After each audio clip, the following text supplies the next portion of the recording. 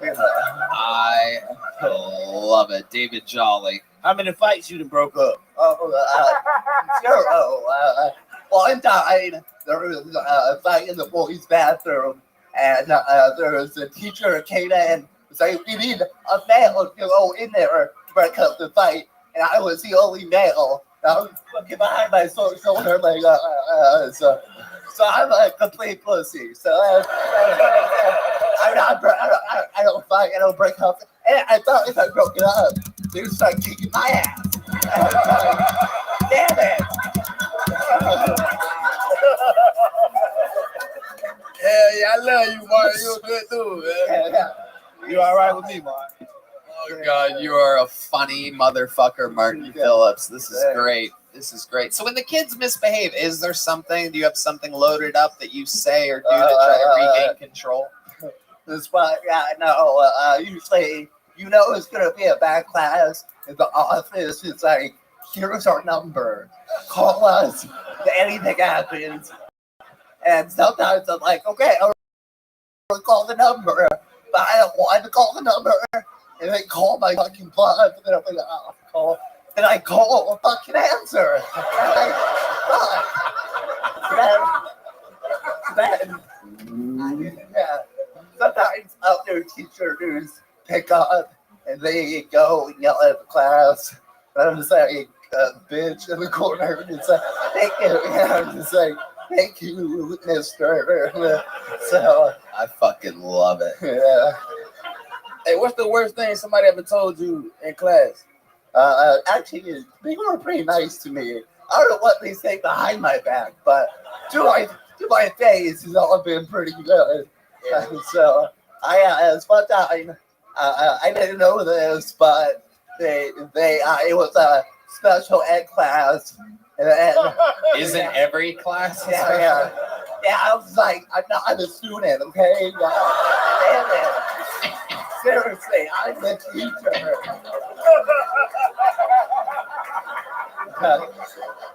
But what they actually didn't tell me was, they said, if you need to get a point across, write it on the board. I didn't think about it. I get there, it was a deaf class.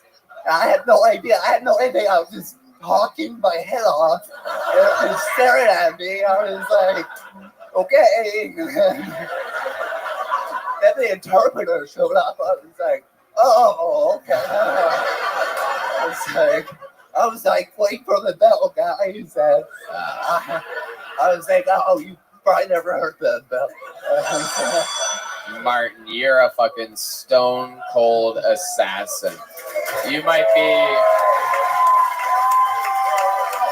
be a substitute teacher, but you are a first string fucking comedian, my friend. I'm so glad that you moved to Austin, Texas, took a fucking chance, gambled on yourself. I think you're exactly right where you belong. And we love you here, of course. You're a legend in Kiltony folklore and continue to be. So thank you for being you. Make some noise for the great Martin Phillips, everybody. There he goes. We found him out of the bucket on the road. You believe it. The bucket pulls we get here in Austin, the comedy capital of the world. And meanwhile, we found people like that 5 years ago. In the middle of nowhere. Another bucket full here for Austin. So we're going to meet another one right now. We are on a run of serial killers like never before. Let's see what happens. Make some noise for Carlos Cisneros, everybody. Carlos Cisneros. What's up, Austin, Texas? Yo, so I got this friend that spends way too much time on the internet. And he swears that we all got AIDS from the COVID-19 vaccine. But joke's on him, because I already got that shit back in 2007, bro. The old-fashioned way. Raw dog and horde. At the morgue. Oh, I like how that dude just fucking cringed a little bit. If it makes you feel any better, the whores were not dead. Some of them may have been underage, though. Shit. It only gets worse. But relax. I don't know if you guys are fact checkers. You can't get AIDS from kids, guys. I don't know if that's something you try that in a small town. You thought you were all cool and shit. At least I did. I'm from a small town. Something you don't want to try in a small town? Dating apps. All of them, bro. Everybody's on there. Everybody you know. My mom, my sister. It's my time. My name is Carlos Cisneros. Thank you very much. Oh my goodness. Carlos Cisneros. Oh my goodness. You're not fooling me, dude. You're not fooling me. You were up earlier. You tucked your afro in under your bandana. Oh my goodness. This is the real me. Oh my goodness. This nigga bald as fuck. This is incredible. So Carlos, let's talk about it. Do you really have AIDS? I don't really have AIDS. Okay. All right. Cool. I wrote a lot of jokes during the pandemic, and that was the first one that I felt was actually any good, and I ran with it. Okay. All right. Cam? I don't know if you heard, but D Madness goes, please stop, nigga. Damn, please. Sometimes D Madness just can't contain himself. He hates bad comedy more than anybody. Plugs his ears, makes a bunch of noises. Fucking, he yeah. You're doing good. You're doing good. D, you're lucky you're blind. You don't want to see what's going on here right now. No, I know. David Jolly. I can't believe you came out here on national television and did that bullshit. Hey, TV's dead, man. Hey, you ain't got no fucking friends, and you should get rid of all them motherfuckers. That shit was terrible. Ooh, it was real bad. Carlos, let's talk about it. How long you been doing stand-up comedy? I did a few months before the pandemic, and then a few months after. Okay. No, like 4 months. A few months before, a few months after. Okay. And what do you do for a living? I'm a respiratory therapist. Respiratory therapist. Sure. So what exactly does you do? Breathing machines at a hospital. Okay. That's your specialty. That's my specialty. How long you been doing that for? 16 years. Right. So respiratory. And I get the feeling that's not the only sucking and blowing that you do, huh? Are you gay, Carlos? I am not. Really? Whoa! Oh my God, you just move around and talk like that? I'm in the club of the Kill Tony, you know? The what? The Kill Tony Club. No, you're not. All right, my bad. What is that? He gave me that stare down too, like, nah.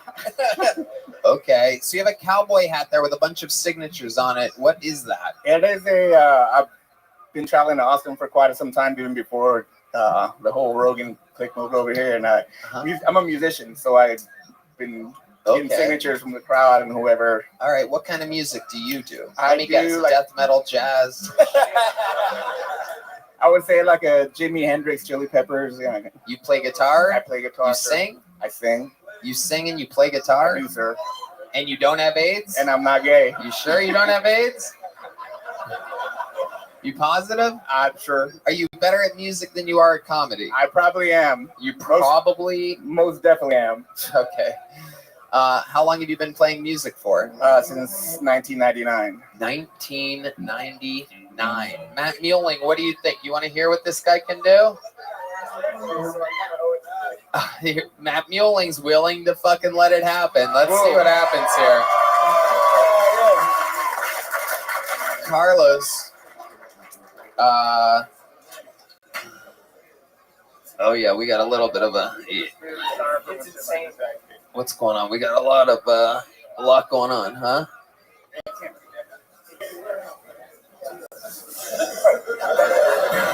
We got a lot of chords. It's a tight stage. Stage was originally supposed to be custom built around this production, but no one communicated with us when building it.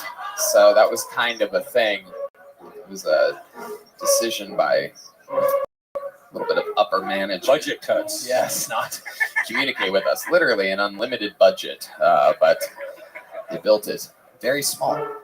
Are you going to be able to do that?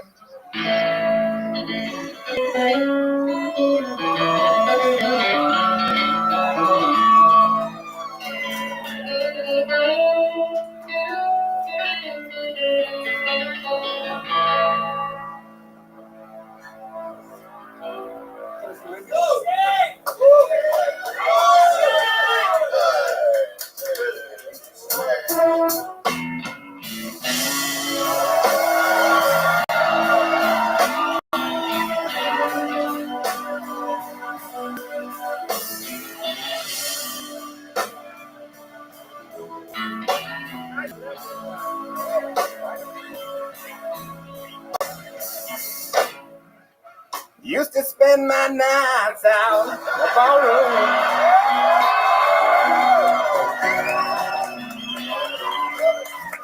Liquor was the only love I'd known.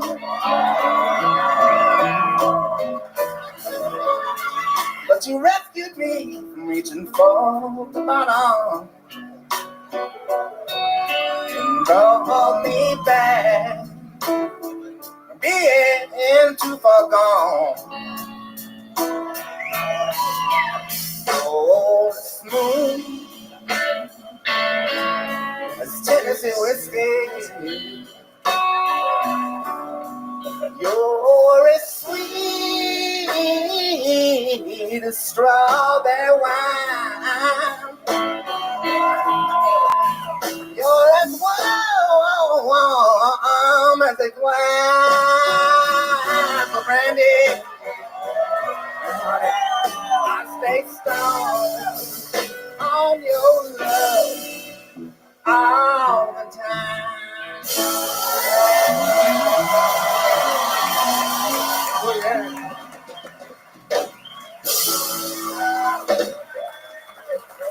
Welcome to the club, baby. Welcome to the club. You son of a bitch. Carlos. This is one of these guys that came up here and bombed just to show us how good he is at music. You tried to pull the old trick on me, huh? I apologize, sir. It's funny, your lisp still happens when you're singing. That's because I'm a little faded right now, sir. What are you faded on? Shiner Buck. Have you been sipping on some sister?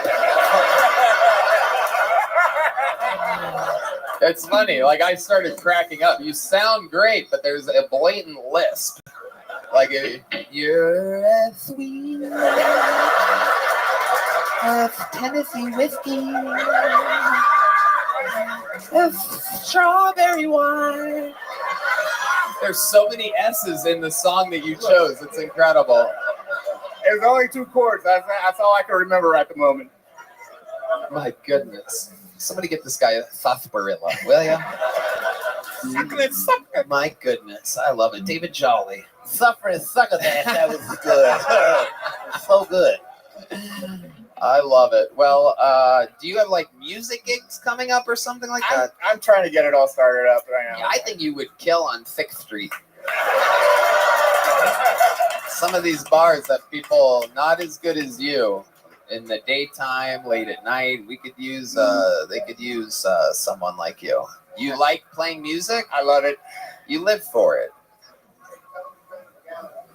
Oh, you just got invited to a gig. Matt Muelling invited you to the gallery on Thursday. Gang violence. The homies. At the gallery at Continental. Yep. Every Thursday at what time? 10:30 10:30 p.m. every Thursday with the homies. Look at that. 10:30 p.m. Oh, every hang out, Cat. Thursday. You can come up, have a jam with them. How does that sound? That sounds I awesome. don't know if you know this, but the gallery that they're talking about, What the up, second Tim? floor of the world. Are you still in AFC? No, Did you read the book? I don't need to. Dog, I'm not going to stop bothering you until you do. Look, I told you. What did you tell me? I have a gal that I've known for 5 years that is very interested in me, and I don't feel like talking to anyone else right now. Yes, you That's do. what I told you. All right, you don't have to talk to anybody else, son. That's fine. How's your day going?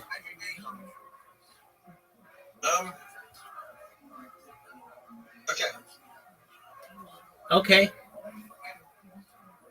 I mean, I'm just having a rest day right now because I've done a lot of work in the gym over the last week. All right. Are your muscles sore?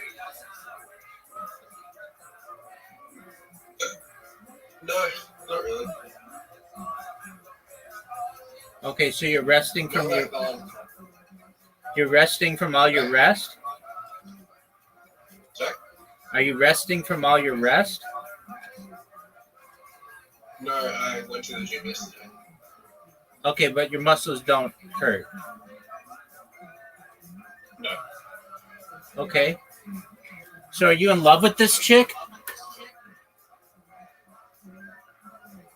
I don't know. Oh, dude, don't give me that. What? You love? Yeah.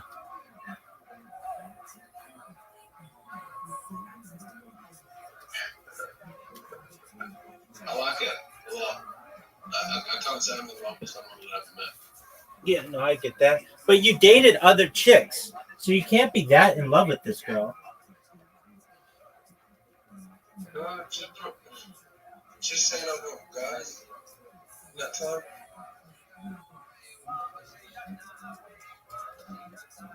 Okay, are you ready to lose at mini golf? That's all about which I give a shit.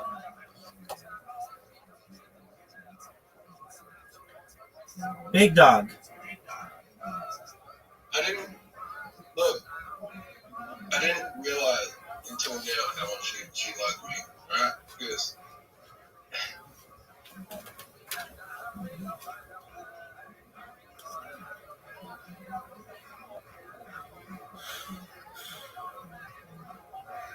I didn't realize, like, looking back, like, one thing I noticed, right?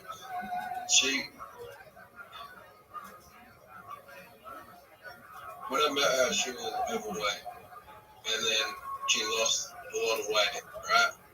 And in that process, like, she didn't talk to me for a few months, and then she was really happy to tell me that. And looking back, I realized that she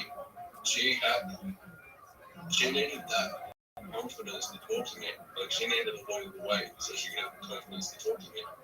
Okay. Then I wasn't the most responsive that I could have been at that time. I didn't realize that until much later. Okay, you didn't answer my question. Are you ready to lose at mini golf?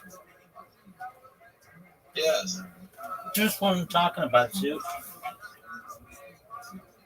I just gave you an emotional response to the question. The previous question is like, oh, you really go. Doug. Oh, well, Doug, I listened to it thoroughly. Okay? Before you said that, I asked you, are you ready to lose at mini golf? So you didn't even respond to my question. okay. All right? And what did I get? That you're a shallow motherfucker who didn't give a shit about this girl when she was fat. Now that she's lost a little bit of weight, she's piqued your interest. No, That's exactly correct. no, Dude, that's exactly correct. no, 1,000%. 1,000% correct, dog. 1,000%. 1,000%. Dude, that was one of the worst shots I've ever seen. That's not at all true. Dog, you are so shallow. It's ridiculous. No, You even said she was fat and you didn't care about her, but now that she's lost weight, I didn't say I didn't care about her. well, No, I mean, you I did. said that I said we stopped talking. Right. She didn't want to talk to me. I'm way around. All right. But she was really excited to tell you she lost all this weight. How'd she lose all the weight? Yeah. Dieting and exercise. Okay. Not Ozempic? Sorry? Not Ozempic? No. Dieting and exercise. Okay. Did you know that you're down? Okay. Did you know that you're down one hole?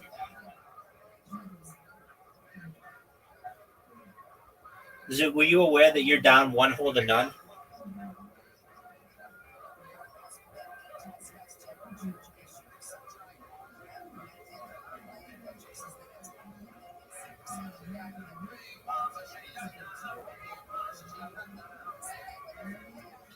Zoo, you're down one hole to none.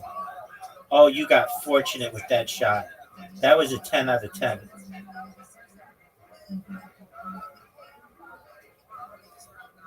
Get there. You have to make this. You're going to be down 2 holes.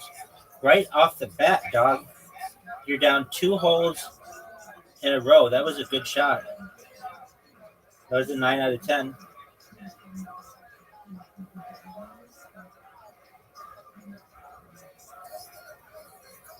One of the greatest shots we've ever had the opportunity to see.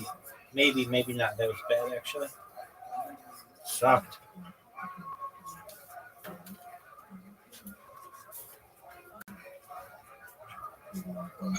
Did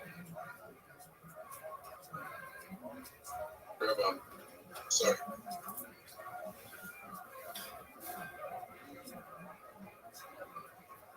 Thanks for the help.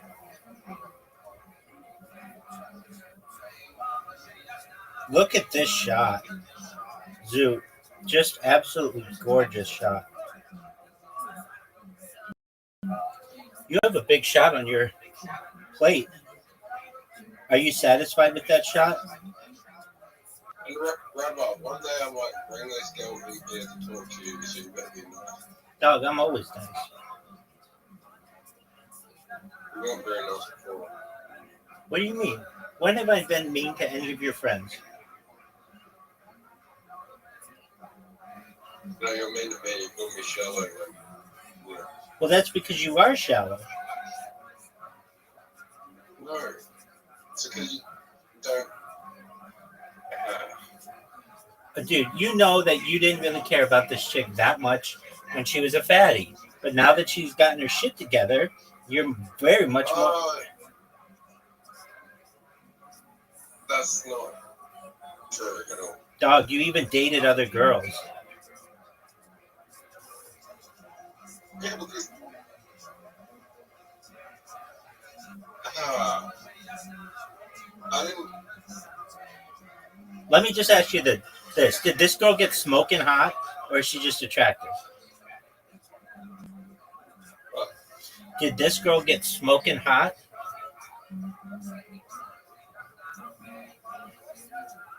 She's always been attractive. Did she get smoking hot? Yeah. Smoking hot? Yeah. 10 out of 10?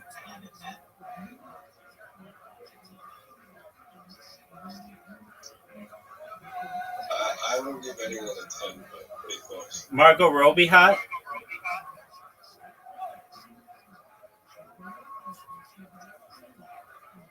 Not up there yet. Oh, good job, man.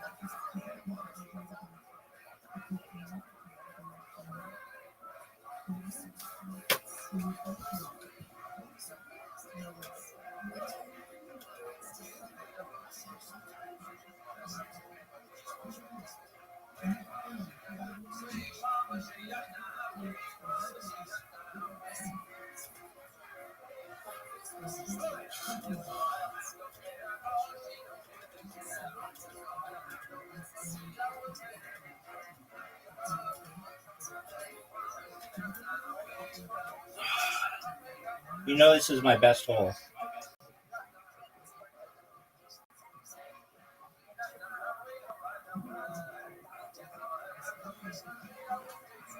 You know you've like never beat me on this hole? I mean, I always remind you that I'm superior to you on this hole.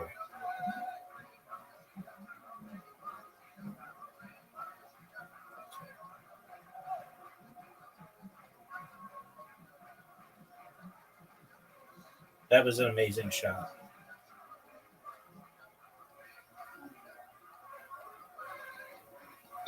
I'm sure that you have people that you met over time where you kind of forgotten about them and then they come back into your life and then, you know, you can. No, dog, if I like something, I get it. Just like winning. Dude, that's one game in a row. Have you ever been in love? Just with myself.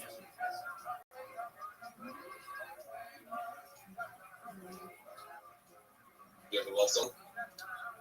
Oh, I've crushed, but I've had a lot of people crush on me as well. And sometimes it happens at the same time, and sometimes it happens at different times. But I definitely have not like been fully in love.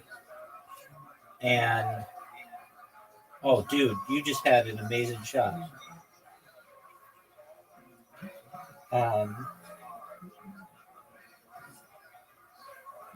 But I haven't probably had a crush in 15 years. I mean, like a long time. And it's just, That's what I'm trying to work out right now. It's just the crush. I don't know.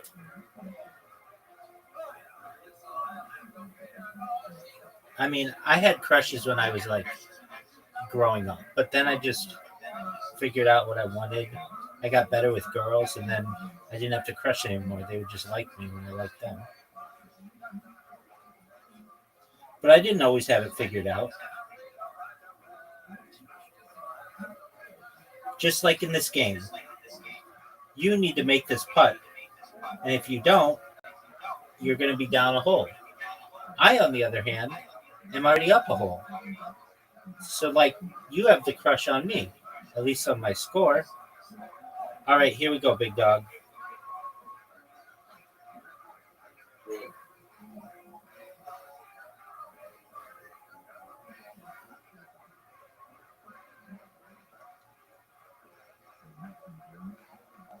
Are you proud of that shot?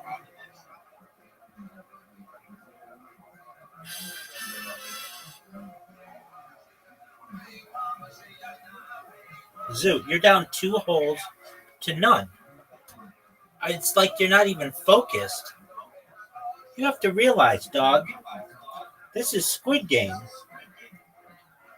Your entire life and the life of your child with this once fatty, now turned gorgy, is on the line.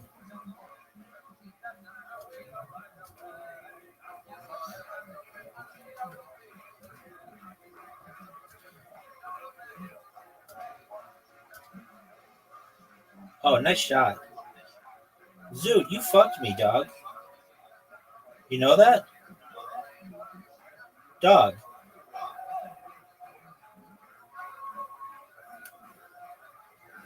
Did you know that you fucked me? No way, that was a bad move. Zoot, that was one of the worst shots you could have ever had. Now I'm just going to have an easy shot at the hole, and I'm going to make it. Now you have a very difficult shot, and it's short. Dog, you're down 3 holes to none, and 1 game to none. You are not focused. You got your mind on a girl. And now we're on my best hole. Dog.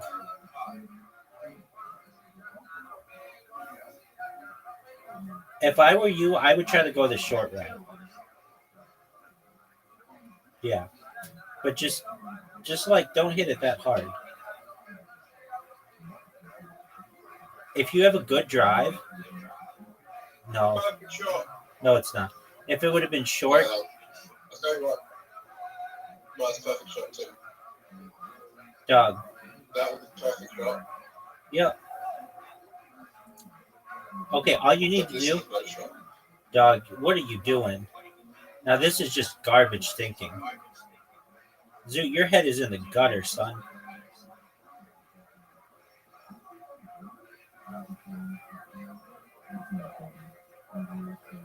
Zoot's head is in the gutter. I'm gonna have a perfect game against you. It seems like we just played these holes. I know we didn't, but we played a bunch of them. Scale that shot 0 to 10. I give it a 9.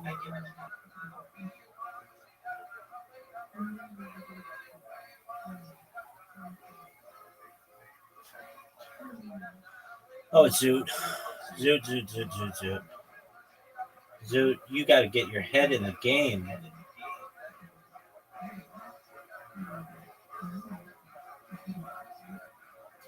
Does this girl know you really well?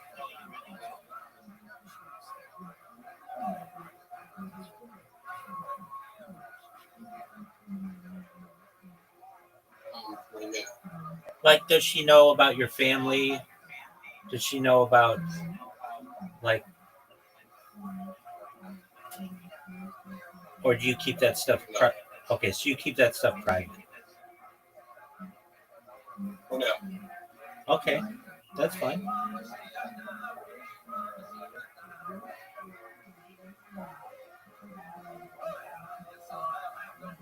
Does she know you're obsessed with cryptocurrency? I'm not saying that's a bad thing. I think that's cool.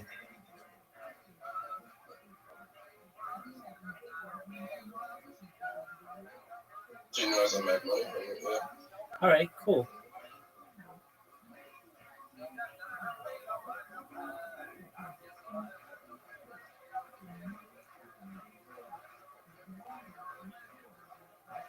Does she know that you should be reading the book The Game by Neil Strauss? I don't see it like that. Oh, look at this shot. Zoot. I mean, I did talk to her briefly Friday night, my time, except for the day your time. She was at Coachella. But, Okay. with a friend. Talked to a friend as well. There you go, big dog.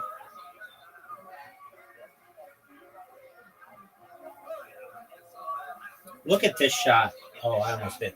One of the greatest shots in the history of mankind, of humankind, of organism kind.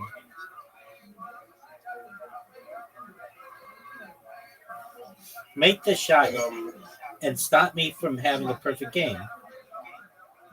Zoot, you just gave me a perfect game, and you didn't even score. But yeah, You didn't even score.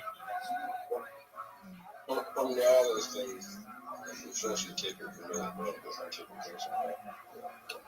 All right, well, just know that the sooner you let her into that part of your world, the easier it's going to be. You've got some things that are going to be difficult for her to perhaps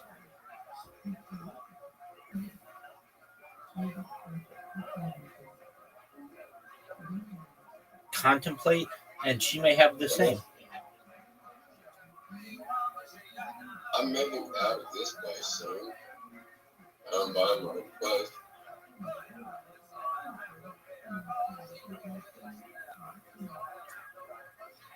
Maybe I'll get a computer and start streaming it and come to my streams and stand it. There you go, big dog. Do you not have a computer? I have a laptop. Oh, that's a computer.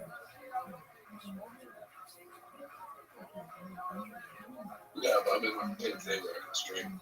I get you. Oh, I just gave you an amazing opportunity, and you just let it go.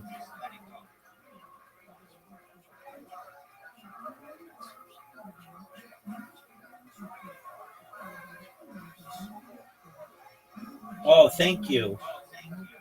Zoot, you're down 2 straight games, and you just want to give me points? I mean, I'll take them. Did you mean to Did you do? get Kanye gives though? No. You know what it's about? No.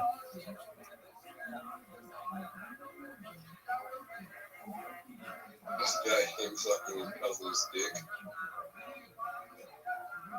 All right, that's wild shit, man.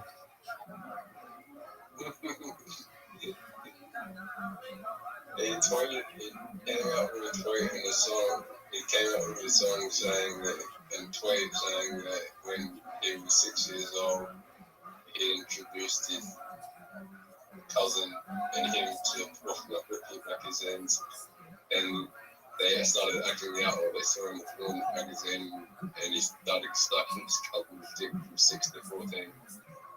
Oh, he did that for 8 years? Yeah. Oh, wow. All right, did you know that you're down 2 holes? Were you aware of that? I mean, treat this like darts. Maybe I have to tell you that. You're good. Six. I mean, the kind of explains a lot.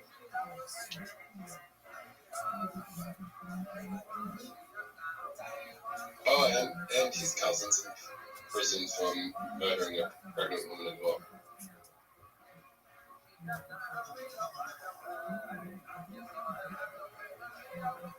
Does that surprise you?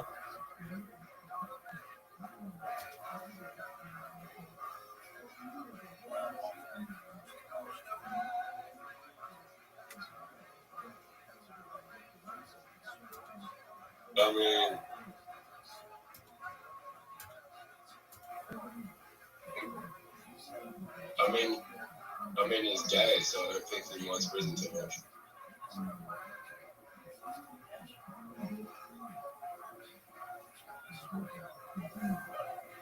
Dog, do you know that you are down 3 holes to none? You're down 3 games to none.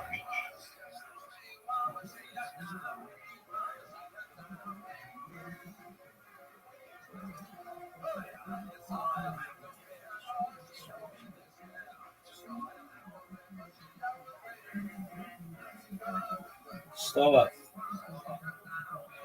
That is basically a perfect shot.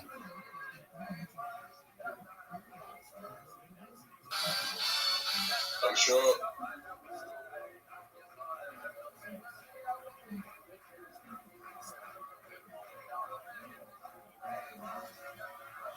Of what are you sure, Zoot? I'm sure prison sucks, but if I was gay, prison would be more tolerable. Yeah, there's this old joke by quite a few different comedians that it's like, okay, let me get this straight. So when they used to throw people in jail for being gay, they'd be like, okay, let me get this straight. You're going to put me in jail for liking guys, and I'm going to be surrounded by other guys who like guys. How is this a punishment? I'm not doing it justice, but that's basically what it was. Good shot, Zoot.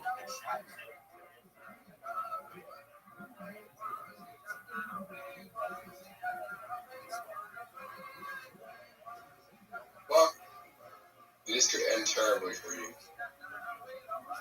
Or it could be genius. I don't want to do this. Thank you. Rabbi, go for it. I just can did. still get it in. No, you can't. Not from there. Zoot. Possible, but it's very difficult. Zoot, I'm going to be up on, let's see here. It's going to be like,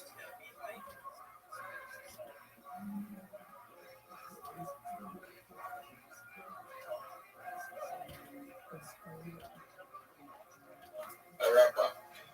yo, pimp.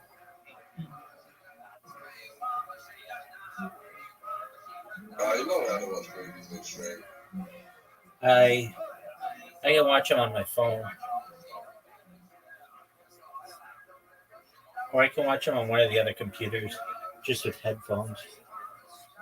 Like if I really want to get into it. I think it would be funny if you went to the cinema and like did the chicken jockey train in Minecraft. Yeah, that stuff's annoying. Yeah, I mean, you can get. Have you seen it? Yeah, dude, it's all over the internet. You can get in serious trouble. I mean,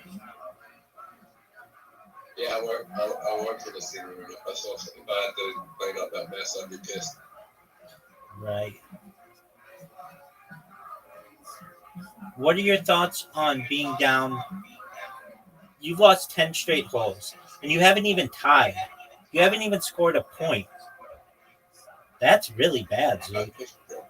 Even more than that. I don't remember what the score of the first game was, but you've lost 10 straight holes.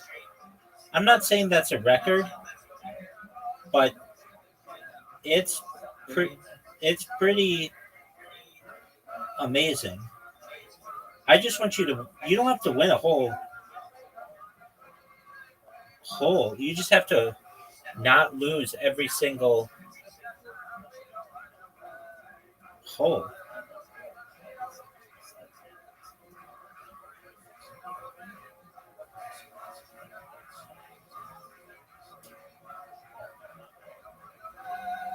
I just helped you.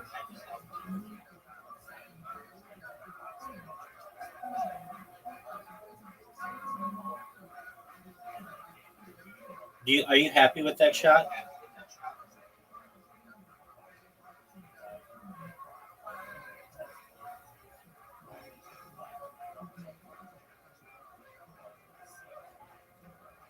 So when people talk to you, why don't you always answer? Sorry, I am happy with that. Okay, well, when somebody asks you a question, you should answer. Sorry, I'm just gonna go room 2 again. So I've been avoiding the dentist for a long time. Okay. Dog, you've lost at least 11 straight holes. That is so bad. I mean, I'm gonna win this hole for football. Are you sure? I mean, that was not the best shot you could have, but it fucked me.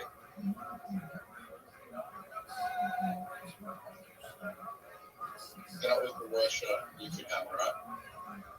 That I could have. Oh, Rabbi, you fucked it. No, I don't think I could. I couldn't have made that shot anyway.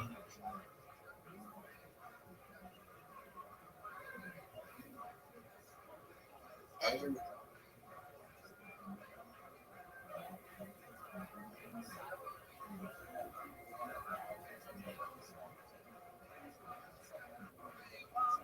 Dog. Are you serious? I didn't make that?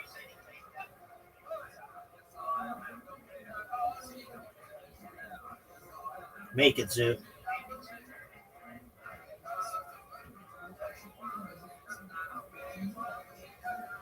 Finally, we'll tie on one. You lost like 11 straight holes. You haven't won a hole straight up in like not yet today. So that's, let's see here, 15, 16, 17 holes in a row. You haven't done better than I have.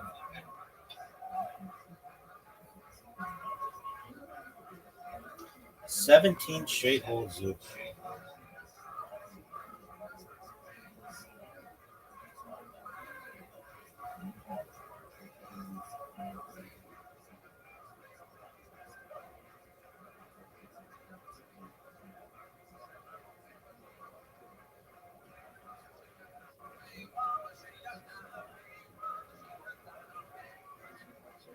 Do it. That has a chance to be really good. Fire.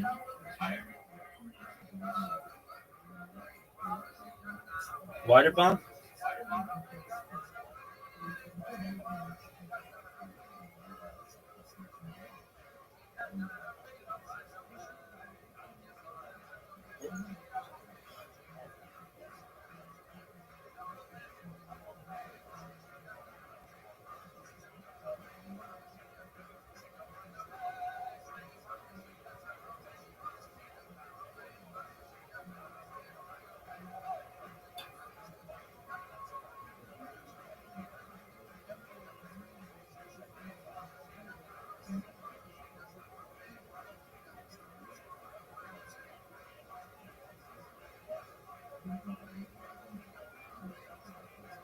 Zoot.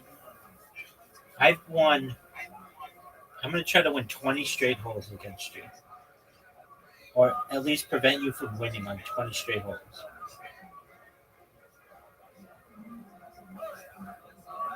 We're at 18.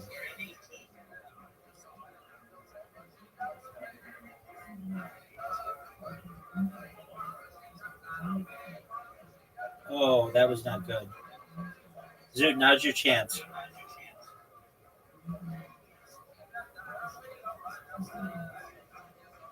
Now's your chance, Zoot.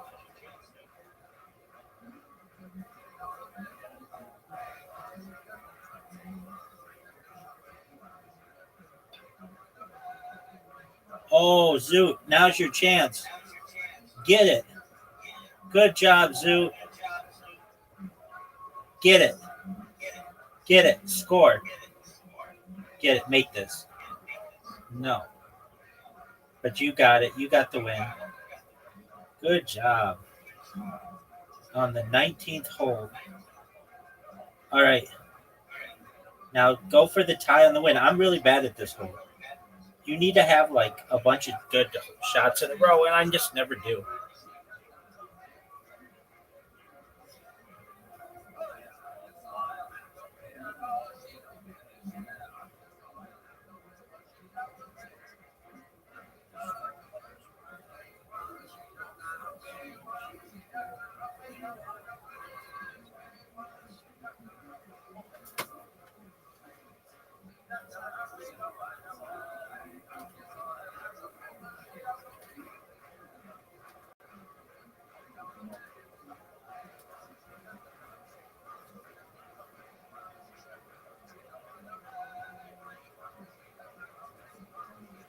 Zoot, get the tie.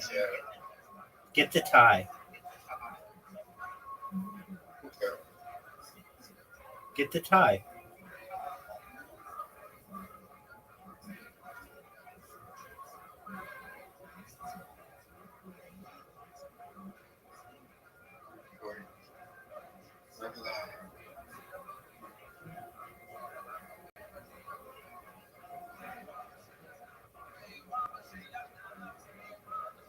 Ready, Rabbi? Yep.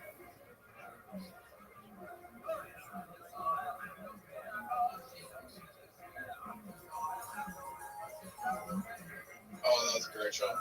Yes, it was. Oh, that was a terrible shot. I want you to time me.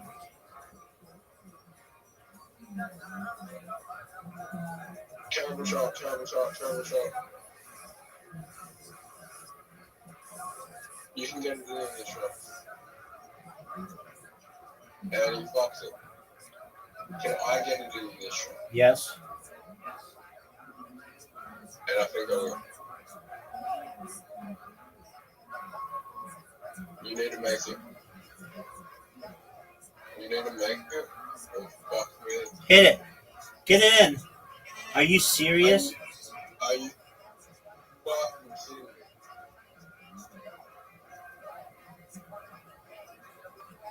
This is going to be the most difficult shot of all time. Word.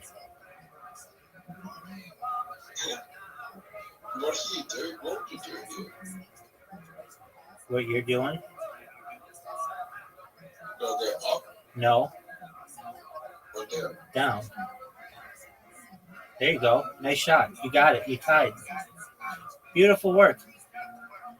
All right. Literati time. Get ready to pull down your pants and get a spanking, son. You're gonna get me in You're gonna get me in literati one of these days. Let's see it. Famous Continental Club is literally one of the best music venues in the city. Does this excite you at all? That they just It does, but I'm only here till Wednesday. Oh well, then the breaking news: God hates you. This just in. We're getting word from. You know what? Wait, is that Wednesday? Wednesday night. Are you here Wednesday night? Wednesday. We got breaking news again. Hey, he can come tonight. He can come tonight. Hold on. This just in. Hold on one second. We're getting it. We're trying to help him out. This just in. God hates you. Okay, what are you doing tonight? Getting drunk. Hey, all right. But do you, Nothing. Well, let me ask you this: Do you think that your drinking ever hinders No. your performance as It a doesn't. musician? It does not. Well, I heard a little bit of murmurs. You want him to come do one song with you guys tonight? You get to go to the Continental Gallery tonight and do a song at one of the best music venues. I'm honestly shocked. I'm honored. And, I'm honestly shocked, but these guys are really smart at marketing. They just got all their week of tour dates out there. Really good. They worked their way backwards. Ask him if he's available December 21st at San Antonio, one night only. San Antonio? Is it really that bad? Congratulations, Good job. Carlos. Terrible comedy, Good great job. music. Congratulations. There he goes, Carlos Cisneros. And we keep moving on. Tennessee whiskey. All right, pulled another name out of the bucket. Let's see what happens next. 60 seconds uninterrupted. Going to Nicholas Cantu. Nicholas Cantu. Cantu. Here we go. Here's Nicholas Cantu, everybody. I look like this because I shook hands with a Mediterranean man at IHOP and the spirit of Guinea Dago flowed from his body to mine. So that explains the drip. But I think that IHOP was a portal to hell, man, because I was sitting outside having a cigarette. This guy comes up. He's like, "What's up, man? My name is..." And I'm like, "Oh, I'm Nicholas." And I must have had some silly fucking pancakes that night because I introduced myself as a young billionaire Latinx trap star. And he goes, "Oh, word, I am a gang lieutenant for the Pyrus." That was a gang I thought only existed in Chief Keef lyrics. So this guy goes on. He's like, "Guess what I have in my pocket right now, man? I'm already shaking hands with Jesus and Muhammad. I'm checked out." And he pulls out a fucking M87 frag grenade. It's the fucking waffle one that shrapnels and peppers dudes like eggs. I thought I was cooked. And this fucking guy, man, he's like, "Yeah, dude, I was in a chase, threw it in the guy's car, drove off, boom, didn't look back." I met my fucking GTA Online character that night. And fucking, he had some bomb waffles inside and a waffle bomb outside. I was fucking done. True story. I bet it is. It doesn't sound made up at all. It was sounds on Cesar Chavez. Okay. For real. Okay, relax. I almost had my life threatened by Pyru. Hey, Rabbi, what? Oh, you just hit yourself in the face with a microphone. Better that than the grenade, man. Okay, Nicholas. All right. Okay, fibbing. let's just jump right into it. Have you been on this It's an show before? alternative No, of this is my more first and more- time. How you doing, guys? Oh, actually, How's it going? that. They don't First like you. I got it. They don't like They you. think I'm lying. My dad was a liar. He stole $10,000 from me. Relax. We're gonna get to the interview part here in a second. Usually it's But spelled I'm gonna let my panel digest what they just saw. Let's go, Cam. I thought you was a lesbian lady the whole time. That's I funny. can't believe y'all got this many serial killers on this motherfucker in a fucking road. Y'all have another one? You a damn serial killer, motherfucker. You kill people. I know the truth. Yeah, for sure. Latinx I trap don't know about this one. I don't know. Nicholas, how long have you been attempting stand-up comedy? I tried for 3 years, from like 12 to 15, and then this is my first time in 5. This is your first time in 5 years trying it? Yeah. Yeah. All right. Seems like it. You seem kind of out of touch with the audience. How old are you? I'm 21. 21 years old. I'm Okay. good, man. Thank you. Barely old enough to smoke a Black and Mild. I had to stop smoking. 1 years old. You still live with your parents? No, I moved out like a month ago. You moved out from your parents' place a month ago. And where's that at? Is that in Austin? San Antonio. San Antonio. What'd you say? San Antonio, Texas, yeah. No. Matt trying to roast you over here. Matt Mueling talks one every 4 episodes, and I got a good one. he's got you. So Nicholas, 21 years old, a month out of living with your parents. You live in Austin now? No, San Antonio. So you still live in San Antonio, but no longer with your parents. What's your living situation? Is there a tree house in the backyard or something like that? I got a tree house. I got a Thomas the Tank Engine table. It's all fucking lit. No. It's an apartment. 2-bedroom.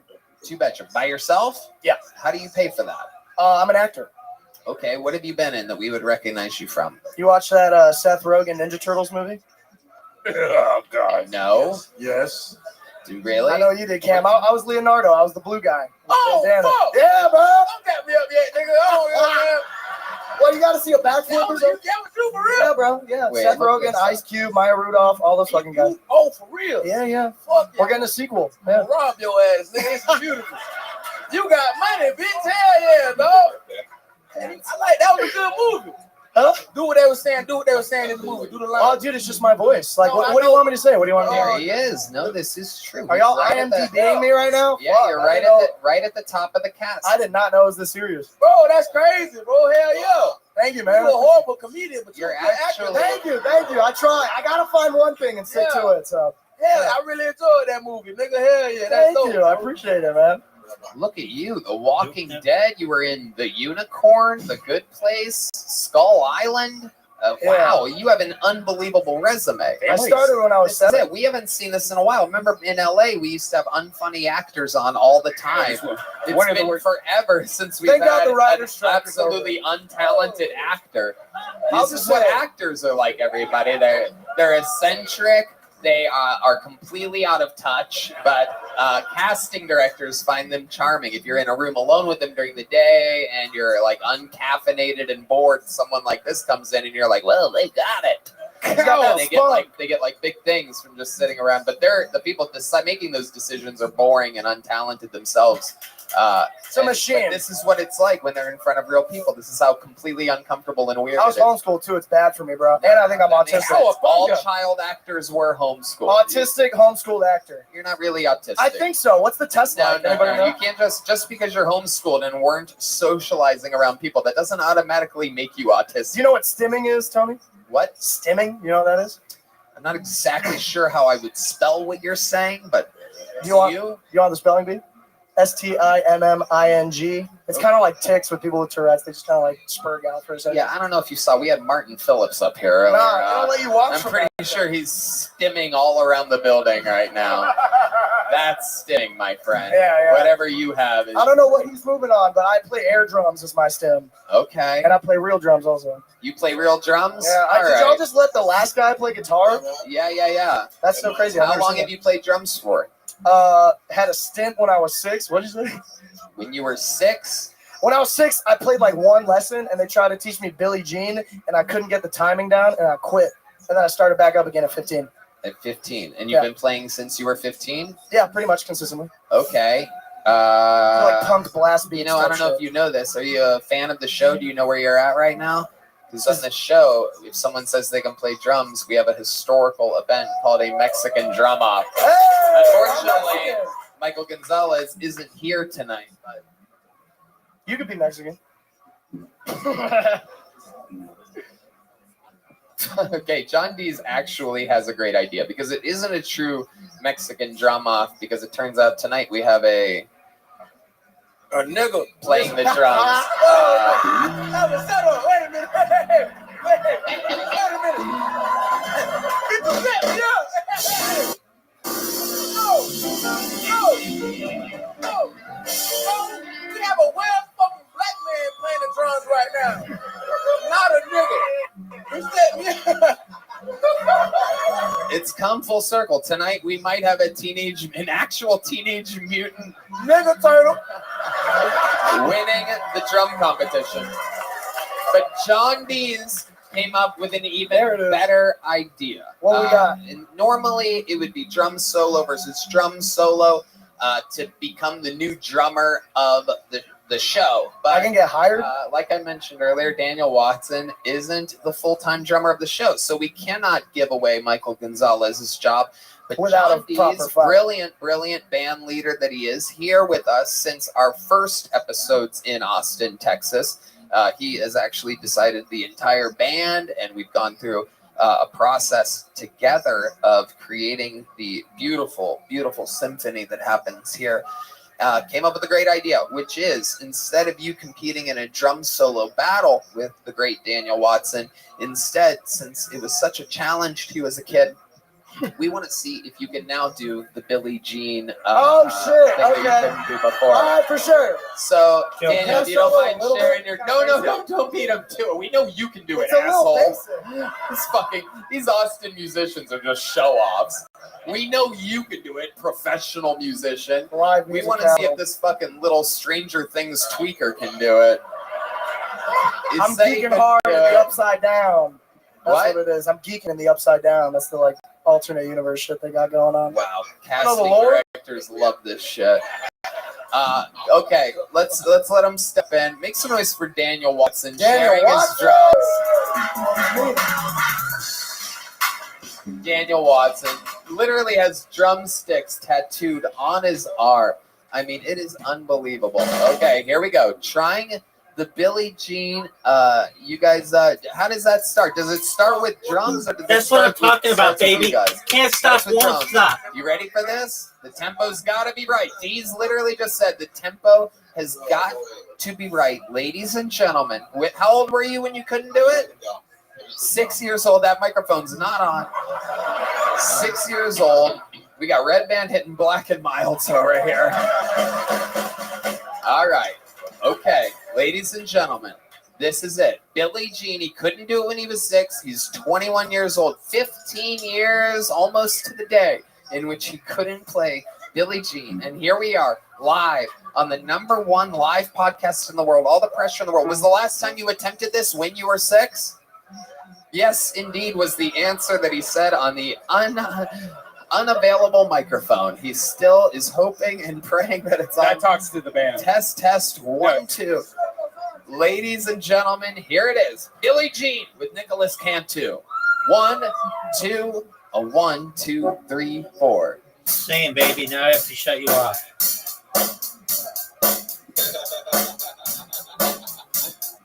Doug, if any time you're going to beat me, it's the day that you had banjo.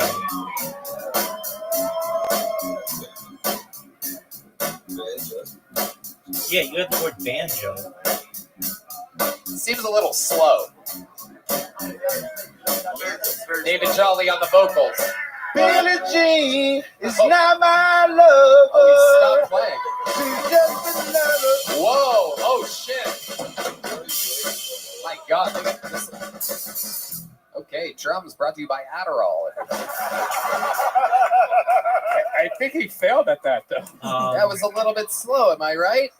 Yeah, it was a little Tempo It wasn't. The tempo was good. It was draggy. It was a little sweaty. You the think it tempo was was good? going I'm talking slow. to Daniel Watson. It was terrible. Okay, Daniel, jump in there. Show us how it's What done. would Just be give us. it, Let's do Billie Jean, and I want Say David you'll Jolly be to there. sing it. Nicholas, come back up front here. Come back up front, you weird little shit. Look at this guy. Free Willy 74, song. 70. Have a seat, Nicholas. Have a seat next to Cam. Yeah, you guys are old classmates together. Have a seat. Cam used to cheat off your tests.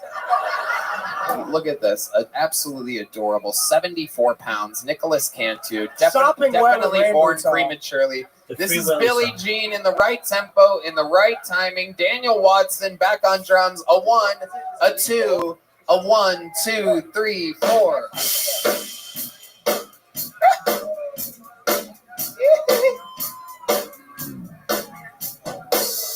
Billie Jean is not my lover. She's just another. I am the one. My son. Billie Jean is not my lover. She's just another. Oh, y'all don't know it neither. She is not my lover. She's just another. I am the one. The kid is not my son.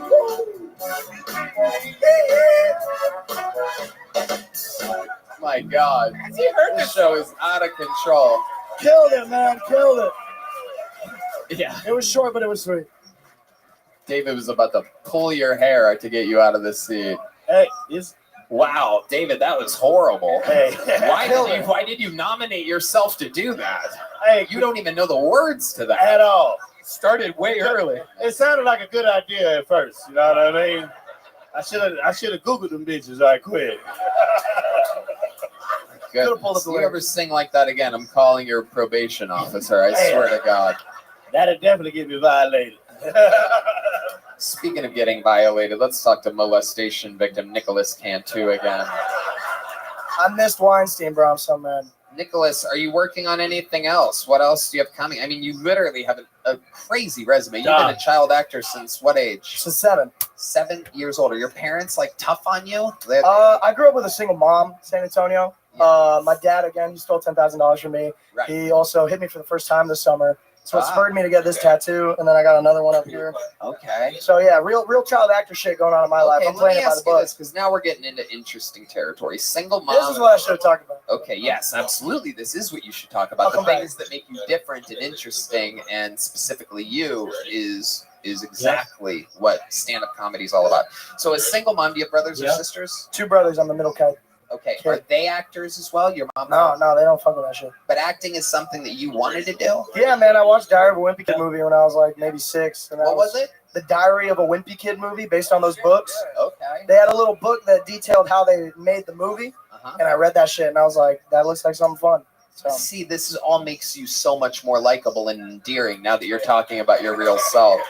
So, single mom. Okay, next big question coming at you. Got hit by your dad first time this year. Dude. How did that? Why did that happen? So he wanted $3,000 to fix the sprinklers in the front of the house. Very good. I'm Mexican, so we can let that one slide. You're Mexican too. You and Paul Deem are secret Mexicans. We're finding out. This is how Mexicans in disguise. This is how they're getting over the border nowadays. Well, Just I assuming white. I've beaten you by more than Okay. We don't even have to climb. It is Mexican to want to fix the sprinklers in your. Yeah, I know. He couldn't do them himself, so he wanted $3,000, but I own the house. And he needs to let me or my mom, who's the property manager, know that he's going to do the repair. But I caught him by chance because I FaceTime him. And he was like, oh, yeah, the sprinklers are broken, by the way. I was like, were you going to tell me? He was like, yeah. So I sat down with him. I just talked to my therapist. He said, set the boundary. Don't fucking, I know. Follow-up quick question. How long have you had the therapist for? About a year. Very About cool. a year. Okay, Yeah. good. So she said not to fucking like falter on my boundary. Right. Take a And stand. so I stood up to my dad, and it was scary because he had stolen $3,000 from me, forging a check, and then the $10,000 through my credit card. And then it was like I was just so fucked up over that. And then I finally had the strength to confront him, and he was acting like a middle It's schooler. not hard. Like, It's just if you think I'm 70 pounds, like, really fucking little guy, he's 5'6". He dresses like a tech developer, and he's just not like he said that he would get into fights as a kid. He started with shoving, it would have been harder. and I like barely moved, That's okay. and then he put his hands on my neck, and it was like maybe I had a weighted blanket on, something like that. And then he slapped me twice across the face because Open hand slap. backhand. Ah, Backhand. very Yeah. interesting. That Yeah. hurts. That hurts. It would have hurt if There he you wasn't go. 60 pounds sopping wet with rain boots on. Wow, look Yeah. at that. Look at this. Dude, The do you think you flyweight could win? division going at each Yeah. other here. He just sent me a message today over email. So what did he say? Sorry about that? No. Can I borrow more money? He said I have an ego. He was like, don't let the ego get in the way of the relationship between you and your dad. Splinter tell you that? Huh? Dog. Yeah, you're like, just keep motherfucker, I'm pouring points Leonardo. on. Yeah, I got Just Ninja Turtle pouring shit, dude. points on. But yeah, that's what happened. So then I left.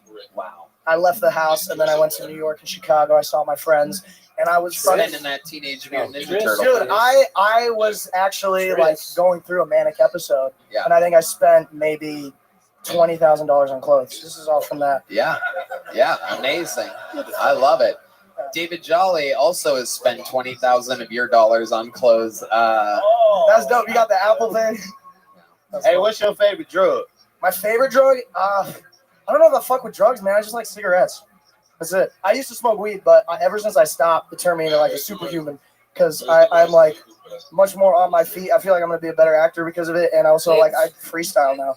I don't even know how that happened. You freestyle? Oh, please. Tell Daniel what kind of beat you want. I need a beat. I know this has been a Let's get crazy some like talent show Outkast, all night. Aquemini type shit. People are gonna hate that I've had you up here for 18 They're gonna be like minutes. drumming, acting, stand up, fucking. This guy needs to Right. do it. This guy's mediocre at everything. Yeah, I know. I'm a jack of all Oh trades. shit, John Dees is giving you the beat. You're in trouble now. Let's see how Give me 3 words. I'll incorporate them into the freestyle. Okay, dildos, donuts, and drama. Dildos, donuts, and drama. Okay, here we go. Pick it up. Come on. We got some keys and some drums. All right, here we go. Hey, I'm on Kill Tony today, and I got some dildos in my ass that I'm trying to give away. I got a trap to do. I got some money to make. Baker needs the cookies made, but it's not made without the dough, bro. Hey, Dude, you just it's a fucked dildo. me. Trying to sell my dildo. The drama is really real, though, but I ain't get it like that. I'm a real hoe. Come on. I'm an actor. Leonardo, that's a factor. Got the shit, and I got the bands, and I got the shit, and I'm with a live band. Hey, where's the bass at? I need some bass. I need something to ride all the way in this race.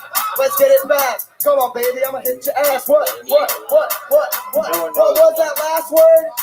I already hit that. Donuts, okay. Donuts, oh yay. We got It's okay. voodoo down the street, We got and I'm fucking gay. Table soccer Whoa. next, son. Hey, my girlfriend just broke up with me. Trying to get with a trans babe so she can take me to Chardonnay. Come on now. Everybody knows I got the real flow. I'm on a real go. I got a real dough. I got a donut. They're gonna fit together. Like some Legos. Get it together. Come on, man. Don't you see the tether? I'm trying to pull you out of the fucking mud. Here, I'll help you. We're stuck in it. Do you see where more We're is stuck in it. and Jots? Yeah. And that's Put it in between the two E's. So That's a if good I move. was high- And it's a double letter score. If I was high, I would not. Strangely enough, my favorite music performance of the night. Where Fuck yeah. Jots is. Fuck yeah. Dildos, I don't Gee. think, and it's taken 20 minutes for it to happen, Right but in the very middle of the rarely board. do I go from Yeah, right where you were. completely Oh, with their disliking two E's. There somebody you go. to Right there. slowly finding helped them you. more and more charming. Yes. I like your style, but remember what made it work for you. It's talking about you. That was a bit in for something your established. life. You're right. You don't my have to, introduction. the mistake that so many actors make, and trust me, we did this show in Los Angeles for fucking 7, 8, whatever, 9 years basically. We've dealt with so many actors trying to take a shortcut to get famous. You're already a very successful actor. The mistake that the actors make is they try to act like a comedian. It wasn't until you really started telling your story that at least I found you to be interesting. 100%. So I appreciate that, Tony. It's been a real pleasure, man. I've been a fan of the show for a while. So it's cool.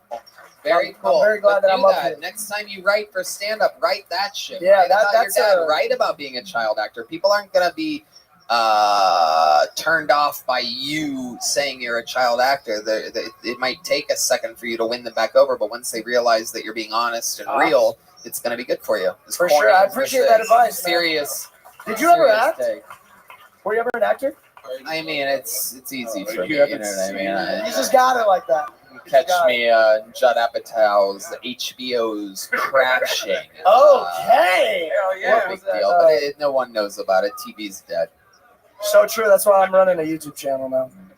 He's gonna catch it. He's gonna catch it. He's 21. You What fucking is kidding it? I'm me? nimble. I'm You quick. kidding me? His dad's throwing hands at him. You think he's not gonna catch a fucking joke book? He's got this shit. Look at. I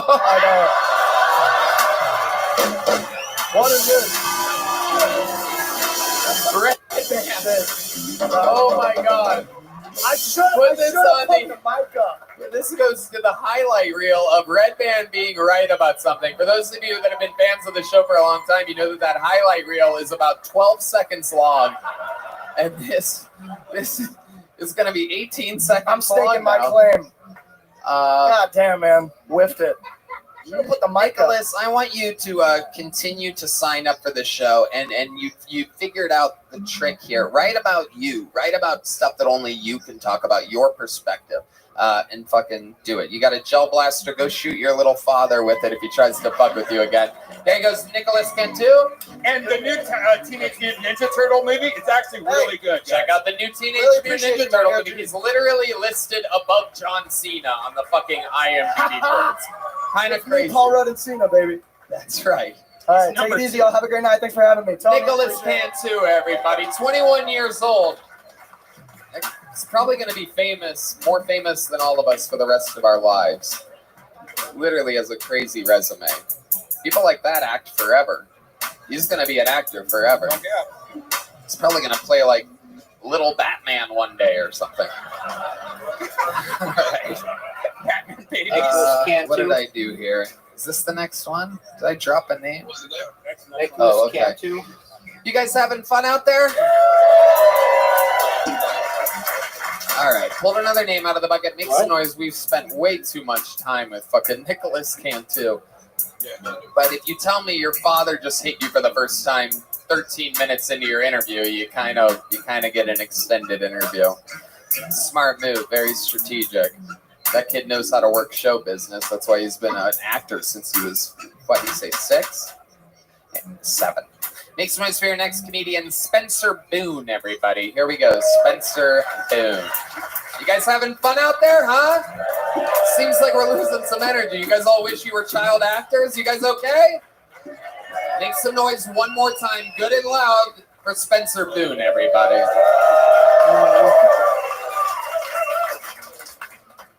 I found out recently that baptisms involve water. Growing up, I always thought they were locked doors and secrets kept. I don't know if you ever had a chance to gargle on a good old God-sent glizzy.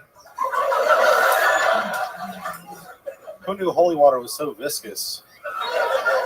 Salty. I don't know. Afterwards, they give you a book with a cross on it and your name on the inside. You get to keep that for forever, like a memento for a crime. My parents hate that joke. Always have to tell them a grown man did not force himself on me as a child. That shit was totally consensual. But Deacon Dave was a looker. $20 is $20. Like, Pokemon cards aren't free, and I'm trying to collect holographics. You know what I'm saying? Like, it makes it hard to go back to singing Jesus Loves Little Children. You know what I mean? Like, all right, thank you guys. Okay, Spencer Boone. Hell yeah, buddy. Welcome, welcome. This is your first time on the show? Yes, sir. How long you been doing stand-up? Coming up on 4 years. 4 years. All of it here in Austin? No, I've been here for a couple months, but I'm from Virginia. From Virginia. What part of Virginia? Charlottesville. Okay. And I'm from a county over from that in Orange. Okay, how far is that from Tyson's? Oh, probably just hour and a half. Okay. Something like that. I was just there on Saturday I night. saw it, yeah. Yeah, it was fun.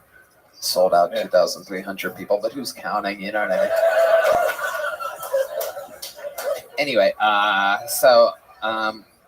what made you move to Austin, Texas?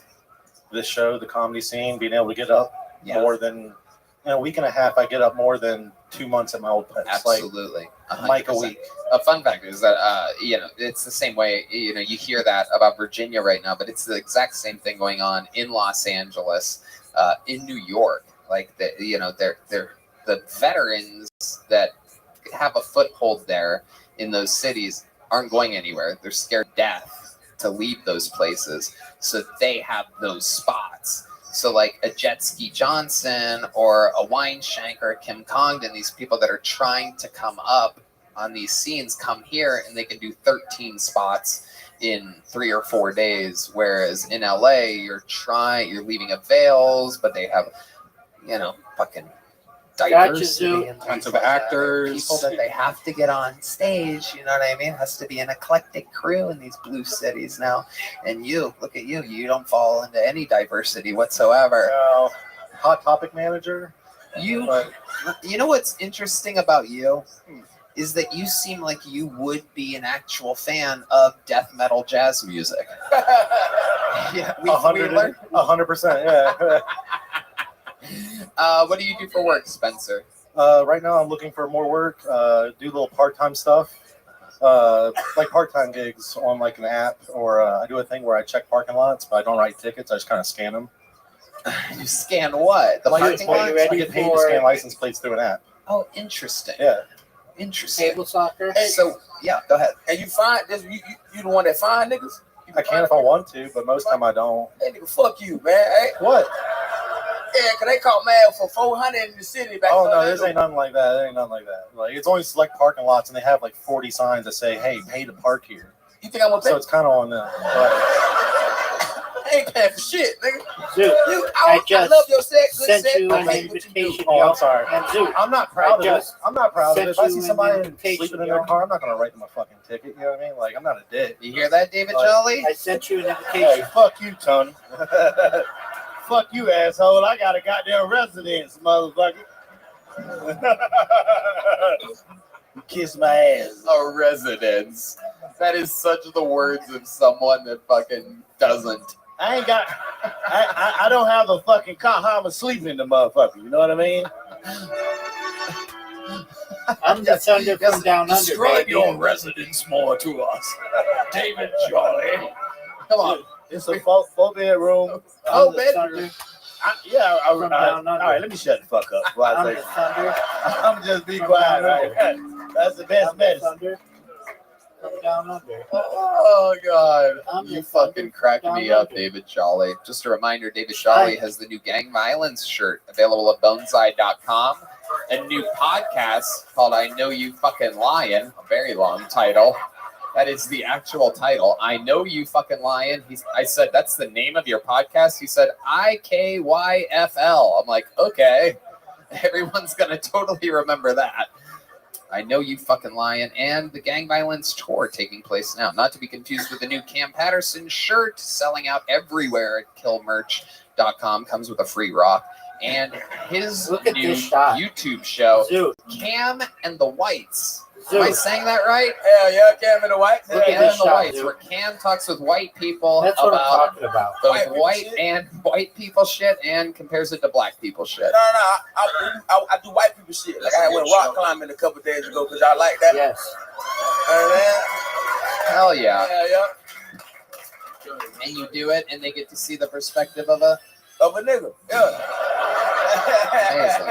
We gotta have an N-word count on this episode, I think, tonight. It's a lot of niggas Wow, being said what a right now. shot. I'll tell you that. But yeah. David Jolly, will you contribute to the count, please? Nigga, nigga, nigga, nigga, nigga, nigga, nigga, nigga. Nigga, nigga, nigga, nigga, nigga, nigga, nigga, nigga, nigga, nigga, nigga. Nigga, nigga, nigga. That sounds like a hospital after somebody dies for the people on YouTube, by the way. There's just a Yeah. I love it. So, Spencer, tell us something more interesting about your life. Some fun facts about you that make you different or stand out. I used to be over 420 pounds. whoa. Yeah. What should you? 420. You got up to 420. You Yeah. smoked pot, and then you're like, Yeah. I got to get my life together. The scale stopped at 420. There was a week where I wasn't registering. Oh, Yeah. shit. Yeah. Damn. Yeah, So what happened? How did you do it? So explain to Red Band how you lost How much the did weight. you gain? Apparently, I've been dying, not just from the overweightness, but like at the age of 30, I found out that I had fuck celiac disease, lactose intolerance, and an allergy to meat That was a from beautiful shot. a tick bite called alpha gal.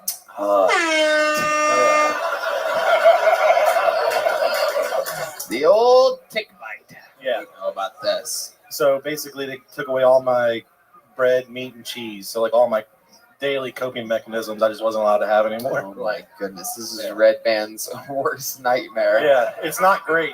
It's not great. So wait, they took away your what can you not eat right now? Gluten, dairy, or mammal meat of any sort. So I can have like chicken and fish. Breaking news, God hates you. So that was Cam Patterson on the assist there. That was written by Cam Patterson, that moment of the show. It's okay. It's very good. So what do you eat Take now? a shot on goal. Chicken, seafood, fruits, vegetables, stuff like that. Pass So it you're and then black shot now. on goal. Pass it, too. What? That's so bad. Red Man, what the fuck? Pass it. That's so stupid. You know, I'd agree with wearing my gun around there, so fuck you, Red Man. What the hell, Pass it. nigga? That was racism brought to Are you you by Red Band, everybody. I love it. So, okay. And so you must be losing weight constantly eating that clean, right? I did for the longest time. At one point, I lost 160 pounds. Wow. Yeah. That is me. Um, That's a I- whole It's your me. shot, Yeah. dog. That is my entire fucking body. I put some weight back on being in Texas because I eat shit I shouldn't, Like what? like Terry Blacks. Like, it's good. Right. Not to be confused with our panel, Scary Blacks.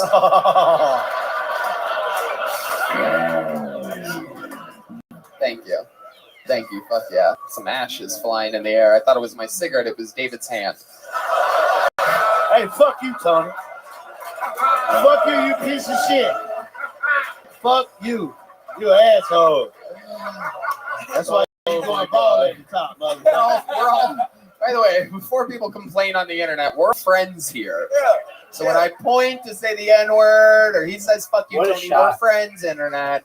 Yeah, we love each These other, fucking man. people are going to be babies. Love your ass, Tony. kill Tony after this, dude. No, but that nigga changed my life, bitch. Goddamn right. Mine too. Yep, absolutely. 100% out here changing the lives of the blacks. You like the NAACP. What? You like a white NAACP by yourself. I am. I am the white NAACP. The NAACP, not to be confused with IKYFL, which is the new podcast by David Ollie. I love it. You're a cool guy, Spencer Boone. I'm gonna give you some Zippix nicotine toothpicks. These are cinnamon. These are gonna help curb your appetite. I'm gonna tuck it inside of a large Kill Tony joke book, and you're leaving with a brand new state-of-the-art gel blaster. I'm gonna toss this at you. Nobody's the running things of the show is will the person. Here. I believe you will. You'll catch it. Yeah, okay. But everybody catches it. He caught it with his Poor knife. Nicholas Cantu tried the one-handed catch after freestyle about dildos, donuts, and drama. He had extra confidence, okay? Congratulations. Welcome to Austin, Texas. I love that. I love that people are moving here from the middle of nowhere and both coasts to chase their dreams. Boone, everybody. There he goes. All right.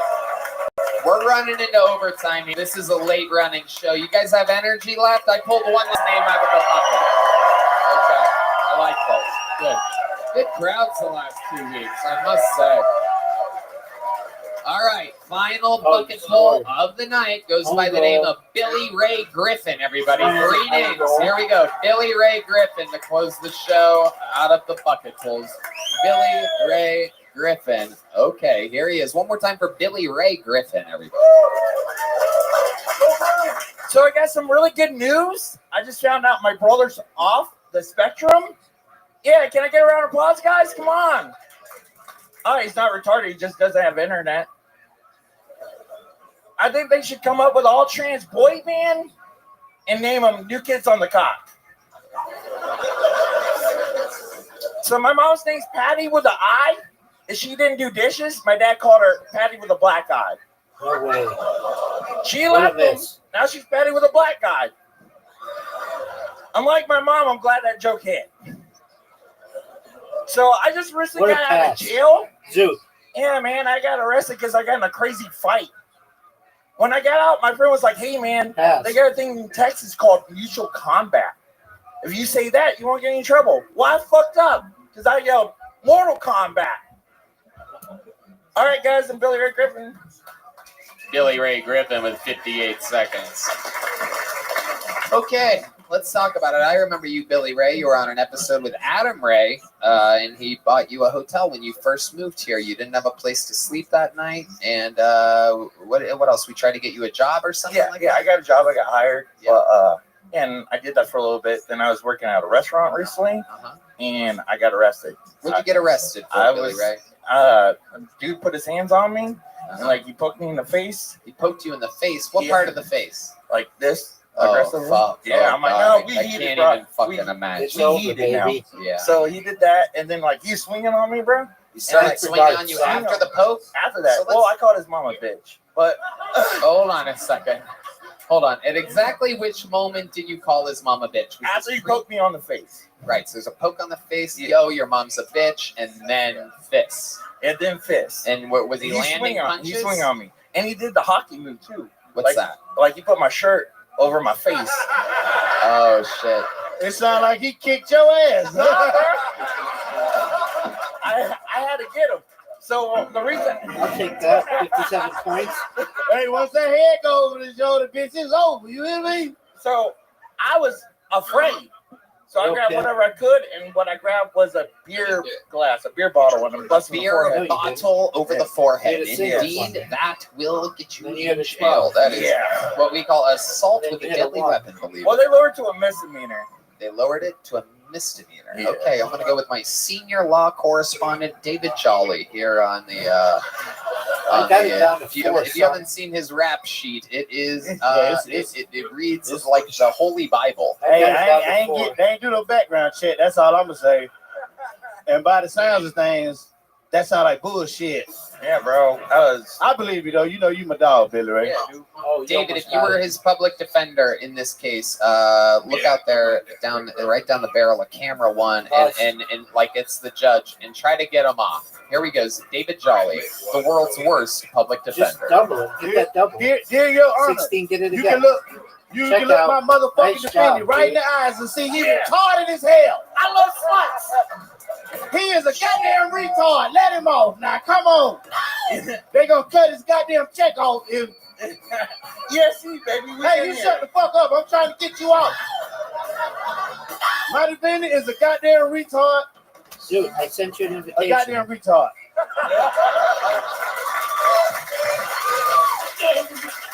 This is the greatest show on planet Earth. Doesn't make any sense. That Dude, nigga guilty. accept it. He did the shit. Shit. And it was a black dude. They let him go, but they arrested me. It was a black guy? Yeah. Oh my Why was you god. mad to let him go? I don't know. I was surprised. How many times did What? No, I didn't say that. I'm thinking about I love you. He should have got arrested. Bro, it was getting violent. Okay. Hey, what? You was just mad he hit you with that shirt move. You want Yeah, bro, he got me good. I ain't gonna let him feed me. Did he fuck you up bad? I just got my lip a little bit. Oh, I fucked him up. That sound like a motherfucking lie, bitch. No, I swear to God, Google it. You on Google? I could be. You on Google. You can get it on the I'm gonna TV. die. I'm gonna die. You on the Google?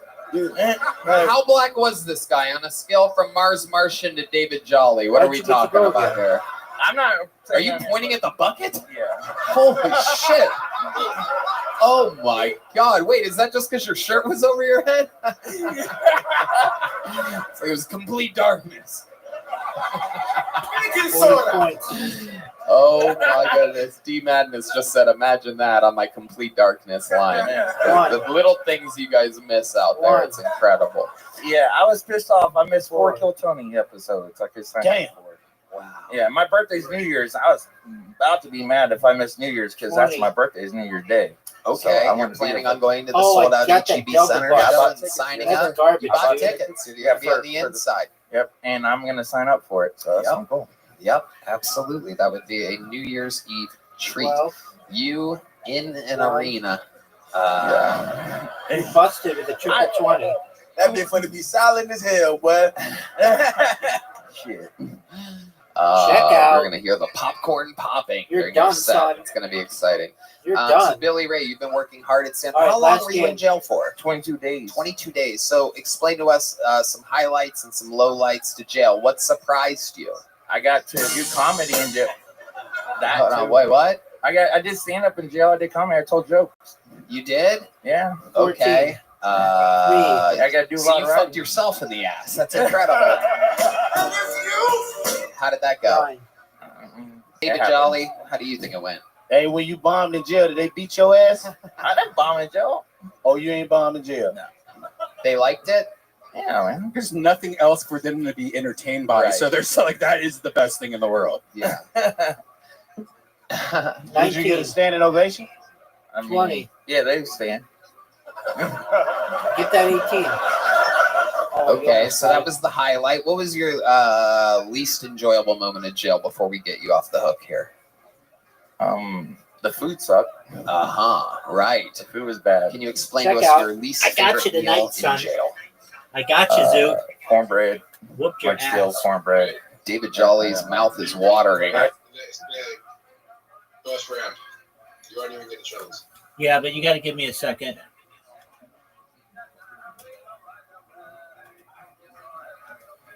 Zoo, what are your thoughts on how much better I'm getting at darts?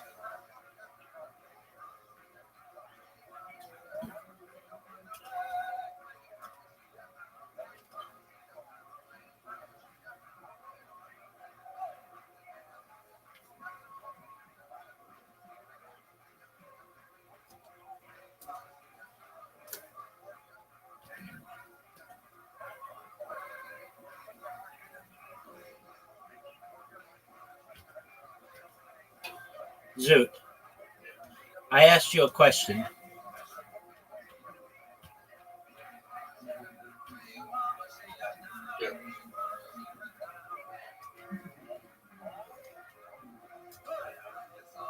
Are you going to answer it? No, you please? Yeah. Yes. I like cornbread, I know motherfucker. you like cornbread. I might go get me something after this. That While is you talking exactly about what my cornbread, joke implied is that you love I cornbread. fucking love it. And I I know. like collard greens, and I like hot sauce. Okay, well, things we all knew for $1,000, Alex. Yep.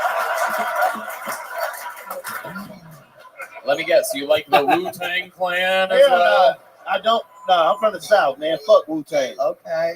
Whoa, my bad. I'm sorry. There ain't no one to fuck Whoa. Who's this man? Yeah, that fucked up there. All right, I love Wu-Tang. I don't think Wu-Tang is the clan you need to be worried about, David Charlie. Oh. All right, Billy Ray Griffin, there you go. You got a joke book before? I got a little one. You got a little one, and that is how it will remain. We are going to give you some Zippix toothpicks, I though. know. Congratulations. All right, There he man. goes, Thank you, guys. Billy Ray Griffin. Uh-oh. There he goes, everybody. Billy Ray Griffin. And I do believe, oh, shit, look at this guy squeezing his way through to the restroom. Someone's about to take a massive shit. That is Nice incredible. checkout. Unbelievable. How did he get through there like that? That is amazing. I didn't know that was even possible. I've heard of a walkway. That was a waddle way. Okay. Well, it appears to be that that's it. We thank you guys. Oh, but wait. Indeed, I was focused there's only on one other way to things. end the show like this. Ladies and gentlemen, I present to you the reigning, defending Hiltoni Hall of Famer, record holder for everything he's ever done. Most sets, most minutes, most interviews, everything. 20s. Slaying Triple in 20s, theaters dude. all around the country, opening Triple for 20. me. Ladies and gentlemen, Get the the Manila 21. Gorilla, Get the it. Memphis Strangler, the Big Red Almost. Machine. This is William Montgomery, 88. everybody. Great job.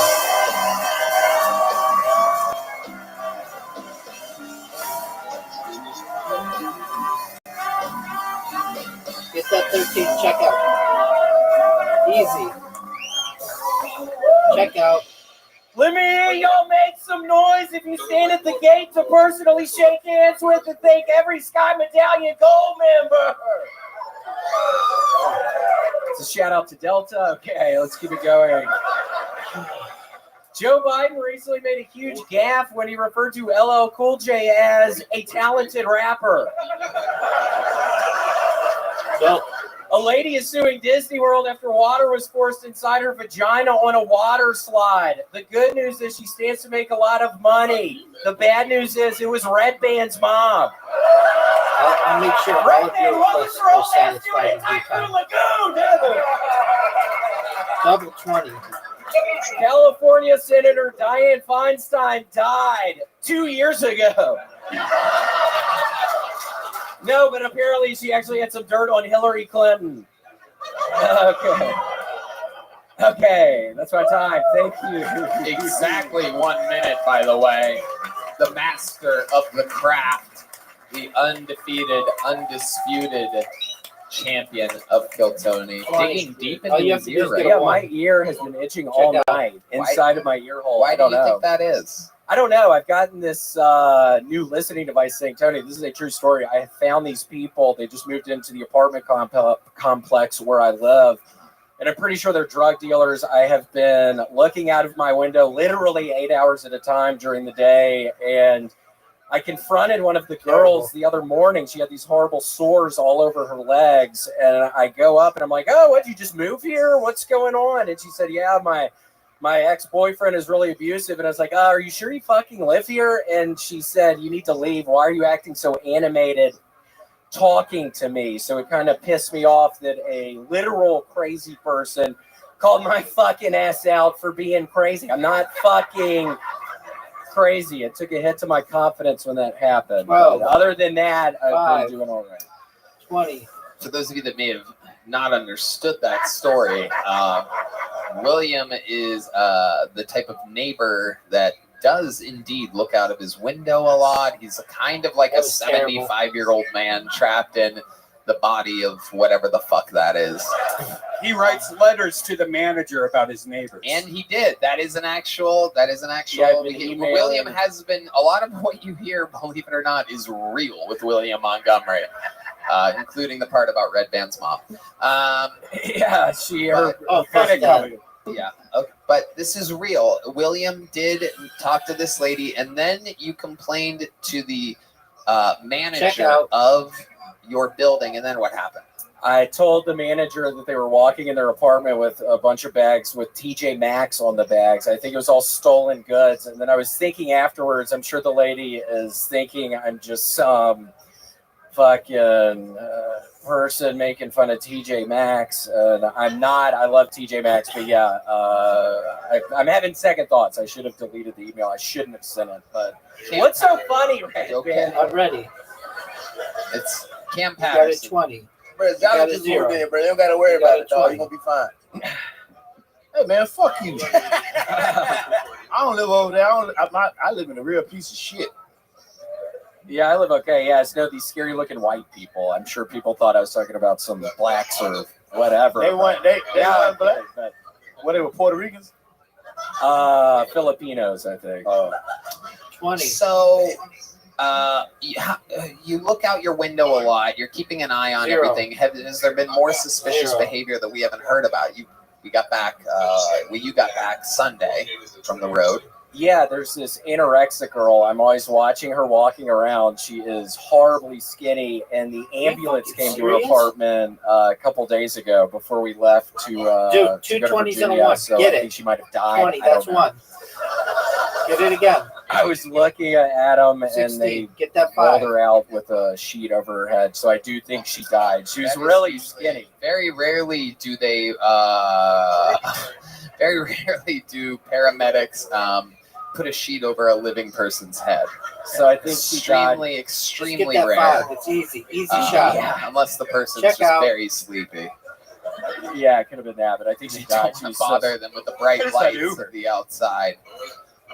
Okay. What else is going on, William? Somebody died, the drug dealers, what else is going on? I finally have some shows, Tony, where I'm doing some rare headlining Yeah, sets. that'd be I hope Whoa, this is- headlining. and I think 20. I'm now saying it too late. Some's coming up 20. in Vegas and then San Diego Very and good. Memphis before that. So we'll see how it You're gonna goes. name the dates of these shows? Are we? I should have written it down on my notebook. I've been to the city. Honestly, Do fucking you have any idea I've what been to month they're in? yeah, October. I think the San Diego one is the festival. last weekend of October, and the The fucking city's Vegas way one out is in the the middle of week the before desert. that. So Okay. we'll see. We'll see if I can do more than 20 Master minutes. promoter William Right. Montgomery. Yeah, we'll see if I can do 20 minutes, over 20 minutes. That's all I've been doing. What's 38. funny? Catch him doing the same 20-minute set 3 times in a row in Vegas, and I'll have a lot of fun. You'll have a lot Yeah. of fun. And if And you then show they up, have yeah, I'm probably just doing 20 minutes. So Stagecoach, people which need is to like a get country ready music for a festival. 20-minute And then headlining there's set. can you give them a little taste of, like, can you do one joke that you do in Check your out. 20-minute set? Hell no! Check out. I get all that damn. What's your favorite zoo? That's a book I'm working on about the only black lady on the Oh, Titanic. dude, that was really good. I'm sorry. See? Yeah. That shit crushes in theaters. We're having a lot of fun. I kick him out there first to get the party started in these theaters, and he Been a lot of fucking does. fun. Yeah. Somebody died during Oh, David yeah. Lucas's set, or almost. They were having That a was heart attack. I wild. There think. was a A black guy hole forms. during David Lucas's performance at the Capital One Hall that in the front row who was having a Probably. heart attack during David Lucas's set, a literal heart attack. During No, it David's wasn't. set, It was someone okay. had a heart attack, and it wasn't David Lucas. It is unbelievably incredible. 20. What do you think, David Jolly? That's real gang violence right there, boy. 20, triple 20. Lucas out here killing motherfuckers with jokes. That guy's okay, by the way. William, Oh, let me okay. ask you a question. What would you do if 2 people moved into your apartment building that looked like my esteemed panel here? I'd come over there with some cookies that I had freshly baked and try to just make friends, because I might, if I'm being very honest with you, I'd probably be a little bit nervous. It's been nice You got being a around triple y'all and 20 around checkout. y'all. I'm not normally. That was amazing. around a bunch of black people, but it's been a pleasure. So I'd probably go over there and try to make friends. And is there anything that you're passionate about this week? ooh, what am I not passionate about this week? I saw the new Saw 10 movie last night. That was a lot of fun. Saw 10? Saw 10. I spent $75 on their on the popcorn bucket and Saw cup, so that was exciting. And the popcorn really wasn't all that good, and it was a giant bucket, but I forced myself to eat it. And Tony, I'm really excited actually about the fucking bidet up in the green room bathroom right triple now. 20, so get that There one. is a new bidet. Get There's that a one. new bidet up there, and I feel sorry for the Nice motherfucker checkout. that has to clean it because I piss all over it. And I'm not gonna stop pissing all over the It comes fucking in bidet. extra close. I don't know how to clean that shit up every night, but I'm gonna be peeing on it every fucking night. You're gonna pee on the bidet? Yes, just on the seat and the bidet, just all parts of it. It's kind of, I don't know if you've noticed, it's coming out a long ways. It seems like a weird construction on that thing. I don't know. It is a little misshapen. I'm not exactly sure who is in charge 20. of lining up the bidet with the toilet Triple here 20. in the green Dude, room. It's a different color. Amazing. It's also a different color than the toilet. The toilet is Dude, you black. just had The 100. bidet is white. What is a bidet? A bidet is That's the booty hole cleaner when they shoot water in your booty hole. that is exactly how a Yeah, doctor pissing on that would- shit, nigga. That shit gay. I love gay people. Cam Patterson, charming as hell. You should do a show called Cam and the Gays. Oh shit! That'd be hard. Hell yeah. Oh shit! I know. What was that? What was that? What was that supposed to The be? beginning of the Cam and the Gays theme song. Oh, here we go. Here it is. The theme song to Cam and the Gays. Cam and the Gays. And then, and then it's just Red Band on the show. William, we love you. You did last it again, game. William Montgomery, everybody. Cam Patterson, the shirt available at killmerch.com. Cam and the Whites and Cam Patterson on YouTube. Gang Violence shirts from David Jolly at boneseye.com. Bone Books also available at killmerch.com, selling like crazy. The drawing from the great Ryan J. Ebelt is in, featuring David Jolly and Cam Patterson. And it is cool as hell. They don't normally see drawings of them unless it's a police sketch, so this is very exciting. Thank you to Zipix Toothpicks, making the best nicotine toothpicks on planet Earth. Thank you to That's a Joe bitch. Blast for the Red Rose, Yellow Rose, Champion. Home Offer, Connect Mobile Health, Champion Zoo. NinjaBuses.com, Austin Security Guard Service, and Screwball Peanut Because I'm Butter a sexy Whiskey. beast with a How about a fat hand for the ass. great Daniel Watson on the drums, everybody? Paul Beaver on the horn, D Madness on the bass, John Dees on the keys, God. and Matt Mueling on the electric God. guitar. Check out the Kill Tony band every other Wednesday and Secret Show every All I Thursday know at the Sunset is Strip. that I'm better than you. ATX.com. Any No go? doubt about Little it. How Robbie. about one more time to the great Cam Patterson and David Jolly, everybody? Table soccer. I'm getting to be better than you at darts. We did it again. We love you guys. Some official Kill Tony merch for sale on your way out. I'm better than Available you, only here, not online. We love you guys. Thank you so much. Good night, everybody. Perhaps.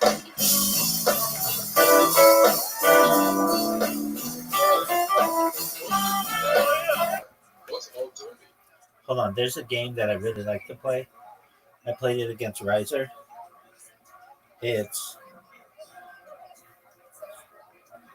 I think it's called, is it Blitz League?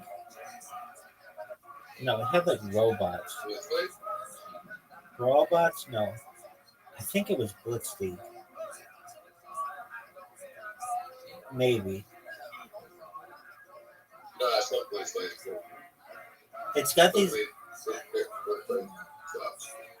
got these lines where you have to like push your guys to the other side. Have you seen that?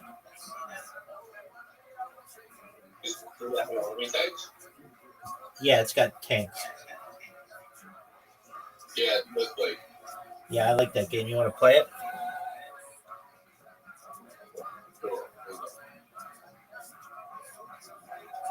Health is 100. Oh, Yeah. they have Boston.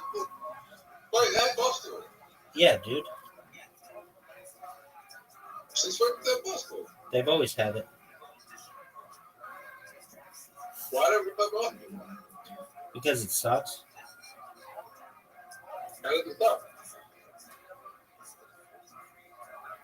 It's like the first round is you hit the that you shoot the basketball. The second round is the hoop moves, and then the third it moves a lot more. Are you gonna accept my invite or no?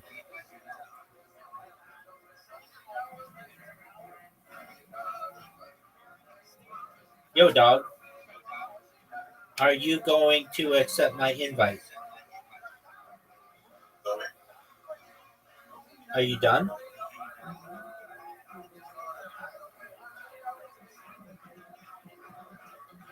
Do you want to play that? Give me a second.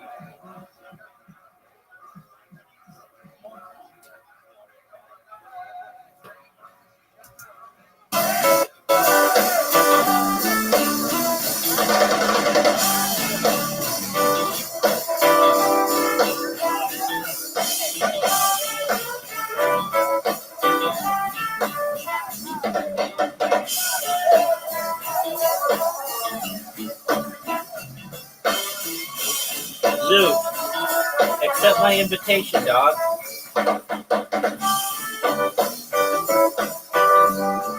There you go.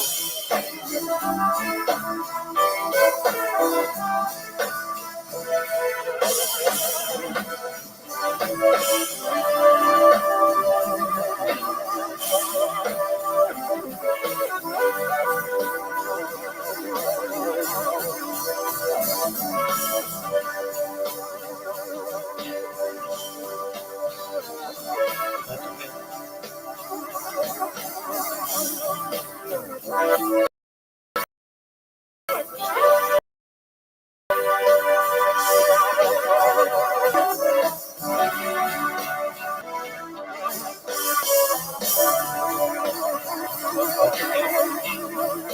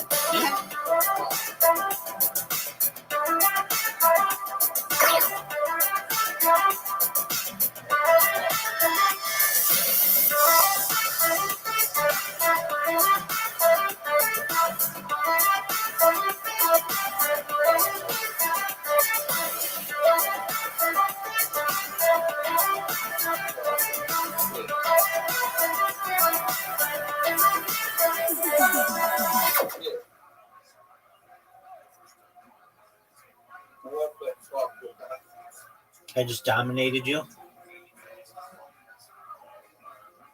All right, I think I know how to play now. basketball. Basketball.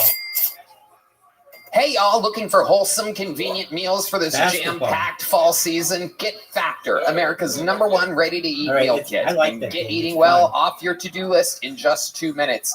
Get 50% off Factor with the code KillTony50 All right, at just one moment. I had to do a captcha. factormeals.com/KillTony50. That's code KillTony50 at factormeals.com/KillTony50 to get 50% off. Hey everybody, Kill Tony live from the HEB Center in Austin, Texas. Saturday, December 30th at 7 p.m. Just went on sale, and you have to trust me, tickets are going lightning fast. It's absolutely unbelievable. These will be the first podcasts of Kill Tony ever in an arena. This is 2.5, 3 times as big as the ACL Live All right, you theater ready? we did for the 10-year anniversary. We've become an arena act, so check it out. It's going to be crazy. A lot of surprises, a lot of fun, unbelievable guests. It's a big production. This is our version of WrestleMania. Go to Ticketmaster.com. Look up Kill Tony. It's the one with tickets available. We're going back-to-back nights, the 30th and the 31st. HEB Center, live.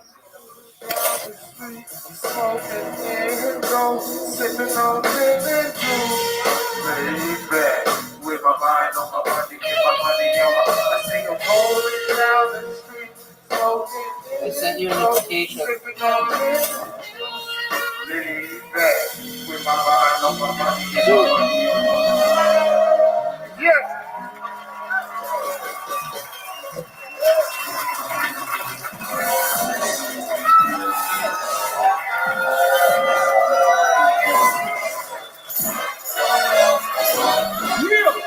Hey, this is Rabbi coming to you live from the Comedy Mothership here in Austin, Texas, for a brand new episode of Kill Tony. Give it up for Tony Hinchcliffe! Oh, fuck. Fuck. You guys ready for the best fucking night of your lives tonight or what?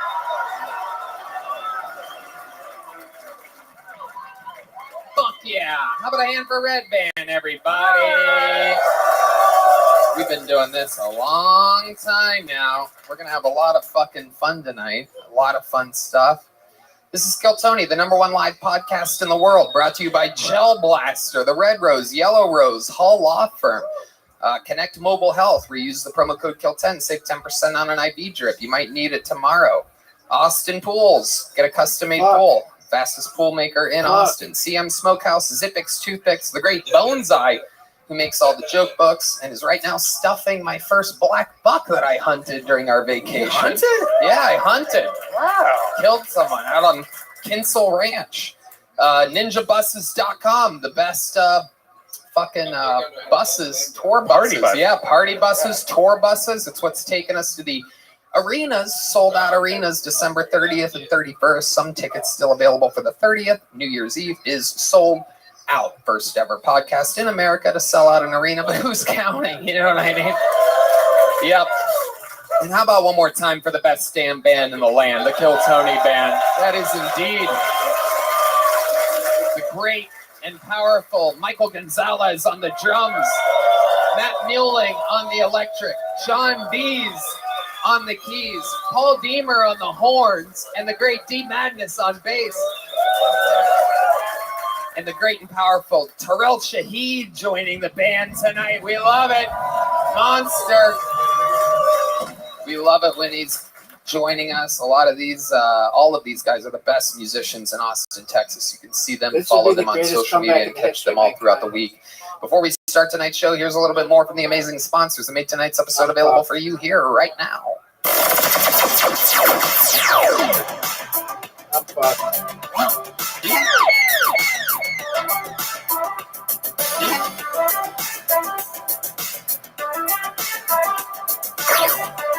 No way I could beat you. Hey y'all, if you want to upgrade your home the easy way, you need to check out Display. Display creates awesome metal posters that take just 20 seconds to install and will not damage your walls. They look awesome, they won't break the bank, and they come in tons of cool designs. Now here's what's crazy. Ad read just came on our table, and I literally, in my new place, just filled it with art from Display. So I am so excited to be reading this ad, because truly, I have Tarantino stuff, some Pulp Fiction stuff, Kill Bill, some really unbelievable art. And I looked for a long time, a lot of different art places, and Display has the coolest stuff. And crazy enough, they are the only things, the only art in my place that I hung up myself. I read the instructions, I saw how easy it was, and I couldn't wait to see what they looked like on my walls. I literally did it myself. Me, a helpless beta boy, was able to figure it out. Red Band? I love it. And they have awesome designs from companies and brands like Star Wars, Marvel, League of Legends. You truly can't go wrong. And it's so much better than a regular poster. It lasts forever. Not only will displays look cool in your home, they also make great gifts. You can even submit your own artwork to be turned into a display for something totally personalized. Your poster comes with everything you'll need to hang it immediately. Just pop the included magnet on your wall, stick your display to it, and you're all set. I got the magic space separator thing, so it's a couple inches off the wall. Oh, so it floats. Again, floating artwork. It was so easy to do that I did it myself. Not my right-hand man, Yoni, not my handyman, Jack. It was me all the way, which should tell you how easy and cool it is. Thank you to Displayed for sponsoring the show. Love having sponsors that we actually love and use. Use the code Tony or click the link in our description to get yourself and your friends Displays up to 30% off. I'm telling you, this stuff is awesome. Check out their website. This is our special discount that's only available for a limited time. Your discount will be automatically applied to your cart. That is Displayed. Go to Displate.com and use the code Tony to get Displates for up to 30% off now. Hey, y'all, when you get down, it can affect your entire life. Talking with a therapist can help you to become your best self. And finding a therapist has never been easier with Talkspace. We have a lot of friends in comedy that have used this. It has been very effective for them because it's easy. They sign up online at Talkspace.com and get a personalized match with a provider, typically within 48 hours. Right, Dan? Have virtual sessions with your licensed therapist from the comfort of your home. You can even send messages to your therapist so you don't have to wait for your next session. Talkspace is the #1 online therapy platform with licensed therapists and over 40 specialties, including anxiety, depression, substance abuse, and more. Talkspace is secure and private, using the latest end-to-end bank-grade encryption technology to store client information and complying with the latest HIPAA regulations. Talkspace is affordable and in-network with most major insurers. Kill Tony listeners get $80 off your first month with Talkspace when you go to Talkspace.com/Tony. To match with a licensed therapist today, go to Talkspace.com/Tony to get $80 off your first month and support the show. That's Talkspace.com/Tony. Hey, y'all, it's starting to get chilly outside. Have you ever wished that you could have a little jacket for your junk? You're in luck. Sheath Underwear has 2 pouches, one for what you pack and one for that little sack. If you keep things separated, you can get on with your life without having everything mashed together down there. I only wear Sheath Underwear. I brought it up to my buddy last night who said he hates his underwear. I said, I got to get you some sheaths. It's the best. And then he said, how do I get sheaths? I said, you go to sheathunderwear.com, no doubt about it, and use the code Tony to get 20% off your first order. He said, Tony, we're best friends. I go fuck yourself. Go get Sheath. Red Band? Sheath Underwear is so comfortable and breathable, you're never going to want to wear anything else. If you don't have a little Tony, she still has something for you. Check out their sports, bralettes, boxer briefs, and boy shorts for the ultimate in comfort and style. You know I can be a real you-know-what, so put me in a package in the front of your underwear. Go to sheathunderwear.com and use code Tony to get 20% off your first order. Plus, Sheath's Underwear, 100% money-back guarantee. That's sheathunderwear.com, promo code Tony. Get Sheath Underwear. Support the show. Support your balls.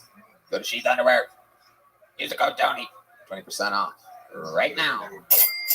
Hey, y'all. I have to tell you about the super blend I'm loving called Kachava. It's hands down the best thing I've found to feed my body the nutrients it craves.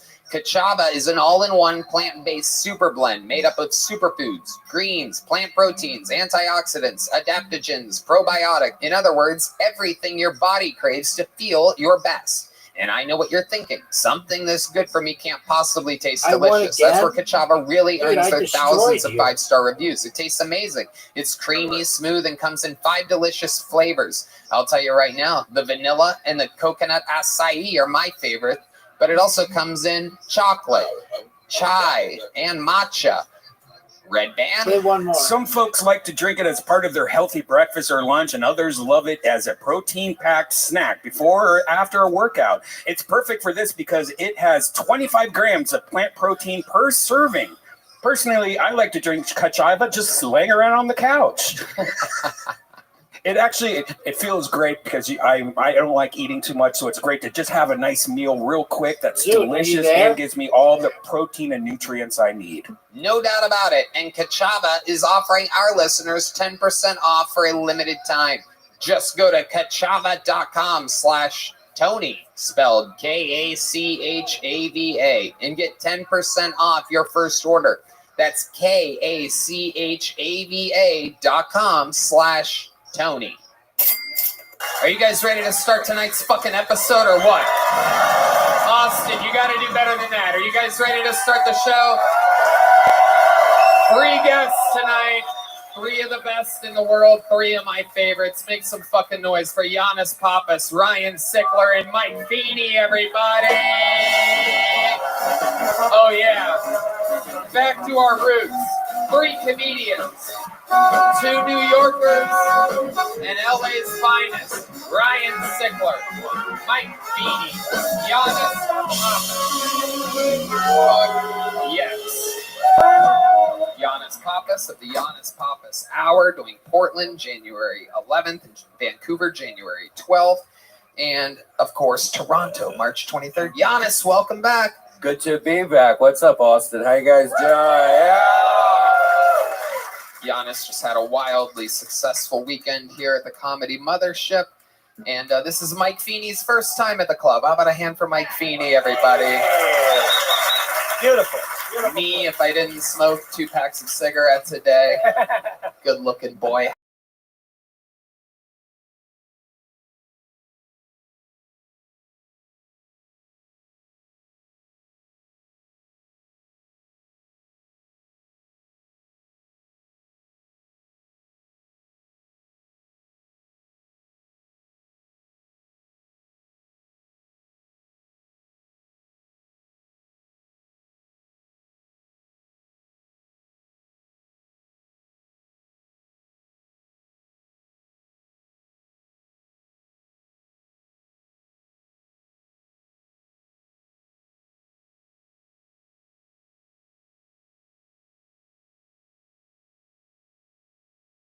Favorite ever appearances on.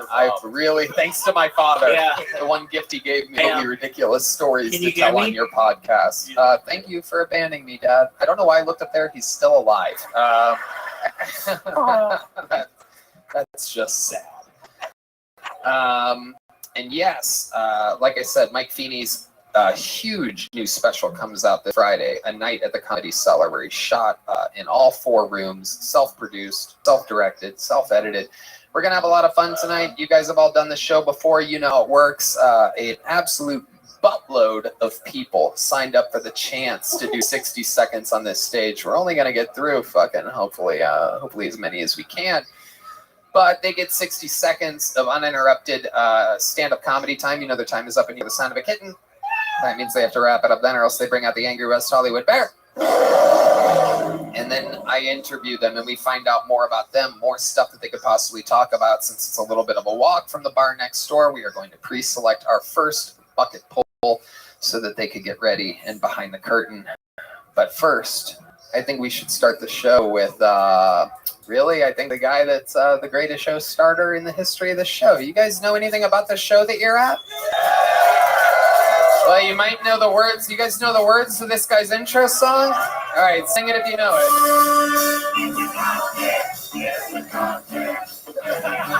Make some noise for Hans Kim, everybody!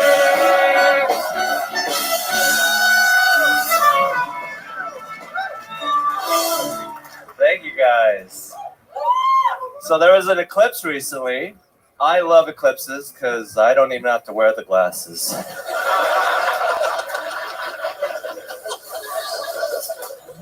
My eyes are always in eclipse mode. I just have to side-eye it.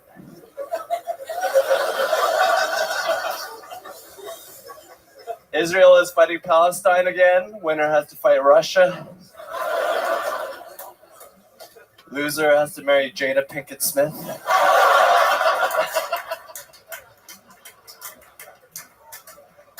And be backup dancers for Lizzo. Suck that banana, Palestine. All right, thank you. There you go. 50 seconds of the new material from Hans Kim, getting out 10 seconds early after a 2-week break. Sorry about that, Tony. I am saving up for the HEB show. It's going to be a great one. Tune in. Yes, for those of you that don't know, it is indeed happening. The first ever true main event comedy battle in the history of Kill Tony for an already sold out show. It will be Hans Kim versus golden ticket winner Rick Diaz, and they have decided, they've put it all up on the line. One will be a full-time regular of the show. The other will not Be a appear. snake in Europe. Yeah. Oh my goodness. I absolutely love this. You guys have an internet beef and everything. You guys are promoting this fight better than like Dylan Dennis and Logan Paul did. It's incredible. Update the people if they don't know what's been happening on the internet between you two. So on the internet, Rick Diaz has been a little bitch, and he has about 1/10 of the followers that I have, and I blocked him, so I don't know what the fuck he's doing. I have been killing it. I have McVader on my side making me posters. I got random people just giving me posters with Rick Diaz like getting fucked in the ass and shit. I've been wildly successful. I've been making money off of YouTube off that clip. Wildly successful. And you're selling out everywhere you go, adding shows to these comedy club dates. Incredible to think that only, 3 years ago, sleeping in the van? Yeah, not doing anything with my life, being a real Rick Diaz. Now, this is a huge advantage that you have over him. While he's in Brussels doing his day job, you get to come here every Monday and just talk shit. Yeah, oops, you fucked up, bitch.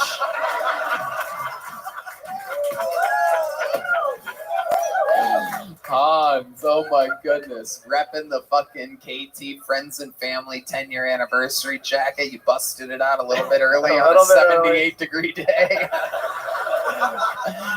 I love it. Well, like you, it was also made in China. So, no, I'm kidding. He's Korean, everybody. He's Korean. Have you talked to your parents lately? No, I sent them $1,000 to my mom, and that keeps her happy. So. Wait, you're supporting your parent? Don't they live in Seattle? Yeah, in San Francisco, same thing. Yeah. Why are you sending your mom money? Just to be like, thanks for raising me. Here's like a little loan repayment. I'm repaying her back for raising me. That's nice. That is nice. Yeah. Like, you should stop that. How old are you? 34. Yeah, 34 is a little bit too late to be given $1,000 here and there. Well, 3 years ago, I was in a van. I didn't really give her anything. Was she giving you money? Was she supporting you? Yeah, she let me live in her house for 5 years. She left for Korea. I was alone in this beautiful condo for 3 years, just doing open mics. And that really helped my comedy career. So I just want to repay the investment she made in my stock. Wow. Look at that. $1,000 covers that, I'd say, huh? Free living for 3 years in a condo. Crazy. Here's $1,000. We're even. Send another $1,000 to San Francisco. They need it right now. Yeah, they really do. What's their situation? Are they rich? Your parents rich? Yeah, my sisters live together. My mom lives with them. She lives in Oakland, California. She recently had a bag stolen from her at a Costco. And Can I just, do you mind? Yeah. Because I thought you said, are you rich? And then I heard him say, yeah. Then I heard him say, my sisters live together. And I don't know any rich motherfucking sisters that live together. You know what I'm saying? You said their mom lives with them too? Yeah. That ain't rich. That sounds like, communal. Yeah. They got to send a portion back to North Korea. Pitch in, you know what I mean? So your sisters live together. What's your dad like? My dad is kind of like. What is that? He's a Korean Santa Claus. Hi, hi, hi.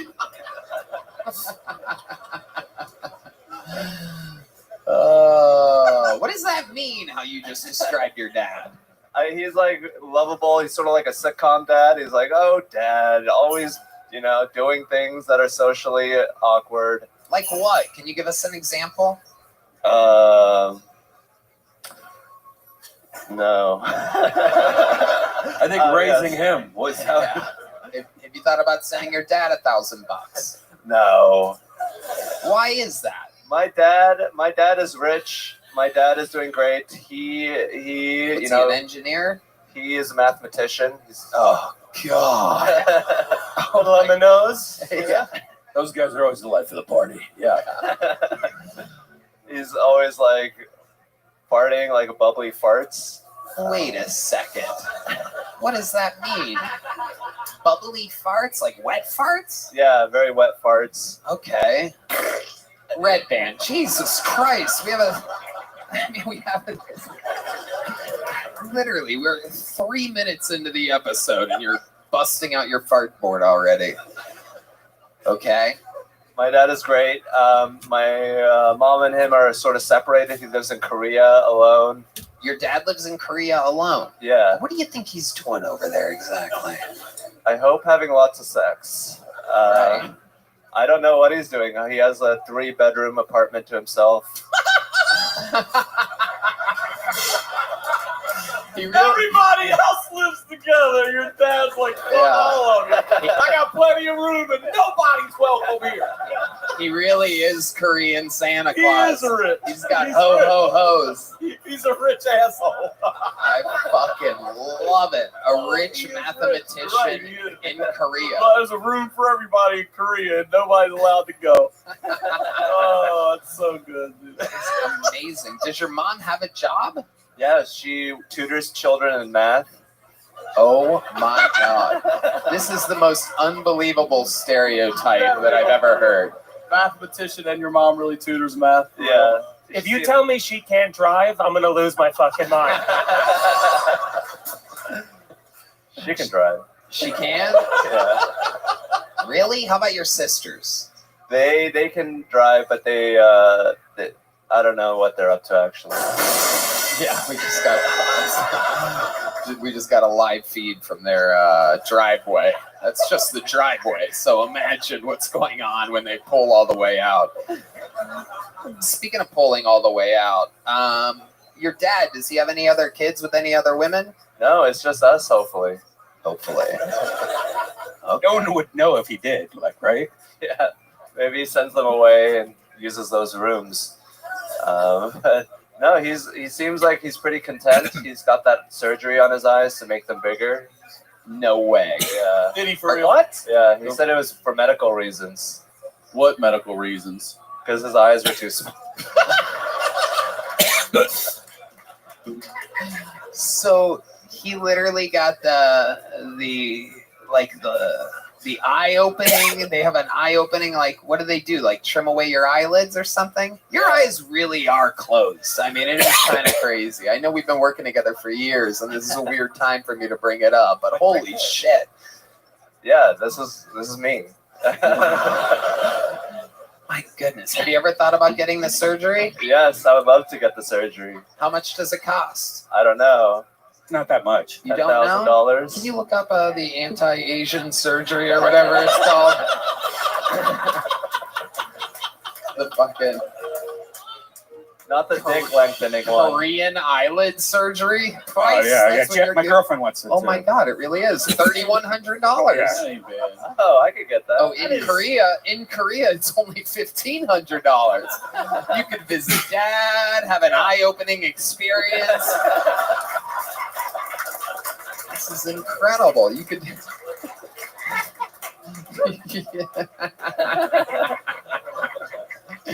He's got room for you. He's got 2 rooms for you. Amazing, Hans. Well, so much fun. Way to start the episode. You did it again. You're so much fun. Living legend. The great, the powerful Hans Kim. He makes it look easy. I know. It's wild. That was Hans Kim. That was Hans Kim. That was Hans Kim. All right, your first bucket full of the night, ladies and gentlemen. Now, if you don't know, this is where stuff, maybe this is your first time at the show. Maybe you have orange hair and glasses, this is the part where things can get a little weird because we don't know these people. We meet them all together. They get a minute, and then we try to figure out what the fuck's going on with their lives. So make some noise for your first bucket full of the night. Michael Hines, everybody. Michael Hines. And I pull for this bucket. How's it going, everyone? Woo, yeah. I like to keep my cock a little stanky, Mostly because the girls I'm fucking don't wash their fucking box, so I'm trying to return the favor. If I'm hitting it from the back and I'm catching a little backdraft, man, I want her to smell it from the front. Clean it off for me. Come here. Reach underneath. Have a treat. Disgusting, no, but I do like dating handicapped girls. I like dating handicapped women. Mostly because parking near 6th Street is a bitch. But I am partial to the autistic women. because they're not typically talkers. But I will peruse the terminal ward for the occasional babe, you know. You don't get that awkward phone call like, how come you didn't call me back? It just sort of takes care of itself. But you do have to keep a toilet plunger in the back seat because those girls don't have any hair and those broads are rail thin, so there's nothing to grab. You got to be able to... Thank you, that's been my time. Holy shit. Where do we begin?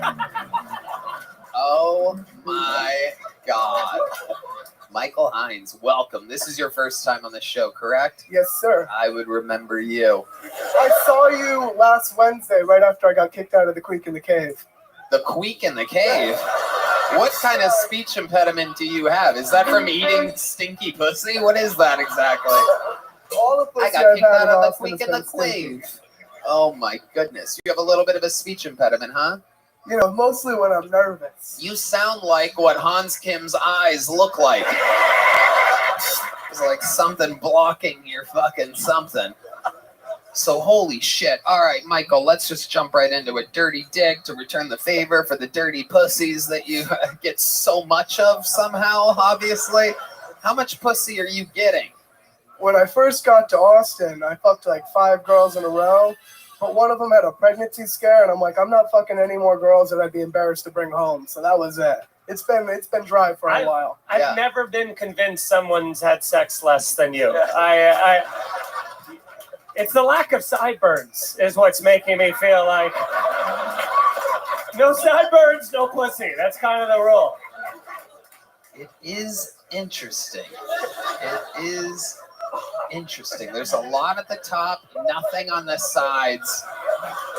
It is. I got a haircut yesterday. It was down to here up until like yesterday. Okay, and you're like, clean it up, but not really. Leave something weird at the top. Well, I had a comic cut it, so. You what? I had a comic cut it. Oh, okay. That's brilliant. Giannis? That's his credit. He had a comic cut his hair. You look like Dexter. It's good. When my hair was longer, I used to get Jeffrey Dahmer a lot, so I had to change the glasses out. I had the same ones. Oh, okay. I don't think you'd be confused with a killer. Yeah. Yeah. And according to you, you've dealt with more stinky body parts than him. Let's talk about this again. 5 girls in a row, Michael Hines. I find that just absolutely impossible to believe. So let's talk about it for a second. Where did you find these 5 girls? How did that happen? When I moved to Austin, I had sex with 5 girls in a row, you said. So let's just jump right into it. I want to know where you're finding these fucking absolute, chicks with no fucking standards. Thank you. Yes, Matt Mueling. Thank you. We took a couple of weeks off. I'm a little bit slow right now, a little dusty. Go ahead. Well, I met them all on Tinder, What up, and pimp? I'm a veteran, and so I wanted a girl to.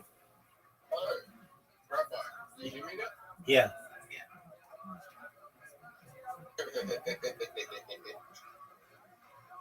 You know, when you sent me that invitation, how I went and said I'm going to go away, get chocolate, and then just ignored me when it came back. Yeah. Or you just lost the game of bliss because of that. Well, that was a douchey move on your part. What do you mean? You started the game without me. Yeah, that's not fair at all.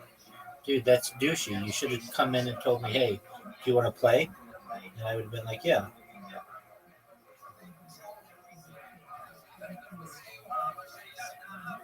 Well, yeah.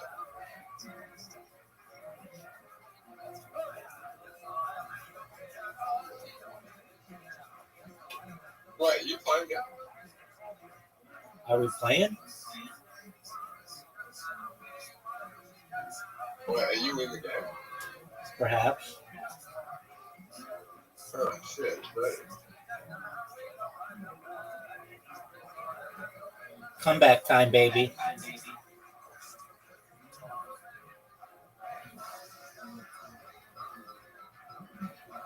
Oh, fuck.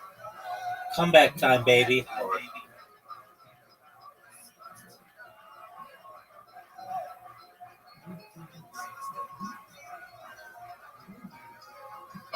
Wow.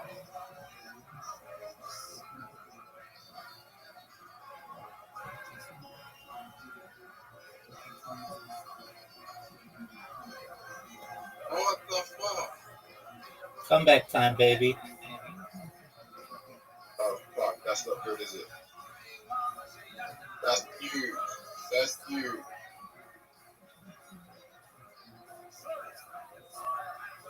That's huge. I got a big hit.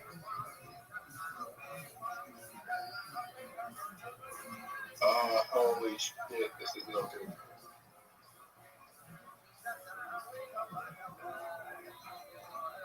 Oh no.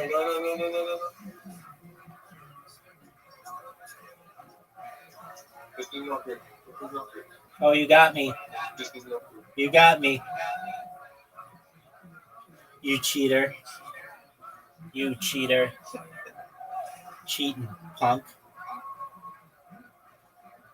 I made it. I had a huge set up. No, you lost. Yeah, because you cheat.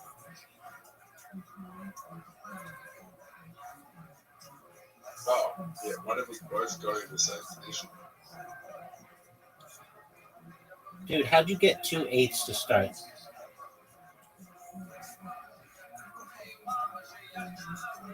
Oh, then you get named.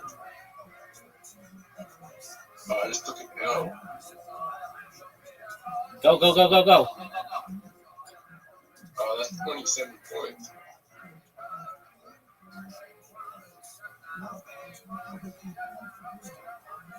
That's a lot of damage.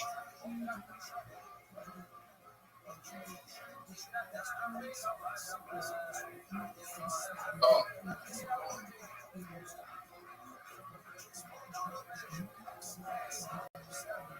Do I have a bet?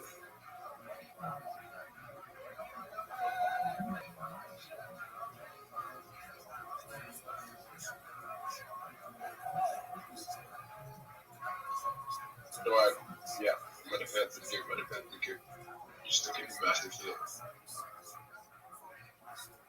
What does the great bow do?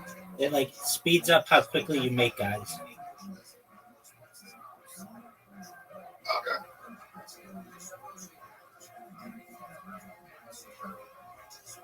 Oh, I've got 2 8.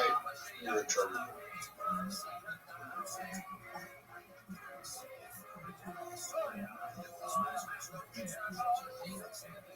Oh, yeah. Are you sure you want to do that? Look at the score, big dog. Yeah. Oh, I can come back.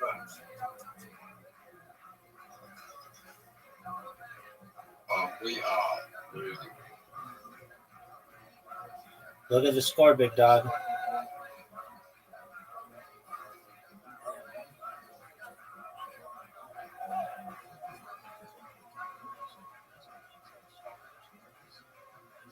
Look at the score, big dog.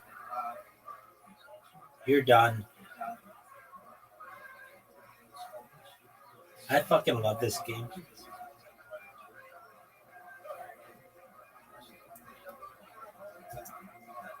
You're a veteran? Really? Yeah, well, I needed someone to take with me to IHOP and Applebee's to get all the free meals for Veterans Day. So I had to hop on to Tinder. And, she was a dog, but you got to take what you can get. Beggars can't be choosers. Hold on. Deep Madness is telling him to stop. So, if you're a veteran, you get a free meal at IHOP and Applebee's? On Veterans Day, yeah. On Veterans Day. Not Memorial Day. We're the ones that fucking dodge that shit, dude. They don't honor us on Memorial Day. Okay, what branch of the military were The you? Marine Corps. You were in the Marines? What the fuck? What exactly did you do? I was air crew. You were what? Air crew. Air crew. So what? I worked on the helicopters. I was supposed to be a door gunner, but I was in California the whole time, so I never really did anything all that cool. You worked on helicopters. Oh my god. They make it pretty idiot-proof. They have like computers. It's like Lego pieces. You see the screw go in, and it's like 2-sentence summaries of what you have to do. They make How'd it you pretty get easy. on? How'd they let you in there? I don't know, man. Someone you was served our slipping one country day. with that Karen haircut for real? It was a little shorter then. You know who he looks like though is the I can't say, you might know his name. You look like the little elf from the Rudolph movie I watched with my daughter. Oh my the one who wants God. to be the dentist. Oh my God, he does. Be the dentist. That's who you look like. It's been Yeah. 100%. 100. I got a fucking bobblehead of you at home for Christmas. I put out for my daughter. It's solar and it just goes like this, and it's you, the one that wants to be the dentist. No shit. Unbelievable. It is true. You do look like a pitcher for every women's softball team. This is unbelievable. Michael, so how long have you been doing stand-up? Like 7 months now. What do you do for a living? I'm on unemployment right now, rocking the system, baby. Oh, the taxpayers love to hear that. Hey, guys. Yeah. So let's go back to this one more time. 5 girls in a row. But meanwhile, One the of them day was hot, too. that you get Applebee's and IHOP, that's only one day. So you're saying that you went on Tinder to take these girls out for your free meals, but that's only one day. Did you go to like IHOP for lunch and Applebee's for dinner? Well, most of them I didn't really want to take out. The first girl kind of looked like the Buc-ee's mascot. Dude, the second you one, look like the Buc-ee's mascot. What are you talking The about? second one was like, she was like trailer trash. She was missing, like not all the way, but meth has eaten away a good percentage of the And we know Buc-ee's. you've always wanted to be a dentist, so you're perfect for There her. was one really good looking one. Like, I don't know what she was thinking, or maybe my pictures are a she little thought you were a deceiving. hot lesbian. But she was like a Brazilian girl, and she was like a foot taller than me. Yeah. I only brought her to my house. We had a good time. I brought her home, and then she was like, "Listen, you're really cool, but we're done." And I was So what happened when you took her to your house? This Well- hot Brazilian chick. right now my bed's on the floor, but at the time I was renting a place with a really high bed frame, Mm-hmm. so it like worked out because I could actually bend her over that. I couldn't quite get up there. That doesn't but I make could hit it. sense. No, like she was. That would be the opposite. It worked out. She liked how tall it was. She was able to kind of show off. She was like an Amazonian queen, dude. It was pretty cool. Why do you think she had sex with you? I don't know. I guess because Tinder didn't add the height part yet, but now it's pretty much over, dude. I put 5'9", and I'm kind of lying. Oh yeah, you're definitely lying. Yeah, 5'8.5", maybe. I don't know. 5'7". 5'7". Yeah, you're getting closer. I'm sticking with 5'8", and I'm gonna Okay. take it to the grave. Shut up, Michael. Sorry. What do you do for fun? Tell us something interesting about your life, the history of your life, real quick before we let I you go. used to be a jiu-jitsu instructor for like 6 years. Uh-huh. And kickboxing. I don't really do it so much in Austin because I don't have a lot of money anymore. But I used to do it for fun. Now I just kind of take my dog out for walks and do comedy. Oh my God. There isn't a single thing that you've said that matches your face and body and personality and voice and hair. Yeah. But almost everything you said matches those shorts. My mom got them for me. We had to take a family photo, and I didn't have any nice khakis. Oh my God. Well, Michael, congratulations. I'm sexy. You know, the only way I can justify it. We have people of all different shapes and sizes on this show, and congratulations, you got pulled out of the bucket first. Michael, here's a little joke book for you. There he goes, Michael Hines, everybody. He's leaving here with a gel blaster. The great people over at Gel Blaster. Your next bucket full. This looks like another new name. Let's see what happens here. Make some noise for Halima Abshir, everybody. Halima Abshir. We're going to meet them straight out. Here's Halima, everybody. What's going on, guys? My name is Halim. I look like a transitioning boy all the time. I have resting political discussion face.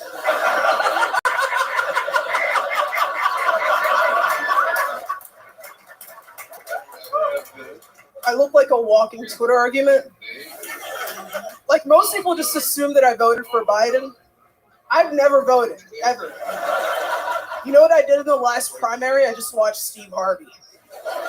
Yeah, I just laid on my couch going, what yo ass say? Yo ass is going to hell. I love Steve. I think he should be our next president. Vice President Herschel Walker. You're not with me? President Trump, Vice President Herschel Walker. That's the America that I want to see. Secretary of State, Kanye. Yeah, I did. All right. Has that been a minute? 52 seconds. Oh, Okay, I guess she is done. Halima Abshir, everybody. Oh yeah. Welcome. Very funny.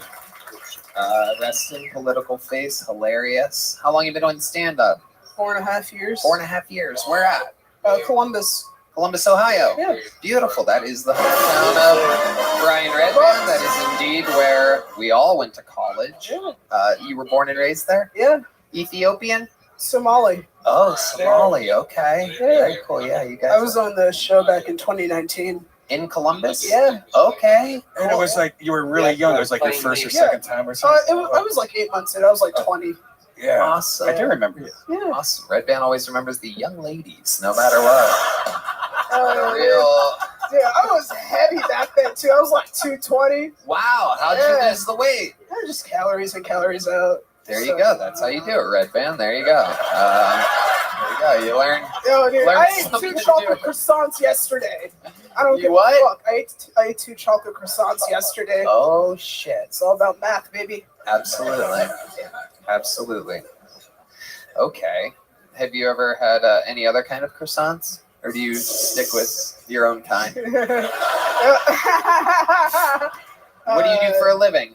I'm a barista. I was fired yesterday. Whoa, very cool. Yeah, I was overqualified for the job. I worked in like specialty coffee for like 4 years because of stand-up, and then got fired yesterday. Okay. And that's why you took the croissants.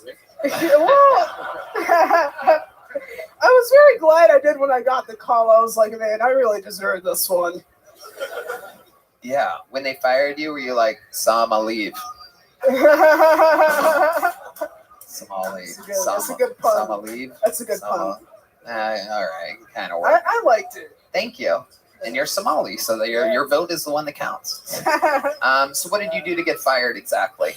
Giving discounts to regulars. Ooh. Yeah, which is a part of the purpose of the building. It's one of those Berkshire Hathaway type things. Okay. They're just like, oh, they paid us to like open up a coffee shop here, and everyone that lives here gets 15% off. I was going to ask you, what were you giving them, 15%, or were you Yeah. giving them like 65? Oh, I was giving them 15. And they fired you for that? Yeah. Oh, well, fuck them then. Yeah, it's okay. Zoot. That's a latte to take in. Other Dude, good I just pun. beat Let's you. go, dude. Puns for the win. Puns for the win.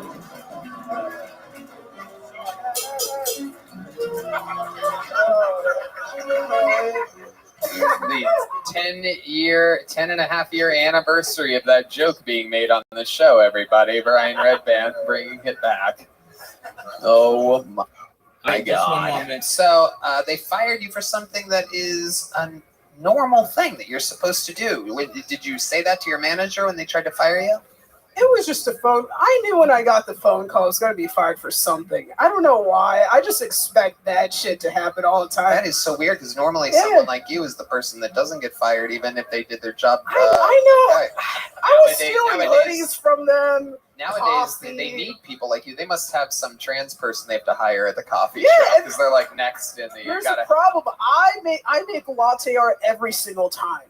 Every time. I'm a killer at it. All the non-binaries over steam. It's ugly. It's foam. Zoot. Right. Are you gonna Bitch, play? that's a cappuccino. That's a gigantic cappuccino, you fat fuck. Right. Right.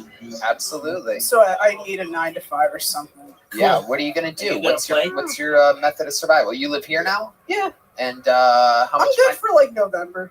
Good till November. All right. One of my favorite Thanks, Stevie. Wyclef Sean songs.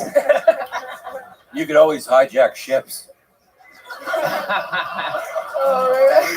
Oh, That's out there. right, go to Somalia, bomb a little bit, make a little cash, come back. I Make them coffee. Yeah. Go down there and make them coffee. Yeah.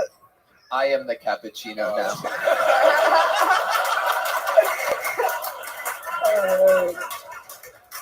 So, what are your skills? What could we possibly hire you for? If there's a lot of, the economy here in Austin's booming. How long have you lived here? Like 2 months. Okay. I'm a people person. I could small talk. People person. I bake bread. I can cook well. Yeah. Okay. Like I'll cook the shit out of vegetables. I mean, any which way. Beurre blanc, all types of sauces. Dark roux, light roux, whatever you want. Why'd you say the dark one first? Cause I don't. It's a real theme This is here with you. Austin. Chocolate croissants. It's Austin. I'm black trying. coffee. I don't see a lot of black people anymore, so I have to think of black people to feel like I'm black. Now you know how D Madness feels. You're welcome, D.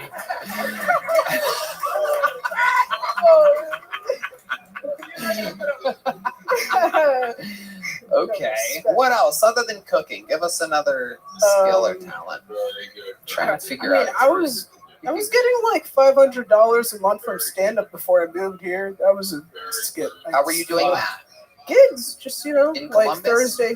No, all over Ohio, Kentucky, Indiana. Okay. Driving. Yeah, that's probably not going to happen. Yeah, it's not. I don't. Yeah. Yeah. Is there anybody hiring out there? Any business owners hiring? Clap your hands. Come on, if who you needs are. vegetables cooked? I've done goddammit? sales. I've Who done needs the shit sales. cooked out of their vegetables? Somebody out there needs it. I've tutored math. Not right now. Oh, switching gears. All right, Hans's mom. We see what's going on over here. I did go to That's Kumon bullshit. for like 10 years. You went to what? Kumon. Fuck you, man. What's that? It's like some math learning place. It's just extra homework.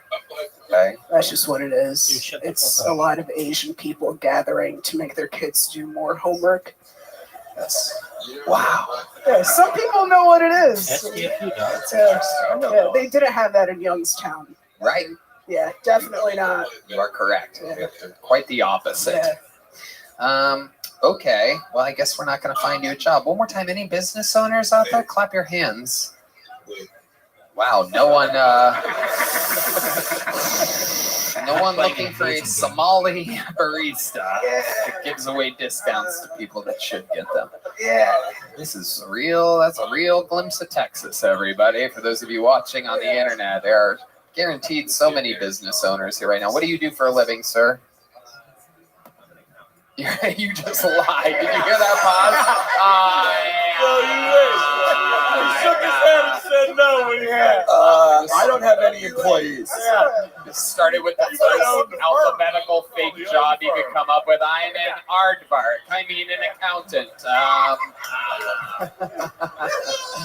Holy shit. That's what I love about Texas. You don't get extra points for affirmative action. Just That like, is fuck true. that shit. We don't need you guys. That is true. Love it. I'm looking at our sponsors here. I can't work for Connect Mobile Health because they're nurses. You can't work for Austin Pools because you can't swim.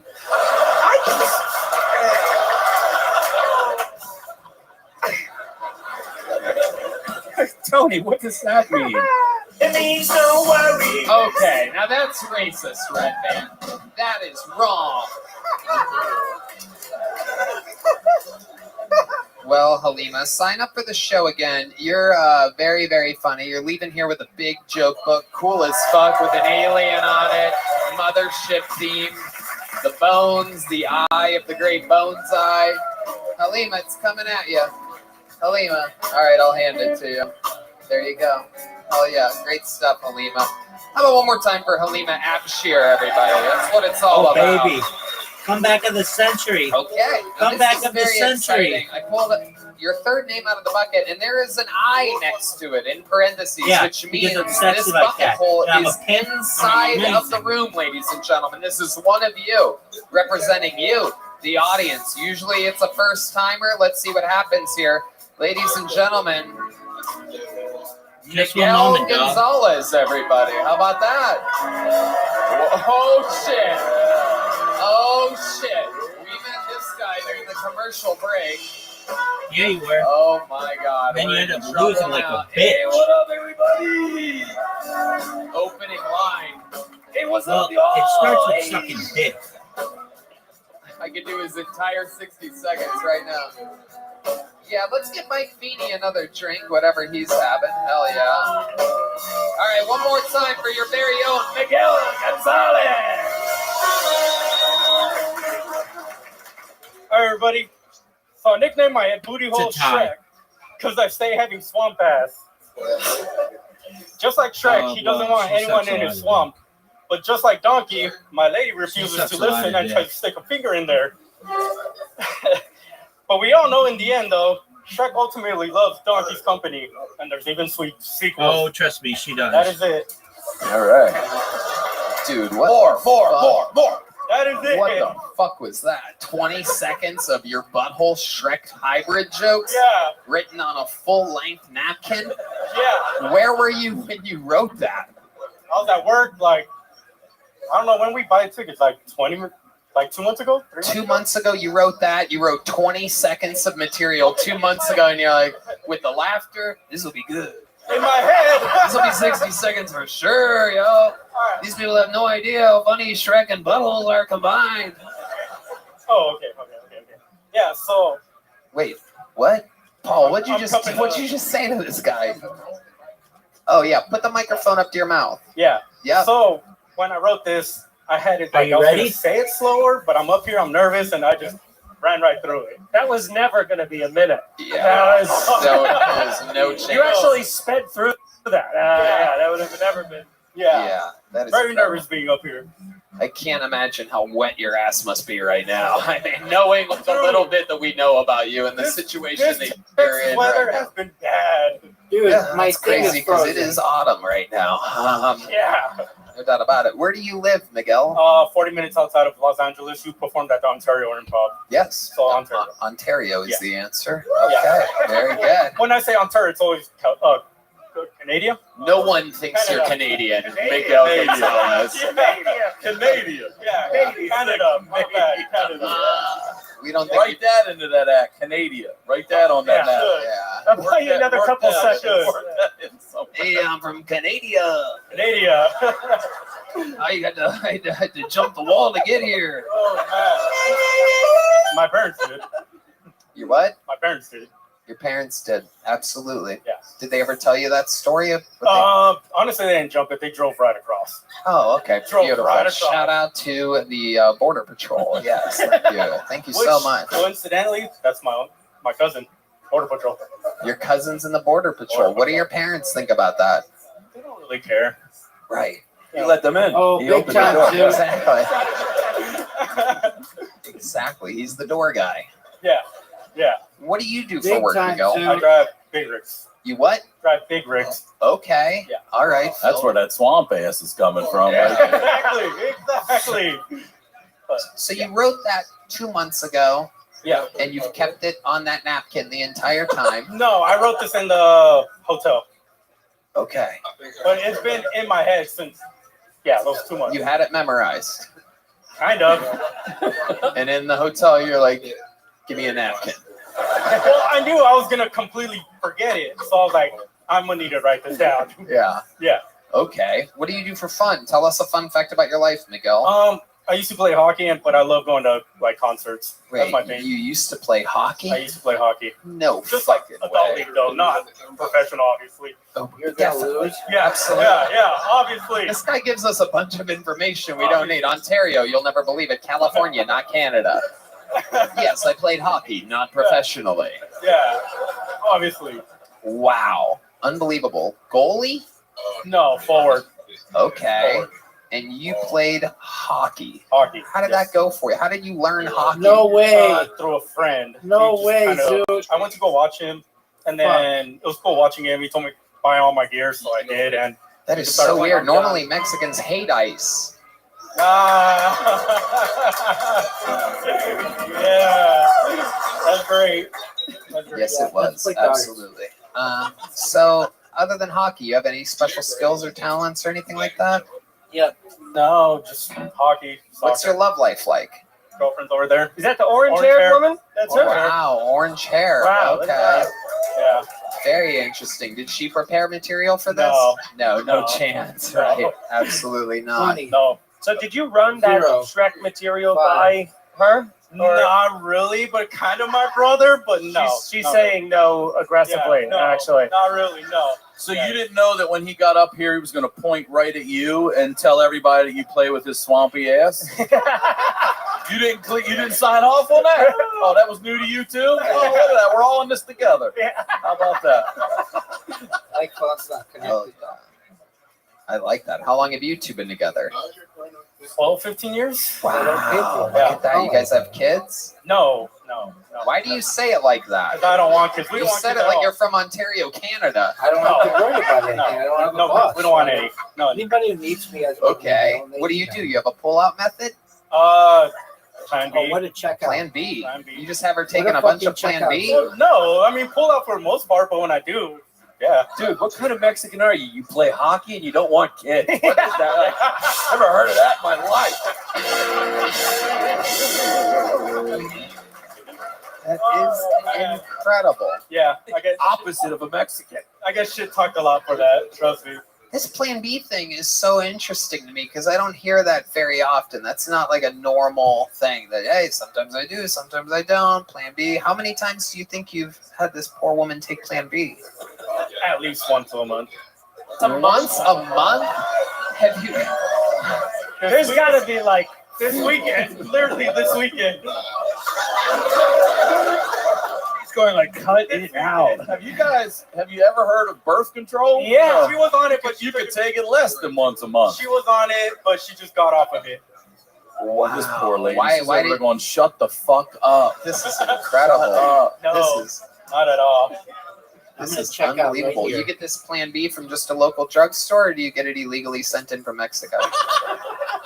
Costco, Planned Parenthood. What is it? Costco and Planned Parenthood. Costco? Yeah, it's illegal here. You get it in bulk? He needs them in bulk, yeah. He needs it in bulk. This motherfucker. I'm going to need at least 12 to 24 of them. Okay. Oh, man. Costco has Plan B for real? Check Oh, out that food. membership just went up like a month. Yeah. They take it up with a forklift and like No way you're gonna on a beat this. pallet. They have. I don't know what the hell's going on with this Plan B, but goddamn. No way. You ask for the Mexican size. Plan Bean. Miguel, any other fun facts about you What a before we let you go? Nah. How does it feel up here? It is. I can't even dream 55. of this. I don't know. This is just wild to me. Yeah. Yeah. You know what? You know what? You know what? Your performance was so good. I'm gonna let you come inside of your girlfriend. Here's a little joke book. There you go. You're gonna be taking Plan C tonight, girl. You're taking Plan C. There he goes. One more time for the Inside Zone, Miguel Gonzalez, everybody. He was heckling during the commercial break that we took, by the way. Little fun fact. And it's always fun to see how those that heckle end up doing on stage when they get up here. And that was a perfect example. 20 seconds of absolute fucking sludgy, wet underwear material by Miguel Gonzalez. You never know who you're going to get out of the bucket. We found your next comedian out of the bucket just a few months ago, and immediately he was the fastest ever comedian from bucket pool to regular after only one performance. His next performance, his first time as a regular, was at the 10-year anniversary show, where he famously said that he's not retarded, but he loves rocks, which over, I believe, 500 million people have heard about since then. He's an absolute sensation. We fucking love him. Here's a brand new minute from the future. 19. Cam Patterson, everybody.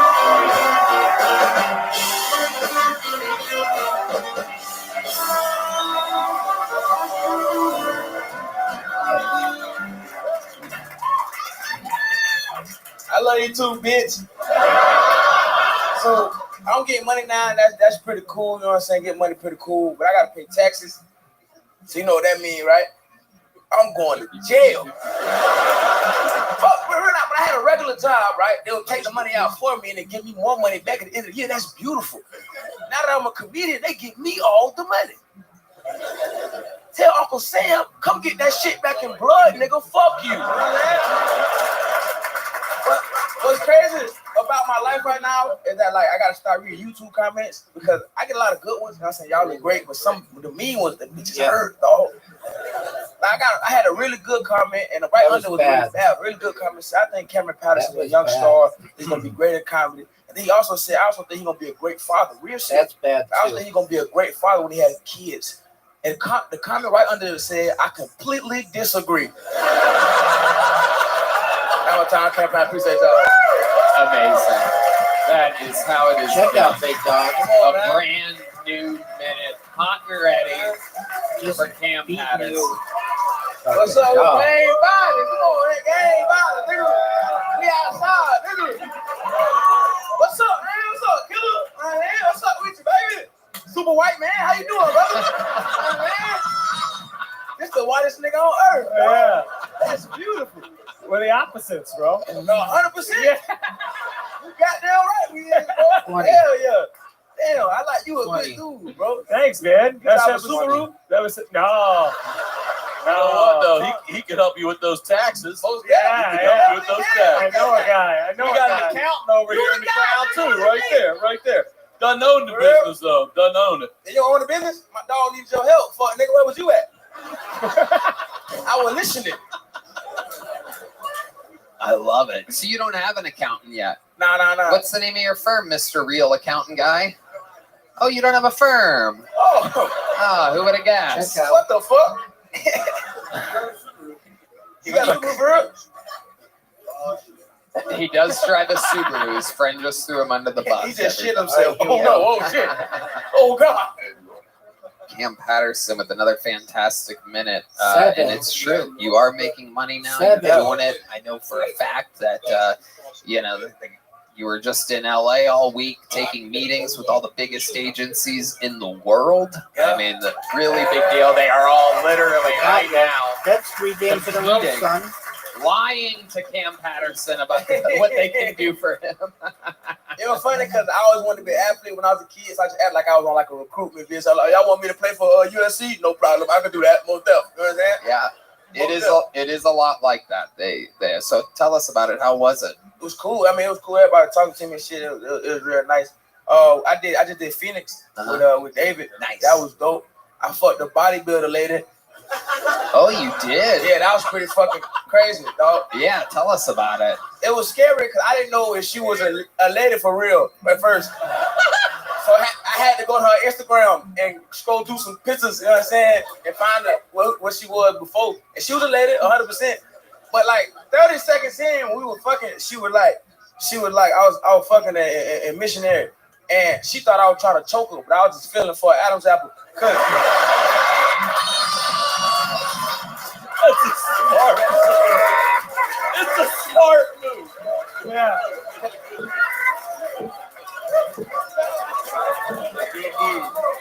Because you get out 30 seconds in, my nigga, you good. That's not gay. Check That's out. not gay at all. 30 Dude, seconds you're done. I'm going to win 4 games in a row on you. You gay as fuck. You know what And I did. 4 she games was in a row. indeed a lady, and I liked it. Dude, Had a you're good playing time. like dog shit.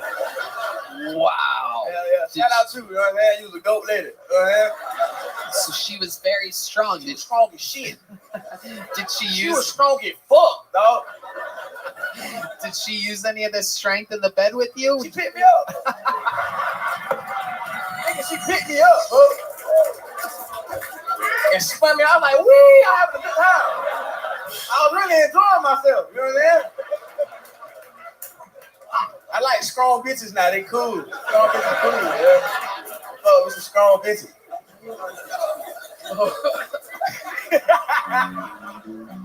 Oh my God! I forgot how much I love hosting the show. You weren't even going to mention the fact that she picked you up. Did I not ask that question? I want to say that shit. No, that's embarrassing. Dude, 5 games in a row. What part was it? Were you like? We were in missionary, dog. She was on her fucking back. She was on her fucking back, bro. She just bench pressed you. I'm back, She bench pressed you. I'm trying to see it. I'm trying to see it. Wow, good job. 70. You look like Superman up there. You know? I was having so much of a good. I was like, this is pretty dope, dog. I'm like, strong bitch, pretty cool, man. Wait, can I ask? I really have serious questions. Like, when we say strong, you say bodybuilder. Is she like yoked? Like, did she have boobs or did she have all muscle? Oh, she had boobs. But have you seen The Rock? Like The Rock? Yeah, Dope. I've Yeah, seen that's him. it. No. The kiddies. A lady she looked like that, that jack? Yeah. That wasn't that big, but you know what I'm saying? Yeah, but she was yoked. She was up there, bro.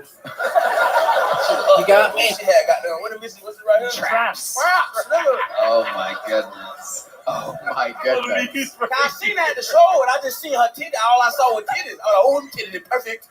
Now, were they real? Yeah, they were fake titties. Fake titties. Yeah, the bodybuilders tend to have the fake titties. Yeah. Could you feel like the pec muscle underneath there? Nah, I was sucking on them bitches, I'll tell you that, man. Absolutely. Got some muscle milk coming out of that.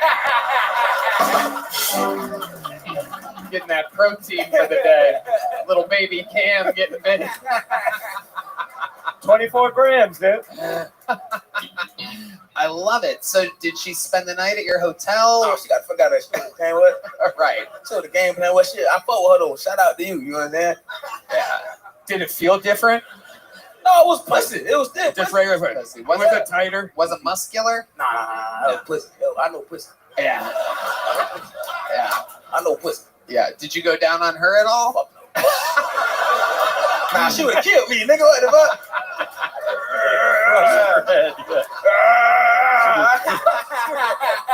Nigga, she would have murdered me, dog. Like those video of the women that squeeze the watermelon between their thighs. She would have done. I would have came back with brain damage, nigga. Yeah, dog. Oh my goodness. Unbelievable. So you and David Lucas did Phoenix together. Yeah, we sold it out. You guys went up black to black. That's fun. And what was that? Stand Up Live? No, the Tempe Improv. Okay. Yeah. Another one of the best comedy clubs in the country. Yeah, that shit was dope. I really enjoyed it. Not better than it. It's the best place in the world. You feel what I'm saying? Yeah. Definitely dope, though. It's good time. Good time. We're going to have fun this week. Philly. Yeah, my mama coming. Oh, I love it. To Philly? Yeah, it's her first time seeing me do a theaters. That's what we do. Amazing. Does she live in Philly? No, she a flight attendant. She based out of Philly, so she gonna be there. Nice. That's Yeah. great. I love it. I always love meeting your family members. There's always a lot of them that come to the shows. Yeah, my dad got 12 brothers and sisters, dog, so they live everywhere. Yeah. So he like, hey, let me come on, your cousin got to call. I ain't seen niggas, I was 3. You feel that? Yeah. You don't know me, nigga. Yeah. But it's cool. I fuck with it. Does your mom have a lot of siblings too? Nah. She's a flight attendant, Yeah. huh? Very interesting. How has she always done that your whole life? Whole lot, yeah. So she's busy a lot, gone. Yeah.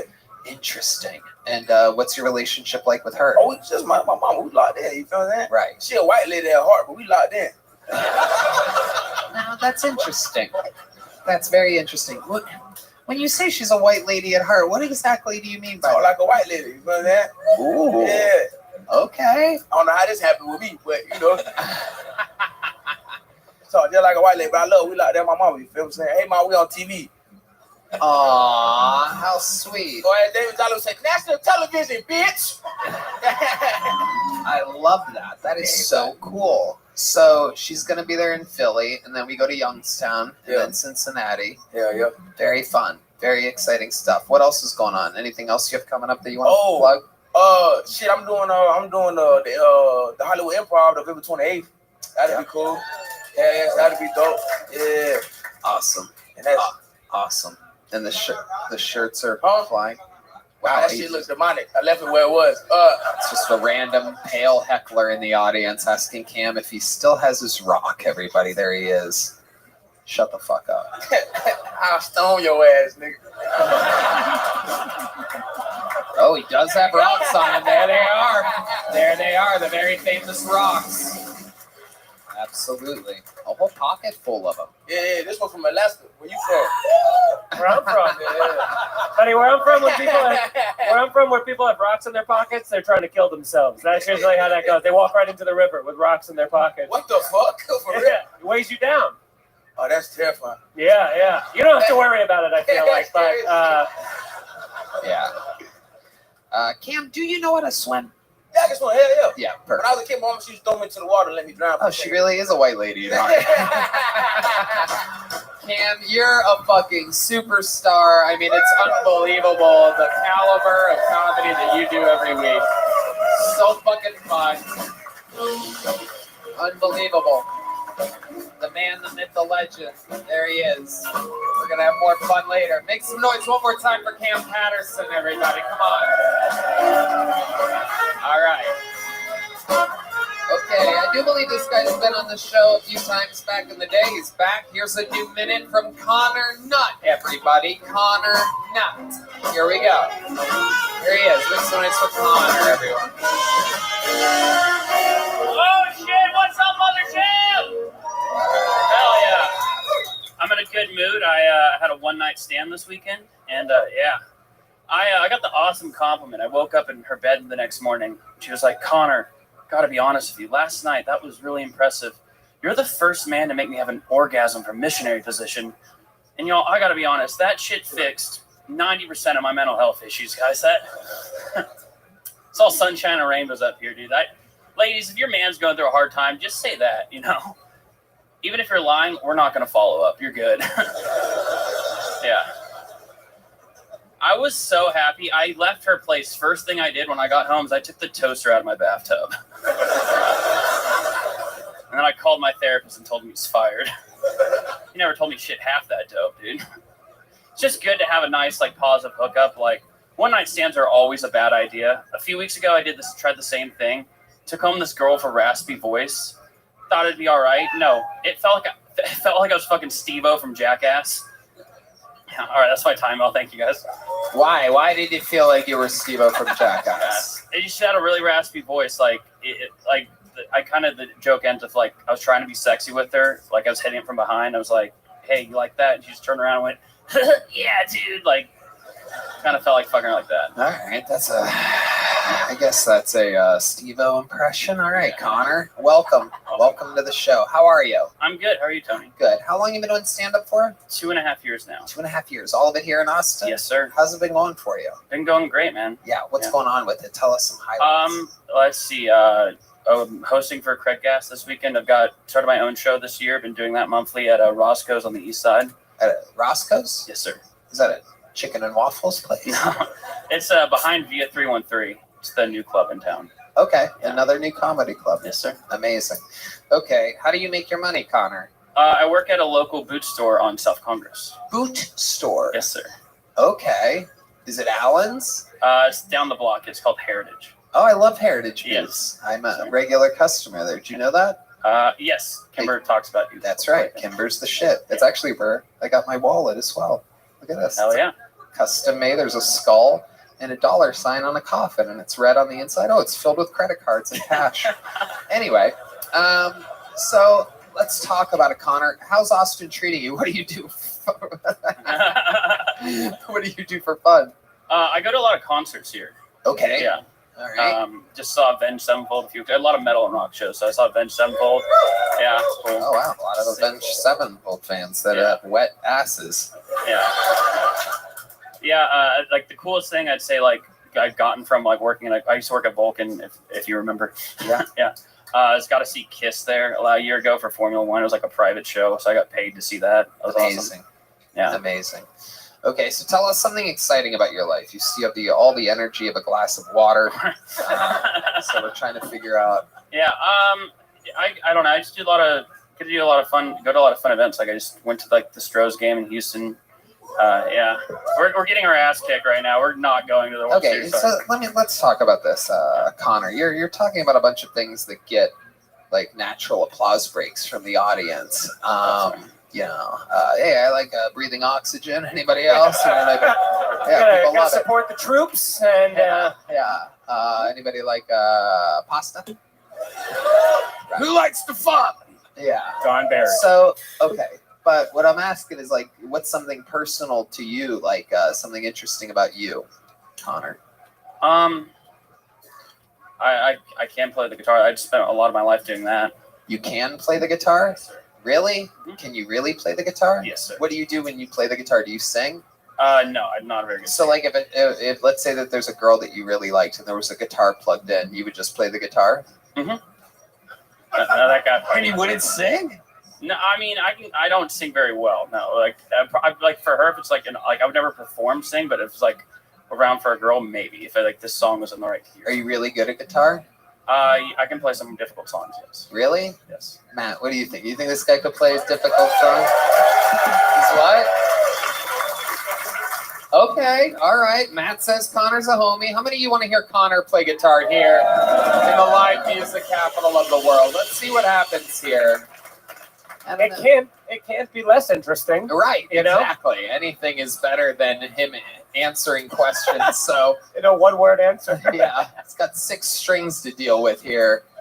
So let's see what happens here. His last name is Nut, everybody. It's N-U-T-T. Can't make that up. It is without a doubt the funniest thing about him.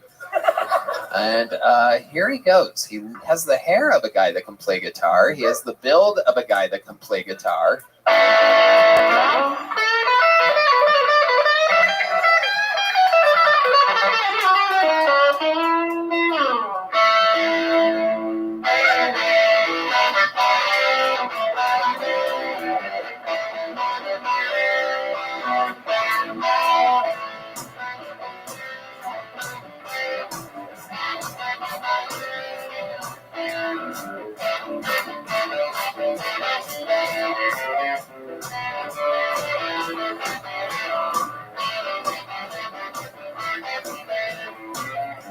I'm not impressed. You got to do better than that.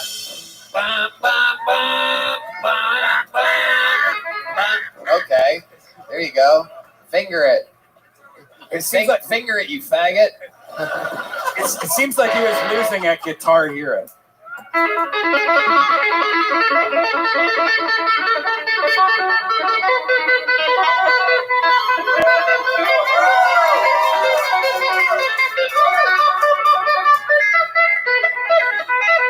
Yeah, it's like if this was Guitar Hero, it would be like the crowd would be like, boo, boo, you suck. Like you're missing so many keys. It's incredible, but you know what I mean. So it's okay. You know, it's all right. I mean, you gave it your all. I think it could be your all. It was D's. The band tried to back you up. They tried to protect you, but. So Connor, here we are. We're finding out all the things that you're not good at. Is there anything else that you think you're good at that you're not good at? Let's go through the whole rigmarole here. Can you kind of jump rope? I'll start jumping this mic stand. What do you think your third biggest talent is? I almost said comedy. What's first then?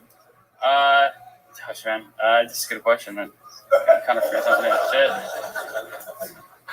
Selling boots. I'm selling boots, man. Yeah. Indeed. Well, I think what we learned here is that those boots are made for walking. There he goes. Connor, now you've gotten a joke book before, right? No, this is my first time. Never? All right. There you go, my friend. Boom. Connor Nut, everybody. And the beat goes on. Did we get them yet? Oh, there it is. That's sweet. All right. This looks like an interesting name. Let's see what happens. Are you guys still having fun out there, huh? Anything can happen, you know? Our next regular, a golden ticket winner, could be right around the corner. Or you end up with a Connor Nut. You know what I mean? Anything can happen. All right, your next comedian out of the bucket. 60 seconds uninterrupted. Going to Gent Jones, everyone. Gent Jones. Here we go. The beat goes on with Gent Jones. Yes.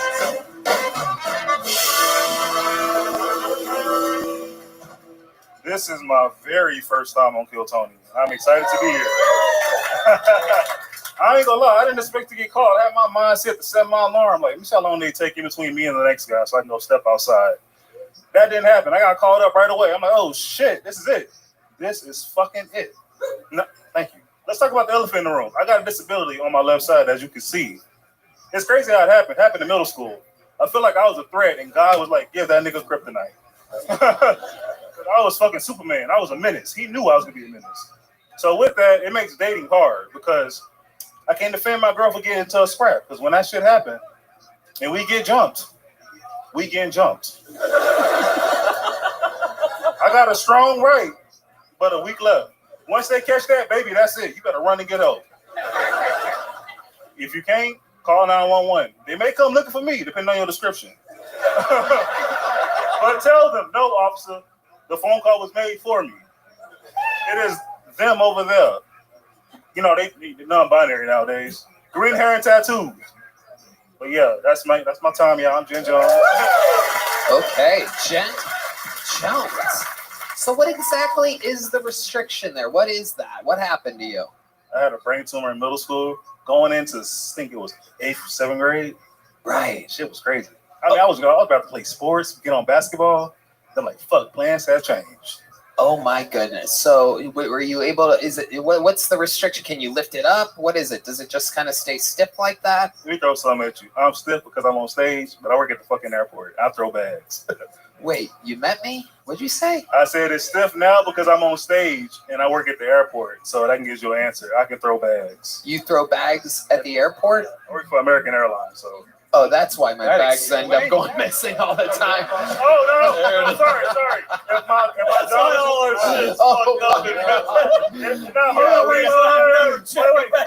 if my job is watching this, I place your bags into the plane with care. Oh my goodness. That is incredible. Every other bag. Oh yeah, every other bag getting it. But if it's Tony's bag, special treatment. Holy shit. So when you get nervous, it kind of stiffens up? That's the crazy thing, bro. It stiffens up all the fucking time. I can't even spit game without it stiffening up. I gotta come up with something. Wow. So if a police officer's like, put your fucking hands up right now. Officer, this is the best I can do. I'll tell you one funny story. I got pulled over by the cops with my friends one time. He said, open your hand. Sir, I can't. Yeah.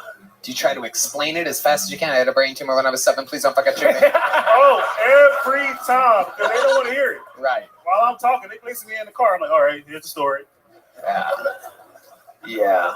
Unbelievable. So, wow. Because you look like Chappelle Lacey with MS. That's what you look like. That would be even funny if I knew who that was. Oh, you don't know Chappelle Lacey? I'm a little too young. That's okay. You got to look him up. That's all right. You don't have to know everybody. You're a comedian, so you got to be a student of the game. Go look up Chappelle Lacey. He's great. I studied Dave Chappelle, Cal Williams, Richard Pryor, Patrice O'Neal, God bless his soul. Yeah. Yeah. There's more than 4, but yeah. Oh, my bad. There's Bill. Well, look up you want me to do you guys? That's Bill Burr, too. He's hilarious. I love Bill Burr. One white guy. Trust me, you're going to like Chappelle Lacey. I'm going to look him up just for you. You look just like him. Thank you. That's not racist. You're very similar to him. Is it the receding hairline? Is that what it is? No, I don't think he has a receding hair. You have a soft eyes. You have a nice smile. Wow. All right. Soft eyes. You got soft eyes. Ladies, nice smile. take notes. You look like a kind soul. You look like a kind I'm the guy you can bring home to your parents. Right. But If I you're white, also too. worry that get you fired up, this arm right here could be a fucking death hammer. Yeah. You know what I mean? You know what's crazy? You just have to You know when puberty hit, you try to masturbate.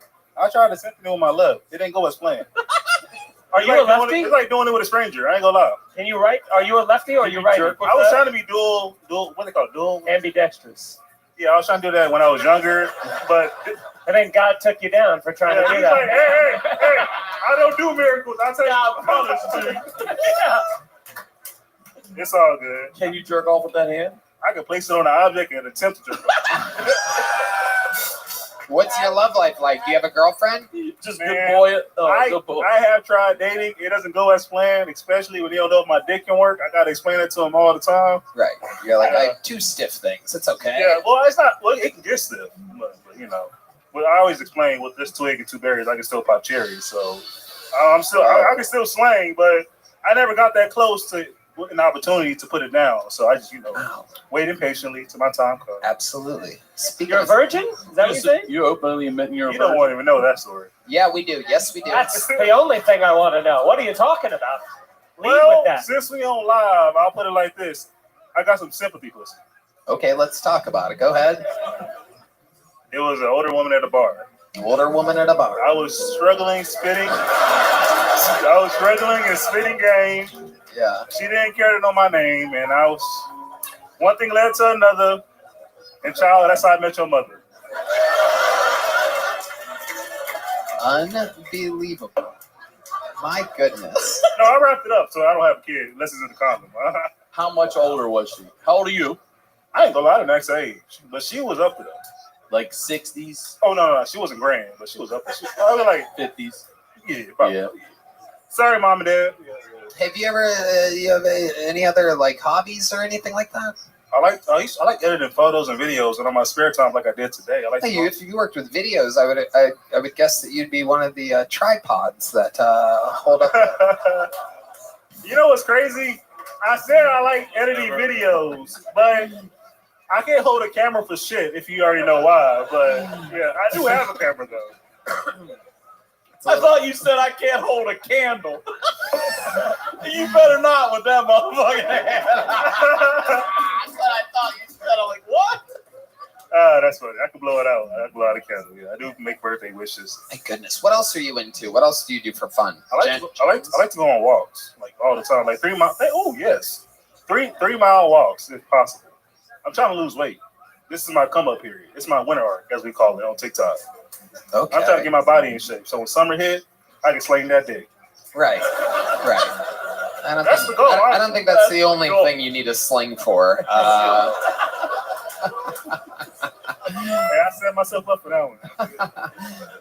I love it, Jen. Very, very interesting. How long have you been doing stand-up again?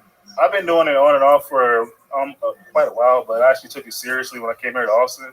When was that? Like last year. I was like, fuck it, I'm starting doing stand-up again. I was scared to do it because, cancel culture got big. Everybody getting attacked left and right. Twitter was fucking huge. Well, if anybody's going to attack, it's not the left and the right. It's the right that they would attack. It's the right and the right. I will tell you, the moment Elon Musk took over Twitter, I'm like, oh shit, it's my chance. I went for it. Yep, because no one knows about hating the left wing more than you. Trust me, I know. They never had my back. Jen Jones, welcome to Kill Tony. Honestly, normally I'd give you a little joke book, but I just want to see if you can catch this. Don't do that. All right. You guys ready? Jen Jones. Yeah! The place goes wild. The energy here is amazing. One more time for Jen Jones, everybody. Give him a hand. Perhaps a left hand. He needs one really badly. Yeah, of course. Jen Jones, everybody. Come on. One more time for Jen, everyone. All right, we're getting through it here. This is an interesting name. I bet this person's funny. I could totally be wrong, but it's a funny name I've never heard of before. I would know it if I've seen it. Make some noise. Let's all watch for the first time together. 60 seconds from Dewey Rice. Dewey Rice. Jen Jones to Dewey Rice. How's it going, everybody? So, I've come to realize I am way too good at desensitizing myself to stuff. Everybody is these days with all the beheading videos and porn or whatever, but I do it with real life situations, like jacking off in my car. I had to live in my car for 6 months, and it is disgusting how quick I became okay with that. It was really just one day of me being like, oh, should I do it? What's going on? And then I just squeezed one onto the floor. I rubbed it in like I was putting out a cigarette. And I was like, oh, it's that easy. It's that easy. I also got really good at pissing in bottles. I let those bake sometimes. But yeah, anyways, for work, I do Uber Eats. I deliver food. Yeah, remember that. Next time you order food, I've got cum-caked carpets and a wine cellar of piss. And they let me deliver y'all's food. So, yeah. Real quick, cop pulls over a lady, white lady, and he's like, he's filling out his report. What are you, Caucasian? She says, nah, I'm vagina white. Bad joke. Wow, there you go. Gross 60 seconds followed by a 10-second fucking bad joke. Hell yeah. One more time for Dewey Rice. His arrival on Kill Tony. Welcome.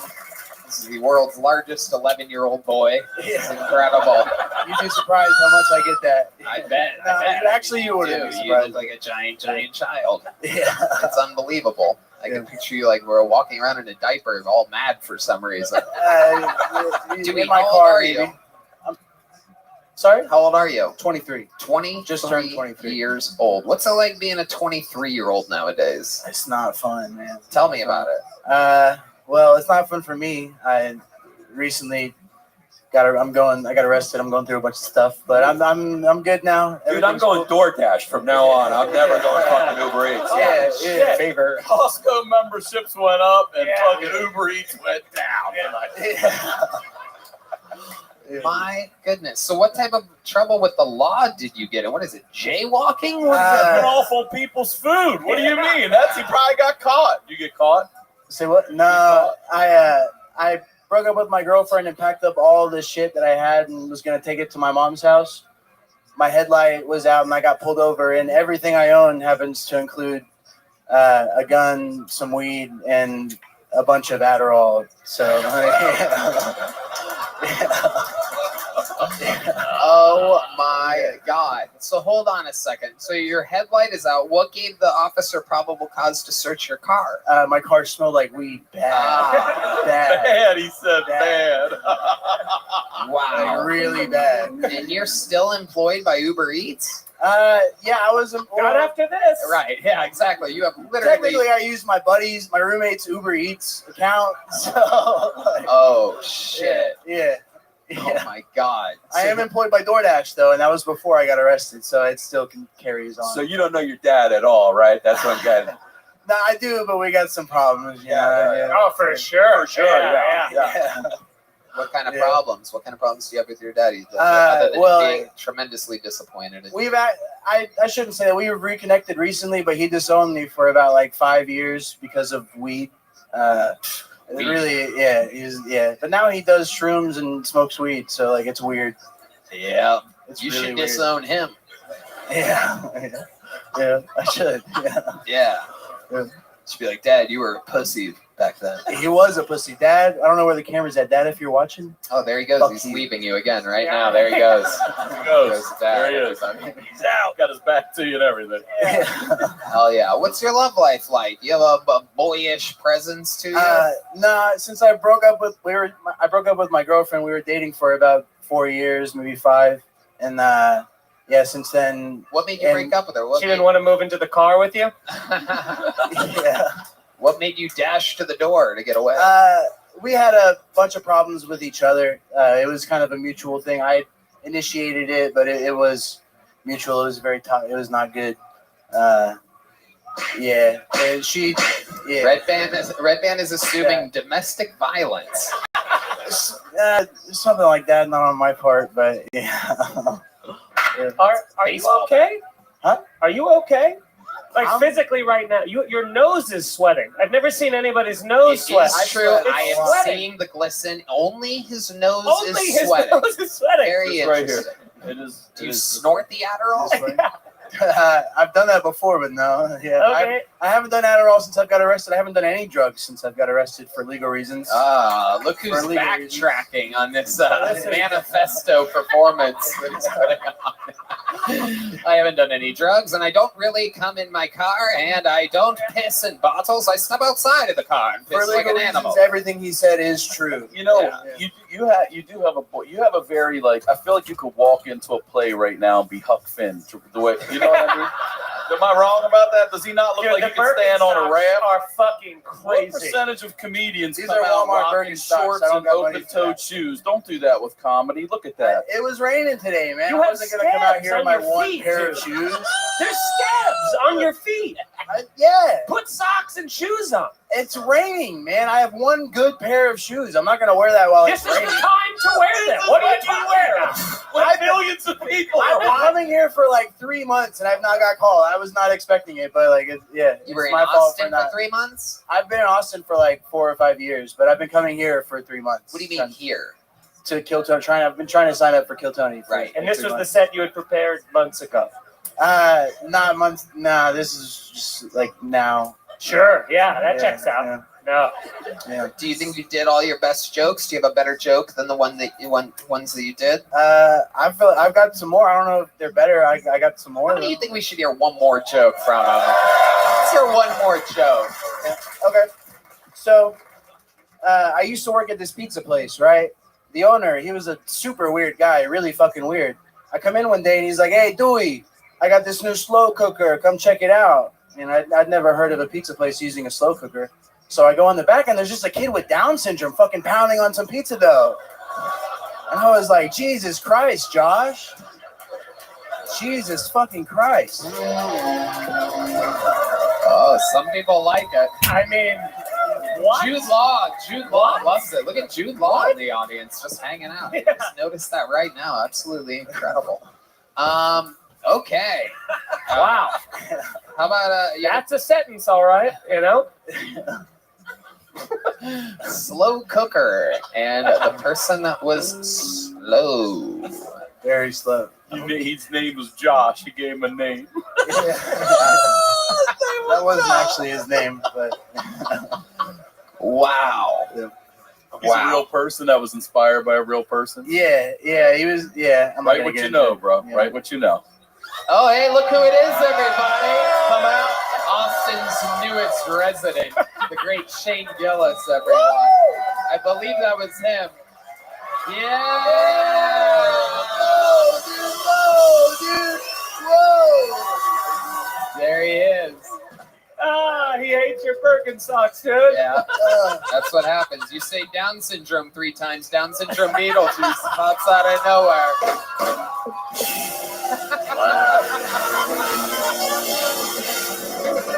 Make some fucking noise for the best stand-up comedian in the world right now, Shane Gillis, the newest resident of Austin, Texas. Fuck yeah. Dewey, congratulations on having your first appearance on Kill Tony. Since you're off all the hard stuff, we're going to give you a big bag of Zipmix nicotine toothpicks. Zip more, smoke less. I smoke a lot of cigarettes. There you go. And here's a little joke book. And you're leaving with the Joe Blaster as well. There he goes, Dewey Rice, everybody. Thank you, guys. There he goes. Dewey.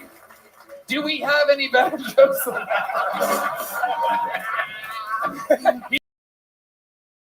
We do not. All right. All right. We're going to go to the bucket one last time. Been fun out there? All right. Your final bucket pool of the night goes by the name of Heath Cortez, everybody. Here we go. We're going to finish it strong. 60 seconds uninterrupted by Heath Cortez, everyone. Here we go. Here comes Heath. Oh, shit. Okay. Fuck yes. Make some fucking noise for Heath Cortez.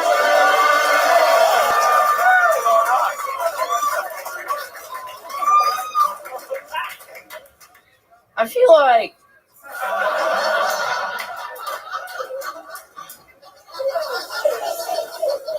feel like I'm the opposite of a pedophile.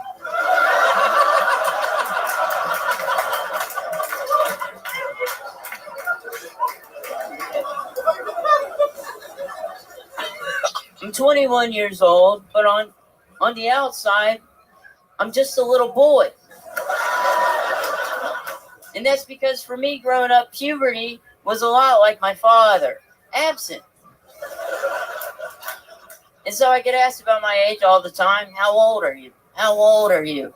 No, I'm not selling you fentanyl. How old are you?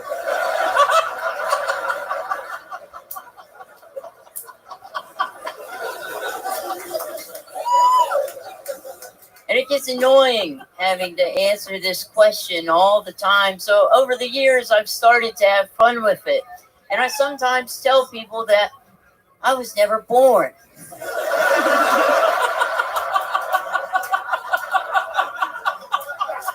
and that I have been present through all of what has been and what will be.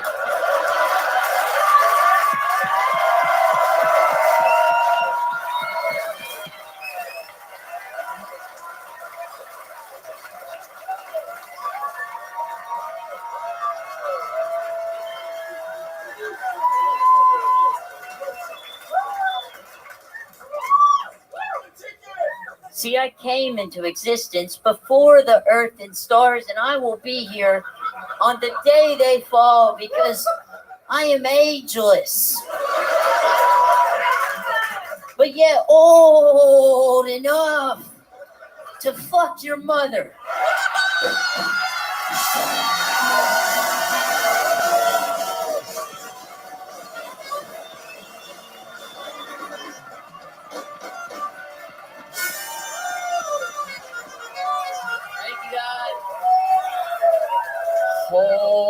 Holy shit.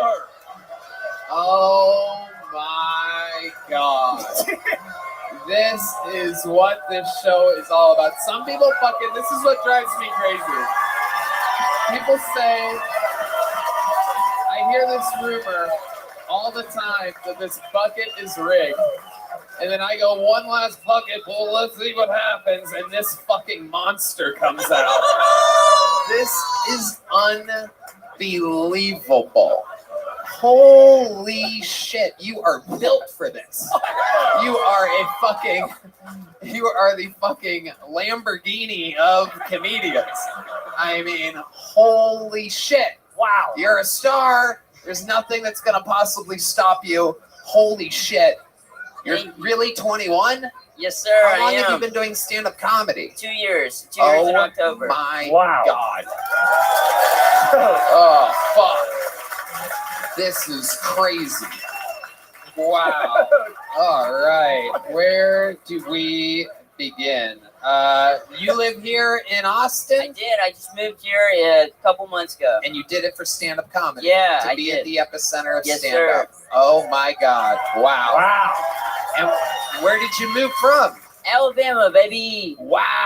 Yeah. Alabama. Fuck Alabama. yeah. So all it takes is a nephew fucking an aunt for this to happen. Yeah, Oh my God. Well, this is wild. Heath Cordes, am I saying that right? Cordes, the white version. I love it. I'll never say it wrong again. Heath Cordes. Absolutely incredible. Everything is bigger in Texas except for you. Except for me, man. My God. How much material do you think you have 2 years in like that? I mean, obviously that's your best minute. We let you go extra long. Red Band had his finger over the bear. I told him to grow a fucking set of balls. We're going to let you do whatever you want. So you got to do what, like a minute 35 or something like that. Because nothing, literally nothing can stop you. Thank you. Are your parents 2-year-olds? Say that. Thank you, Red Band. Really good. Really good. I was really waiting for you to jump in and put some intellectual humor into this moment. Thank you. You fucking nothing. All right, burger. tripod Tony. Jesus Christ. The tripod joke was great. It's just inside baseball. There's a lot of cameramen around the country laughing at that joke. Everyone knows a tripod holds a camera, it's black, and it has 3 legs. That guy had 1 arm and 2 legs. The tripod joke was very smart, didn't hit with his dumb audience, but there's people around the world dying right now, still laughing at the tripod joke. They're not even over it yet. They paused, and they're still laughing. They're running around the house laughing at my fucking tripod joke. Okay, so, holy shit. Heath Cordes, a star is born. Oh, so, I mean, oh my God. So let me just get through some real questions that I think that the world would want to know about you. So are you like still growing? Dude, hopefully, fingers crossed, man. Fingers crossed. So, like, do you have, like, one of those things where, like, you go against your kitchen wall and, like, do that shit or something like that? Yeah, man, I still got one going. It hasn't changed it to a 7. It just got that to Every black. now and then I'll put on my shoes just so I feel better about myself, get a couple inches. Yeah, man. How tall are you?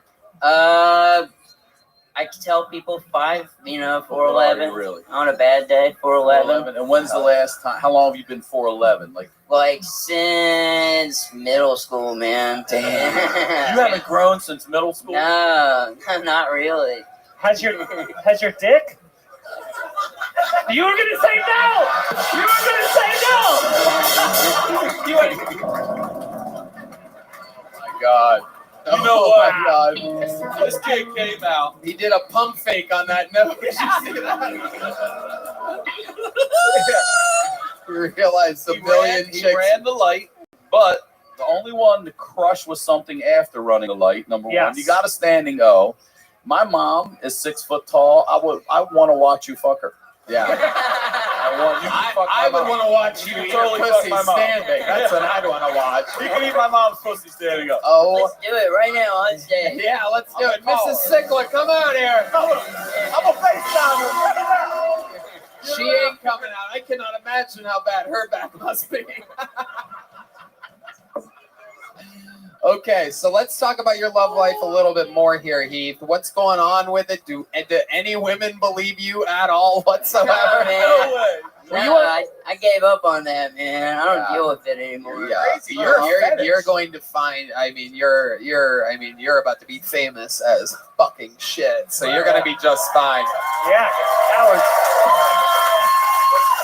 One of these gold digging fucking sugar babies is gonna fucking absolutely devour you. Were you on Jared Fogel's hard drive? If it pays, I'll do it. Oh It's like Ozempic Andy Milanakis. Does anybody remember that guy? Oh Thank you, just this guy. Who weirdly looks like Andy Milanakis all the time. Wow, it really does. So Wait, Heath, I wanna let's know. get back into it. Yeah, go ahead, Ryan. Yeah. Do older men pick up on you? Yeah, Yeah. surprisingly. Like Not surprisingly. Not surprisingly at all, unfortunately. Yeah, OnlyFans. If this doesn't work out, that's an option. Dude, older dudes are coming at you? Yeah. Like, yeah. what do they say to you? Just creepy stuff. Not much. And then when you say I'm 21, they're like, oh, I'm out of here. Yeah, they're out of it. Yeah, they don't Yeah, want it that. kills Yeah, it. they don't want that. Kills Yeah, it. there goes that boner, that pedo boner. Yeah. Oh my You're a God. bucket list for a lot of people. Yeah. It's crazy. Every 10 seconds that goes on, I have 7 more questions. So we're in a real crazy situation right now. This might be literally the greatest bucket pull of all time. You are such a fucking, and you know what's crazy is that if you came out here and you bombed, it would have been okay and good too. But you are literally a natural comedian. You're completely present. You are in the moment, calm, cool, collected, no sweaty nose, no sweaty asshole. It's like you've done this a billion times. This is absolutely incredible. Did you know that signing up for this show, you'd be a hit as long as you got pulled out of the bucket? Have you signed up before? This is I think my 12th time of signing up. Wow. I got here July. I visited. Someone put me on the open mic for Mothership, and I got a call back, and instantly I knew that I have to move here. I have to do it. So Adam knows you. Yeah. You know Adam. Fucking great. Yeah, I've Holy done shit. 7 cruise shows so far. Amazing. Yeah. Fuck yeah. Absolutely amazing. I can't believe we had no idea about you. Nobody ever tells us anything. Hiding when we find something, we're like, here you go on a silver platter. No one ever gives us a hot tip. Like, hey, there's the fucking freak of nature of comedies arrived. Thanks. I guess hopefully one day we'll pull them out of a fucking bucket. All the fucking thousands of fucking stupid fucking Norny bomb-ass bombers. Jesus fucking Christ. Can someone give us a hot tip once in a while? We share everybody with the world. We had Dewey for 20 minutes. Yeah, we had to deal with fucking Dewey. Jesus Christ. I guess we finally found what came out of the car carpet of Dewey's car. It's a Heath Fortis. You eat free at most restaurants and stuff? Dude, Denny's I can eat for like $3. It's amazing. Awesome, dude. It's amazing. How do you take the glasses off and just kind of Take them off. Yeah. You look like your glasses off. Oh, dream weaver. You better get I believe we can make it through the night. Bow, bow, bow. What? Out of here, This man. guy's a fucking stud. There you go. Okay, question that I'm going to hustle into. What's it like? Do you drink? Have you had a drink yet? Have you been? What is that process like with the bartender losing his fucking mind? So I get ID'd anywhere I go. Usually though, once I give them my ID, they're cool about it. There was this one bar down 6th Street. I gave them my ID. They said, fuck it, and they just kicked me out immediately. Oh, right. Yeah. Did they try to take the ID? Because sometimes I wish they did. I would have called the cops on those motherfuckers. I was ready, man. Yeah. I was ready. Yeah. That's a no-brainer. That's a win-win lawsuit city. You're just man, ready. What is like the official thing? What's the curse that's been placed on you? What is it called? The curse? I have no idea. Doctors. You don't know? They don't know? No, I had shitty doctors, dude. I have no You've idea. never gone through another set of doctors? You went to he was going to Alabama doctors, aka the dentist. Exactly. AKA they don't have dentists in Alabama. Exactly. It was the gym teacher. I don't know, kid. You're fucked up. So you have no idea why this is happening? No, dude, he's normal looking in That's all I Alabama. know, really. That's wild. And you've never tried to look into it. Yeah, not enough time, not enough. You're just like, I got a baby face, that works for me. I'm all set. Let me tell you Found something. an angle. Let's I not. found an angle. Yes, you certainly did. You better stay like this, because if you build your whole hour around looking like this and then you grow up normal, you're fucked, bro. That would Become suck. 6'2" in 3 months. Yeah, he has the most painful growth spurt of all time. He just spends 3 months like, It's just stretching. suck it. Wow. Do you have siblings? I do. Are you the only one with the pituitary issues? Yeah, they're all normal. They're normal. Yeah. Your parents don't have this? I mean, they're short, but How not short? not this short. You No. know, they're like normal short. Fuck normal. They're all boring, is Yeah, what you're the most interesting one. Yeah. Well, my fucking family. Well, needless to say, without a doubt, normally this is the part of the show where it would end and we would move on and go to obviously the guy that closes all the shows, but you are a freak of nature and I want to see more of you. And even though you've only been doing it 2 years, I do believe that without a doubt, even though we have a lot of them here and we have to rotate them in and fit them in when we can, there's no doubt about it. Pete Portis is and has to be the newest golden ticket winner on the World Tour. Yeah, has to happen. Absolutely has to happen. And I'm calling it right now just so that there's no confusion and traffic doesn't get clunked up for the people that are and doing this and aren't doing that and are on this lineup or on that lineup. On December 30th at the HEB Center, you will be performing in your first arena. I'd love to have you on the secret show Thursday. Ooh, secret show, everybody. Oh my God, can you believe that? Good for you. Oh my God. Oh my God. And also the secret show. Wait a second, the secret show? Yes. Oh my it's God. Thursday. Oh, you're going to use him to sell tickets? No. An arena We and don't the do that. secret show? Oh my Yeah, God. thank you guys so Oh much. my God, Heath, you're a fucking freak of Wow. nature. Absolutely, whatever you want. Here's a big joke book. There you go, coming at you. Absolutely.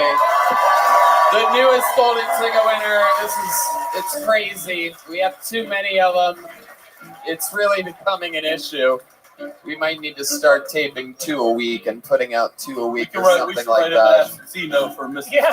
Unbelievable. Welcome. Hang out. Let's hang out afterwards. I gotta meet you. Shoot. I'm gonna fuck the That shit was- out of him, everybody. that was- It's unbelievable. It is Oh, just my God. unbelievable. I am gonna throw That him was around like the bodybuilder did to Cam unbelievable. Patterson. That was unbelievable. We're gonna have double bottom gay sex. It's gonna be incredible. Can you imagine him like on To Catch a Predator or something like that? He would be great. He would be great. We have many more questions and many more opportunities to ask them. Heath Cordes just making Kill Tony history yet again. How There he crazy is. is it? How crazy is it that he has no idea what happened to him or why that is? It's unbelievable. That would We're be gonna- my sole question in life. What the fuck is going on 24/7 until a doctor was like, it's like reverse Jack or whatever it is. You know, like that would be unbelievable. A naturally built comedian. He's owning Hilarious. it. He's fully aware of it. Totally funny. Are you Totally crying? calm. Are you crying about Oh this? my goodness, she is. Like, are you overwhelmed or you just were? Look at that. She's weeping about this man. Yep. Boy, man, thing, it, whatever. I don't know. You're proud? Do you know him? Okay. All right. Maybe a little less vodka sodas, but yeah, that's amazing. How about you fuck him? Will you fuck him? Yeah. This Yeah! one, it's a Fuck him! Fuck him! Fuck him! Fuck him! Fuck him! Fuck The him! friend seems to think it's possible. Can we get a confirmation? Will you at least go on a date with him? She's going on a date with him. Oh my God! The lights are going crazy. Kino on the lights. He knows when the party's going. This kid's gonna kill himself tonight. It's never getting better than this. Oh no. Oh no, I think it just started for Heath Cordes. And that's what's amazing, you know? Here you go, you're built for it. You moved from Alabama. What did he say? 12 signups, moved in July. Believe it or not, your next comedian, a fun fact about him, I don't know if I've even mentioned this on the show before, but he once signed up for every week for 9 months in a row before getting pulled out of the bucket for his very first time. Since then, he is the only living member of the Kill Tony Hall of Fame, the regular with the most appearances, the most interviews. 9 months. He kept trying week after week after week after week, and now he's done it more than anybody. The Memphis Strangler, the Tijuana Tarantula, the Vanilla Gorilla, the Big Red Machine, William Montgomery, everybody.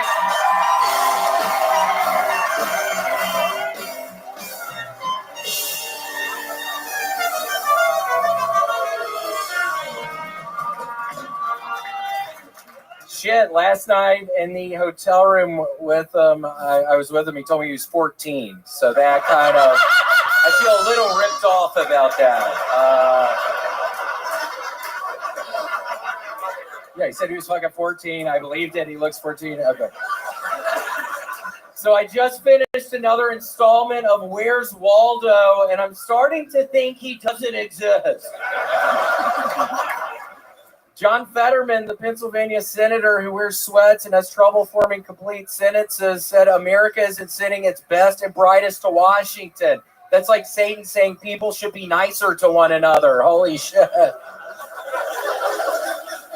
What's the difference between John Fetterman and Red Band? John Fetterman actually has an excuse. He had a stroke, Red Band. That's what that was. I recently tried menthol condoms, and I've got to tell y'all, they don't taste like you'd expect, but the fiberglass does tickle my pussy. When it comes to Israel and Hamas, I just hope both sides have fun. Okay, that's my time. Thank you. Wow. Wow. Wow. Holy shit. What an episode. What a night. You coming in with another fucking absolute monstrosity of a minute, doing it more than anybody. Not easy to do. William Montgomery. It's so nice to be here. I had my first headlining weekend this past weekend in Vegas. It was wonderful. Did 50 fucking minutes. Which 50 minutes. I didn't think I could do that. And if y'all could tell my voice, I wish I could yell tonight, but I'm probably not because I didn't even have my voice at all yesterday. So I'm gonna have to figure that one out, Tony. I think doing 3 hours worth of comedy is not gonna work with my voice. So I don't know what I'm gonna fucking do. And then get stronger. We'll see. And then Tony, I swear to God, I want to read a text message. So on Saturday night, the next two shows, literally at 8, when I'm walking into the club, I received this text message from my father, Larry. It says, let's tell William tomorrow so he won't worry about it during his shows. I swear to God. And then I immediately text him, what? And then he calls me, my grandfather died, Rusty Vance. So rest in peace, Rusty Vance. But it was a nightmare. See, I want to yell so much right now, you fucking pussy. But it would hurt so bad. Why would you do that? It's Rusty Vance. Did he die for me? God, you sound crazier and crazier by the fucking week, dude. Did he die of it? God, your voice.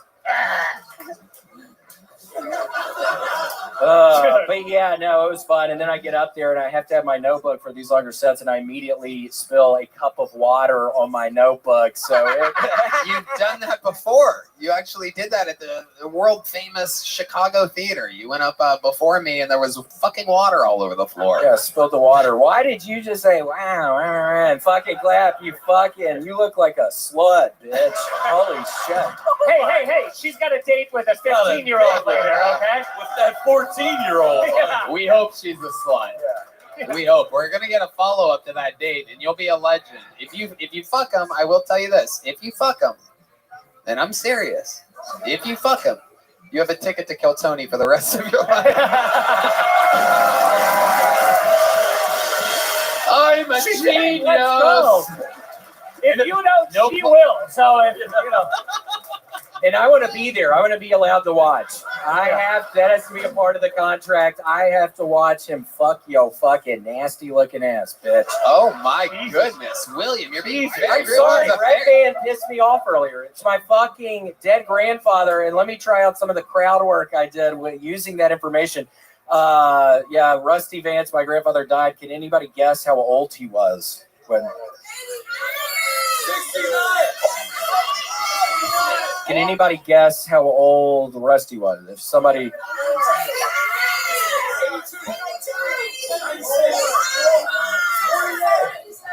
Somebody guesses that we could say when I hear the right. Shit, I don't know how old his old ass was. So that guy. That was about 10 minutes worth of crowd work doing that.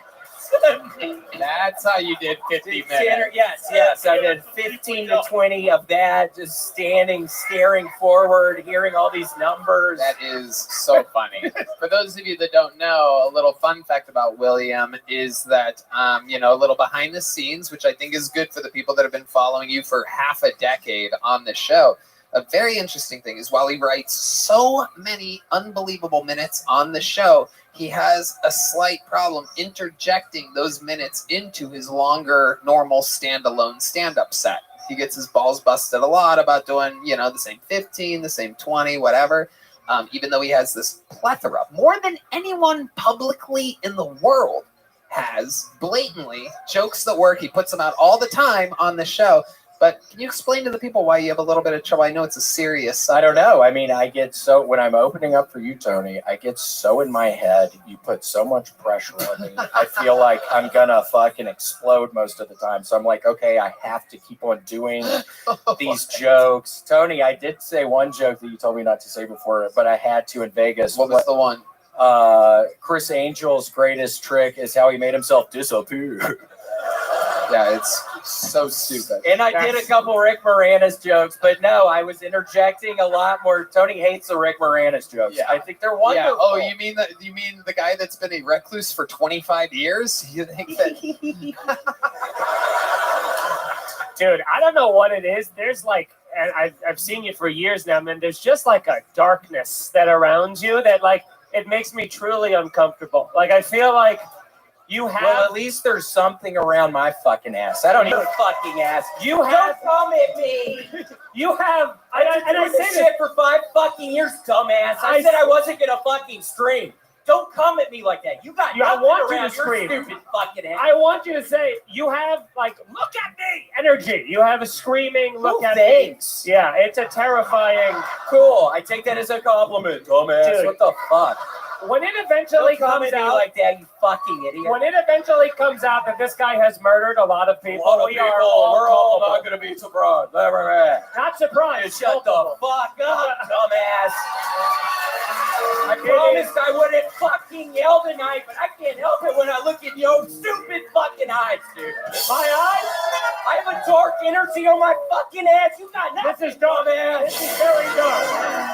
This is very dark. Oh, what? This is dark. This is dark.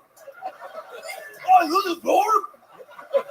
Don't come at me, motherfucker. What do you mean I got a dark energy? My fucking grandfather died a couple days ago, dumbass.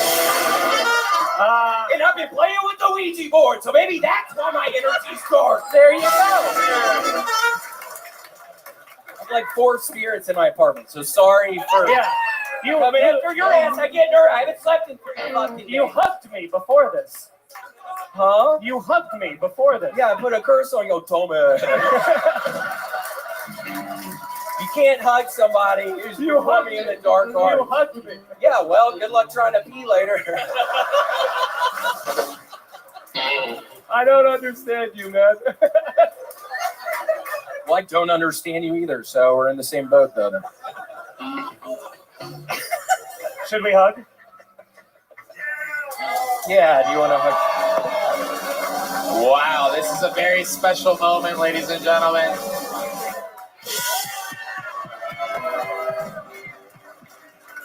Oh my goodness.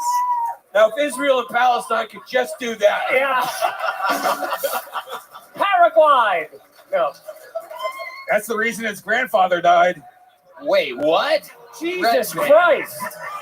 Did you hear that, William? What did he say? He said you're going to be on the secret show tonight.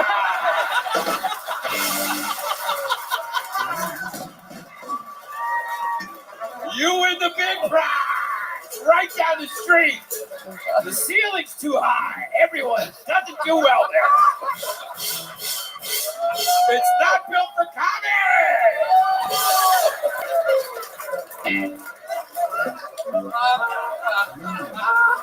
Lucky you at White Webster. Oh. Wait, so what did you say, Red Man?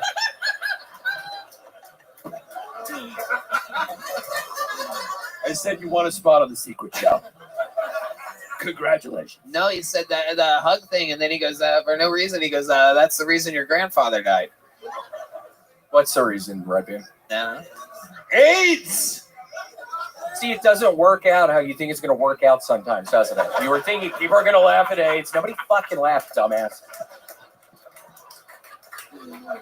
My fucking grandfather died. Why do you fucking... I'm sorry about your grandfather, honestly. Thank you. Like with like the medicine recently in the AIDS community that would have helped him, and he. So doubling down on the AIDS shit, you dumbass.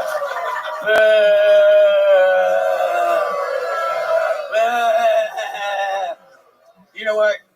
Secret Show Thursday. I think Red Band was doing those jokes so that he could have a moment of silence for your grandfather.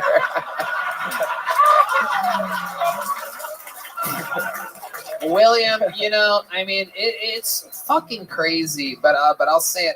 A lot of these times, and I mentioned this to Red Band after Heath Cortis's performance, I go, it's so weird how so often, I mean, statistically, because I remember specifically, oh God, who the fuck was it? It was, Aaron Belial. We kept pulling out of the bucket all night long, and then the final bucket pull, I go, the final bucket pull of the night, we have enough time for one more. It was him. And all these times, you have to go up after fucking. Yeah, I'm chaos. horrified. I It's was so, horrified back So interesting. And meanwhile, you blast through, you make it look easy, and you've done it more than anybody, and you fucking did it again tonight, fresh off of the death of your grandfather. Let's see how loud this place can get for literally the goat of the show, William Montgomery, everybody. Then we did it again. Did you guys have fucking fun tonight, huh? How about one more time for the great Giannis Pappas, everybody? Portland, January 11th. Vancouver, January 12th. Toronto, March 23rd, the Giannis Pappas Hour, available everywhere. One more time for the great Mike Feeney. His huge special is out right now. YouTube.com/Mike Feeney. That's Feeney. And it is called A Night at the Comedy Cellar. He performs in all 4 rooms, and that is amazing. One more time for the great Ryan Sickler, everybody, of the Honeydew Podcast. YouTube.com/Ryan Sickler. His special Lefty Son is right there. Shout out to Gel Blaster, Red Rose, Yellow Rose, Hall Law Firm, Connect Mobile Health, Austin Security Guard Service, Austin Pool, CM Smokehouse, Zipex, Bonsai, and NinjaBuses.com. How about one more time for the best damn band in the land? Michael Gonzalez on the drums, Terrell Shahid on the horns, Paul Deemer on the horns, the great D Magnus on the bass guitar, John Dees on the keys, and Matt Mueling on the electric guitar. The drawing from Ryan J. Ebelt is in, and it is unbelievably awesome. Some exclusive Kill Tony merch available on your way out. Sunset Strip, ATX.com. Love you. Yes, indeed. And we love you guys. So good to be back. So good to be home. We love you. Good night, everybody. Thank you. Rock and roll. Good night.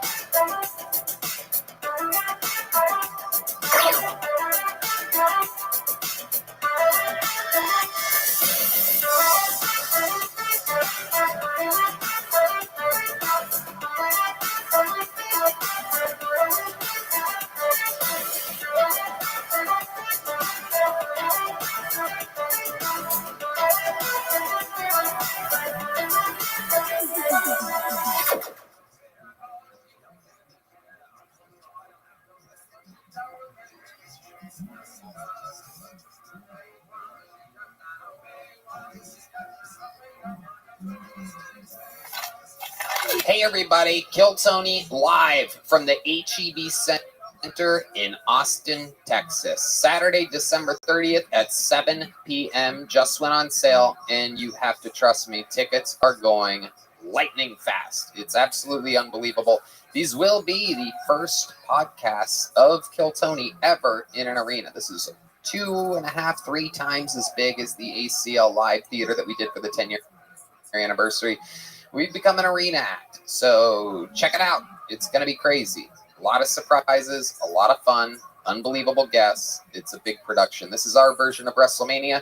Go to Ticketmaster.com. Look up Kill Tony. It's the one with tickets available. We're going back-to-back nights, the 30th and the 31st. HEB Center, live.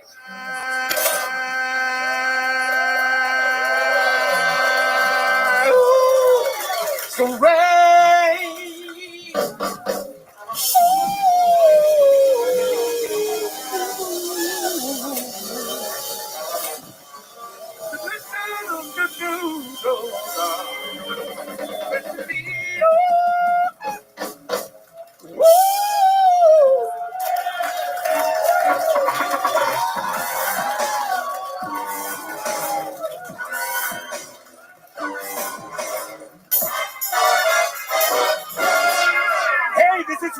welcome you live from the Comedy Mothership here in Austin, Texas, for a brand new episode of Kill Tony. Get up for Tony Hinchcliffe!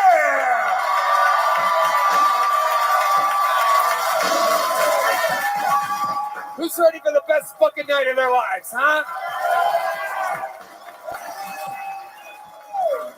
Yippee! Make some noise for Red Band, everybody! Yeah, you're here. Kill Tony, the #1 live podcast in the world, brought to you by Gel Blaster, the Red Rose, Yellow Rose, Connect Mobile Health, get an IV drip, use the code Kill Tony for 10% off. Hall Law Firm, the best DUI lawyer in the city. Austin Security Guard Service, ninjabuses.com, CM Smokehouse, Bonsai, and Zippix Nicotine Toothpicks. And how about one more time? You just saw them live. The best damn band in the land, the Kill Tony Band, everybody. That is indeed Michael Gonzalez on the drums. Paul Deemer on the horns. Joining the band tonight, Carter Arrington here on the electric guitar. And this here is indeed the Great D Madness on the bass, everybody. A lot of fun stuff in store before we start tonight's action-packed episode. Here's a little bit more from the amazing sponsors that made tonight's episode available for you here right now.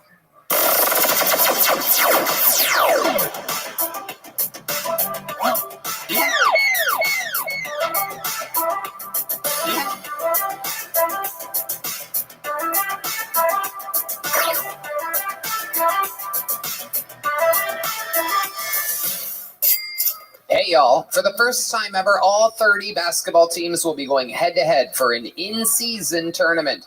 To make it even more exciting, we have teamed up with DraftKings Sportsbook for an exciting offer. That's right, new customers who sign up using promo code KILLTONY and bet just $5 will receive $200 in bonus bets instantly. Red Band. Plus, everyone can score a no-sweat same-game parlay. Just open the DraftKings Sportsbook app, opt in, and place a same-game parlay on any game. If it doesn't hit, you'll get a bonus bet, max reward, limits apply. Download the DraftKings Sportsbook app now. New customers use promo code KILLTONY, that's all one word, KILLTONY, and bet just $5 on any wager and get $200 in bonus bets instantly. That's promo code KILLTONY only at DraftKings. Hey y'all.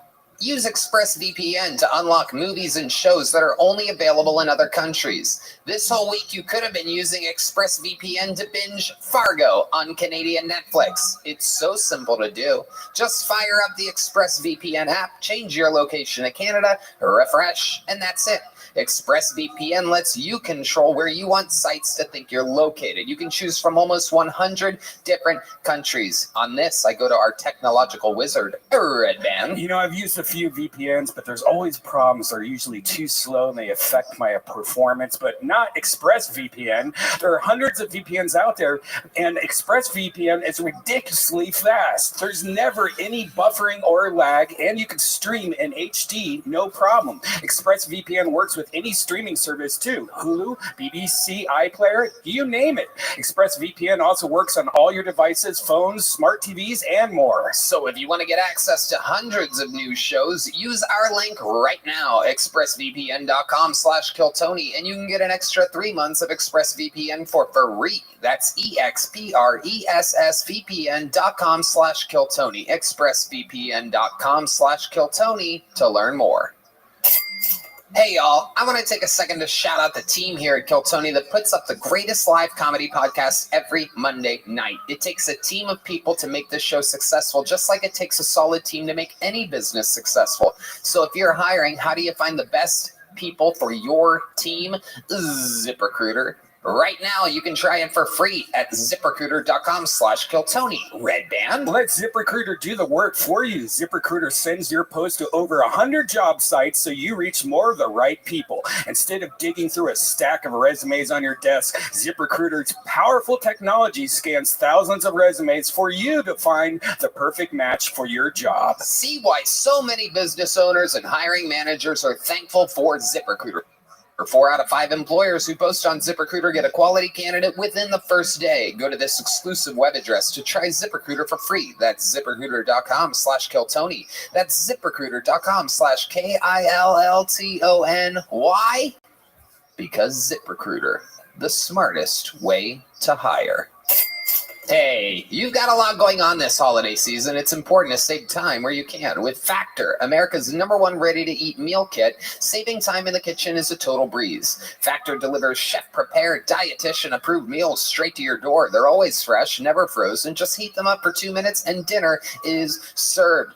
Choose from over 35 weekly meal options with breakfast favorites like apple cinnamon pancakes and bacon and cheddar egg bites. With so many options, there's something everyone in the family will love. Red Band. It has saved me a lot. And I love their jalapeno lime cheddar chicken. It has a spicy cilantro cauliflower rice. It's so amazing. And it's so fast. Instead of getting fast food, just pop this in and go. With vegan, vegetarian, keto, calorie smart, and protein plus meal options, no matter what your goals are, Factor can help you get there. Head to factormeals.com/KillTony50 and use code KillTony50 to get 50% off. That's KillTony50 at factormeals.com/KillTony50 to get 50% off now. Buying last-minute show seats used to mean taking a chance and ending up sitting behind the speakers. Stop the stress with Game Time. It's the fast and easy way to buy tickets for all the sports, music, theater, and comedy near you. They have killer deals on last-minute tickets and their best price guarantee, so you can stop stressing and start getting excited for all the fun you'll have. Red Band. Oh, I love it. Right now, I just saw that the new kids on the block are coming in town. Woo-hoo! Their app is amazing. It's great when you just need to find a concert ticket that doesn't suck. They even have a Game Time guarantee, so you're always getting the best price. If you find tickets in the same section and row for less, Game Time will credit you 110% of the difference. Talk about a good deal. That's a great deal. Take the guesswork out of buying tickets with Game Time. Download the Game Time app, create an account, and use code KillTony for $20 off your first purchase. Terms apply. Again, create an account and redeem code KillTony for $20 off. Download Game Time today. Last minute tickets, lowest price, guaranteed. Are you guys ready to start tonight's episode or what? An extra spooky episode as we celebrate Halloween here in Austin, Texas. And who better to be our guest than one of my favorite comedians on planet Earth and his trusty sidekick. I mean, these two have been cracking me up for literally 16, almost 17 years. Comedy Store legend, Comedy Store icon, and one of my favorite comedians on planet Earth, Austin's own. Ladies and gentlemen, make some noise for the great, the powerful Duncan Trussell and Lil Hobo.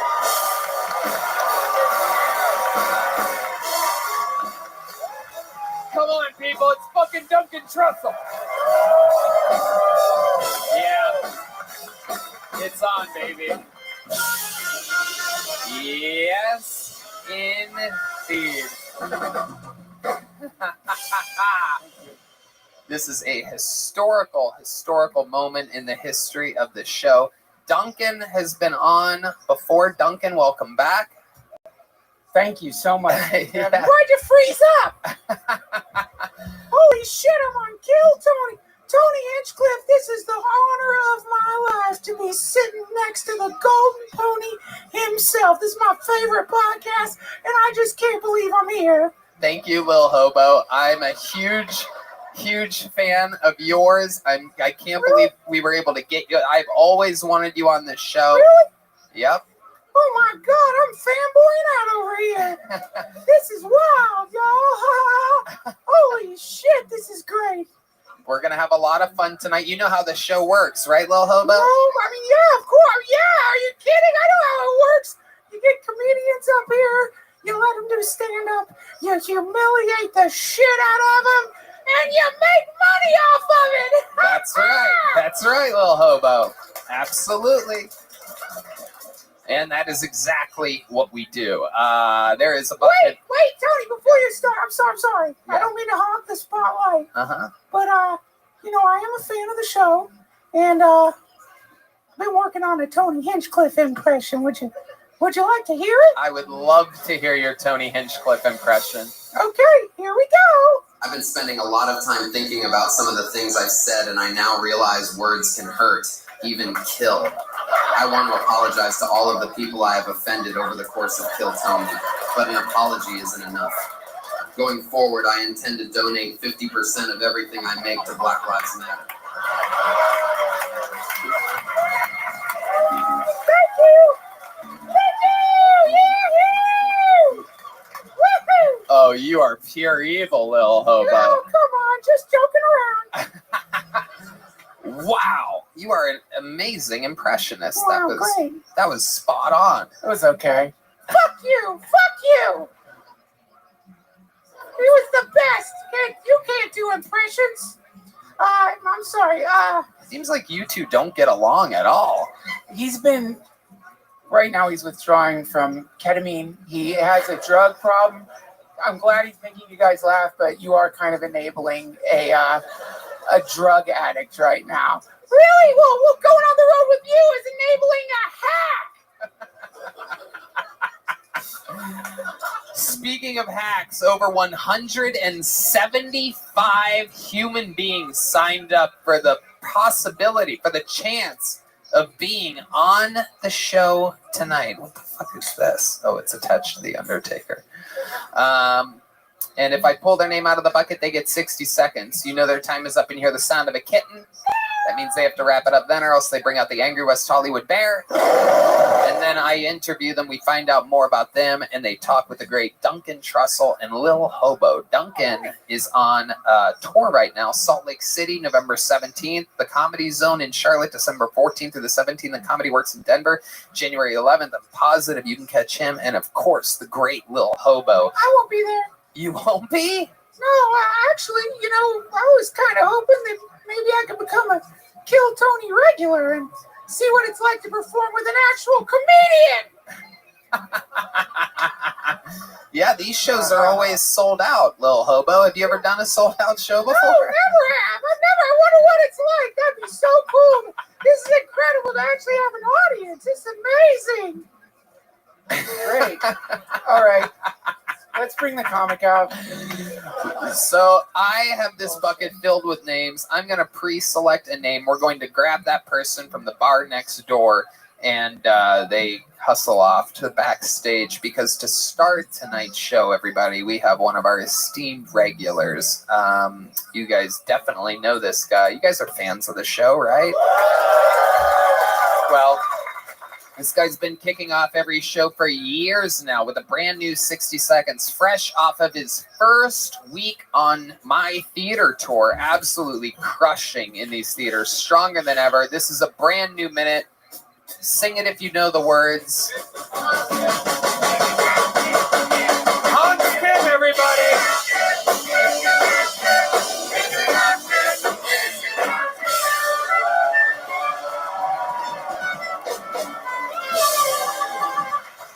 Thank you. In support of Israel, I've been going to restaurants and not tipping.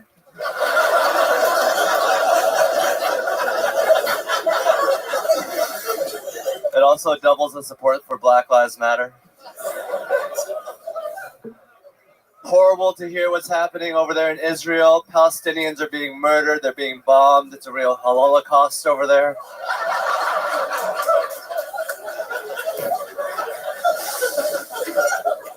A lot of Israelis were killed at a music festival, which is horrible, but why are you having a music festival right next to Gaza? Who are these people like, man, the vibes at next to this open-air prison are bumping, man.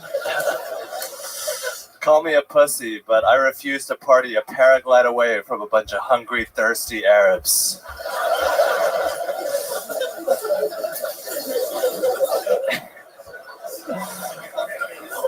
All right, thank you. Hans Kim, ladies and gentlemen, using his Asian race to be able to offend many other races. You're very racist.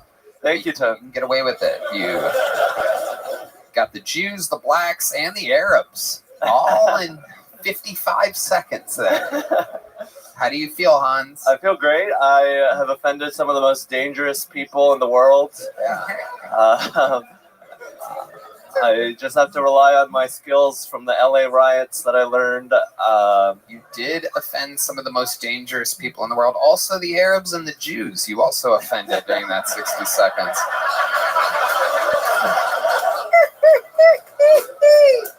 I love it, Hans. What else is going on? I had an amazing time in Ohio, in Youngstown, the birthplace of Kill Tony in some ways. Absolutely. I met your brother. He tried to put his balls in my drink. Really? I didn't even know about this. Yeah, it was a hilarious moment. Everyone got to laugh at me. Okay. Did he pull his balls out? This was Donnie. Yeah, Donnie. He's in California. He was pretending to do it. He was pretending to do I it. was freaking out a little He bit. didn't pull his actual balls out. No, He wouldn't do that. he's a gentleman. He is. And you got to meet my elusive father. We went to his house, and he cooked us a gigantic Italian meal. Oh, it was so good. Anything stand out to you from that? It was like an episode of The Sopranos. He did have books on Italian cooking and only organized crime. Those were the two things I was surprised to see. What else, Hans? Liz Blatt, she's a good friend of mine, and we're up to no good, just fucking ribbing each other, and she's calling me Asian, I'm calling her fat. And Yep. You, Liz Splatt, and Cam Patterson were young rabble-rousers of the comedy scene, and we had a lot of fun together. 3 sold-out theaters, packed to the gills. Cincinnati, Philadelphia, and Youngstown. What stood out to you? Anything else? Cincinnati was great. I took a shower in Cincinnati, and my hair has never been the same since. What happened? It is voluminous. I don't know, man. Looks great. Thank you, little hobo. Yeah. Yeah, Lil Hobo, what'd you think of Hans's set? I don't know. I wasn't really paying attention. What were you thinking about? The apocalypse. Hey. Lil Hobo. Well, it is the end of the world. I mean, we all kind of know that inside our hearts, right, Tony? I do agree. Yeah, it's true.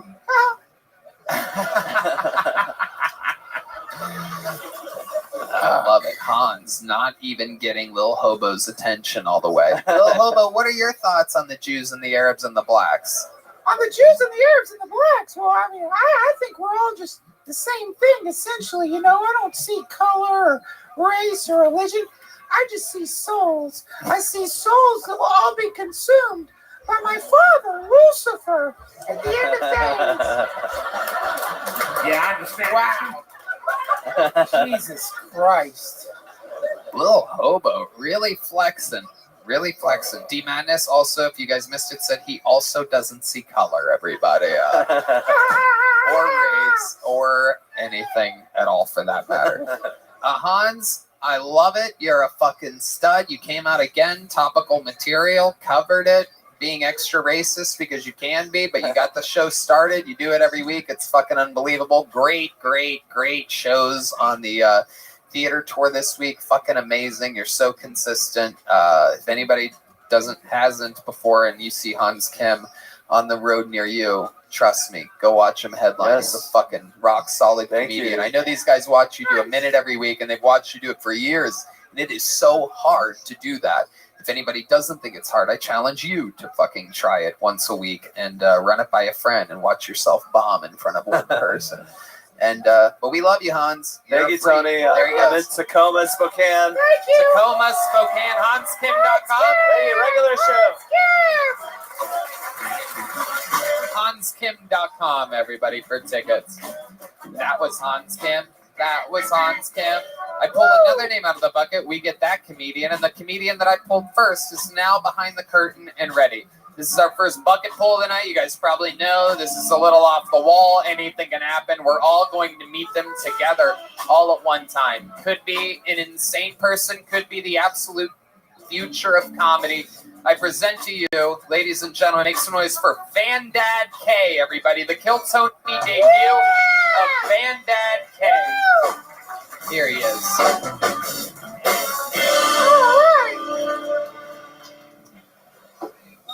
So, you guys like anal? Love it? Giving it or receiving it? Oh, baby! This man's an honest man. What about you, sir? You're good? All the way good. Hell yeah, brother. Me too, man. That's fucking disgusting. Fuck you! You guys like anal or what? It's disgusting, man. It's where poo comes from. Yuck. I don't care if you're gay, straight, whatever. Love is love, but poo is poo, okay? I tried anal once. This lady I was with really wanted to do it. We tried it. Don't bother. It's a pain in the ass. Not worth it. Not worth it. Not worth the stretch marks. Not worth the smell. Oh, God. Tony doesn't like it. Tony doesn't like it. I'm from Canada, that liberal cock city. It's basically a city. It's basically an outpost of the British Empire. Fuck the British Empire, you know what I'm saying? At least you guys did it right. You guys said, fuck that shit. You're America. What do we got? We say, God save the king. Wow. Van Dad K. Oh, my goodness buddy. gracious. Oh, buddy. Wow. Jesus Van Dad. Van Dad, Van Dad, Van Dad. Wow. This is your first time on the show, correct? Correct. Absolutely. Okay. Yep. And how long have you been doing stand-up? Oh, God, 12 years. 12 years. Are you fucking serious? serious? I'm serious, man. 12 years of stand-up, and this Doing is... 1 minute is hard. No. It's harder than 5. No. Hans has done it hundreds of times, and he just had a much better set than For you. me. Right, for you. Different And I styles. bet 10 minutes is hard for you, too. No, Really? So you have 10 better minutes I have than that? stories. Yeah, let me cook. I can't do it like a 1 minute. I had to come up with a 1 minute joke. I just it's different. I'm a storyteller. Wow. Okay. I got crazy life. Fucking, you know. You're doing longer than a minute answering questions that nobody asked right now. I give that set 2 thumbs system of a down. Thanks for having me. It's just a pleasure to be here. You do. You look like fat Serge Tankian. You look like if Serge was built like a Tankian. It's their system of a down jokes that Texans don't understand. Armenia's right next door to Iran. I'm Iranian. I love it. You're Iranian? Yeah. You look like you never Iranian a day in your life. Go to the gym. My goodness, that was bad. I didn't realize Iranians could bomb it that hard. That is incredible. We blend in. Little hobo, that was terrible. Yeah. You know what? I think a set like that can only be summed up in a song. You guys want to hear me sing a song around here? Yeah. Okay. Don't interrupt this with your unfunny shit. Okay, here we go. Little hobo with It's not easy to admit it, but I'm a recovering sex addict. I used to have a horrible porn addiction. I would do rail after rail of cocaine and jerk off until my cock was raw. And that wouldn't stop me. I just use antibiotic cream as lubricant. I hurt myself.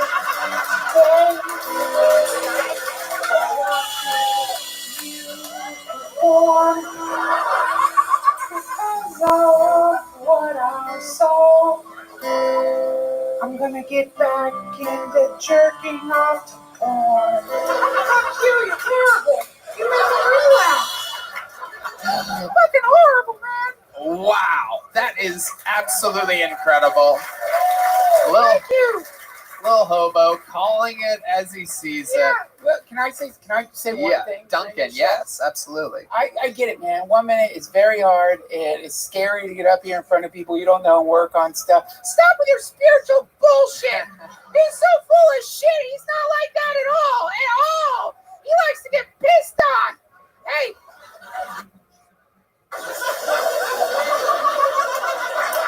Not true. That's a fucking lie. Okay, it's a lie. Just like the fucking God you pray to. Another lie. Hey, can I do a joke real quick? Yeah, absolutely. Okay, this one you'll like, Duncan. What's the difference between a chickpea and a garbanzo bean? What? It doesn't cost $500 to have a garbanzo bean in your mouth.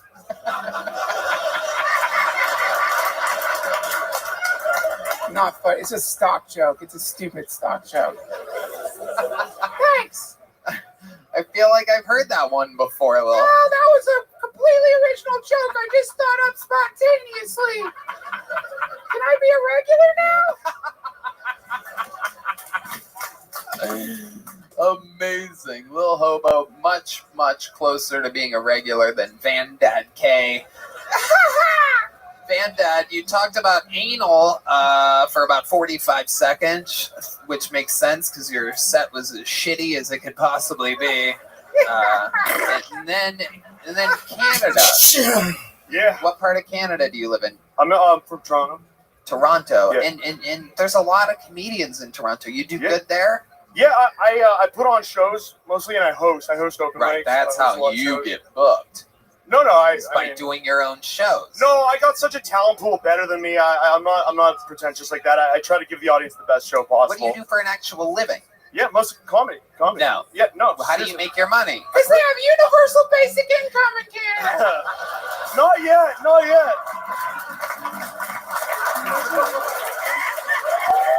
I wish. We should. Horrible. I sell tickets to shows and I book comics. Yeah. Wow. Like good ones, like headliners. Yeah. Is absolutely incredible. I cannot believe it. You don't make money any other way other than comedy. Oh, I'm also in the reserves. The Iranian reserves? Oh. That's not hack. But no, yeah, Canadian, yeah. The Canadian Yeah, reserves? military. Isn't every military of Canada the reserves? Like, what do you guys ever fucking do? Is there a bunch of fucking pussies up there? Jesus. Guys don't fight for anything. Yeah, I'm actually military intelligence, which is weird, but yeah. Yeah, well, I don't see that much military in Canada or much intelligence up there. How many times did they make you get vaccinated? Military and Canadian. This is going to be crazy right now, right? 2 doses and a booster. Hell yeah. Holy shit. By the way, that gives me a chance to talk about my sponsor, if you don't mind, Tony. I'm sponsored by Pfizer. A wonderful pharmaceutical company. Use offer code HOBO. You get 10% off your booster.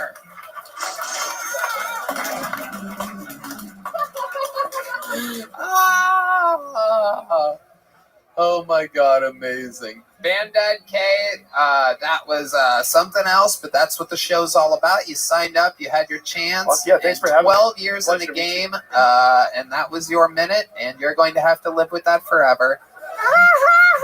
Thank you, Austin. Good night. You're leaving here with a little joke book. Here you go, Vandad. Oh, Andy drops it. There he goes, everybody. Vandad, this way. That's not how you can. There you go. Right back where you came from. Right back to obscurity he goes. The sweet land of obscurity. Got another bucket full here. As you can see, anything can happen with these bucketfuls. Make some noise for your next comedian, the Kill Tony debut of Cameron Illig, everybody. Or Illig, perhaps. I-L-L-I-G. Oh, we know Cameron. Here he is. How's it going? Thinking a lot about dirty talk. You guys do that? In bed? I'm very awkward in bed. I can't do it. I think it's easier for girls. I think girls have certain things they can say to get any guy going. And I fold every single time. Like, girls like, oh, you feel so good inside me. I'm like, yeah. Yeah, I think so, right? Right back at you. You were like, ever call you daddy? Girl ever call you daddy? Girl called me daddy. I said, yeah, I'm your dad.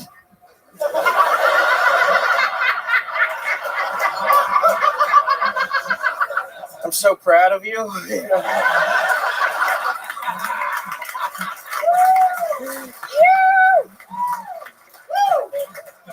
This girl recently said, I want you to come inside me. And it was like I did 2 minutes ago. This is all willpower, baby, you know? I'm trying to get better. I watched that show, Love on the Spectrum. You guys watch that? Never mind. Cameron Illig. Of fucking great performance. We've had you on before. You famously are the white Cam to Cam Patterson's black Cam. You guys are friends from Orlando. Both of you moved out here together, right? I moved out here before, and then he came. And you brought him out, and you helped him get a job, and you kind of put him up a little bit, right? Yeah. And then He worked at the golf course for like 2 months. Yeah. He said no. Absolutely. And then he blew up, and that's amazing. Way on the fast track. How does it feel? First of all, great set. That was amazing. Very good stuff. I love it. Very fun. A good note that I have for you that we've covered on the show 1,000 times, but I'll give it to you again anyway because it's such a good one, is you don't have to ask them those questions. Those are holding you up. You know what I mean? Have you guys seen this show? You don't need to say that. You're already connected. You already have momentum. You can just go on with your stuff. But other than that, fucking fantastic. So what's it like having Cam come out here and watching him blow up like that? I mean, he truly is absolutely ridiculously successful and famous just after a few months. His sound clip of the Rocks thing has hundreds and hundreds and hundreds of millions of views on both TikTok and Instagram. We visited my high school for the first time in 20 years this past weekend in Youngstown because I wanted to say hi to the principal. And as we were leaving, that I knew from forever ago. I don't know why you guys are laughing at that. That's weird. There's nothing weird about that. What? Shut the fuck up, sir. Don't talk for the rest of the show. Anyway, the bell rang as we were leaving, and these two 14-year-olds ran up to Cam, and they're like, "Hey, you have any rocks?" And they ran away. And it was amazing. I'm like, holy shit. I'm from Youngstown, and this fucking kid, he's absolutely famous. TikTok, man. Mind you, this is the same kid that had an 80-year-old, apparently homeless man come up to him on the streets of Chicago, like, "Hey, you got any rocks on you, man?" Like that. So his range is incredible. Anyway, you started it. How does it feel? It's pretty wild. I mean, when he came out here first, I mean, my mom was pretty upset about it. She's like, "Why wasn't that you?" But it's fine. I still drive him around in my Toyota Camry, so if I can. Hell yeah. Absolutely. And you're still working at the golf course? No, not anymore. What are you doing now? Now I work at a gym. You're working at gym? Oh boy. Wow. What? The eternal spotter? What are you doing at the gym exactly? I say, "Hey, scan your thing," and then they go inside. Wow. That is incredible. Duncan, Lil Hobo, what'd you think about Cameron's set? Well, I just love incest anything. And so that joke really cracked me up. I just love that idea. Daddy banging down his little girl. What? It's the apocalypse. You have to surrender to it, y'all. And I just thought it was Tony's right. If you just get right into the incest stuff, people are going to love it. Don't tiptoe around. I thought it was great. Don't listen to him. I liked your jokes. Thank you. The whole incest. He's just he's creepy guy. Going through a lot right now. Oh yeah, I'm creepy, huh? No, sorry. I'm the creepy one up here, huh? You call me fucking creepy? That's where you're at? What, because I'm a puppet? Is that what it is? Well, you're the fucking puppet, man. You're the fucking puppet. Look at you up here dancing around, little marionette. Looks like you fly some starship. Suck dick on the Starship Enterprise. I'm so sorry. Please don't. I don't know what that means, actually. What the fuck are you talking about? Like a gay Captain Kirk or something? God damn. Lil Hobo is wild. I love it. Thanks, Tony. You know, just let me know when I'm a regular. I can't wait to dump this flat piece of shit behind me. I absolutely love this. You might be a new full-time panelist. Who knows what could happen here? I pray to Satan that this comes true. Shit. Cameron, a very, very fun set. You already have a big joke book, I right? do, yes. You've done it. You have a gel blaster. I have many gel blasters, yes. You have fun with your gel blasters, don't you? We have a lot of fun with the gel blasters. They work at nighttime, too. Have you used the new glow-in-the-dark pellets? I've been shot with the glow-in-the-dark pellets at nighttime. Absolutely. Cam Patterson doing drive-bys. I love it. You can hold the gun sideways and it still fires. All right, Cameron, very fun stuff. Very good. Congratulations. Thank you, guys. Really Thank good you, guys. set. Great job. Follow him on social media. _Cameron Illig, ILLIG. Now, I'm warning you guys that are, all about bucket pulls. This is an obnoxiously action-packed episode. A lot of special treats are in town tonight. This first, I'm going to pre-pull a bucket pull here, but this first special treat that you guys are in for won a golden ticket way back in Los Angeles, has not been on the show in years. In fact, moved back to his homeland during the pandemic to be with his family, and we have not seen him since. An absolute favorite of Red Band and I's. This is the return of golden ticket winner, first time in Austin. Make it loud for the great Steve Lee, everybody. The return of Steve Lee, Kill Tony legend.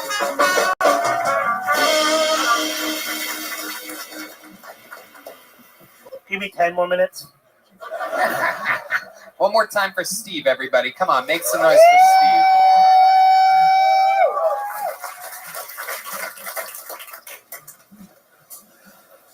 All right, good night. That's my act. Thank you very much.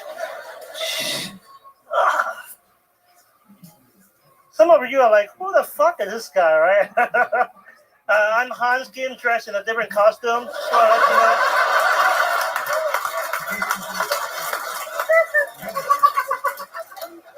I was an exchange student in Kansas many years ago, and my host father introduced me to the concept of Halloween. He was like, "Hey, Steve, we gotta go to the store and buy costumes that represent our own culture." So we went to the store. My host father from Kansas bought a Godzilla costume, and I look around the store. I'm Chinese, so I look around. There's nothing Chinese. I mean, technically, I could wear anything because everything's made in China.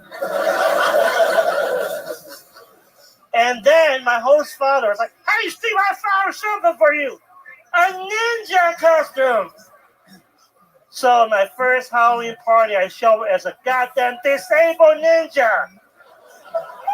All right. Steve Lee. The return of Steve Lee with a fucking fantastic minute. All right, man. I missed the show, man. We miss you, Steve. It's been a long fucking time.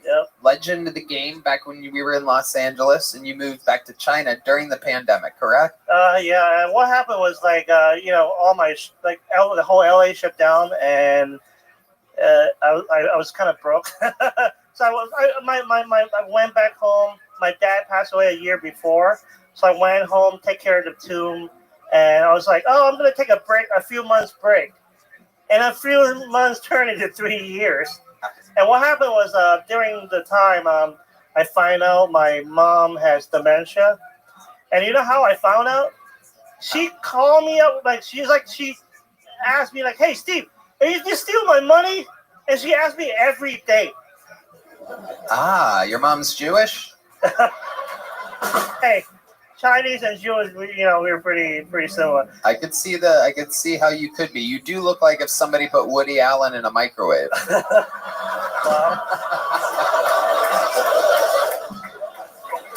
That is fucked up. Thank you, sir. Indeed, that's what I do. Fucked up jokes.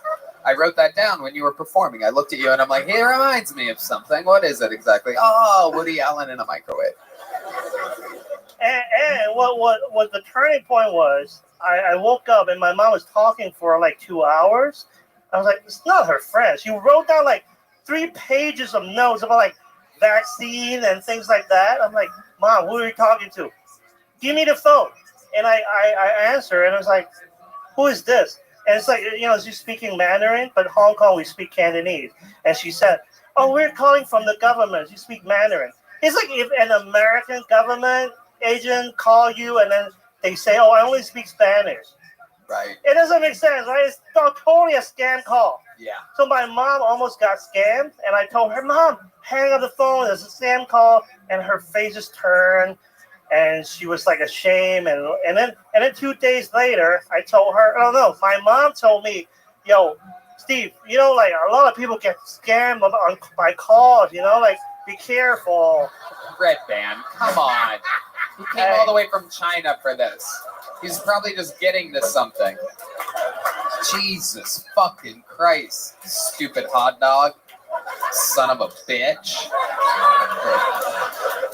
No, I was gonna get it. Like so we like clearly I told my mom, "Hey, my mom, you almost got scammed 2 days ago," and she completely forgot about that thing. Right. So I realized, oh, it's Alzheimer. So my mom has Alzheimer. Ah. And it was like it's a.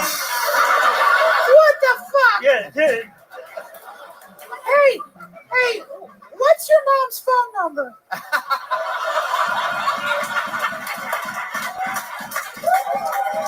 What the fuck, little hobo? What? Oh my God, little hobo, you are an evil little shit. Oh, I'm a little shit, huh? I like it. Can I do another impression of you? Yeah. An impression of me? Yeah. Okay. Mine, I got a few. Okay. Okay.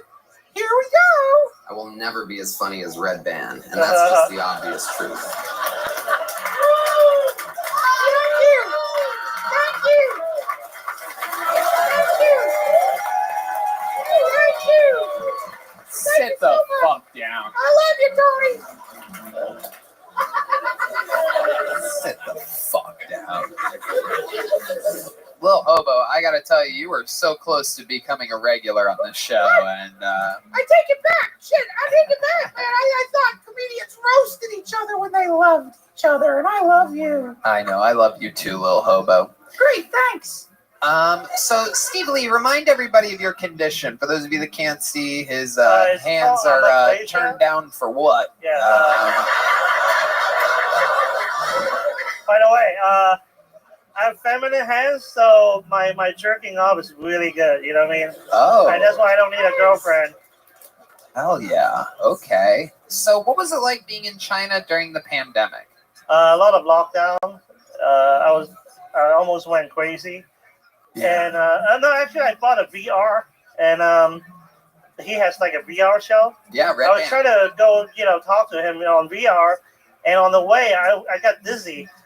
So I was like, fuck this. Right. You know? Yeah, that happens.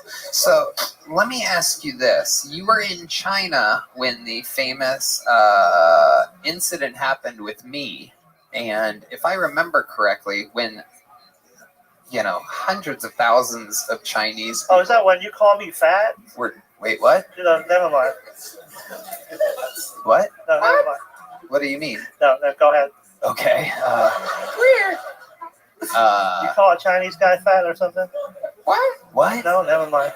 You don't remember what happened with me? Cancellation? Oh, yeah. Oh, that one. Yeah. Okay. The fuck are you talking about? You called him fat? Hundreds of thousands of people were tweeting at me because I called you fat?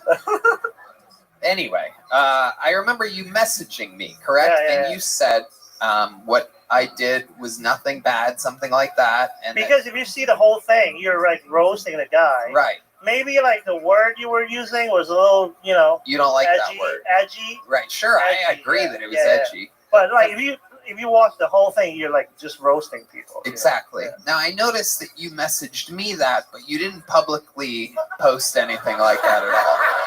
And I've helped you many times. I've given you a giant spotlight where millions of people see you do what you love to do. And but you were in China at the time. Yeah, I left the game. I'm like, oh, you guys go fuck that shit. Yeah, I don't know. I don't care. You left the game? Yeah. Doesn't appear as though you've left the game at all, Steve Lee. But is there a reason why you didn't post anything publicly while you were in China to defend me? Who's helped you? I guess I'll be arrested by the Communist Party or something. That is exactly the answer I was looking for, just so that you understand how lucky we are to be Americans. Can I just say something real quick? Yes, Can I little say hobo. something? love China. Just are you? Me too. Okay. I need to go home, so I just want to put this on the record too. We got it. We Put know. that on the record. Little Hobo is a big fan of the Chinese Communist Party, and I have nothing against the CCP, and in fact, I would love to bring some of my products to China. So if anyone from the CCP... Are you made in China too? What? Hell fucking no, man! I'm made in America, bitch! That's right! Texas pride! A true Texan, Lil Hobo. Absolutely. Look at that beautiful. That takes time to carve something like that. That's right. No way that's made in China unless, well, yeah. What? Well, I was going to say especially couldn't be made by anybody with hands like Steve Lee. I mean, Jesus Christ! Hey, it's tough work. Lay off our fucking hands! Look what I'm working with oh, shit. Oh, my God, you have the exact same hands. Oh, God, there's not even anything there. That is frightening. There's like hay or something in there. You have a hay for... Ain't easy! Did you see that? That is scarier than anything. There's hay stuffed in your hand. Yeah. You are scarier than shit, Little Hobo. Thanks, man. I guess that's a compliment coming from you. So, Steve Lee, what else has been going on? So you flew here for this. You messaged me. You told me that you wanted to come out. You warned me about this. We got you in. And so tell us, what's going on? Since my mom's doing stage 1, so I'm like, I got someone to take care of her for a month. So I'm like, yeah, let's go party. You know what I mean? Hell yeah. Did you really get someone, or did you just leave a mannequin there and tell her that? I mean, his brother, maybe. Yeah. I'll take care of your mom if you need me to, bud. What? That's not a joke. I mean it. It's not easy taking care of an elderly parent, you know? It's hard. You guys really shouldn't laugh at that. You know? These elderly women out there, they're lonely, and they forget to lock the door. Oh, Little Hobo. Red Band perceives that as a sexual advance. I have nothing to do with this fucking puppet. Just so you guys know. That did not come from me. He's wild. Yeah. I love it. So, Steve Lee, what else is going on over in China? Or whatever you want. Talk about anything. I bought some Bitcoin. You bought Bitcoin? God Oh, damn, yeah. right when everything else is hitting the... I was telling you, like, I don't have money for the show like 2 weeks ago. Uh-huh. And as like my Bitcoin went up a little bit, I was like, hey, I can afford this trip. Hell yeah. Hell yeah. There you go. Did your Bitcoin really go up, or did the person that your mom was talking to on the phone just tell you that? I love it. Steve Lee, what's your love life like? 0. Nothing. 0. Really? Yeah, I told you my hands. I got my Really? hands. So what's the last thing that you had happen? Anything? You get any Chinese hookers out there or anything? Oh yeah, that of course. Yeah, I love it. I love it. Absolutely. Now, have you ever kissed an American girl? Yeah. Oh, okay. Yeah. Well, in that case, you just fucked that up. Really. I mean, geez, Steve Lee, really. I haven't. Oh, really? I've never kissed a girl. Oh. It's so sad. I want nothing more than to kiss a girl, just to feel what it's like to have loving lips touch me, to put my lips. Would you really like that, Little Hobo? I would love it so much. Is there a girl out there in the audience? You know, we have a really great fan base here. And is there a female out there that'd be willing to come up here real quick and give Little Hobo a big kiss on the lips? Anybody? Oh, look at this. We got one. Okay, you can just come this way if you want. You can make it. This Look at is this. amazing. Thank you so much, Tony. Wow. Thank you. The American Dream, Lil Hobo. Wow. Oh my God! That's incredible! Amazing. That's incredible! Wow. I've only done rim jobs.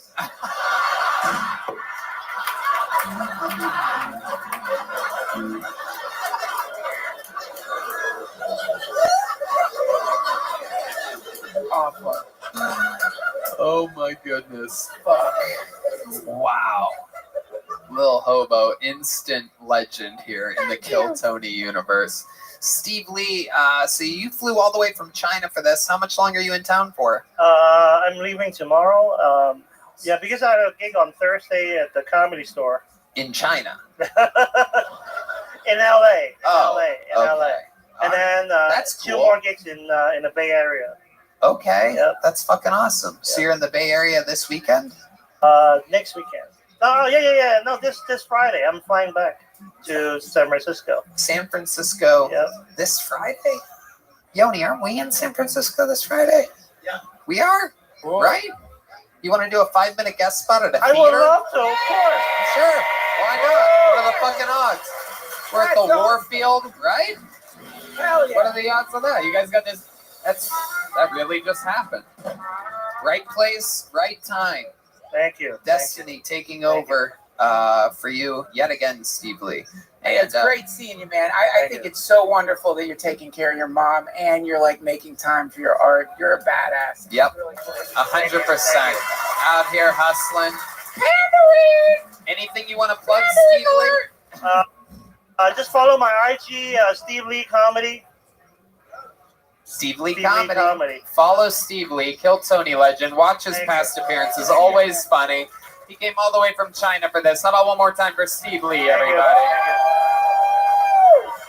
Fuck yeah. Yeah. There he goes, Steve Lee.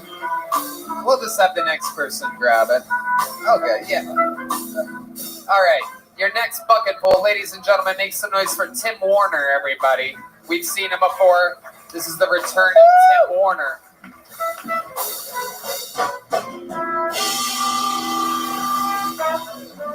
Thank you. All right. I've been working on being a better person. I realize there's a thin line between optimism and delusional. You know, like every time a relationship ends, people usually say, "Oh, I'm going through a breakup." Well, that's bullshit because the breakup already happened.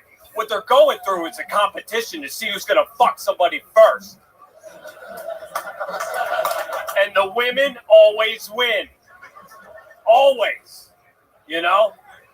Do you know when a contestant shows up to the Special Olympics late, they call them tardy? It's kind of fucked up, you know what I mean? They're just slow.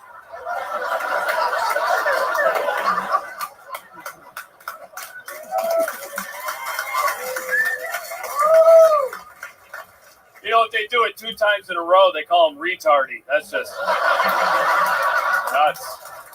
It's nuts. Where are you now, cancel culture? You know what I mean? Everyone worried about the pot calling the kettle black. Well, that's nothing compared to what the pot says when the kettle leaves the room. You know what I mean? That's really when the bad shit comes out. I don't know. Make some noise for Tim Warner, everybody, before the bear comes out in a 15. Tim, another perfect example of what I love about this show. You know, your first few times on this show, I remember you were all like, you were in a dark, dark place in your life. And your last couple times on this show, you seem to be getting progressively better. You're like sober now and stuff. We've talked about this before. Yeah. Believe it or not, I know he's dressed like a big hobo right now, but No, someone said I look like Joe Pesci from Home Alone. Yeah, it is true. That really hurt my feelings. He's like, dude, did you plan this? I was like, no, this is how I dress. Yeah. You know what I mean? Like, if it was Thanksgiving, I would have worn this. Yeah, it's like Homeless Alone. Very good. Writing his jokes under the light of a barrel fire, obviously.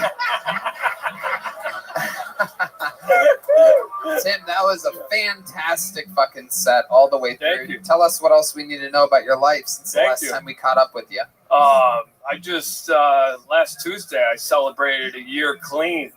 Nice. Congratulations! For me, Congratulations! it's a miracle. Hell yeah. Especially in comedy. But, you know, yeah, what a miracle.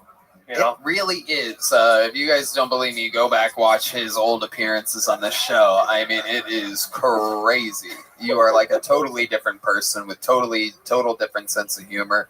Real jokes, fucking totally present on stage. You were kind of like a negative Nancy. You were like you had like toxins flowing through your brain and body before that. You were like how would you describe it? The old you. A mess. Yeah. Yeah, it was a fucking disaster. But you were having fun.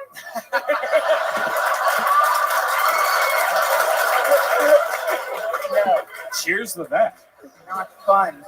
Oh, God, little hobo. I love you so much. Max, I love you so much, Tony. Please let me be a regular. You keep this up, you're going to be getting your second kiss tonight. Whoa, I can't wait. Yeah. I'll eat your ass. Wouldn't be the first time I've had some wood near that butthole. You know what I'm saying? Hello.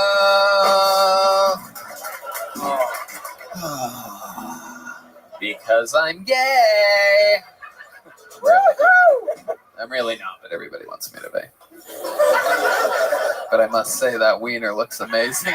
You've been rubbing my leg the whole time. That's right. Put a little mayo on that dog, you know what I'm saying? I would relish the opportunity, you know what I'm saying? I'm gonna fucking come first. You're gonna have to catch up to me, you know what I'm saying? I want to stick it between your bones, you know what I mean? A little bit. I want to kill that bossa. I want to fucking Can I do a joke? Yes, Lil Hobo. Hot dog extinction. I sure wish I'd worn a condom, because now I'm on prep.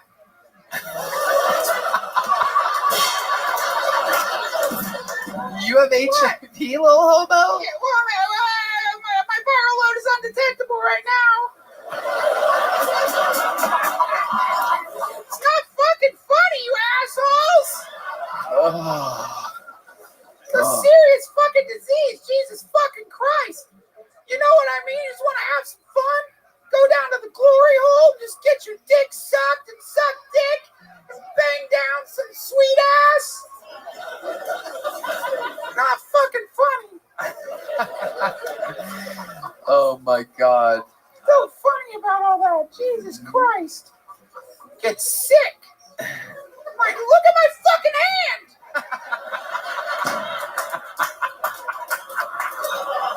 Wear a condom, y'all. Seriously. So Tim Warner, you've lived in Austin now for a few years. I always see you at our favorite local coffee shop, writing, kicking things around in your head. How do you like Austin, Texas? Tell the world about it. I love the city. Yeah. I love the city. It's been great to me, and I hope I can give something of value back, more than anything. It's a fantastic city. As really corny as it sounds, I really think you are. Austin is a fucked up. Y'all drive like maniacs, though. Yeah, they do. Yeah. Like, there's a little thing on the steering wheel. I don't know if you know. It's like a rod. Yep. You hit it up, it turns on the right blinker. You hit it down, it turns on the left blinker. You dumb fucks. Yep. Especially that right blinker. You sit around, you do 90 to go to Bastrop. What the fuck's going on at Bastrop? Nothing. You don't need to do 90. Well, no, that's me, and I'm going golfing. It's not the people going fast that's the problem. It's the people going slow that's the problem in the left lane. That's right. They need to get over. Leave the fuck up. I was coming back from my buddy's ranch last week, and twice in the left lane on these 2-lane highways, I flash people, and they hit the brakes. Everybody, not getting over, but the brakes in the left lane of a highway. Bullshit. You guys, even you know, Lil Hobo. I get road rage. Yeah, it's insane. Completely fucking insane. Other than that, I'm shocked that you have a car, by the way, Tim Warner. It is absolutely incredible. Well, you just wrecked your car. Yeah, the drivers out here suck. Let me tell you, because I'm a pedestrian. No, actually, I have a condominium now. Oh, nice. Yeah, you live in your car. Yeah. What kind of car is it? Now it's I don't even know if I can say it right. It's a Volkswagen Tiguan. Ooh, a Tijon. Yeah. So it's like I went from a house car to a car dominium. It's really nice. Tijon. Oh. Hey, is that how you say it? Come on, Tony. It's like I love Dijon joke. I did a Dijon joke. Okie dokie.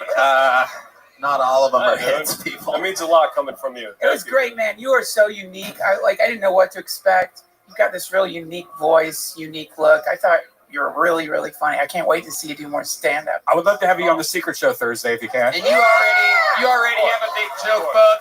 I'll take more. I'll never say no. No. Would you like some nicotine toothpicks? Yeah. From Zippix. Yeah. Zip more, smoke less. By the way, those things are fucking unbelievable. Highly recommend you order some. Airplanes, really everything they're good for. Dope. They are amazing. And if you decide to unsober up, Bubba, I got some heavy duty fucking fentanyl, baby. There he goes. Make some noise for Tim Warner, everybody. Another very fun performance by Tim Warner. Now, let's do this inside one that I pulled. I pulled someone from the inside, everybody. If there's an I and a circle next to their name, that means that they are inside the room. Clap your hands if you signed up tonight. Okay, so there's quite a few spread around. Make some noise for the Inside Zone. This is one of your own, usually a first-timer or somebody that traveled from a faraway land to be here. Make some noise for Sam Armfield, everybody. Sam Armfield. Here he comes. He's going that way. Here he comes. Ooh, Home Alone song. How about a hand for the band? These guys are fucking unbelievable. If you blink, you miss it. The references that these guys are able to pick up on very quickly. I love the Home Alone soundtrack. It's a very good one. Highly recommend listening to it this holiday season. Use the promo code KILLTONY. Get 10% off the Home Alone soundtrack. Here he is, the Inside Zone. Sam Armfield, everybody. All right. How's it going? So we all feel down sometimes. Sometimes I feel down, but I feel unaccomplished in my life. And then I just remember that I could destroy Michael Jordan in a swim race. I mean, I don't know if you guys know this, but he can't swim. And I think, if I was president, first thing I would do is end this mess in the Middle East and Ukraine. And then the second thing I would do is start a program to teach black people to swim, because Jesus Christ, man, we got to figure this out. I mean, we could combine it into a bill with climate change. I think because the sea's rising.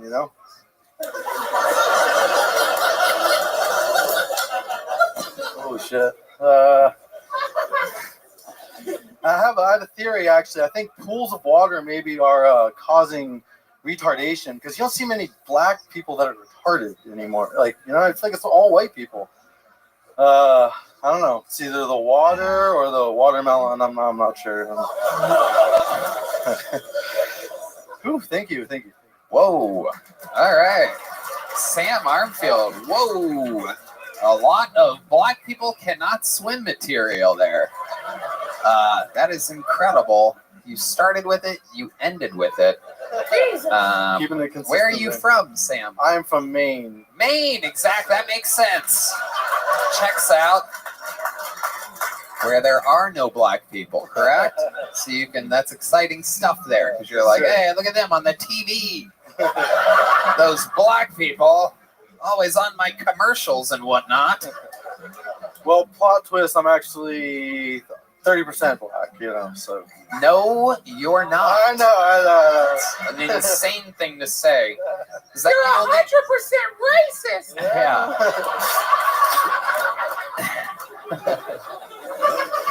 If you were 30% black, I would hope that the 30% would be your arms so that you would drown. Because they can't swim. I started swimming since I was 3, by the way. You started swimming when you were 3? Oh my goodness. Oh my goodness. Well, Michael Jordan can't swim, though. I mean, that was the whole premise of the joke. There you go. How do you know Michael Jordan can't swim? I heard about it recently. What do you mean you heard about it recently? I read it. There's some story. You're like, have you heard about this? You guys hear about this? I hear about this. Michael Jordan can't swim. You didn't hear about that. No, I did. I read it. I think you did not read that anywhere. Nobody has ever written that Michael Jordan. I don't think. I think this is literal bullshit that I'm calling right now. Extra smart Michael Jordan joke. He was a Chicago Bull. That's bullshit. You have to rewind it. Listen to the joke again. I promise it's funny. Anyway, you did not read that anywhere. I did. I heard he saw like his friend die drowning when he was younger, and he doesn't swim. No, that was Eric Clapton. You got Michael Jordan and Eric Clapton confused. Very his hard. son fell out of a window, I believe. Oh, Phil Collins. Thank you, sir. Eric Clapton could swim, he just couldn't fly.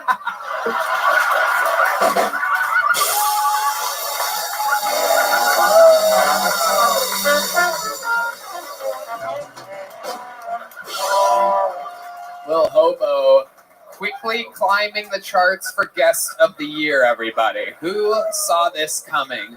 Dr. Phil versus Lil Hobo in a battle of the Titans. This is absolutely incredible. We're seeing it live. No doubt about it, Lil Hobo. You are unfucking believable. I love you so much. I love you so much. I do. I love you. Oh my God. If you didn't have HIV, I'd fuck the shit out of you. Really? Viral load negative. Undetectable.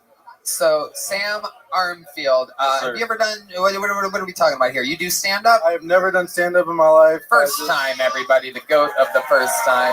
I listen to the show every day on my way to work, and I'm a big fan, and I love like it. The ultimate, like, hell yeah. What do you do for work?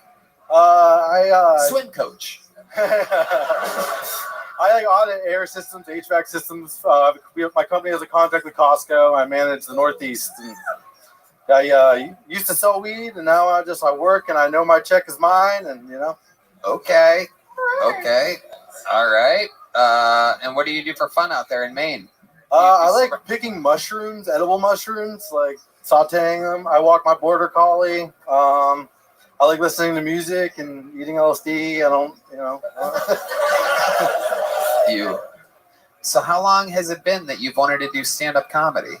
Let's see, I went to the Comedy Cellar in New York City like a while back, and I've been, honestly, since I started listening to this show, I listen to it all the time, and it's just like, I think it's like, it's beautiful. It's a beautiful art, and I obviously probably should have practiced a little bit first, but I just went for it, you know. I planned this trip, How long ago did you plan the trip? In June.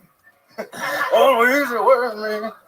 All right. In June. So June you planned the trip, and you bought a ticket for the show in June? Yeah, I saw your promo code, and I just went for it, and yeah. Promo code?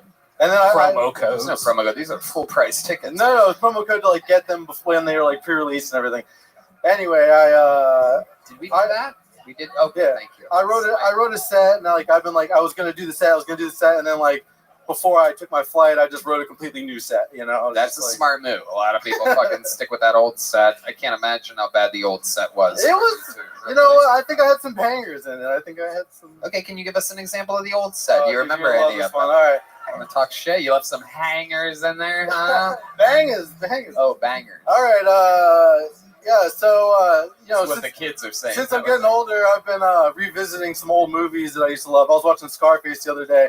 And like it wasn't the same anymore. It didn't hit the same. Like since I've traveled a bit and I've met some Cubans, and Tony Montana didn't really sound Cuban to me. He sounds like deaf, you know. He's like, "Say hello to my old friend," you know. Like I just couldn't get past it. It didn't sound authentic, and I thought maybe that's why he couldn't hear the DEA coming up his marble staircases. Like what the fuck, you know?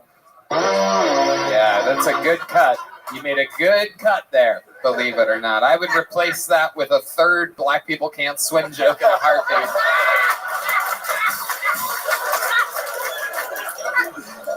Oh my goodness. Well, Sam, congratulations. Anything else we should know about you? Any fun facts about you? Any special skills or talents? You're in it right now. The show that you supposedly listen to every day. You probably listen to those interviews and you go, "Oh, I could do better than that." And here you are. You're in it right now. The lights. Look at the lights. Look at the lights. Look at that. And the sold out crowd, those balconies, you see those balconies are filled up there. So you're in it right now. So tell us, what is interesting about you? I can do the worm and I play a little guitar. I noticed that when people come up and play music, you're like, if they don't sing well, you're like, you know. I think I might have the chops. You really think so? Maybe. Maybe? Yeah. Guitar player, would you be willing to let this guy borrow your guitar? He doesn't trust him. Carter Arrington is vetoing your shot, your trip, all the way from Maine.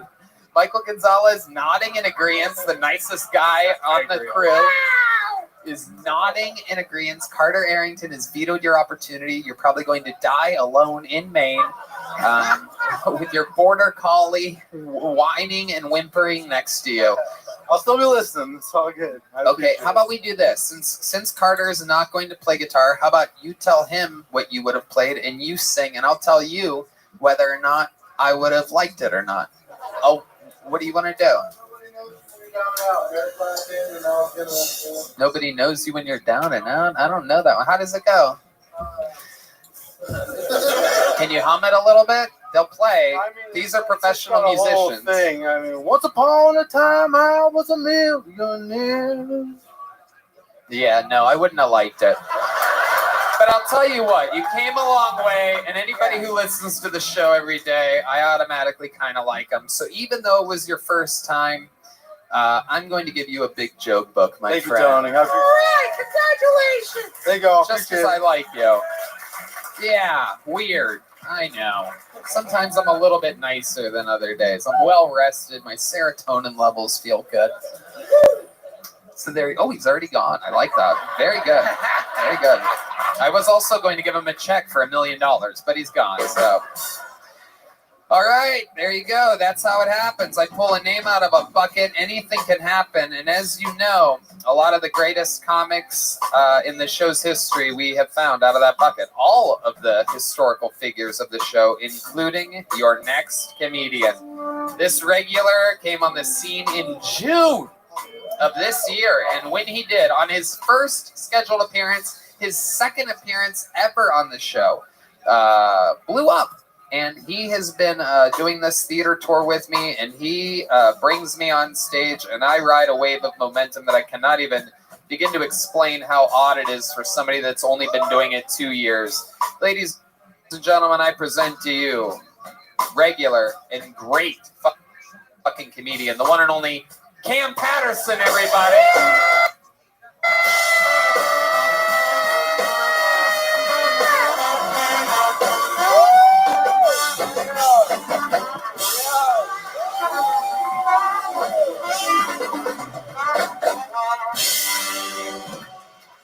I had broke up with my girlfriend before I moved out here, and not because of her, it was because of her family. Her family was terrifying. When I met her brother, he had just got out of prison, so he wasn't even a human being yet, right? And he was in that bitch for like 20 years. And when I met him, he was like, "What's up, nigga? I'm gonna tell you something, bitch. I love my sister. If you ever put your hands on her any type of way, I will cut your toes off and mail them to your mama." Now listen, I have sisters too. I don't give a fuck that much. You know what I'm saying? First, you gotta find her address and shit. That's crazy. You know what I'm saying? So a couple of days later, his sister, my ex-girlfriend, she was sucking my dick, right? And she tried to put her finger in my booty. And I don't know how y'all feel about that. I don't like it. She caught me off guard, so I just snapped her real quick off a reflex, right? And she cried a little bit. And she was like, "Oh, I'm finna tell my brother." I'm like, "Hold up, bitch, wait a minute. Go get some lube or something first. You can't just raw dog my booty, bitch. That's gay." You know what I'm saying? Have my time. And there's another one. Another brand new minute from Cam motherfucking Patterson. What's up? What's up, little hobo? What's up? That was amazing. Thank you, little hobo. You scared the fuck out of me, dog. Oh, don't be afraid. This is terrifying right now. I love getting my ass fingered. Okay. It's your prostate, you know. That's it's called getting milk. I'm living This has to be like a nightmare. Red band of glizzy right now. That's crazy as hell. Horrible. This man is super white face. You my biggest fear in life. I want you to know that. In life, dog. Yeah. With a long white beard, a shaved head. Bro, I mean, this is fun. We are polar opposites. Look at that. Whitest face meet blackest face. This is incredible. Wow. Wait a minute, bitch. Wait. What the fuck? Cam Patters. Gang violence. Gang violence, indeed. You have done it again, my friend. Another new minute. Very hard to do. You're in it now. You're a few months in. Yeah. This is where, it starts getting a little bit treacherous to provide a new minute every week with such high expectations. Yeah, my old shit gone. Yep, old shit's gone. You blasted through it. And now here you are. You can't even tell that the old shit's gone and that this is new, and you're just doing it. Yeah, a lot of pressure on you. A lot of people watching. A lot of people, a lot of haters hoping that you fail. A lot of people backing you, rooting for you, giving you good advice. You're absolutely murdering these theaters. Your appetite for laughter, your demand and editing of your jokes in the big leagues on the weekends that I take you on the road is absolutely incredible. How did you enjoy Youngstown, Cincinnati, and Philadelphia this weekend? His mama, my mama now, you know what I'm saying? Me and Tony officially brothers. We locked in for life. His dad really was in the mob. That was terrifying as hell. He had 2 gold pinky rings on, nigga. He's killed people before, bro. You know what I'm saying? He is going to hate that you said that. Never mind. I didn't meet his dad at all. I don't know who he is. Me neither till I was 4. Anyway. No, I'm kidding. I'm kidding. He was around a lot when I was a kid. It was after that where the traumatizing stuff started. Anyway, no, I'm kidding. So Cam, you were indeed, and you met my mom. Yeah, your mom's the best. That's what it said. Shout my mom out. We locked in. She's funny as shit. That's right. And I met your mom in Philly. Yeah. Hell yeah. We had a lot of fun. I didn't realize. Yeah, it did. Started with your mom, ended with my mom. It was a blast. Great time, bro. Yeah. It was like a kind of like the Wizard of Oz. It started just black and white, and then it ended in color. Full color. Talk to the nigga. Not you. You scared me. Don't do that. You scared the fuck out of me, sir. Cam, what else is going on in life? What else is happening? I'm still collecting them goddamn key cards. Oh yeah. Yeah, you in the new one we had got. We got some really nice hotel key cards. Bro, this shit was made out of bamboo, nigga. For real.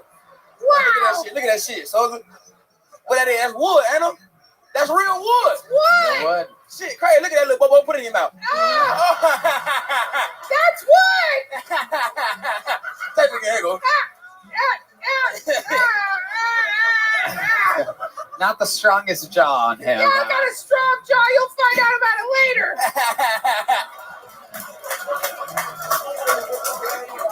Cam, you are incredible. I don't even know. What do you want to plug? Anything you want to get out there? Oh shit, we do the regular show every Tuesday at Boken. Come fuck with us. And then I got my show at Red Band Club every second and fourth Wednesday. So come to, I'm not always there, so don't be mad at me about that. But we bring great people, you know what I'm saying? So come pull up and see that. Other than that, I want to say thank you to my mama. I love you, Ma. And How fucked up is that? You tell your mom that you love her, and you call my dad a murderer on the same episode. And I love you, Tony, Dad. I love you so much.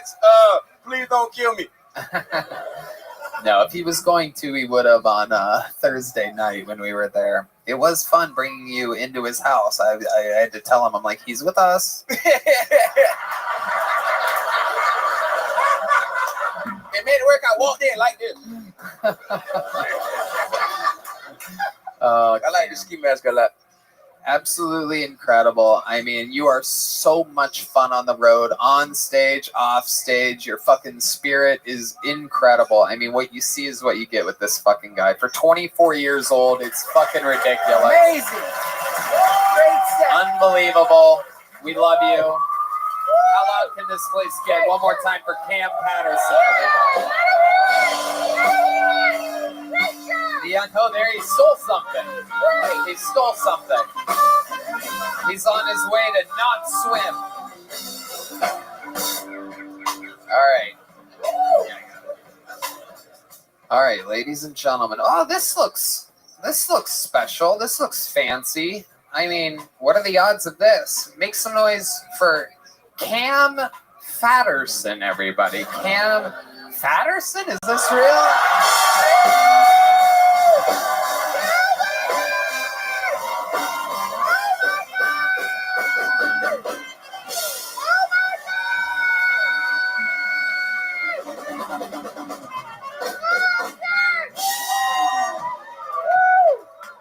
What's up, white bitch? I ain't fat, but I like rocks. It's a Halloween episode, in case y'all didn't know. I came out as Cam Patterson. A few years ago, I came out as William Montgomery, so we was having fun on Kill Tony, man. I miss y'all so much. How y'all doing? The great, the powerful David Lucas. What's up, Here Tony? to pop in and say hello to us on a very fun episode. Yeah, you seen Red Man dressed as a hot dog and your booty got wet.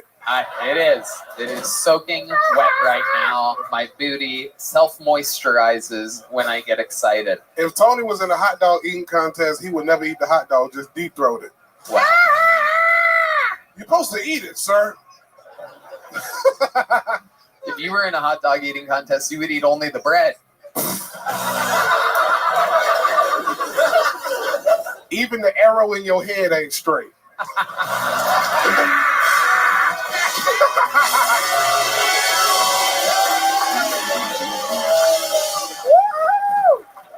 Hell yeah, hell yeah. Gang violence, bitch. I got these slippers on. Gang violence. Oh, shit. Oh, shit. You are wearing the gang violence slides. Look at that. My goodness.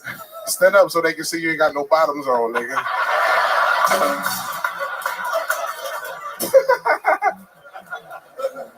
Tony gonna take that little thing home and fuck it after that.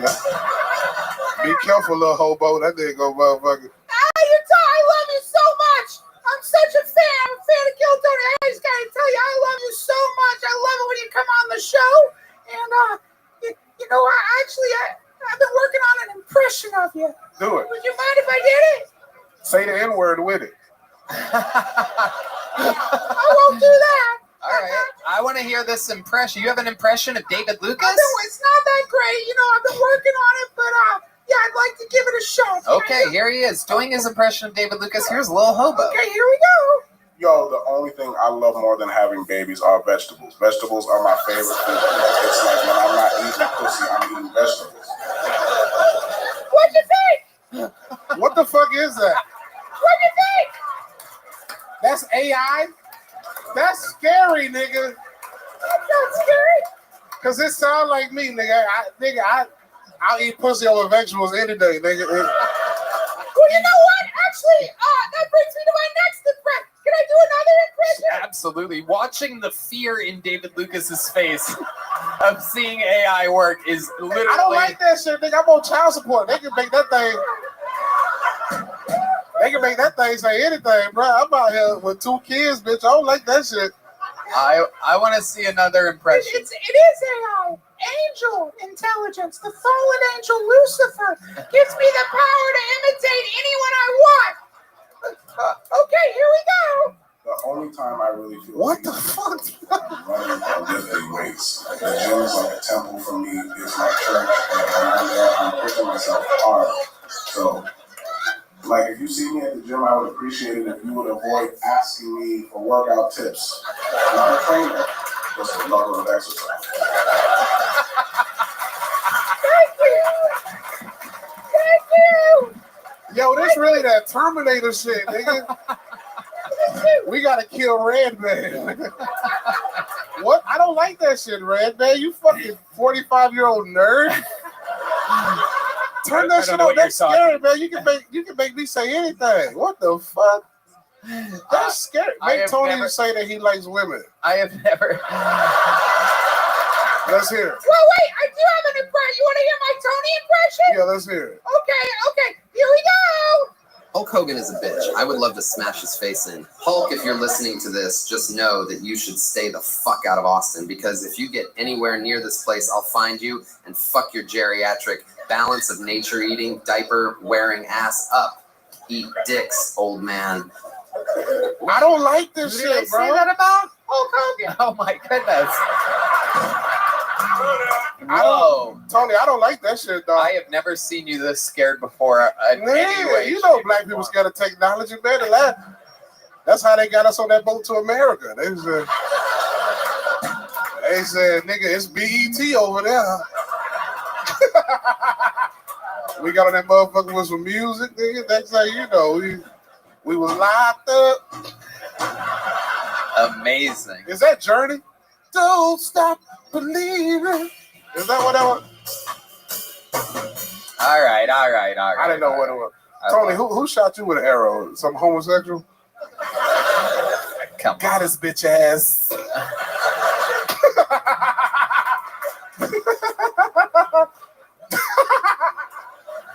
I love you, nigga. Goddamn, I miss you, boy. What the fuck? Love it. I love miss you too, bro. You look not much to make fun of. You look fantastic. I lost 23 pounds, dog. 23 pounds. What I did, no joke, nigga, for real. What I did is cut out sugar. I still drink liquor, but I cut out sugar. You cut out sugar. Set the fuck up, bitch. Yeah. I beat your ass, nigga. Somebody I wouldn't say turn the lights on, but I bet you can't beat me up, nigga. I bet that. Amazing. Rocking the Air Jordan, incredible for a guy that can't jump. I can. You can? I got a nice vert. Oh shit. This is about to be never mind. It's gonna be too many jokes. Come on, jump. How high y'all want me to jump? Here he is. So how high do you think I can jump? I don't know. I can't even imagine. You think I can at least get 12 inches? I would love. No one loves getting 12 inches more than me. Let's do it. Oh my god. Oh my god. Whoa! Wow! That was amazing. I was an athlete, bitch. Don't forget that. Wow. My God, I actually heard your knees go, ow! And I heard your ass go, hurr. Tony only gay on full moons, nigga. That motherfucker. If it ain't a full moon, he can't be gay. Tomorrow, I can't wait to see. Halloween is actually tomorrow. I can't wait to see what you dress. Oh, man. You gonna dress in sexy red. What's that? My coochie pink, my booty hole brown. Oh, shit. I'm in Miami. It's like I whip my rounds. Oh my God. That nigga think he Ice Spice. That nigga. What are you gonna be for Halloween? Not so Lil Wayne?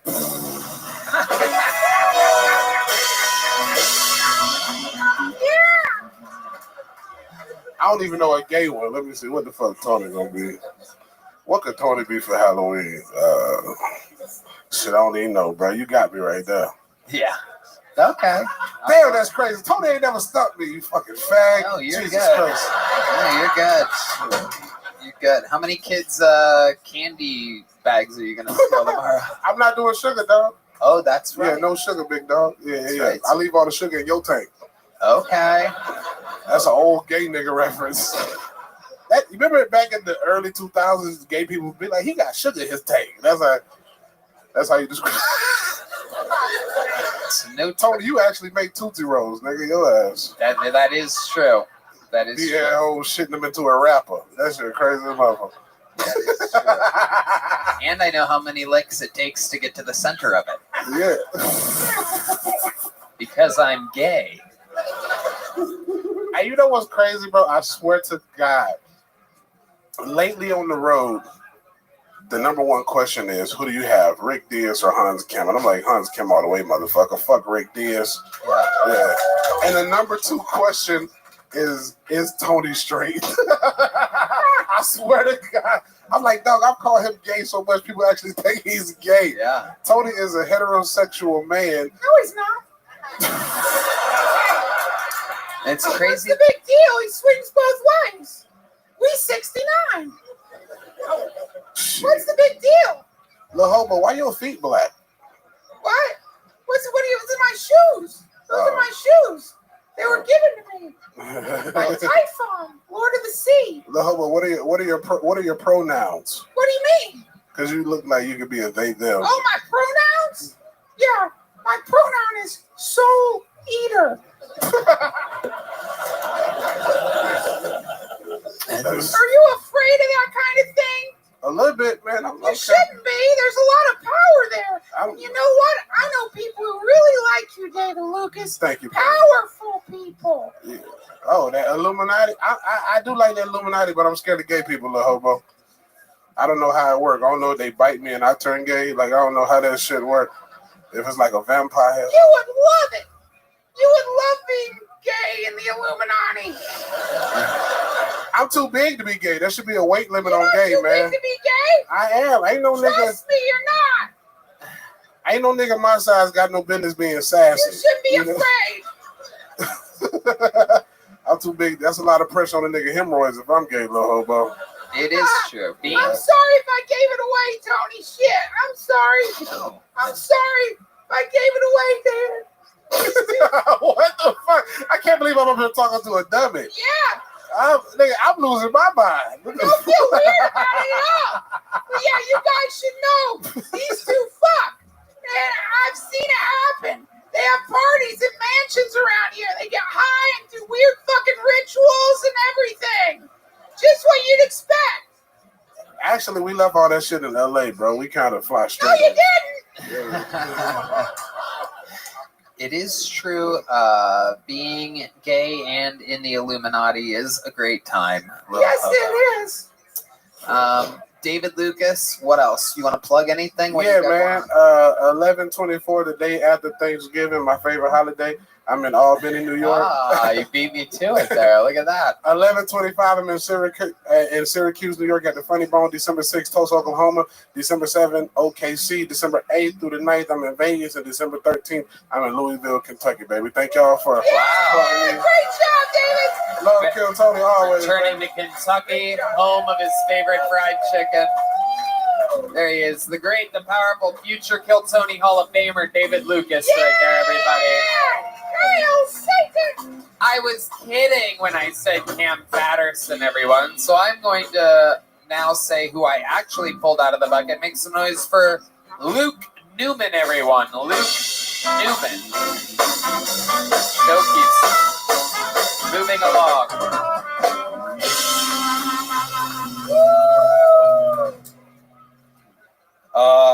You guys smoke weed? Woo!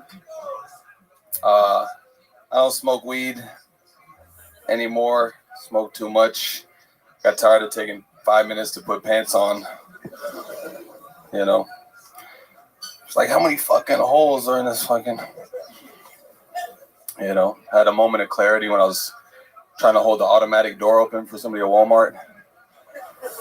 Fucking way too fucking high, dude.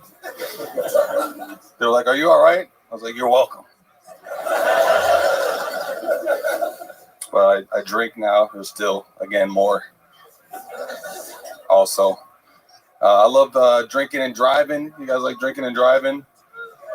I'm a great drunk driver. I do have 2 DUIs, but 2 out of like thousands of times is pretty good. Those are pretty good stats, you know. It's a pretty good set. Luke Newman, this is your first time on the show, correct? Second time. Second time. Okay. Are you working right now? Yeah, I'm currently on the clock. At Shakespeare's, the bar next door, where we contain the comedians. That is incredible. I love it, Luke. Yeah. How's the night going for you? It was good. I was just taking out the trash, and then they started yelling at me, and now I'm here. Here you are. That's how it works. Welcome to show business. I fucking love it. So the last time you were on the show, how long ago was that? It was 2 years ago. I came out here to visit and did some recon, and then saved some money, and then drove out here. That was a Balkan. It was at Vulcan, yeah. Yeah. And how did that go? It went well. I got a big joke book. And Okay. So, Very cool. And so you've been doing stand-up for the 2 years since then, obviously. yes. And where- I've been doing it for like 6-7 years now. Where did you move from to be here 2 years ago? Oakland, California. Oakland, California. Okay, very good. And your family and everybody's still out there? Yeah. And you work at Shakespeare's? Correct. And what else? What else do you do for fun here in Austin, Texas?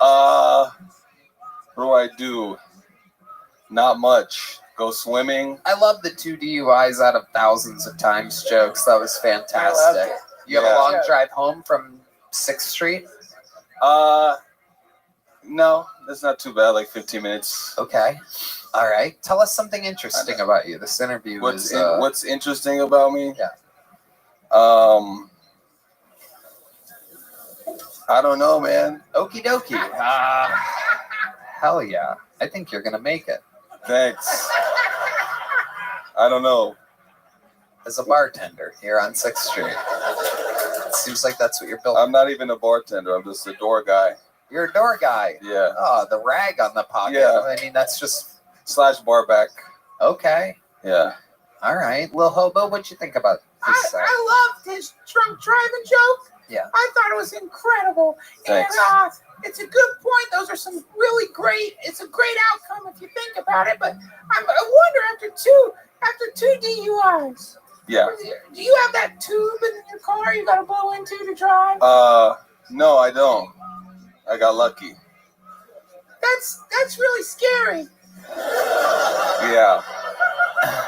Because they should have put that fucking tube in your car, man. They should have. You're out there on the fucking street, just driving around hammered with your bullshit statistics. Hitting, running kids and going back to the bar, wiping shit down. But I thought you were real. Don't listen to him. He's getting drunk. No, it's good advice. Thank you. It was great. I thought you did great. Oh, thank you. Yeah. So you've been out on 6th Street for a while working as a door guy?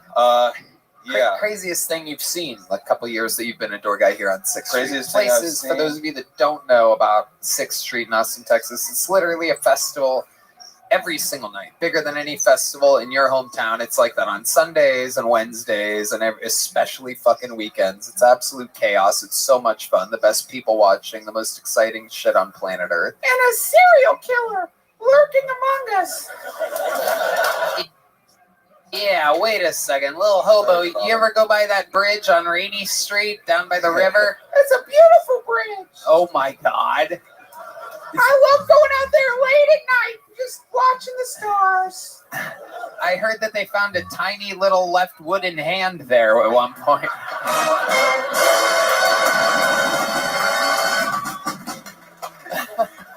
Do you know where it is? Yeah. Well, Luke Newman, you had a pretty decent minute, and you already have a big joke book. You smoke? You a nicotine fan?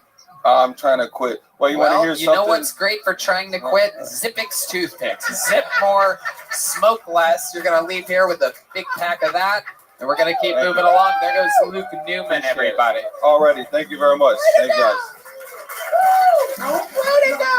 All right, we're flying through it here tonight. There goes Luke Newman, back to work. He's on the clock and is one of the most boring interviews of the night, so we're keeping it moving here. Pulled another name out of the bucket. We still having fun out there? It's a long episode. Long episode. All right, this looks like a first time on Kill Tony name. I usually remember the Anthonys and the Tonys on the show. Make some noise for Anthony Papali, everybody. Anthony Papali.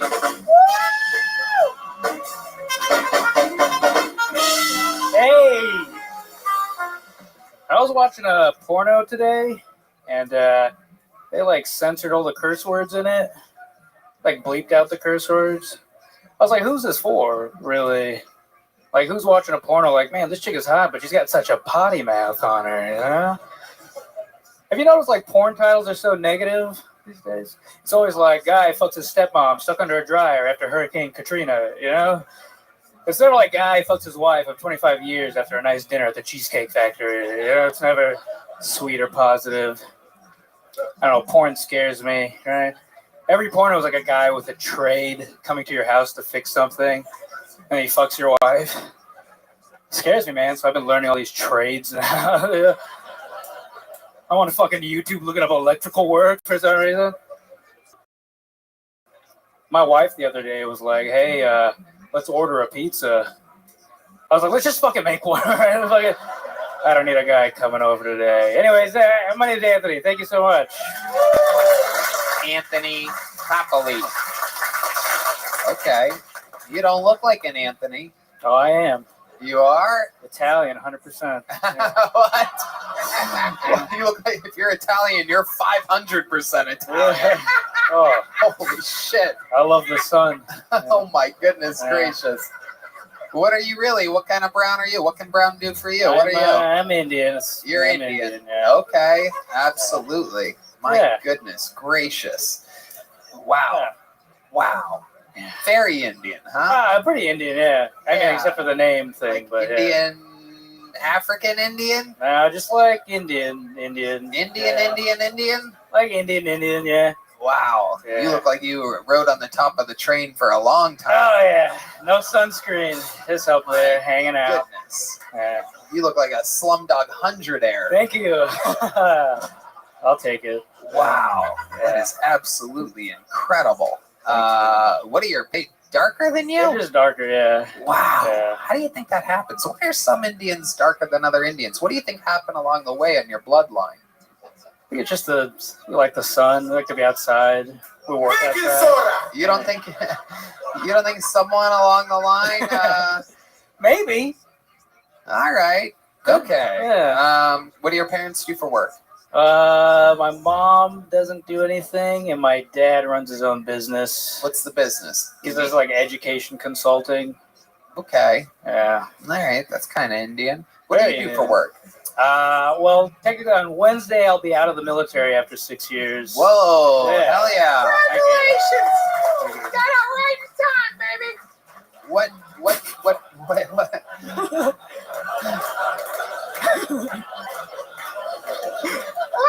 True. World War III, man. I know. Yeah, you're getting out right while the getting is good. It feels good. So, what branch of the military were you in? The elite branch, Coast Guard, U.S. Coast Guard. Fucking Whoa. good, dude. Yeah. Coast Yeah. Guard.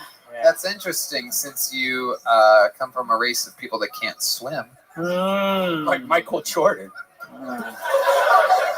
I'll take it. What did you do in the Coast Guard exactly? I worked on ships for a bit, public affairs, kind of a little bit of everything. On a scale from 7-Eleven to 9/11, how much did you like it? How much did I want? Nothing. Forget it. Fair. What's your love life like, Anthony? I'm married. Married? Married man, yeah. Oh my goodness. You have kids? No kids, no. No kids. Are you trying? Nah, I don't want to right now. Okay. Why do I have a feeling that your cum is dark brown? It's depends what I eat. Yeah. I'll be quiet. Over there. What's happening?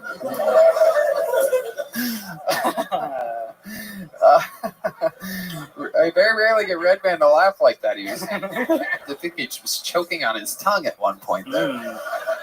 So, how long have you been married for? 3 years. Now, normally Indians strictly marry other Indians. Is this another case of that? Fuck no, dude. Whoa! I stepped out, dude. Let's go. What do you got? What kind of? I did Bahraini, another Arab brown, just another kind of brown. So you told your dad that she was Indian. I was like, she's fucking Indian, Yeah, dude. exactly. First, don't even look into it. Exactly. She's brown. I've done that before with my parents. If it's ever if it's ever, let's just say, if it's ever been a half black, half white girl, I've always said super Italian. Hell yeah. Works every time. Yeah. Like, oh, she's gorgeous. Look at her curly Italian hair. Oh, I like that. Yeah. Yeah, it's genius. They love that shit. Hell yeah. So, that's that. What do you do for fun, Anthony? I like to just hang out. I don't do what much. kind of hanging out? What are we talking about here? All I do is mics and stuff. I don't do anything. I'm bored. Really? Yeah. Do you have any special skills or talents other than stand up? Well, not really, no. I play guitar, I guess. No, you don't. I do photography. Just this. Really? Yeah. I'm pretty boring. I don't know. You have any special moves in the bedroom? What do you do? Do you do it slum doggy style? I don't know. I mean, I like to eat the ass. I like eating You ass. like to eat ass? Yeah, dude. Oh my Yeah. goodness, that's how you ended up. That's how you ended up extra brown. I love it. I like the slum. Yeah. Yeah. Brown chicken. What? Okay, that's Yeah. fun. You like to eat ass. Sure, yeah. So you have a Bahrainian Bahraini, yeah. and you eat her ass. I eat it, yeah. Is there something different tasting about a Bahrainian ass that's different than the other asses that you've eaten? I've only had white and Bahraini. So, White yeah. and Bahrainian. Yeah. So the for those of you that don't know, that is like. I'll be honest, Bahraini's cleaner. Whoa. Yeah. You guys use bidets? She uses a bidet all the time. So I'm like, let's go, dude. Fucking, yeah. Okay. The bidet So helps. the white ass that you ate, explain to us what the taste was like. She didn't use a bidet, so it's kind of like the soup of the day, whatever's going on, you know? It's like a, shut up, you know what I'm saying? Oh my goodness. Yeah. The soup of the day. Yeah. The soup du jour, if you will. Yeah. Oh my goodness. Anthony Papali. I like your style. How long have you been doing stand-up? About 8 years. 8 years? Yeah. Where at? I started in San Francisco, and then when I joined the military, I moved around a lot. So, Okay. yeah. And you really are out on Wednesday. I'm out on Wednesday, yeah, This officially. must be a very exciting I'm week for excited, you. You're on yeah. the #1 comedy show on planet This is Earth right fucking awesome, now. yeah. You're out of the military on Yeah. Wednesday, as literally as World War III appears. I'm so excited, dude. I gotta watch it now, you know? Yeah. Yeah. To be a viewer. Yeah. That's sick. To be a real civilian. Yeah. We're all gonna participate. Don't worry, baby. Yeah. Read the Book of Revelations. It's all written down. Yeah. Normally, when a draft hits an Indian, everybody plugs their nose, but Yeah. That happens. Yeah, you know.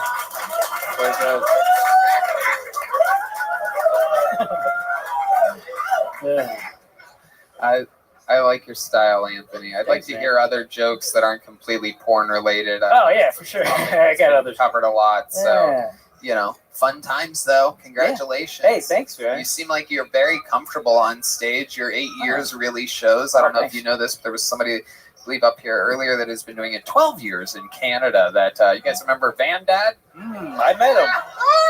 Van Dad. Yeah. Anthony Papali. Again, I'd love to see more than just porn jokes, but here's a for big sure. joke book anyway. Right. Sign up again for the Hell show. yeah. Congratulations. Thank you so much. Thank you. There goes Anthony Papali. All right. Believe it or not, we have a couple more special treats for you. This is an extra long episode. Is that okay with you guys that you're at an extra long episode?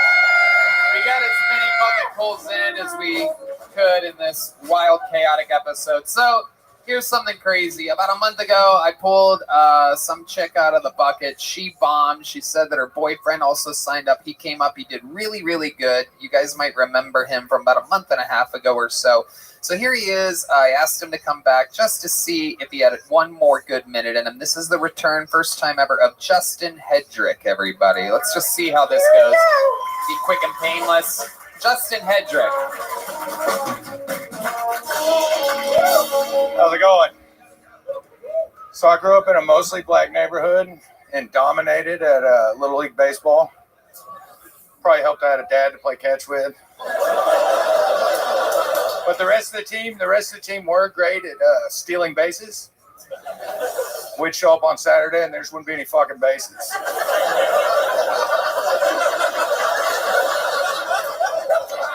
I went to an orgy a few weeks ago and we all got COVID. They attempted to find the source with no luck, so I think I'm in the clear when they find out about the herpes. I did a 23andMe a while back, not the DNA test. I got jumped by a car full of Mexicans. On my way here tonight, a homeless guy came up and he told me for $20 he'd let me spit on him and call him the N-word. I was shocked. Even with inflation, you can still have a good time with $100. My name's Justin. This is incredible, Justin. This is exactly what I suspected when I asked you back a month later. I remember your performance showing such great promise. It was your very first time on stage. It was your first minute. I asked you to come back to do a second minute, and here you go, working beats the whole way through. Yes, sir. So you prepared for this month, right? Yes. And did you have fun doing it? I did. I was able to get to 2 open mics. Yeah. And that's got about where 8 minutes Phoenix of material again? now. Phoenix? Fort Worth, Texas. Yeah. Right.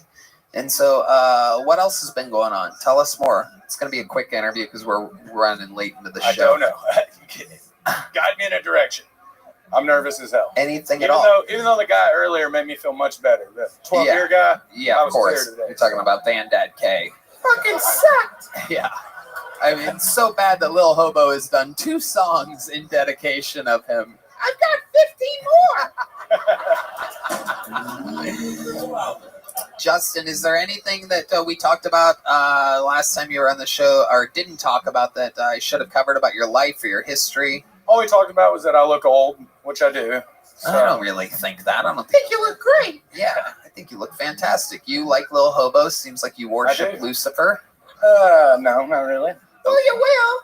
Well, no, you will. I mean, the times that are coming, it's either that or you're fucked. You'll take the mark. We all will take the mark.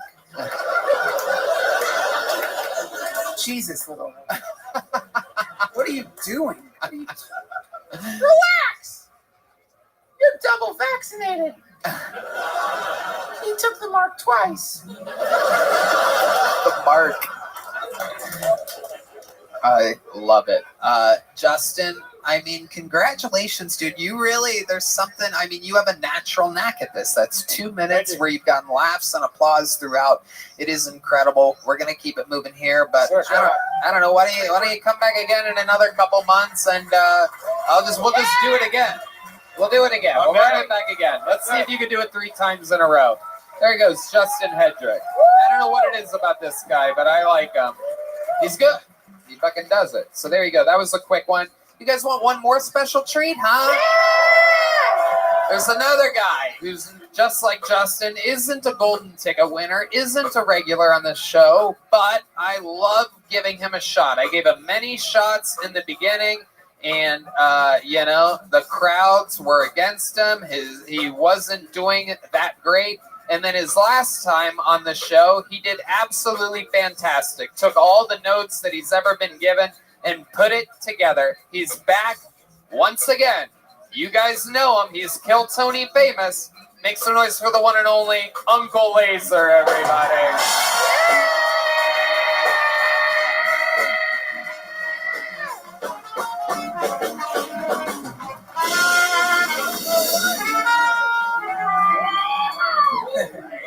My sister called me earlier today. Said she caught her stepson jerking off and that I needed to talk to him because his daddy's in jail.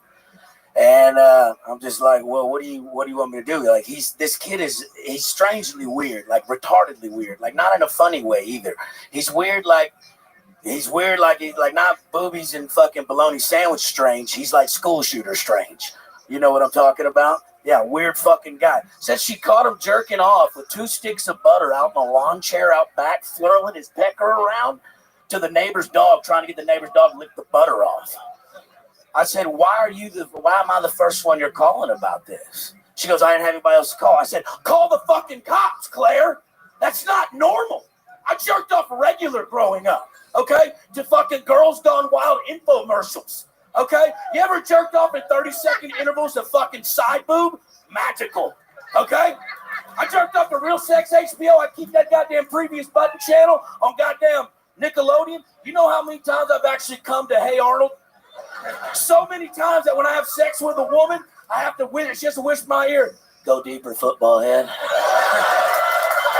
Boom. Uncle Laser still showing improvement. The stock continues to rise. Woo! I love it. Closing with a bang. Still a little bit of a long setup there. I don't think you did all that, but I got nervous. But the back end is fucking good and relatable. I mean, I too also Real Sex, Taxi Cab Confessions.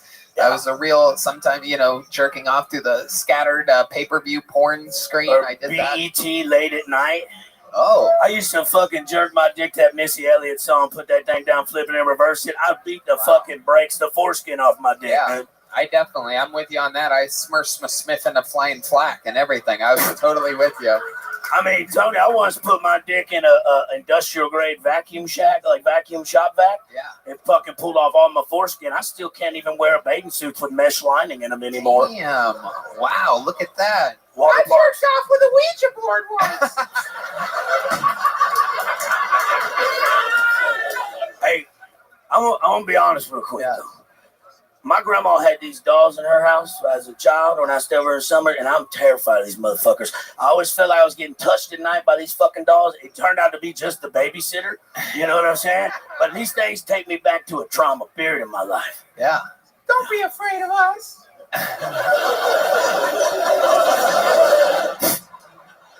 Like a gang rape, you know? There's shit like 18 of them. We just watch you. Little Hobo, every time you say something kind of frightening, I notice that you look at the audience afterwards, like you say something and then you kind of turn slowly towards them and it makes everything a little bit scarier. Well, it should make it scarier. I just look to them because I love them so much. I don't see people out there. I just see meat. What the fuck, little Hobo? What's wrong with you? This guy is out of control. Uncle Laser, I love this set. Again, we are running deep in the red here. Long episode. Beautiful fucking boots. I mean, holy shit. Hey, you know the only thing better than 4 fucking aces? 4 ladies, dude. Hey. Whoa. I was going to say 4 kings, but that's because you're gay, dude. That's right. Still gay. The running joke is that I'm gay. So gay that you can let your girlfriend stay with me. There he goes, Uncle Laser, everybody. Yeah. I would never fuck your girlfriend because I'm gay. That's right. All right. What an episode. Perhaps one of the longest in a very, very long time. We got through a lot of bucket pulls. We got through a lot of special guests, a lot of special treats. And now there is only one way to end an episode like this. The record holder for all-time appearances, all-time interviews, the only living member of the Kiltony Hall of Fame, the Tijuana Tarantula, the Memphis Strangler, the Denver Dracula, the Vanilla Gorilla, the Big Red Machine. Ladies and gentlemen, it is indeed Lights Out, William Montgomery, everybody.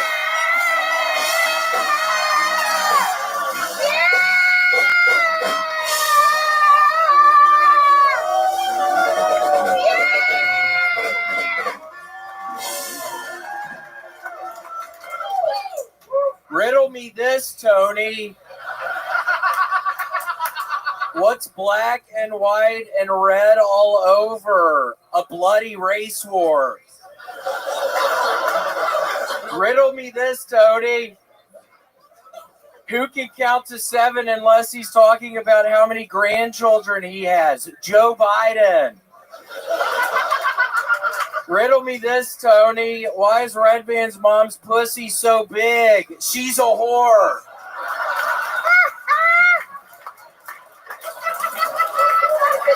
He's a whore. Okay, next riddle. Who's the least scary villain in all of Gotham City? Catwoman. Great Scott, Batman. How will you ever manage? Catwoman, that's not a villain. That's a hoarder. What's next? Plan Mom? Too late. There's already poison ivy. And don't get me started on, oh shit, that's not a rash. That can be cleared up in 48 to 72 hours. Tune in next week when Batman faces a pansexual makeup influencer. Meanwhile, you got Penguin Stumpy ass. He makes Redban look like Bruce Wayne. And then Two-Face, God, you know it would be even more frightening? Matthew Perry in a hot tub. Get the fuck out of here. No wonder Batman always wins. Okay, that's my time. Yeah! Wow. 1:40 of thunder and lightning from the man who has done it the most all time. The great, the powerful William Montgomery, fresh off of 5 sold-out shows in San Diego, fresh off of a huge month. Another month of successful cameos. Tony, you're one of the top earners on Cameo. Yes, William. Tony, the Penguin is hurt. The Penguin is hurt? The Penguin is hurt.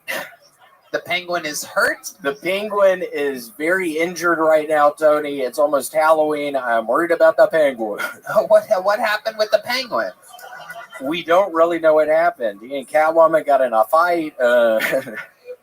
No, he's really hurt though. So what? The Penguin fell. I think he fell down some stairs, or he got thrown down some stairs. Something with Catwoman. Penguin's super hurt. We're all worried about him. So send up a prayer for Mr. Penguin when you get a chance. He's super hurt. I mean, he was a very old friend of mine, and yeah, he got like thrown down the stairs or something with stairs a couple days ago with Catwoman. Wow. So, oh my goodness gracious! Is that some CIA activation shit or something?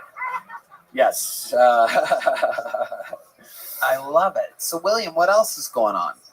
Oh my gosh. I mean, after the Penguin got so hurt, I mean, we pretty much grew up together, Tony. So it's been really hard. Something about he and the Catwoman, something about stairs. He's been super fucking hurt. Why did you just shake your head in disgust at that, sir? Okay, so the Penguin is hurt. I got that part. Penguin's hurt. So what else is going on, William? Penguin's hurt. Okay. We're all looking for Catwoman. I got that. No, but nothing else really, Tony. Yeah, I've learned on the longer shows I can't yell as much, which is a nightmare because I've gotten so used to yelling I can't yell as much. So I've started actually whispering some of the punchlines. Oh, wow. It seems like the crowd is in a ruckus about this. This is like Mike Tyson doing karate or something like that. Okay, I'll prove my point. It's actually much better, I think. Okay, here he is trying something new. Give him a chance. This is like Francis Ngannou boxing. You might be surprised. Here we go. I like it when my mom goes out of town because I get to sleep on her side of the bed. Whoa. See, it's actually much better. Wow. Okay. Paul Walker, more like Paul Crasher. Whoa, look at that. I like it. I heard the reason Paul Walker died was because a director forgot to say cut. Oh my goodness gracious. See, it's actually much better. Yeah, luckily it's been working out. Wow, that's really, really interesting. So no more yelling. No more yelling. I'm done. How's your grandfather? My dead grandfather that we covered last week. Why would you fucking bring that up, dumbass? Fucking almost Halloween, you piece of fucking shit. Why would you? The Penguin's hurt. Okay, I got a little laugh. Yeah, I was worried about the Penguin talk, and then big time. Fuck you, dude. But yeah, no, been whispering stuff, and this actually, Tony, is a very exciting episode. I literally have a brand new actual sponsorship. I'm super excited to tell y'all. I think I'd mentioned on the show before that I don't wipe my butthole anymore. I started doing this method where I take a big shit, I get in the shower, doo-doo gets all clogged up in the fucking drains. There's hair down in the drains. Now, a little fun fact is that while so much of the fun stuff that he talks about is silly and wild, this is actually true. He famously does not wipe his ass. This is a thing that his parents have talked about to me. His girlfriend has talked with everyone about how she finds little clumps of shit in the shower drain. It was ripping apart my relationship. Every time that he shits, instead of wiping like a fucking human being, he literally has to get into the entire shower and wipe his hand back and forth along his asshole and let the little shit pieces go down the drain. I know it is absolutely shocking to find out that one of your favorite comedians. I kind of like sticking my fingers in my asshole. I think that is what everybody would part assume. of that. That is absolutely true. Don't let these betas emasculate you, baby. You're an alpha male. None of us wipe. Well, little hobo. I mean, your asshole wrong. is made of hay. Yeah.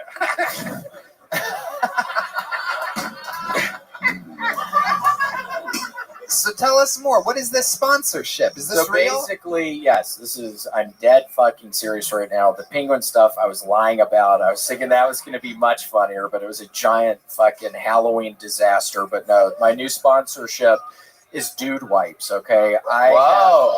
We love dude wipes. I can now wipe my butthole in the shower. I use the dude wipes in the shower. I should Wait be a using second. them. Wait, that would not be how you use the dude wipes. You wouldn't have to get in the shower to use a wet wipe. I can wash my hair at the same time I'm cleaning out my asshole, Tony. You know I'm a big It's time saver. I literally have been doing that. Really? TT and brush my teeth at the same time. I shed. They dissolve in the shower, though. They're safe for your drains. I can't even fucking understand your stupid ass. We got it. So, fucking idiot. So I see that there's. What are all these boxes? So basically, I'm very too excited to announce I'm the newest fucking spokesperson for Dude Wipes. Wow! Who the fuck wants some Dude Wipes? Oh my goodness! The place is in chaos. Who wants to fucking do it? Get your hands in the air! He is asking that everybody. Whoa! Really? Maybe put a little arc into it, William. There you go. Dude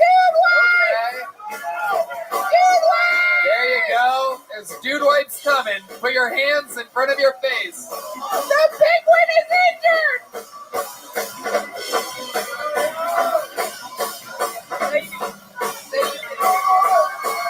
Who wants some? Yeah. Wow, he has literally got boxes of dude wipes. You get a dude wipe. You get a dude wipe.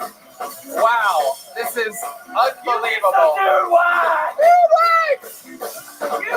Oh my God, William, put a little arc. William, a little more arc. There you go. There you go, a little arc under it. I'm working on it! Wow, there are dude wipes flying through the air. Remember that any injuries from the dude wipes are not responsibility of Joe Rogan, Kill Tony, Death Squad, Golden Pony Productions. Wow. Talking to happy people. Yoni, are you getting this? Are you getting this? Oh my God. William! Oh my goodness. Whoa. This is absolutely incredible. What a moment in Kill Tony history as the crowd is excited about getting dude wipes. Dude wipes. Tony, those are the best dude wipes too. These really are an unbelievable product. William, you got some over there. Up there on that. Those guys want some dude wipes. All right. There are dude wipes absolutely everywhere. People from the balcony. They're paying me $1,000 for each one of Wait, these I throw out. somebody up in the balcony. William, somebody up in the balcony. Where in the balcony? Dude wipes. Balcony. This is a disaster. There's so many people in bloody faces. That corner over there. Look at that. I'm getting good, Tony. Whoa, maybe keep the lights on, Tino. There you go. Dude wipes to go through. Imagine how much money he must be making right now.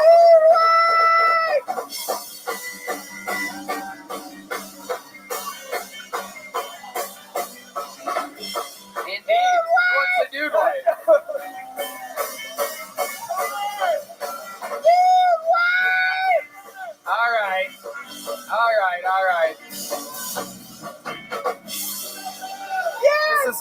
absolutely incredible. A historical moment in the show. Incredible. So many people just got dude wipes. There are so many boxes still behind you. I guess I'm getting word that anybody that didn't get a package of dude wipes is going to get some on the way out. How interesting is that? My little earpiece. Mid Chill, the best one. Brought to you by Dude Wipes, which is an absolutely unbelievable product. Everybody uses them. Use offer code Duncan. And congratulations. You know, of all the sponsorships that you've said that you've had before, this one actually seems real. It's a very real win. Get your dude wipes. I'm wiping my asshole now. I'm proud of it. I used to be embarrassed about wiping my fucking asshole, but now I'm not embarrassed anymore because it's not wipes for like a pussy or something. It's for dudes' buttholes. I swear to God, I'm not putting some fucking woman pussy fucking thing near my butthole. It's only dude wipes. So. In honor of Catwoman, I'm going to let the cat out of the bag and just say it. I mean, the people over at Dude Wipes, I do believe the owner or something important very high up, literally heard about you not wiping your ass. And literally, it is a true, real partnership with William Montgomery. So support Dude Wipes, an unbelievably great product that loves William and loves Kill Tony. And congratulations, that's a really big deal to have an actual sponsor when your job is yelling and whispering Coming for up a living. with penguin stuff. That was a disaster. Yeah, Mr. Penguin. yeah. Usually when somebody tries something that doesn't work, they don't repeat it 15 more times. But it's part of your brilliance. And look at you. I mean, you're sponsored by Dude Wipes, so who am I to judge you?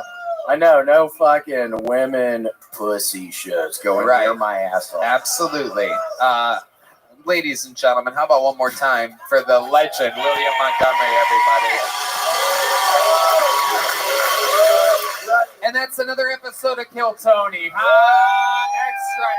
long. Shell Blaster, Red Rose, Yellow Rose, ConnectMobileHealth.com, Hall Law Firm, Austin Security Guard Service, NinjaBuses.com, CM Smokehouse, Bonsai, and Zipex.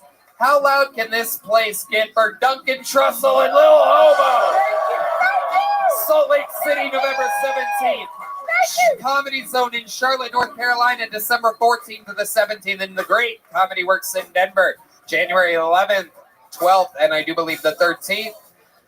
Unbelievable. DuncanTrussell.com for tickets. The Duncan Trussell Family Hour. Lil Hobo, thank you so much. Thank you. I love you so I love you, dude. You're the Thank you so much, fucking everybody. fan. I love you so much. You're fucking fantastic. I love you. Thank you, Austin. Unbelievable. Duncan Trussell. One more time for the best damn band in the land.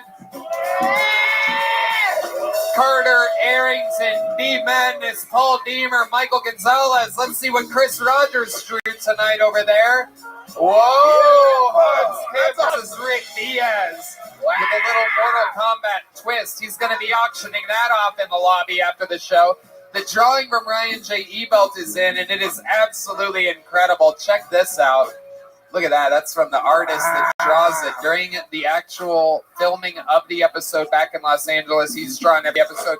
RyanJEbelt.com to check it out. And yes, exclusive Kill Tony merch available for sale in the lobby on your way out, Red Band. And check out my comedy club, the Sunset Strip, right next door, Sunset Strip, ATX.com. I love you guys. We love you guys. Thank you so much. Good night, everybody.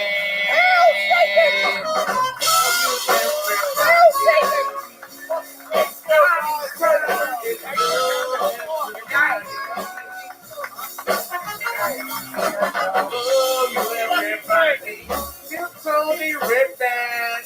We love everybody.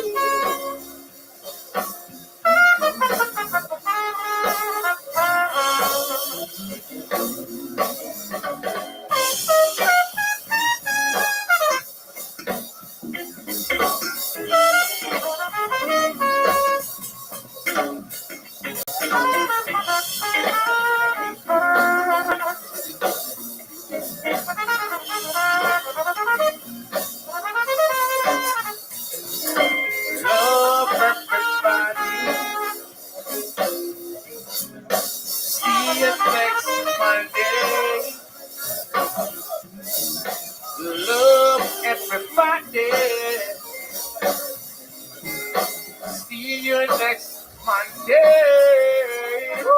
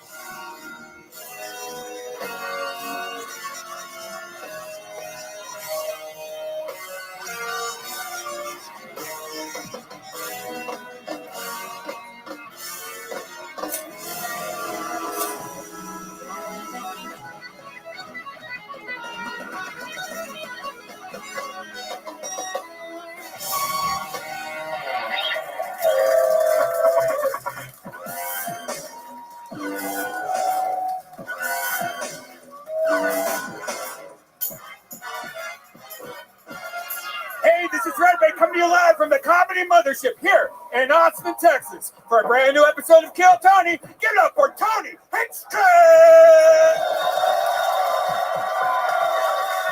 Fuck yeah. Who's ready for the best fucking night of their lives tonight, huh? Yippee! Make some noise for Red Band, everybody. Hey! We're doing it again. It's the #1 live podcast in the world, Kill Tony, brought to you by Gel Blaster, the Red Rose, Yellow Rose, Connect Mobile Health. Get yourself an IV drip when in Austin, Texas. Austin Security Guard Service, the best security guards in the world, keeping us safe. NinjaBuses.com, amazing, amazing party buses, tour buses, everything you can imagine. Hull Law Firm and AustinPools.com. And also, how about a hand for the Screwball Peanut Butter Whiskey Band, ladies and gentlemen?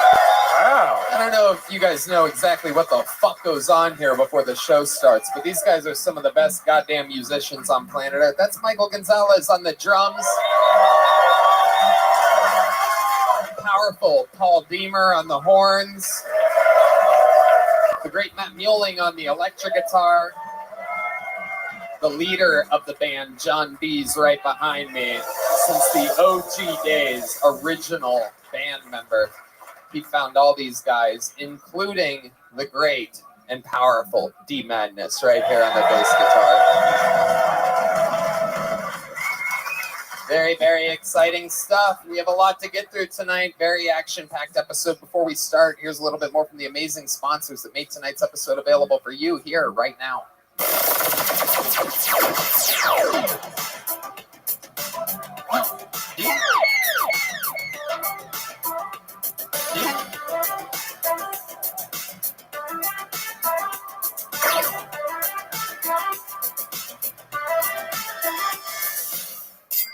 Hey y'all, need a gift for the person who is always running late? The Skylight Calendar is a smart touch screen calendar and organizer for all your chores, groceries, and to-dos. It automatically syncs all of the different digital calendars and events your family uses, and it shows them all together on one beautiful touchscreen display.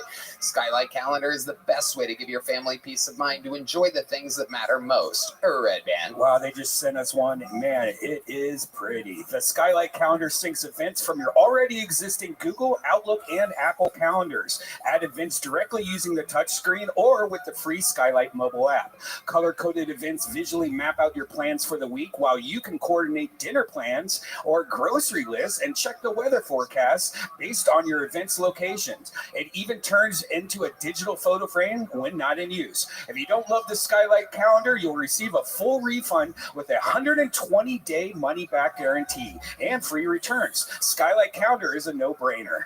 And as a special limited time offer for Kill Tony listeners, you can get $15 off your purchase of a Skylight Calendar when you go to skylightcal.com/Tony. To get $15 off your purchase of a Skylight Calendar, just go to skylightcal.com/Tony. That's skylighthtcal.com/Tony. Hey y'all, the lines at the grocery store are already ridiculous, and it isn't even the holiday season yet. It's only gonna get worse. Save time and skip those crazy lines with HelloFresh, America's #1 meal kit. They deliver pre-portioned ingredients and recipes straight to your door so you can get right to cooking. If you need to save even more time, they have 15-minute deals that get delicious food on the table faster than you can order, delivery, or Red Band. It saves you so much money on grocery shopping. Like, you get the actual ingredients you need to make an amazing meal. With over 45 recipes to choose from and over 100 curated picks from the HelloFresh market, you'll never run out of incredible food to try. So go to HelloFresh.com/KTShowFree and use code KTShowFree for free breakfast for life. Wow. One breakfast item per box while subscription is active. That's free breakfast for life, people, at HelloFresh.com/KTShowFree and use the code KTShowFree. HelloFresh, America's #1 meal kit. Hey y'all, the days of camping out in front of the arena for Grateful Dead tickets are now over. Buying tickets to your favorite show should be as simple as ordering a pizza. Thanks to Game Time, it is. Game Time is the fast and easy way to buy tickets for all the sports, music, and comedy near you. They have killer deals on last-minute tickets and a best price guarantee, so you can relax and focus on having fun. Red Band. Oh man, I'm checking out the local events coming soon. The Flaming Lips are going to be here very soon. You can get those real quick and easy right there. I mean, look at it all. There's sports. It's absolutely incredible. Yeah, Game Time has deals on tickets right up to the day of the event and exclusive flash deals you won't find anywhere else. For those of you who like to see what you're walking into, you can get actual images of your seat before you buy, so you'll know exactly what to expect. Take the guesswork out of buying tickets with Game Time. Download the Game Time app, create an account, and use code KILLTONY for $20 off your first purchase. Terms apply. Again, create an account and redeem code KILLTONY for $20 off. Download Game Time today. Last minute tickets, lowest price, guaranteed. You know, nobody wants scraggly pubes for Christmas. Head into the holidays with confidence from Manscaped. They just launched their Performance Package 5.0, and it is awesome. It'll clean things up down there and make those balls smooth and shiny just how I like them, whether they're attached to me or in my face. The package includes the brand new Lawnmower 5.0 Ultra. It has 2 interchangeable blade heads, so you can decide if you want to trim or if you're going for that super close shave. Manscaped's skin-safe technology also helps prevent nicks, snags, and tugs, so you can weed whack without fear. Dan. Oh, I just got the new 5.0. It is awesome. I love the nose and ears trimmer. When you get old, that starts coming out everywhere. The Performance Package 5.0 also comes with the new Weed Whacker 2.0 ear and nose trimmer, Crop Preserver ball deodorant, Crop Soother toner, and 2 free gifts. Get $20 off and free shipping with the code KILLTONY at manscaped.com. That's 20% off and free shipping with the code KILLTONY at manscaped.com. Manscaped, get your jingle balls ready for the holidays. You guys ready to start tonight's show? You know, the thing is becoming quite its own monster, and I book it out every single week myself based on what you guys have seen lately and what's to come, and I love this episode. These are 2 absolute veterans of the show, and I mean elder statesmen to the extreme, two of the lords of comedy, two of the all-time greats. Make some noise for Ron White and Pauly Shore. Oh, shit. Yeah. The great Ron White. The Weasel, Pauly Shore. Oh, yeah. Come on in. All right.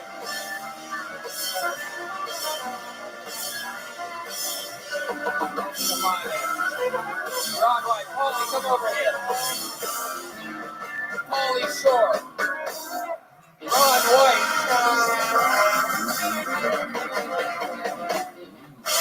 Now, a little fun fact about this amazing, esteemed panel is that the great Ron White is the reason why we are all here tonight in Austin, Texas. He started it.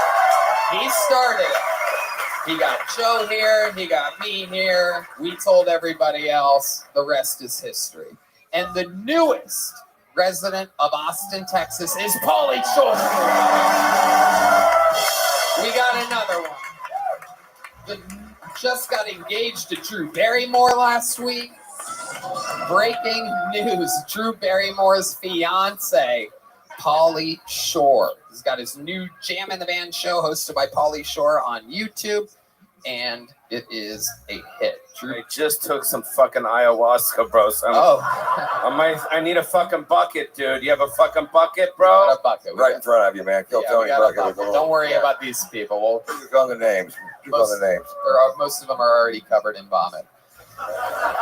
And the great Ron White is back, ladies and gentlemen. He's back on tour, tatersalad.com. This motherfucker threw a retirement party 6 months ago. Yeah, what happened? I thought you quit. He threw a retirement party, and now he's back on tour. He never stopped working at all. He was working in Austin the entire time. We just threw. I might have a retirement party next week.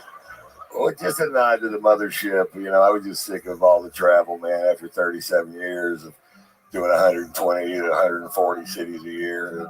And I hated that so much. I was letting that bleed into stand-up comedy. I just wanted to do it anymore.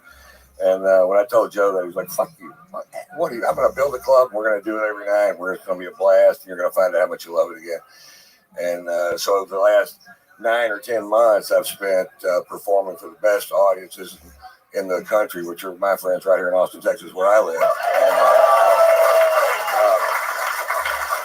And, what makes you like this particular? What makes you like this particular? Oh, okay. You can catch Pauly hosting his new show on YouTube called Jam in the Band. There's a little taste of it right there. Pauly as a host. I wish I already knew the answer. I would just say it. What makes the venue? The best, dude. Why do you like this the best venue, for real? Well, because of there's a few things. Number one, there's say the word what? There's 2 rooms. There's a small room in the back, and there's a green room upstairs, which is a kind of a highly restricted hang, and it's the funnest thing in the world to sit in there, and you can come in and do 4 sets a night if you want to. And but the hang there of just the peers and the tribal part of it is just throwing around ideas for jokes and talking about the business of stand-up comedy and also the future and the past of it and recognizing what's happened before we got here and also putting tons of work into new guys, finding those people that are giving them a microphone, and nobody's done more for that than this young man right here, Tony Hinchcliffe. Oh yeah, putting a microphone in the hand. And we're doing it tonight. And he's right. 2 rooms. We got Mitzi's, named after Pauly's mom. Yeah, can I say something? You don't have to ask if you can say something, Pauly. That's not. I don't want to disrespect because I'm moving here, bro. Yeah, they might after this performance, they might tell me to dispatch and not come back. Yeah. No, but for real, the reason why I particularly want to move here to Austin because as a stand-up comic, it is the only club in America where you can actually create your stuff on stage 110% without thinking anything behind you is going to happen because as you know, this day and age, people film shit they put out here for Joe. He created such a beautiful thing for everybody. So I want to come here and just create comedy, and that's what's the best part about this place. Absolutely. In other words, phones are locked up. You did so much better with that sentence than you did the first one. You rocked that sentence, man. You did. It was the best sentence ever. Yeah, well, it's the venue. The venue's the best venue. What do you think about that? Well, luckily, you guys have been on the show multiple times, Polly and Ron, and over 200 human souls signed up for the chance to be on this stage tonight. Absolutely. Can I say just one more thing without disrupting? You don't have to ask nice, if you can. It's getting kind of crazy because it's been at this pace. You're going to do this 75 times tonight because you've done it twice in the first 4 minutes. His show started at my mom's club 10 years ago in the belly room. No one was fucking there. No one was there. No one was around, and he developed it, and it's pretty fucking awesome. So I've known him when he first came out to the Comedy Store, where he's answering phones and looking for like pennies and shit and dimes. I was looking for just to make ends meet. No. You got the cat. The cat is 60 seconds, Polly. Oh shit! I didn't It's a little bit long for him. I thought it was a bull. All right. A bull sound. Anyway, so I pull a name out of the bucket. They get 60 seconds uninterrupted. You know their time is up, and you hear the sound of a kitten. That means they have to wrap it up, or else they bring out the angry West Hollywood bear, which just interrupts them. And then I interview them, and I ask them questions. And if you guys have anything that you want to input, or any wise sage advice from two of the all-time greats, you guys know how it works, though. You guys ready to start tonight's fucking episode or what? Here we go, and we shall start it with a bang, ladies and gentlemen. I'm going to pre-poll the person that will follow one of our favorite regulars in the history of the show. This guy, fresh off of a weekend of sold-out theaters with me, lots of momentum. Make some noise for the great and powerful Hans Kim, everybody.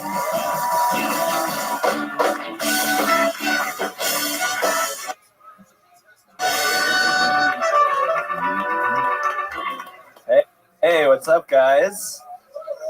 Sad to hear that the great Matthew Perry died alone in a hot tub. You know, for a guy on a show called Friends, he could have used a couple.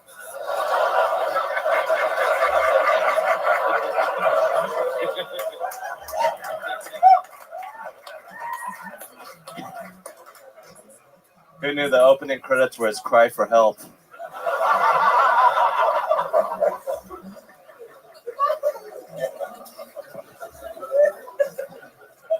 I recently ghosted a girl because she was too sunburned. Yeah, she got left on red.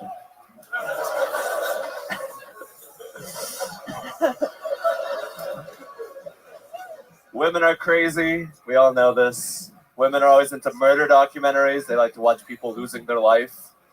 Men, we're more positive. We like to watch people creating life. Thank you.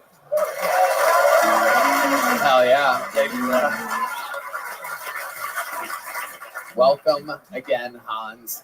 Thank you, Tony. That was fun. How do you feel? I feel great. I had a great weekend with you guys. I enjoyed our time together. I think William might have a drinking problem, but other than that, it was great. What do you mean? He likes to drink a lot, and then he pees in little bottles. And there's like a bathroom right there. He just loves peeing in bottles. Did he pee in a bottle? He tried to. Wait, what do you mean? When we were in the car going to Sacramento. When I stopped him? You stopped him, yeah. No, yeah, I heard that, yeah. They were I was in the front. They were way in the back of the Sprinter van. And I heard William say to Hans, well, what was it exactly? He was like, can I pour some of this in there? Yeah. The drive, it was only like an hour and a half drive. That's the crazy part. Everybody's afraid. A fun fact is that everyone that tours with me is afraid to say that they have to go pee because I always say that it slows us up. I'm a real fucking piece of shit on the road. I'm a nightmare to deal with. I don't pee. Why are you peeing if I'm not peeing and I'm like the main guy? Red Band as well. Oh, yeah. He's a non-peer. Yeah, I could not pee for like 12 hours. Exactly. It's the podcast way. Welcome to the business. Looks like you've not been peeing for 6 years. What? You're saying the red band's filled with piss? Jesus. Hans. Well, you know he likes yellow things. Whoa! A reference to his Asian girlfriend. That's right. Oh, he's got an Asian girlfriend. He's got a white girlfriend. Yeah, it doesn't make any sense. We swap out once in a while, but Okay. All right. Jesus Christ. Hans, when you started dating your white girlfriend, was that after you became famous? Yes, of course. And what happened before you were famous? I was sad and lonely. That is true. And who made you famous? Tony Hinchcliffe. That is correct. Okay. So the left on red thing was a joke. The Matthew Perry Friends thing was good. Thank you. Very good. And then what is it? Women watch murder documentaries and men watch porn. Okay. And do you still watch porn? I watch a lot of it. You do? Yes. You watch it alone? Alone, by myself, with my dick in my hand. Wow. Okay. Yeah. What's your favorite type of porn? Probably tickling or spanking or massage. No, but what's your icon when it says search? What do you search for? I search for Japanese massage shrimp aphrodisiac. Absolutely. Absolutely. I love it, Hans. Business is a booming for Hans Kemp.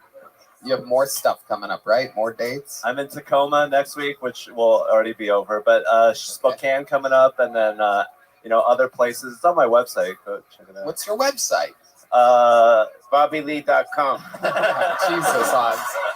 So before when we were upstairs, I asked him if he brought his girlfriend to the Warfield show this weekend, and you said what? I said no. Because Tony said what? Because he said not cool, dude. But then Tacoma, what? Tacoma, yes. What are you asking him? What are you doing? I ask the questions. You sit back and hit it. What did I say? Hit what? Hit the button when it goes. No. No. Oh, the bear, right? Again, Polly's show, which you guys can be some of the first viewers of, I'm sure. It's the Jam in the Van show, hosted by Pauly Shore. You have anything on YouTube you can watch. Why not watch Pauly again? The Jam in the Van show. I love you, Pauly. I'm just kidding. Don't be sad. All right, good. Fucking Monday night where I killed Tony in motherfucking Austin, Texas. Yeah. We got still a couple tickets left for the stadium show over the January 1st. Who's we? Who is we, Pauly? Hans, anything else you want to say? Any more input? I was talking to my British friend, and he kept talking about Peter Files. Like, they're not that bad, Peter Files. And I was like, who's Peter Files? And he's like, oh, it's pedophiles. So. Oh, wow. That's like your left on red joke right there. That's a little... Wow. What was that? Yeah, I don't know what's happening. Hans is getting a little fucking corny without these challenges and shit. Are you ready for Rick Diaz on New Year's Eve? I'm ready for Rick.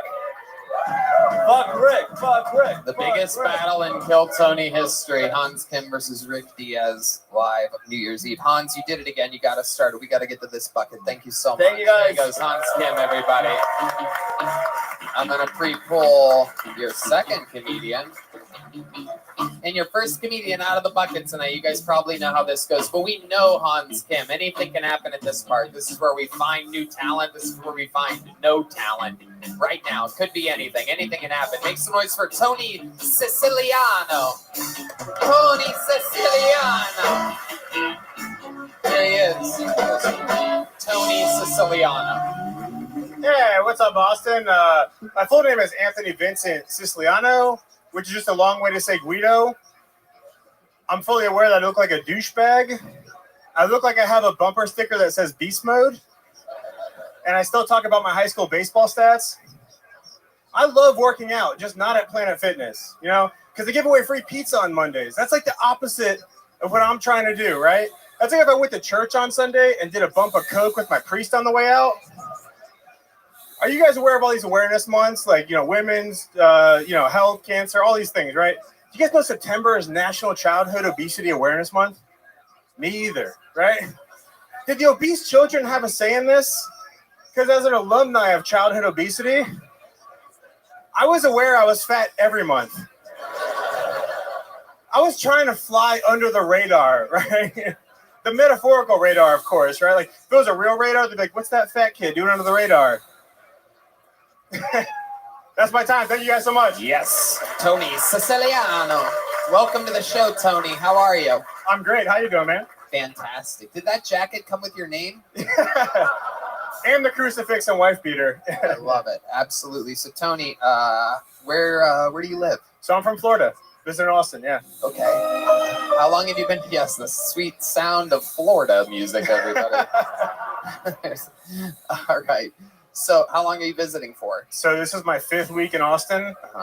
0 for 5 so far. So this is the first night I've got on. This is great. You've signed up every week. Yeah. Is what Well, you're except saying. for the weeks we weren't here. Yes. Right. Basically, yeah. He looks familiar to me, actually. Yeah. Like I've seen him before. Yeah. Yeah.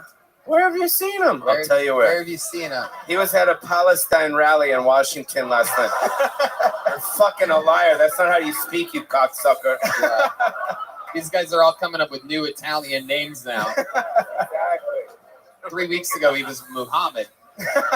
Now he's Tony Siciliano. Hey, what's up? Hey, it's me, Tony. I need a good fake Italian name. How about first one? Tony Siciliano. You think that's too much? No. Sounds. My totally middle name is normal. Vincent. And that's like the most stereotypical fucking shit, right? It's like my parents put like names in a bucket and we're just like, yep, these are the ones, right? Yeah. That was awful. That was fucking great. Yeah. It's like it's short for Guido or something. There we go. All right. How long you been doing stand-up comedy? Almost 3 years now. And what do you do for a living in Florida? Air conditioning repair? You hate the job. I just started a new job, like a new business. Okay, what was the old job that you're afraid to mention? Software sales. Oh, what a dork. Yeah, exactly. Okay, what's the new job? I'm selling like political shirts for the election coming up. Okay, can you pitch some of the shirts? Yeah. So I you are a douche. Yeah. So it's called Right Shirt Official. Okay. It's just a red shirt with white letters. It says right on it. Oh. I have another business. Yeah. Let's just keep going through all your bad business ideas. Those are terrible. That's called Left Shirt Official, and it's blue shirts with white letters that say left. So I'm just trying to capitalize on this game right now. Yeah. Capitalize on the game. Yeah. Absolutely. Yeah. Are they selling at all? Nope, I have 0 sales so far. Yeah, but it's a dream. It's doing almost as good as comedy. Right. What's your love life like, Tony Siciliano? I have a girlfriend. Okay. Yeah. How long you been with her? A little over 2 years. Okay. What does she do? She's also in the software industry. Oh, okay. Yeah. She like takes care of customers after we have them, basically. Okay. I sell them. She takes care of them. Right. You know? All right. One cool fact about her, she's from Ukraine, actually. She was born there. Okay. Yeah. I just had a fucking fun fact. It's been an interesting fact. Did you get it's like a male or women order bride type situation? Yeah. I've seen on the internet you can get Ukrainian women for very cheap. I'm just saying. It And was they're a hot good as deal. fuck. It was a good deal. She moved here when she was 9, actually. She's 10 now, but it's fine. Oh, you son of a bitch. Look, you snuck one in there. You snuck one in there. Can I say something about him? Say it, baby. What podcast are you used to doing? Hey, Joe, can I say something? Like, what are you talking about? Chinese. Fucking say it. Chinese. I think you're likable. Okay. You think I'm likable? Called you Chinese and that you're likable. Very I look good. Chinese? No, I just think you're likable. Oh, thanks. So you have that going for you, so that's good. Thanks, Paul. I appreciate it. Yeah. I like you too. All right. Easy breezy. Is that a rubber ducky? Okay. So, Tony, do you have any special skills or talents? I'm really good at ordering food for the table at an Italian restaurant. Okay. That's something I'm good at. That's easy, yeah. Yeah, I like to travel a lot, so I'm good at doing. You live with the Ukrainian girl? I do. Do you have a hard time like getting their own space, or does she hold strong and not let you? Do you have to negotiate? Isn't that like a woman thing? You But get, now like 20% of the center of the bed. I've been trying to blow my way through that space, but it's not going well. You blew pretty hard tonight, my friend. Is she mad about the Israeli-Palestinian war because it's got first billing now over the Ukrainian-Russian war? Yeah. She's the undercard now. The main event is much more exciting. Ukrainian doesn't have an iron dome or anything like that. They just fucking take the missiles straight to the heart. Just fucking no defense whatsoever. Just tinfoil up there. All right, well. Tony Siciliano. I still can't believe how Italian your name is. What's your dad's name? Peter. Peter Siciliano. Wow. Angelo middle. Does that help a little bit? Okay. What kind of penis are we working with? Italians are famous for no bad reviews. So okay. there we go. Well, yeah, but a little tiny Ukrainian pussy. I mean, that's like no challenge. Is it an innie or an outie? After I cold plunge, it's an innie, but mostly it's an outie. Do you have foreskin on it? No. It's been circumcised. I didn't know that was innie or outie, but yeah, no, it's an outie. I snipped. Yeah. That's a Catholic thing. I think they do that like at church or something. There you go. As they should. Yeah. Yeah. That's the way to Thank do you, it. Dad. Thank you, Peter. Yeah.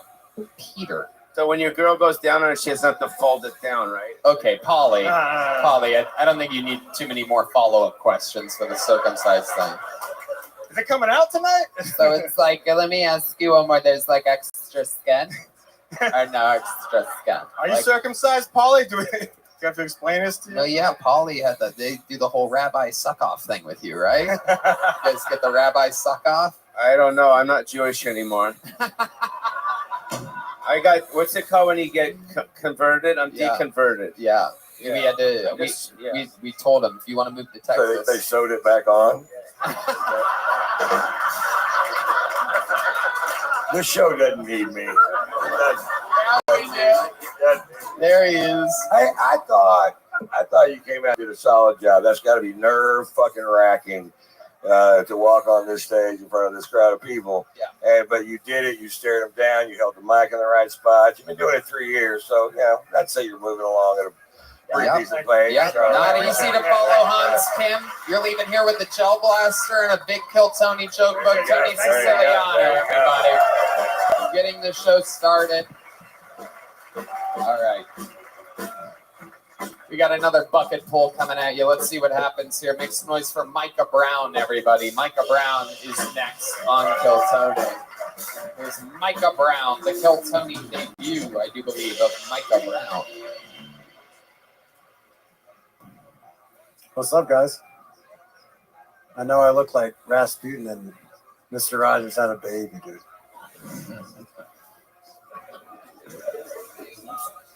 But I've been thinking about becoming a vegetarian.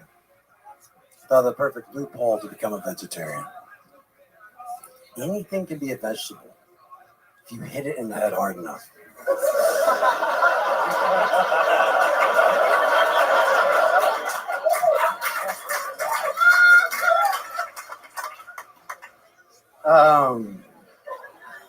So on my way here, guys, I got mugged by a single father, dude.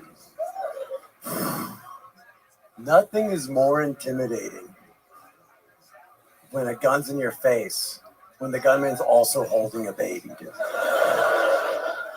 You know for a fact, this guy's not shooting blanks, dude. All right, hell yeah. Micah Brown. Welcome to the show, Micah. When I first saw you, I'm like, what's up with this Rasputin Mr. Rogers guy? And then you said that. Welcome. How long have you been doing stand-up comedy? Talk right into the tip of that microphone. You're not on the streets anymore.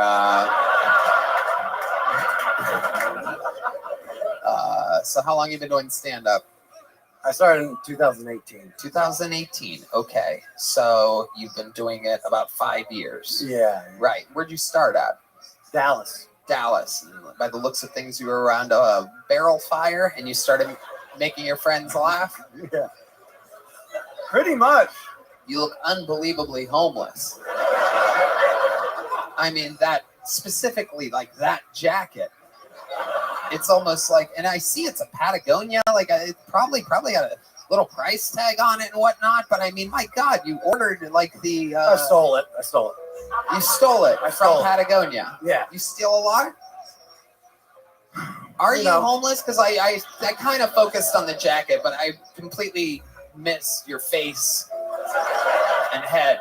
I mean, you have a complete homeless head. The jacket comes in second place. Your extremely homeless head.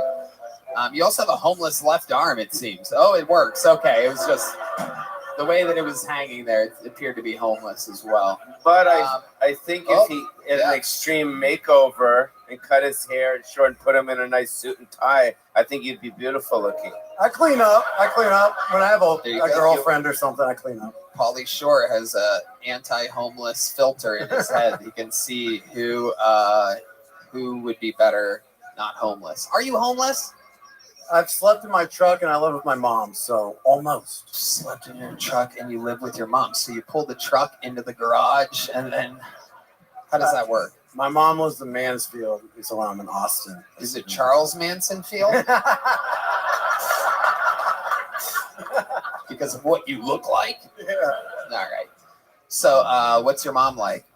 She's wonderful. Are there a lot of dudes coming in and out of there? Not since I showed up. You know, since who? Since I showed up. Right. Cock block McGee over here. I get that. What kind of truck are you sleeping in? F-150? It's a Tahoe.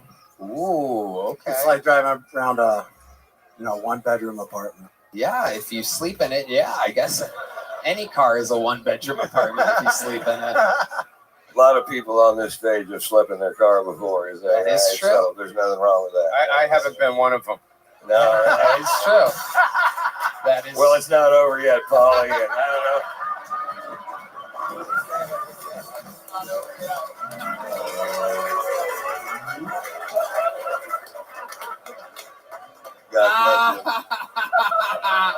But it's beautiful. Oh my God! I would just like to say this: to walk out on stage and ask this crowd, who's already been in front of several comics and an amazing fucking band, "How you doing?" It's kind of a death move, because the first line was pretty good. If you'd have just walked straight to that microphone and stared them down, and with confidence just said that first joke. The second joke was great. I don't even remember what it was, but the vegetable one. That was a great joke. One. You should open with that fucking joke. Yeah.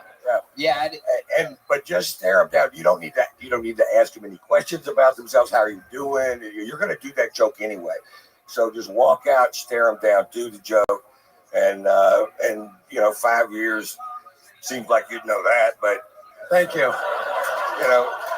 Right? You figure that out, but still, I think that if you just take that little piece of advice and run with it, you'll do fine and have a good time. Thank you so much. Yeah. Great advice. Get to it. No needless questions. Why don't we give them one more try just to pretend we didn't see that part? No. No, Paulie. And let him open with a vegetable joke. I'm going to run the whole thing, and then you can do your stuff on the Jam in the Van show on YouTube, everybody. Hosted by Pauly Shore, where anything Pauly wants to happen can happen. The possibilities are endless. Do you have a pigeon chest? Yes, I do. How do you know? Whoa, how did you know that? He just he put his hand over his eyes and was like, "Do you have a pigeon chest? What kind of crazy talent is that?" Because I saw that his chest is concave, bro. It goes in. You got it. It's got an in. Hey man, you're paying too much attention to me. Yeah, that's weird. You want to see me with my shirt off? Yes. I thought you'd never ask. Well, I mean, we might as well now. Oh my God. Okay, we've done this before. Lay down on your back. I'm going to see how many tries it takes me to make a little joke book inside of your chest. This is a little fun game I like to play. I never get to shoot things inside of people's chests, so, win in Rome. All right, here we go. Looks like you were shot with a cannonball. Okay. Right in the chest. Oh! Woo! Not easy. Not easy. I'll take one of those back. I'll let you hold on to that one. Grab that microphone again. You ever get a girl back to your Tahoe? Absolutely not. Really? I could never tell my mom about that. Because you kind of seem like you could, like a drunk girl, it seems like you could probably confuse them into thinking you're hot. Yeah. Because you're kind of... I have before. You look like you're either extremely poor or extremely rich. It could go either way, depending on where you are. I'll tell you later. Okie dokie. All right. Well, you got a little joke book. We're going to keep it moving along. There goes Micah Brown, everybody. The Kill Tony debut of Micah Brown. Da-na-na-na-na. Da-na-na-na-na-na-na-na. All right. We got a lot of bucket pulls to get through tonight, but let's do something special right now. The young man that I'm about to bring to the stage is an absolute fucking monster, everybody. I mean, started in June, took the show over by storm. Immediately on his first scheduled appearance on the show, went super viral with his famous "I'm not retarded, but I like rocks." I present to you one of the great regulars of the history of the show, the great Cam Patterson, everybody.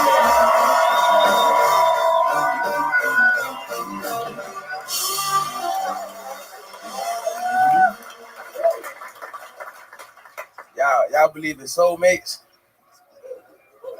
I believe in soulmates, man. I believe in it, but what would y'all do if y'all soulmate was ugly? Cause my soulmate, she got like a great heart, nigga. Her heart one of the best heart I ever seen in my life, but her eyes too far apart. I was fucking with Sid from Ice Age for 2 years. Nobody told me shit, nigga, you know what I'm saying? I was doing the show one time, right, to ask the guy, I said, hey man, what would you do if your soulmate was ugly? And he was like, I would just cut my eyes out. That's true love.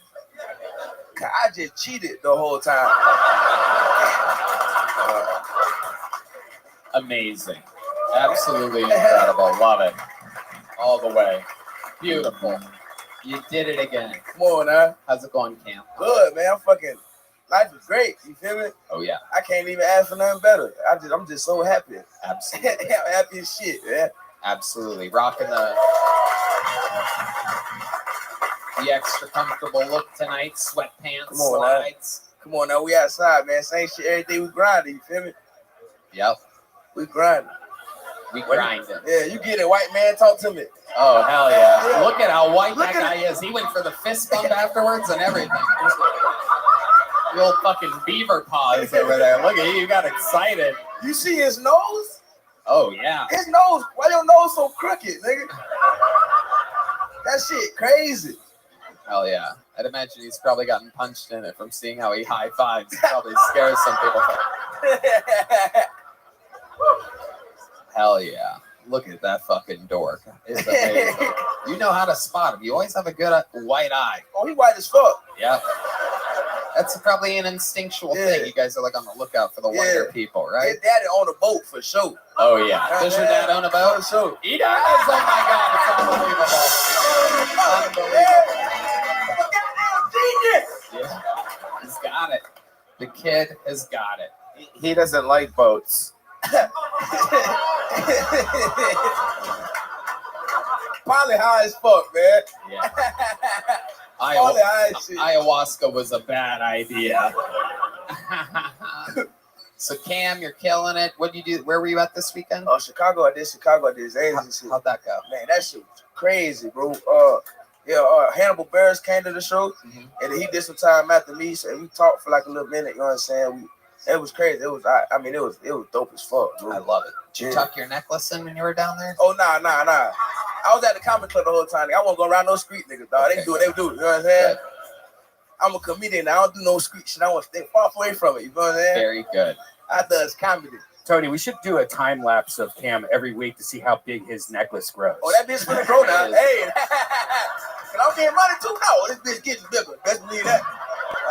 I'm finna get me a bigger one soon. I swear to God, I am. I ain't even bought it. My mom bought me this. This is all she can afford. I'm finna buy me a ooh. It's coming. Yo, you fit and have beautiful skin, bro. Thank you, man. What the fuck is that supposed to be?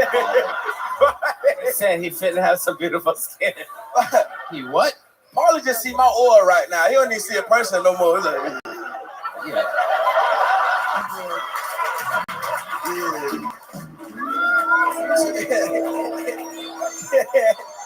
Wait, you have a normal chest?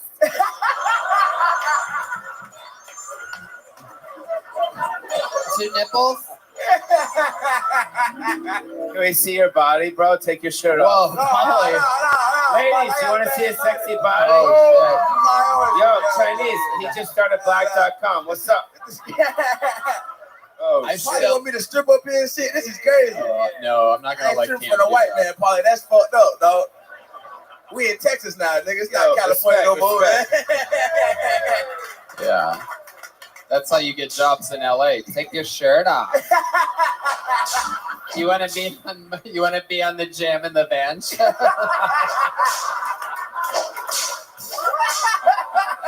What's your favorite thing about the venue?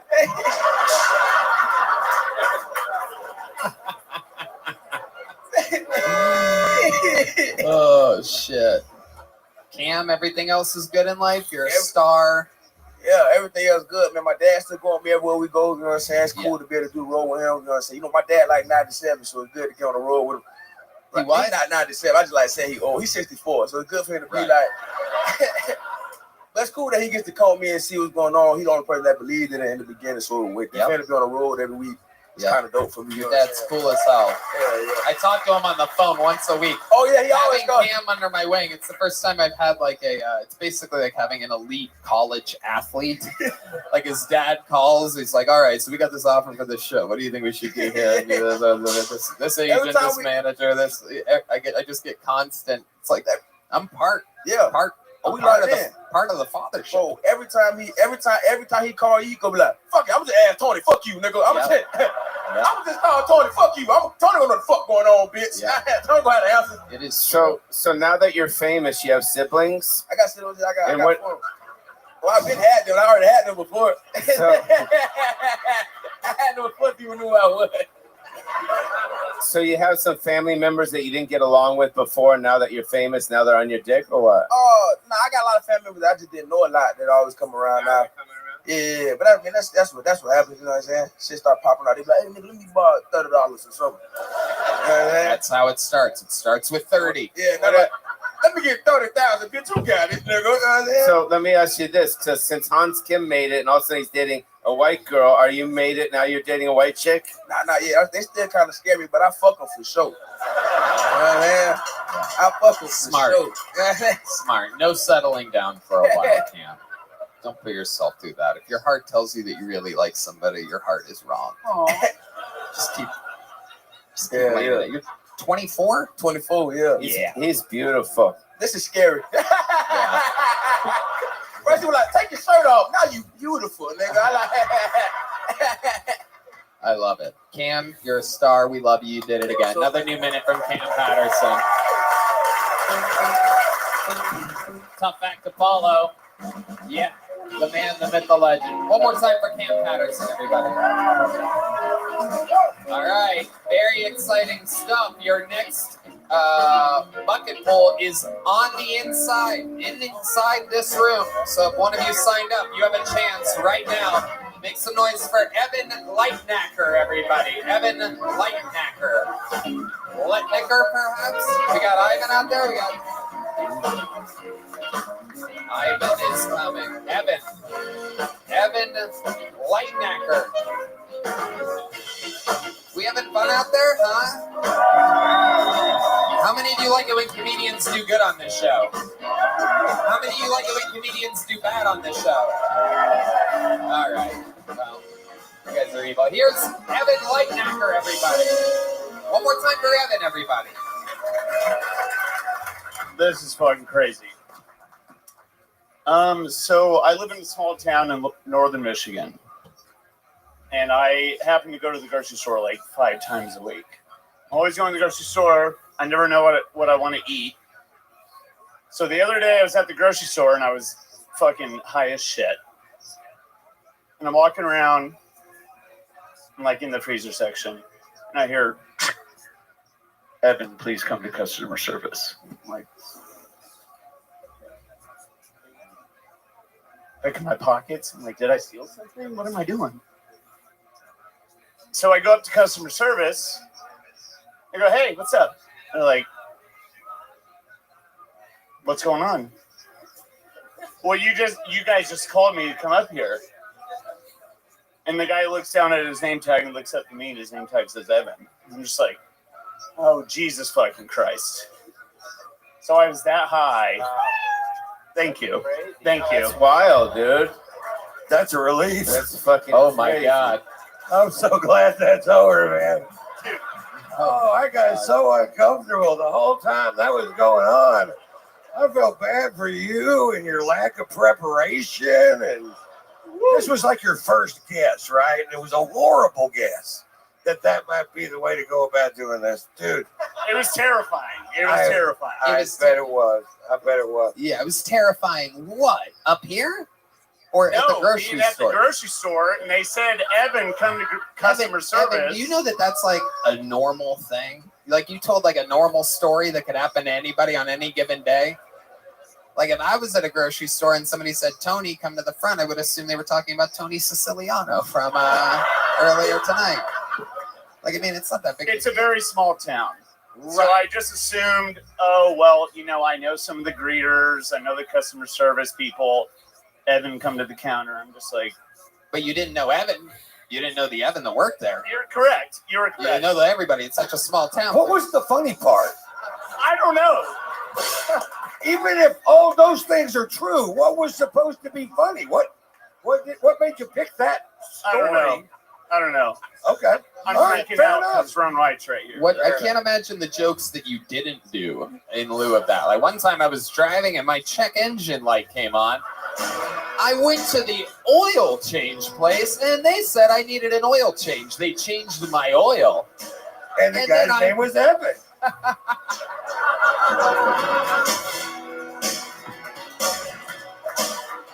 Yeah. You suck, dude. I know. No, I'm kidding. So that's your first time ever doing stand-up, correct? Yeah. Wait, what was that? Wait.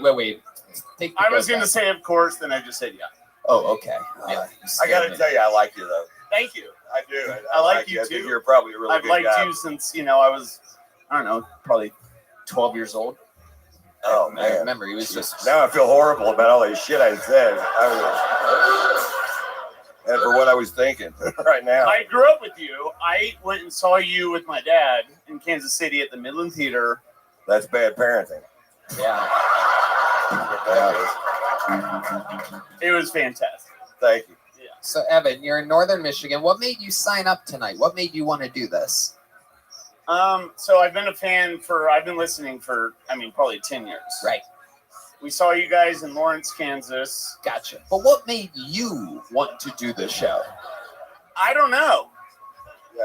What you just did. I'm just such a big fucking fan. Right. You're such a big fan. When did you think that you were gonna? Did you come to Austin knowing that you were gonna sign up? So my best friend, who was in my wedding, he's right out there. Yeah. His girlfriend got him tickets for us to come here. Okay. Yeah. Where's the wedding? In Texas? No. Jesus Christ. I think. What are you writing new bits up here right now? Sorry. Okay. No, so my best friend from growing up, he lives in Montana. Uh-huh. And his girlfriend got tickets for us to come here for his birthday. Today's his birthday. Right. Okay. So did he sign up? Yeah, he did. He did? What's his name? Spencer Ryan. Spencer Ryan, come up here. It's your birthday. You're getting married. Let's see what happens here. Spencer Ryan. You stay right there, you son of a bitch. I'm staying right here. Put the mic in the mic stand. And Polly doesn't think you're very good looking. Yeah. Does he get one of these at least or no? Well, I'll decide when that happens. He gets a half of one, bro. All right. Here he is. Making his Kill Tony debut, the birthday boy. 60 seconds uninterrupted. Let's see what he prepared here tonight. One more time for, what's his name again? Evan. Spencer, everybody. They dress exactly the fucking same, dude. All right. It's awesome. Here he is, everybody. 60 seconds uninterrupted for Spencer, everybody. Here we go. So I was looking at a recipe for traditional German coleslaw the other day. it had bacon in it, and I thought, damn, that's an interesting way to tell the Jews they're not welcome at your barbecue.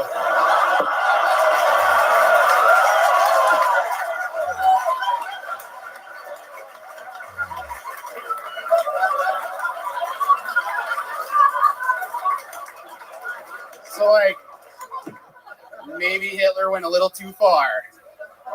He could have just made all the German food way more delicious, and they kind of would have left. You know? Like, oh, maybe you'd feel more comfortable with another barbecue. Maybe in Hollywood or New York, far from here. Please leave. God, that's what I came up with. 57 seconds. We see who wears the funny pants in this friendship. Oh my goodness. Wow. Absolutely incredible. So Spencer, welcome to the show. Talk right into the tip of that microphone. Okay. How's it going? Pretty nervous. Yeah. Dream come true. That was your first time on stage too. Yeah. And it went really well for you. I like to think so, yeah. Most importantly, it went You're fucking murdered, dude. Yeah. You're fucking murdered. You came up there and fucking murdered. After your friend drank a cup of his own warm sperm up here.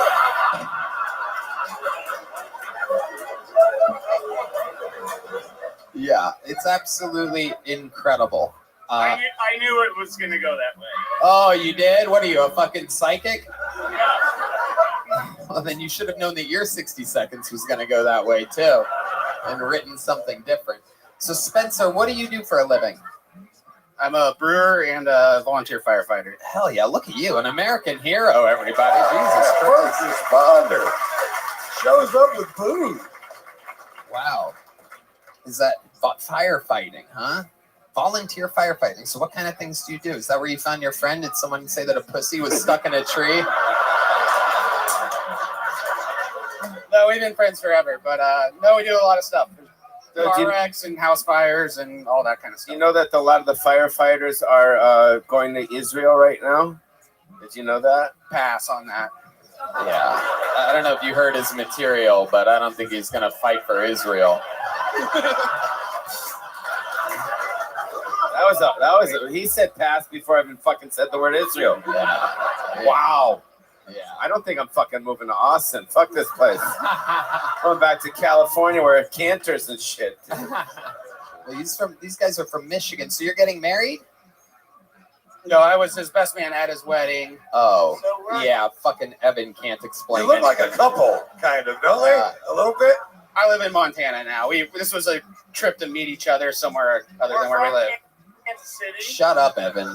I'm over you. I'm talking to Spencer now. Spencer's the guy out of the two of you. So Spencer, here you are. How long have you been in Austin? 4 days. And how much longer do you have here?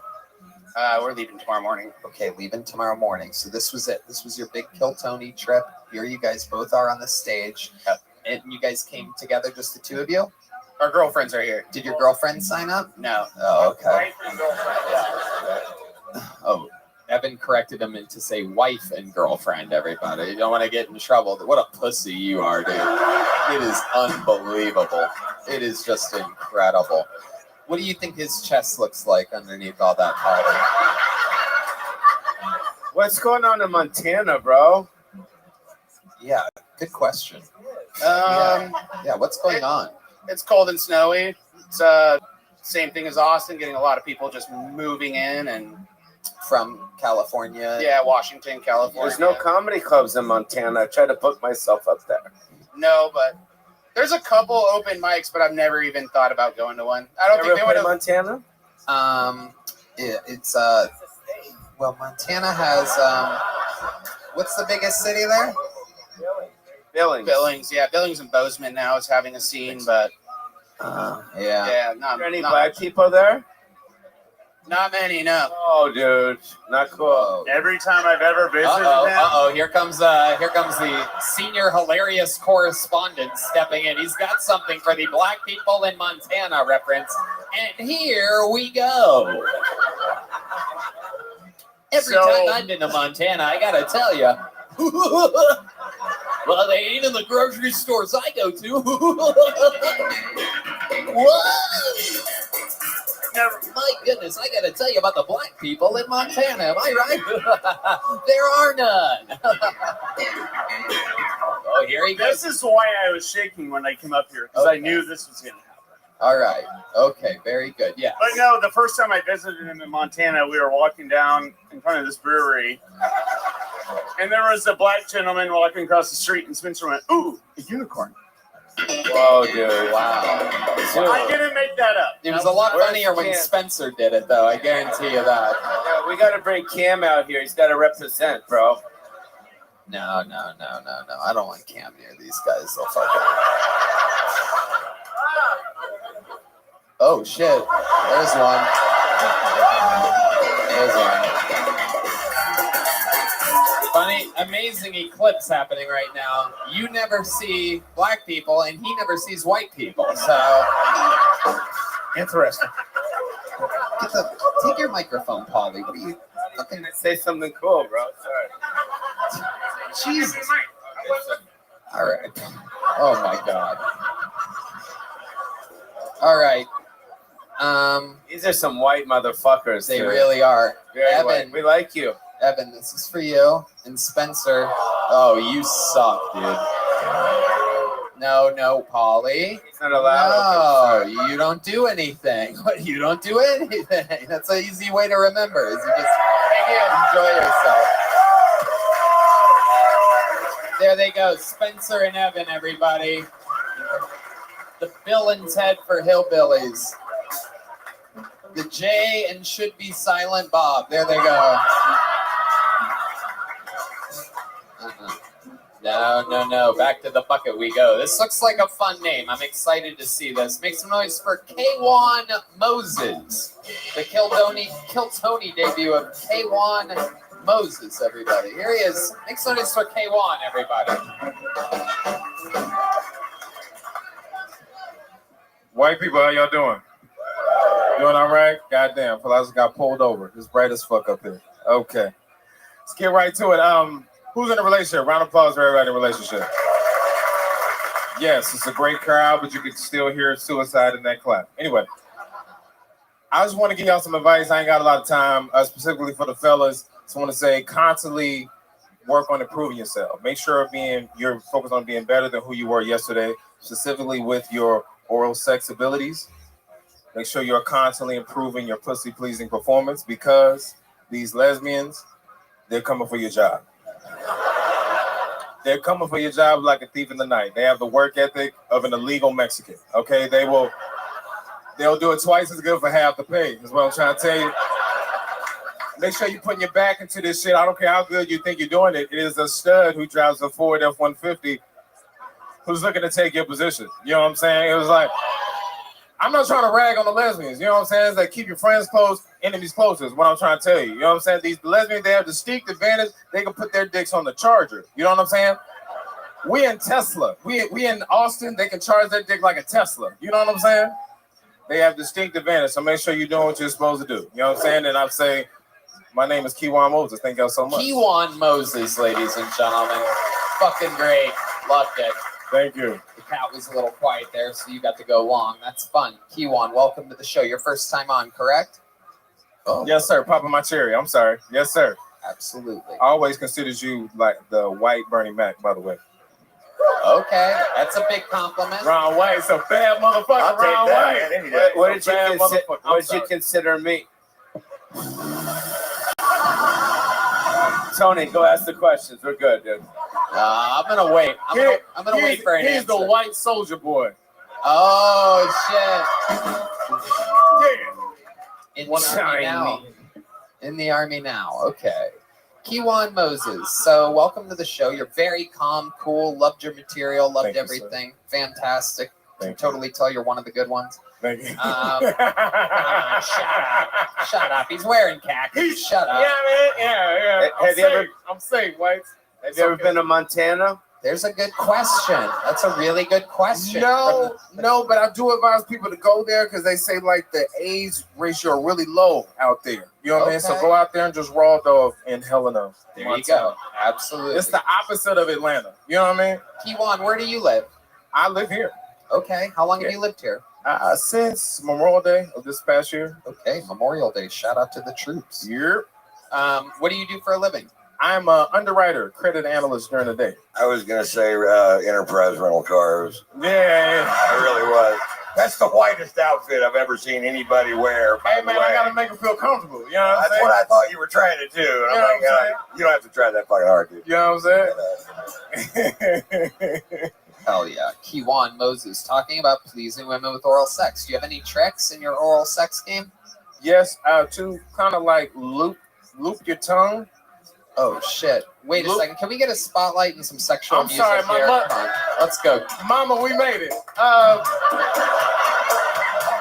Loop your tongue and suck it. Saliva, suck it, and keep rotating. And if her legs start to convulse to like she's crushing your head, that means you're doing it right. Wow, very good. Very rarely do I get a scientific answer.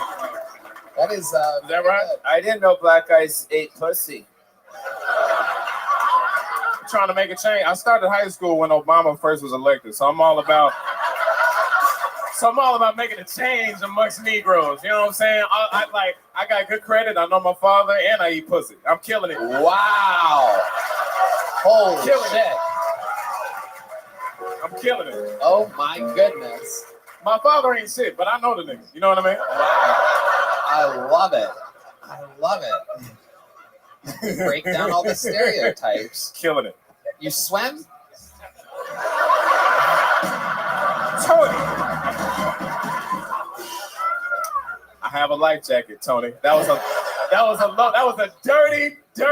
Oh, it's a dirty motherfucker. Is your life jacket bulletproof as well? Yeah. I got a lot of questions. Yeah. Answer us. Do you swim or what? Talk to me, motherfucker. I do. So I don't swim well. He answered. I swim through DMs, swim through money. You know what I mean? I don't swim that well in water. But, I have a life jacket. I do pretty good at that. Absolutely. What do you do for fun? Eat pussy. Okay. Is there a specific kind of pussy that you like? White, Latina? Clean. Ah, good answer. And eating pussy and stand-up comedy. But there is only one pussy I eat. Shout out my baby. I love you. Oh, wow. How long have you been with her? About a year now with a Latina, so we need to hurry this up. So Okay. I'm just playing. Can I have Keno give me the spotlight because I want to show you how I eat this. Okay, absolutely. Let's do it. Here he is, Pauly Short eating pussy. I've eaten enough fucking. Hey, listen! Stop fucking playing the drums for a second. Let me say something. Stop fucking around. I don't know if you guys. I don't know if you ever heard of the actor Leonardo DiCaprio. Ow! Can I give it up for Leonardo DiCaprio, please? And I'm not kidding. He said this to me once. We were at a club, and he looked over at me, and he says to me, and I'm not. What are you doing here? Who said that? Chinese, who said that, motherfuckers? I'll throw a microphone at someone's fucking head like it's Limp Bizkit in 1999. I don't give a fuck. Listen, he looked at me and he said, "Dude, who are you?"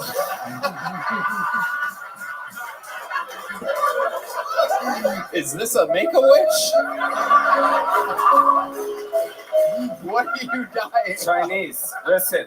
If they have their fucking phones, they could Google Pauly Short teaches Leonardo DiCaprio how to eat pussy, and then they'll tell you to fuck off.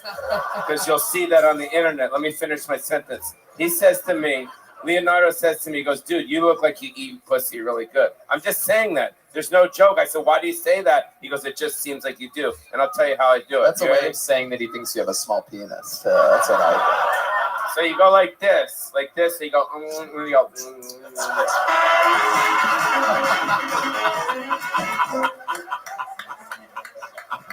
Pauly Short, ladies and gentlemen. Oh my goodness. You taught Gilbert Grape. You taught Gilbert Grape how to eat pussy?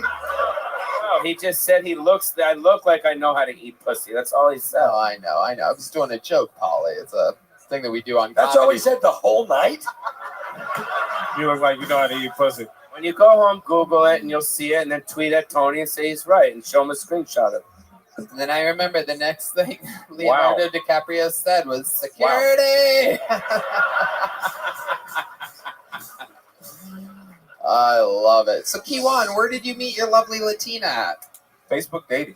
Wow. Okay. And then your first date, what was that like? What are the plans? First date was the living room. Straight to the living room. I don't have time. Life is short. Wow.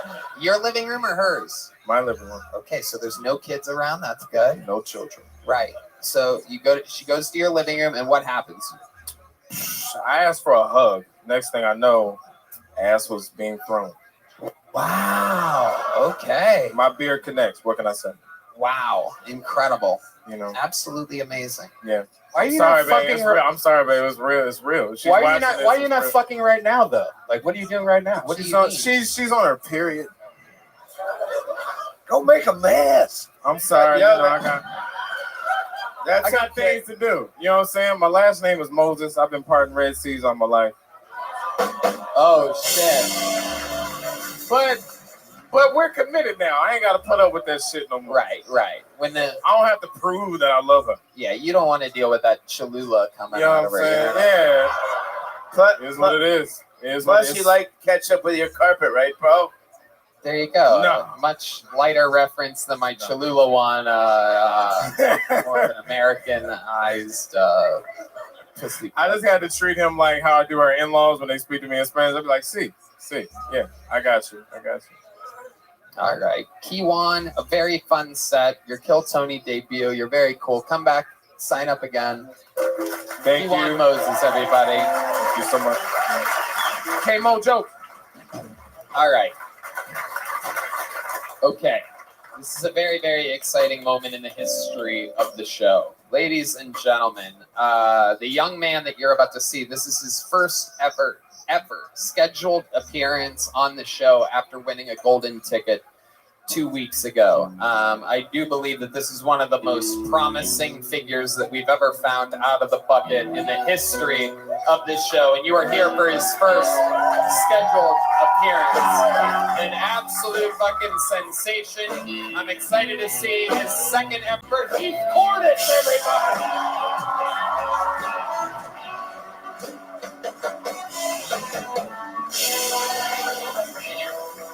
The Make-A-Wish has arrived. Guys, I just moved to Austin. Very excited about it.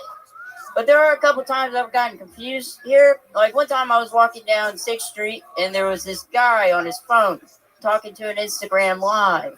And he saw me and he goes, "Yo! Look at that vaping baby."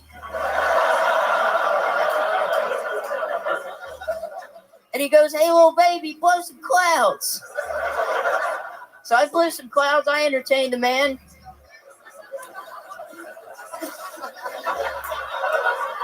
And then he saw my tattoos, and he wanted me to show those off. So I showed him this one right here, and I showed him this one, and then I showed him my penis in the alley.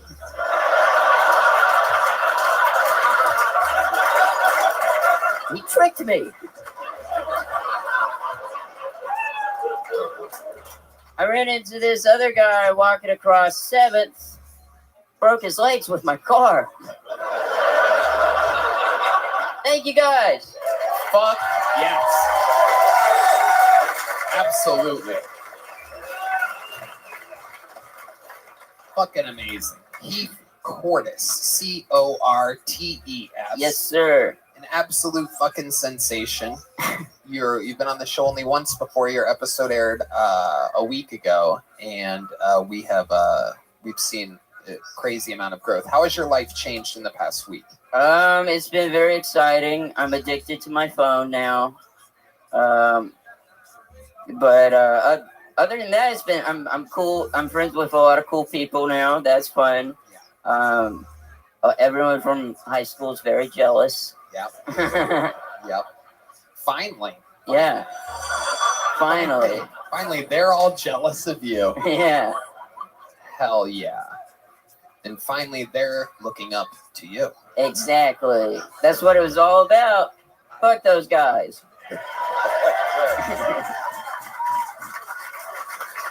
This all happened to Tony not about 10 years ago. It's true. It's true.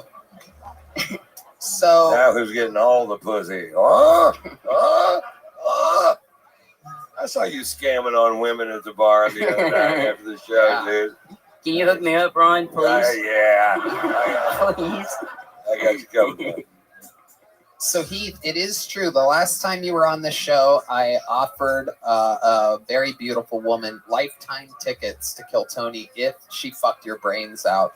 Do you have any updates for us on your sex life the past week since you've been? It never happened, Tony. It never happened. It never happened. Wow. I know. So can we say, bitches? I didn't tell her the other side of that. She's banned forever from buying.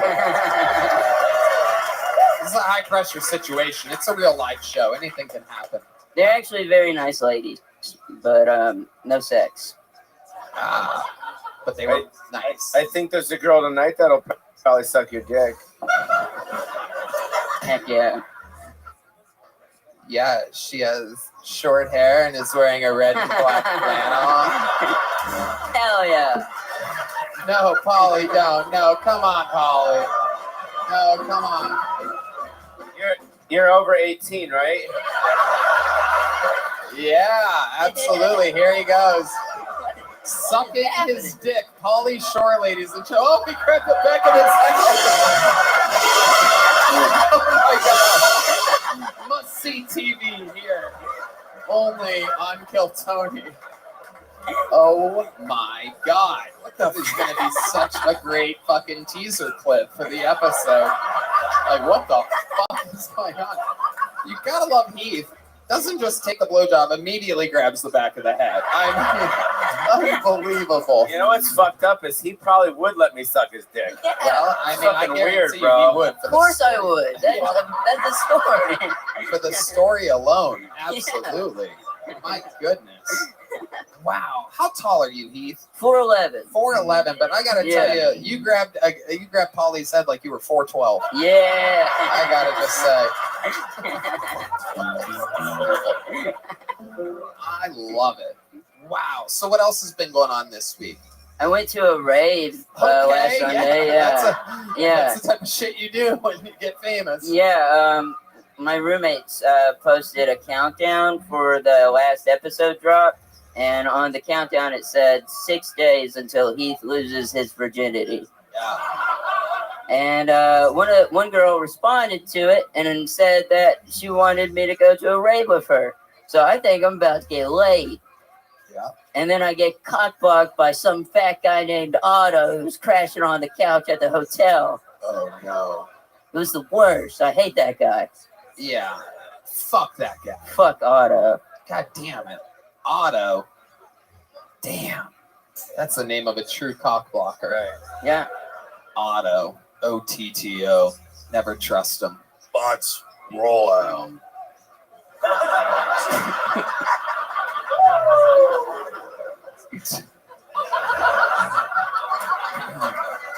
So Heath, what else is going on? You've been eating your Lunchables? What's happening here?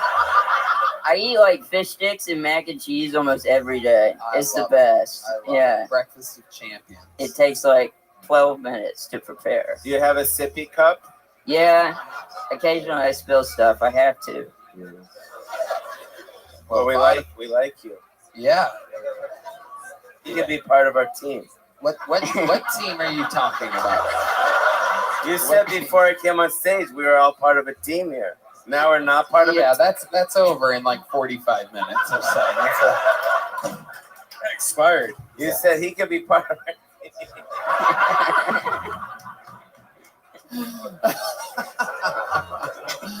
Oh my goodness. So 4'11", you're famous now. You're one of the kings of Austin, the crown prince of the 6th Street. What else is going on? Are your friends cool? Are they cooler? Is They're everybody cool nice? as hell. I love my friends. They're the best. Right. Have you noticed any people getting jealous? Not really. They seem happy for the most part. Okay, good. Be on my Jam in the Van show. Yeah, I'd love to be on your Jam in the Van show. You're not supposed to. What did I tell you about inviting people that look like this into vans, Polly? Hey, you want to jam in the van with me? I already almost sucked his dick, dude. Come on. Can you do that Fortnite dance where it's like, it looks like the hands? What? I can do the floss. Oh, yeah, that's what I mean. Yeah. Oh, shit. Yeah. Wow. Look at that, Polly. Oh, my goodness. Polly's hard as a rock right now. My mating call for Polly. Oh, he's jerking off. Spanking the weasel. All right. Heath, you did it again. Another amazing minute. We fucking love you. Golden ticket winner. Live in his first arena, December 30th here in Austin, Texas. Going to be on some really fun shows coming up. Heath Portis, everybody. All right. Back to the bucket we go. Back to the bucket, which is where we found Heath. It's where we found Cam, where we found everybody. Your next comedian goes by the name of I Am X. I Am X? Is that a real name? I Am X? Okay. Oh, yes, absolutely. I Am X, everybody. Yes, go right ahead. Holy shit. Make some noise for I Am X, everybody. Hey, how's it going? I am X. I bet 1 minute started. My name is Paige. I'm an open book. I have a Polly pocket full of confidence. But I always go home with the funny guy because I'm a chuckle fucker. I can't help it. My pussy's so tight like prom night. I need a cunt double. I'm the filthy MILF. Do you like my MILF muscles? I've been bench pressing a Fender Stratocaster. Amazing Rhythm House. Yeah, this one's for London. I like blokes named Blake and Crystal Meth. Alcohol's bad kids. Tried to make me go to rehab. I said no. My ex-husband, his 2 or 3 favorite things are Tito's vodka, pickleball, and re-drumming the Accidental Country Girl. He didn't go down on me once in 12 years. Said he was going to do it after the Razorbacks won or after he took out the trash. Neither one ever happened. But he is the #1 pickleball pro of Arkansas, and now I'm raising Stewie from Family Guy. All right. The bear came out quick on that one. I Am X. Welcome to the show, I Am X. Thank you so much. Okay, do you know where you're at right now? Yeah. Have you seen the show before? Well, I tried not to watch it because I didn't want to copy anybody, but I probably should have seen an episode or 3. But everybody.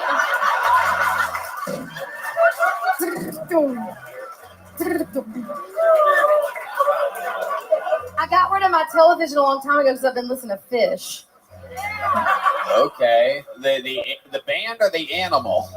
The band. Oh, I don't know about the animal. You don't know what that is. I'm from Arkansas. Right, No, yeah, I we don't know. have fish in Arkansas. Everybody knows that. Okay, so I Am X. I am X. Yes. The branding is incredible on that, by the way. Thank you. I appreciate it. So what the fuck? Have you ever done stand-up comedy before? 2 years. Mm-hmm. 2 years ago, you did it once? Uh-huh. Yeah, I know. For the last couple of years, I've been doing it. Where have you been doing it at exactly? My mom's garage, mostly, and the Joint in Little Rock. They, I did so well that they slashed 3 or 4 of my tires after my set. I looked like Eileen Warnos. I had a bee sting. And my eye piercings popped out. And so I'm sure that's what it was that made them want to do that. Okay. So what do you do for a living exactly? Well, I'm divorced, unemployed, and I got evicted. So I want to be a stand-up comic. Hold on a second here. Let's go one step at a time.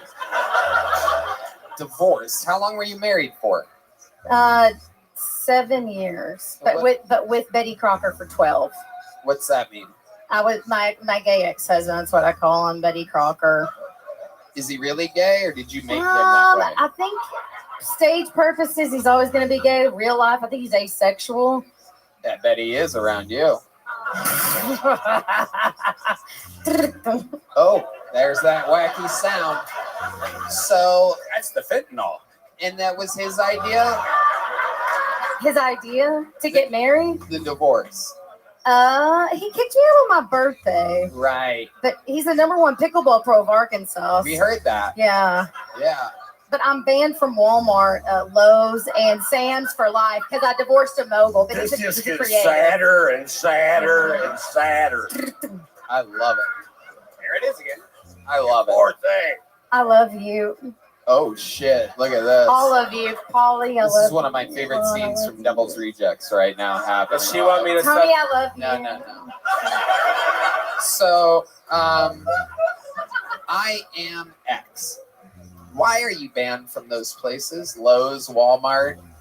It's a persona problem from what the psychiatrist told me. But I'm a nurse. I'm an unemployed nurse. So they're either trying to make me work at the psych facility or be admitted. What type of? I've been bossing surgeons around for a while, for like 14 years as a travel nurse. Surgeons. What do you mean when you say you boss them around? Are they real? I was an operating room nurse for 14 years before I gave birth to Stewie from Family Guy, and now. Hold on. Okay. Stop. Were you really in an operating room at some point? Yeah. I mean, they weren't operating on me. Yes, I did craniotomies in Boulder, and yeah, Denver. They taught me how to do transplants, and then I did a lot of sex change surgeries in San Francisco. Really? Mm-hmm. Are you making jokes, or is that? No, that's for real. That's for you guys can look me up. And then what happened? Betty Crocker, and I mated with Sasquatch. He's 6'4" and 280, and then I gave birth to Stewie from Family Guy. You said that. Yeah. Okay. Yeah, I don't know. What's okay? Shut up. Hold on. Okay. Sure. Yeah. How much material do you have written on those ripped up loose leaf papers that you have? Is that all? Well, is that all jokes? What is that?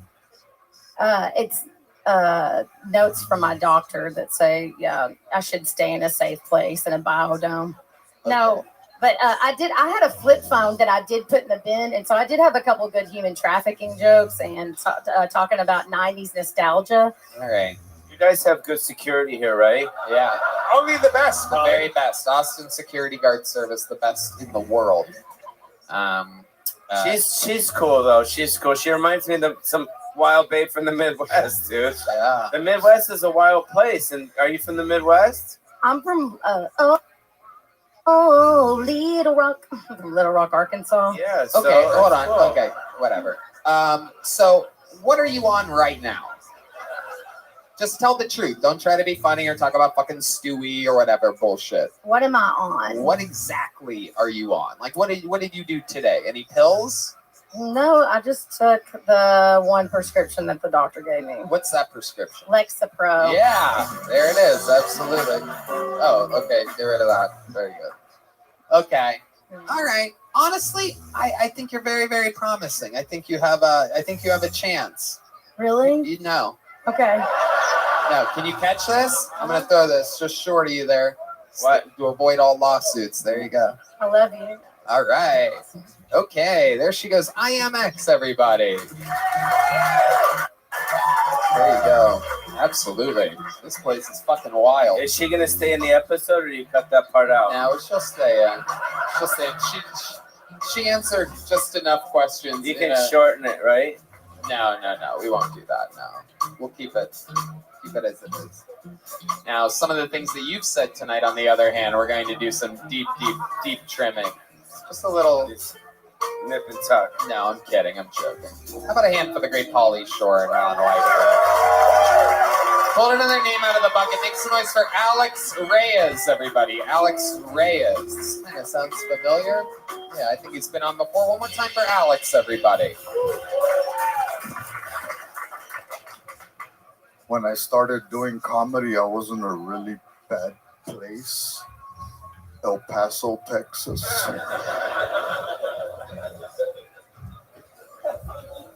El Paso has one of the largest landfills in this country. It's called New Mexico. There was a mass shooting at a Walmart in El Paso. 15 people died. 11 of them volunteered.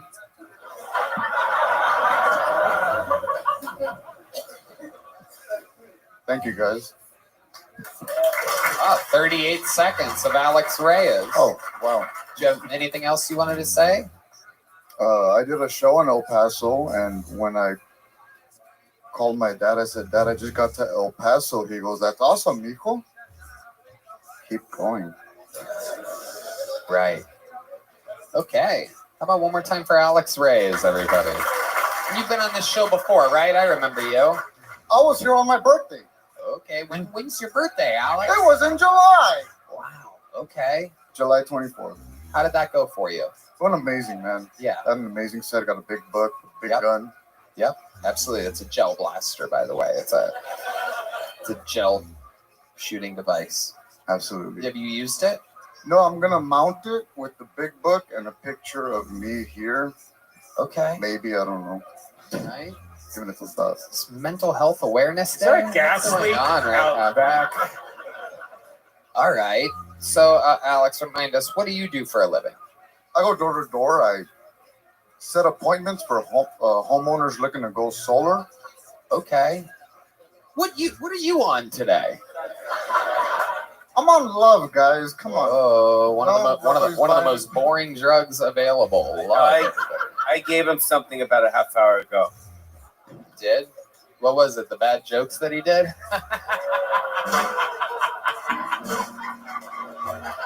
I thought his jokes were good for 38 seconds, and I got sad that they didn't continue. Why didn't you continue? I thought that was a whole minute. No. My timing is way off. Mijo, you had more time.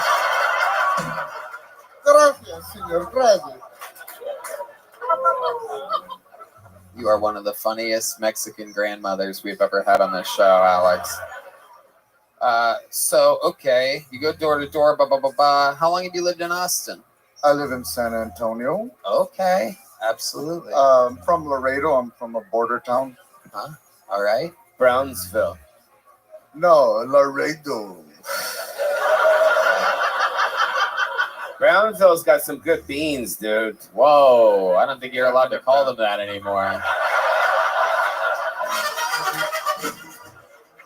Okay. Alex, anything else crazy or interesting about your life that we should know about? You were on the show a few months ago. Maybe you thought of something since then in which you're like, hey, at that interview part, maybe I should. After the show, I went to Burning Man.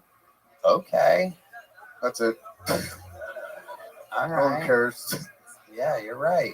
Is that it? That's the end of the story? You went there? And that's I had it? an amazing time. Everybody was crying. Okay. Yeah, okay. Oh, it got flooded. That's right. Okay. All right. There he goes, everybody. Alex Reyes, everyone. There you go, buddy.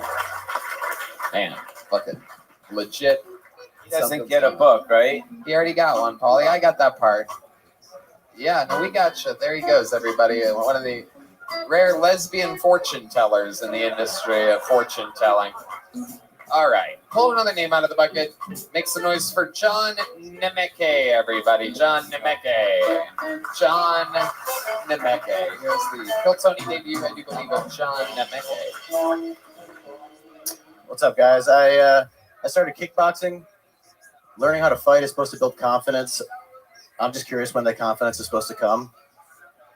Because right now I just feel like I'm paying to get my ass kicked. I can't fight for shit. Ironically, my favorite shirt to wear to the gym is a tank top that says Iron Mike Tyson on it. I think if I wear it, I'm going to somehow channel some of Mike Tyson's greatness through that shirt and have a better workout. Let's put it on. I'm like, who's like Mike? I'm like Mike. But in reality, the only thing I have in common with Mike Tyson is the gap in my teeth.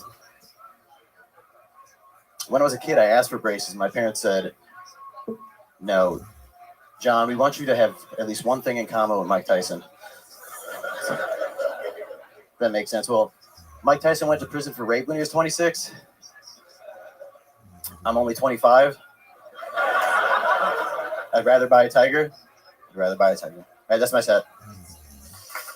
All right. John Nemeke. That was kind of like Mike Tyson. I was wishing someone would bite my ear off during that performance. John, how long you been doing stand-up comedy? For the last year. For the last year. Where at? I'm from Cleveland, Ohio. Oh, Cleveland, Ohio. You still live there? Yes. How long are you in Austin for? Probably another week. How long have you been here? 1 week. What have you done that's fun? Tell the people listening around the world what you've how you've enjoyed Austin, Texas this week. I've been hanging out in Barton Springs and just smoking weed with my friends. Yeah. Hey, all right, very good. What do you do for a living in Cleveland? I just work a waiting job. I got out of the Navy last year. I'm just kind of chilling before I go back to school. Another reason I'm here, I want to look at the campus. The campus? Oh, the campus. Yeah. Yes, absolutely. Okay, so where are you waiting tables at? A Korean restaurant. Ah, okay. Sona. There you go. Following in the footsteps of Hans Kim's sisters. What did you do in the Navy? I worked on F-18's engines. F-18's engines. So you know how to work an engine on an F-18? Not well. Right. Yes. Somehow, IMX thinks she's done the same job before. That's the crazy part. She's done one of the many things on her insanely long resume of insanity. Okay. What's your love life like, John? Just someone that I'm like kind of hanging out with at the moment. Not like a title or anything. And we have a little bit of a theme on tonight's show. Do you have any special tricks to eating pussy? No, not really. I just kind of get down there. I don't know. Nothing special. I just. Jesus Christ. This sounds like the worst pussy eater I've ever heard in my life. Yo, does this dude remind you of Richard Branson's retarded son? Yeah, absolutely. Fuck yeah, bro, right? That's my time. Good night, ladies and gentlemen. I've done a lot of fucking jokes here, bro. Do we get paid for this shit? No. Fuck, dude. No. These are like your gigs in Montana. No pay. If you could sell shirts for us after the show. It's like if Richard Branson was a virgin instead of own virgin. So, John, did I ask you special skills or talents other than being a stand-up comedian? No, you did not. But I can scuba dive. I'm a dive master. Oh, a dive master. Dive master that can't eat pussy. Unbelievable. No, it's not a muff dive master, that's for sure. Okay. So, what do you think about the people on the submarine? Okie dokie. Wow. So, John, what scares you? What are you afraid of?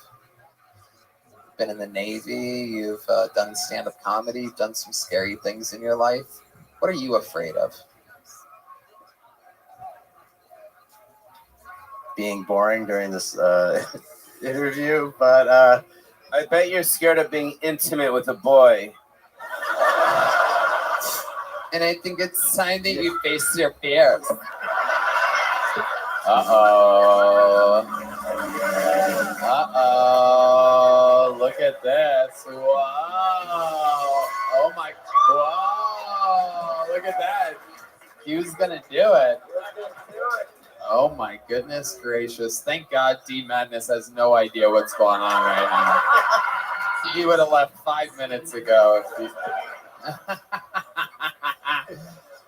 It's funny because he's homophobic. Just kidding. D's not homophobic. He loves the game so much. All right. John, anything else about your life that we would find interesting or compelling at all? A fun fact about you. I travel quite a bit. I spent like the last 3 months in South America, and I kind of speak Spanish a little bit. Well, I got good news for you. You can travel right now, my friend. Your time here is done. There's a small joke book for you. There he goes. Thank you. John Nemeke, everybody. Is he over there? EC? Big boy? Is he around? Grab him. We'll do that too. All right, last bucket pull of the night. Shut up. All right, put your hands together for Aaron McPherson, everybody. Aaron McPherson. This will be your final bucket pull of the night. Okay, here we go. The Kill Tony debut of Aaron McPherson. Make some noise for Aaron, everybody.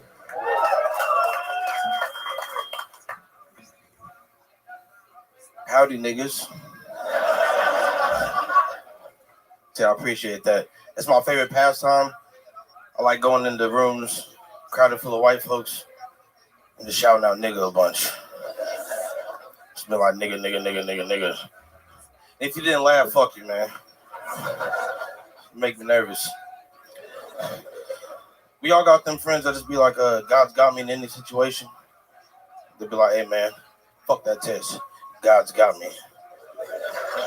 But all right, get some semi-serious shit. Be like, hey man, fuck that shit. I'm going in Raw tonight. God's got me. But then you know you got some serious shit for real. You be like, hey man, fuck paying them taxes. God's got me. Man, God came down to quickness and I ain't got shit.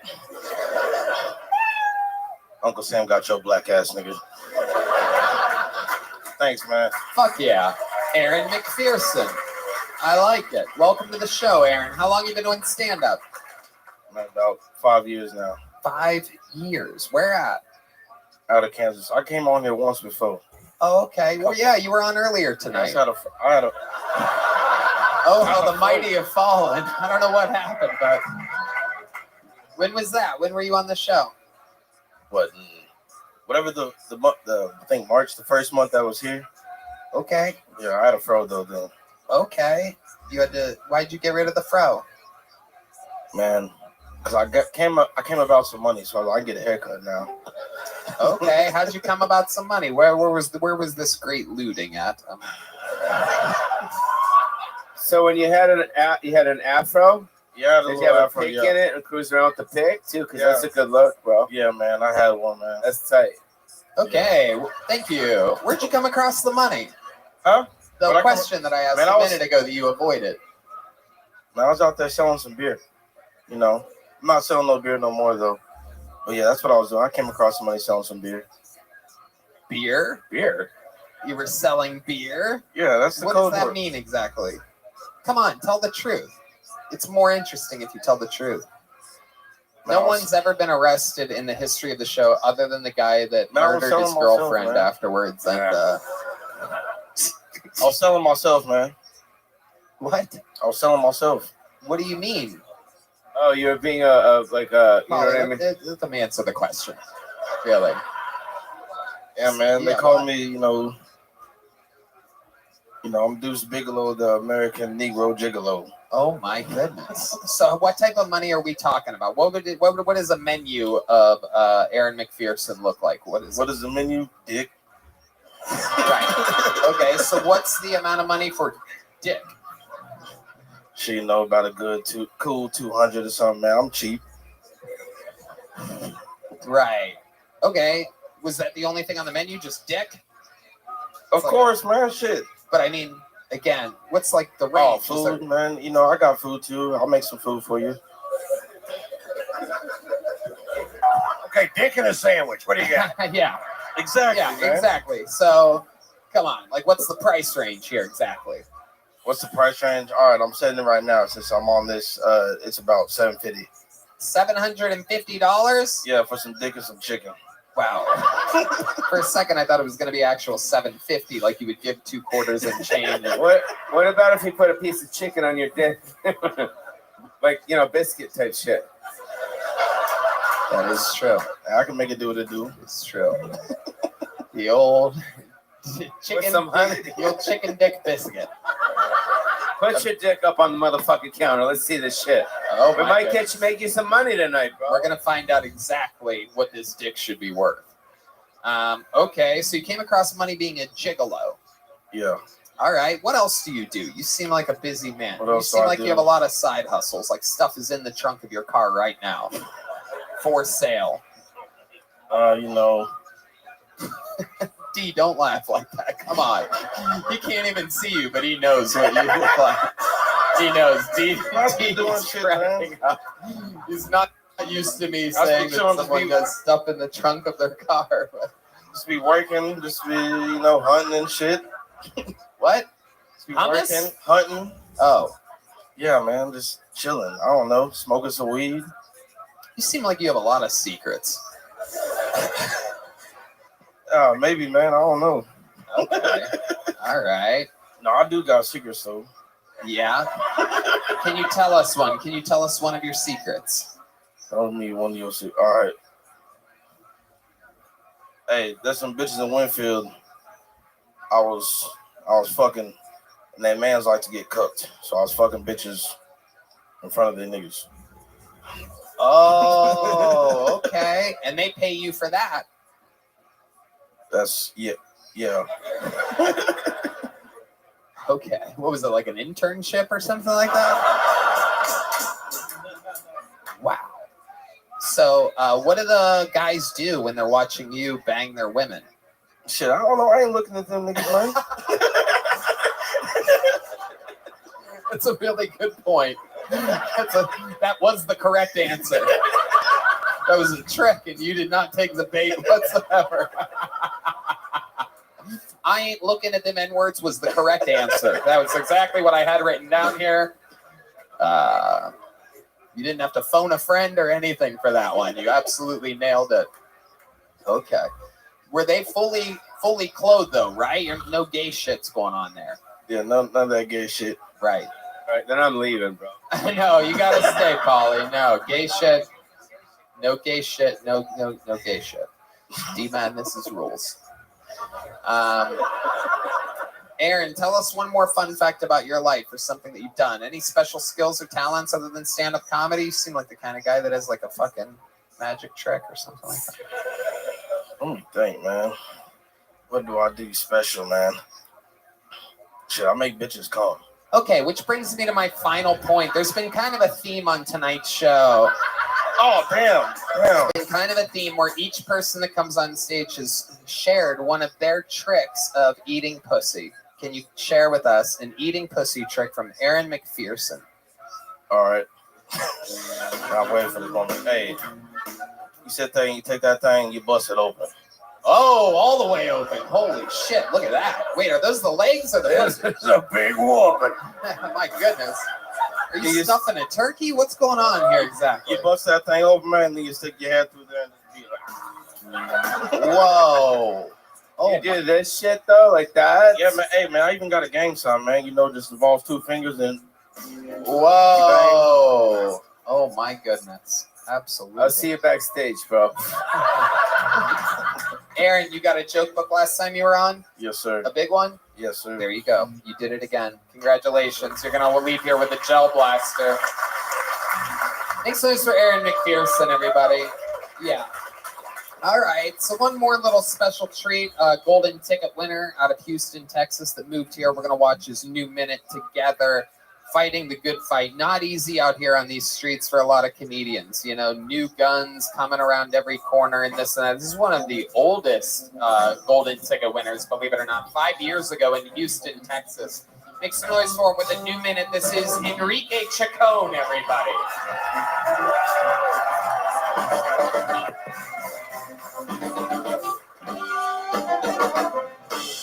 Yo, what's up, motherfuckers?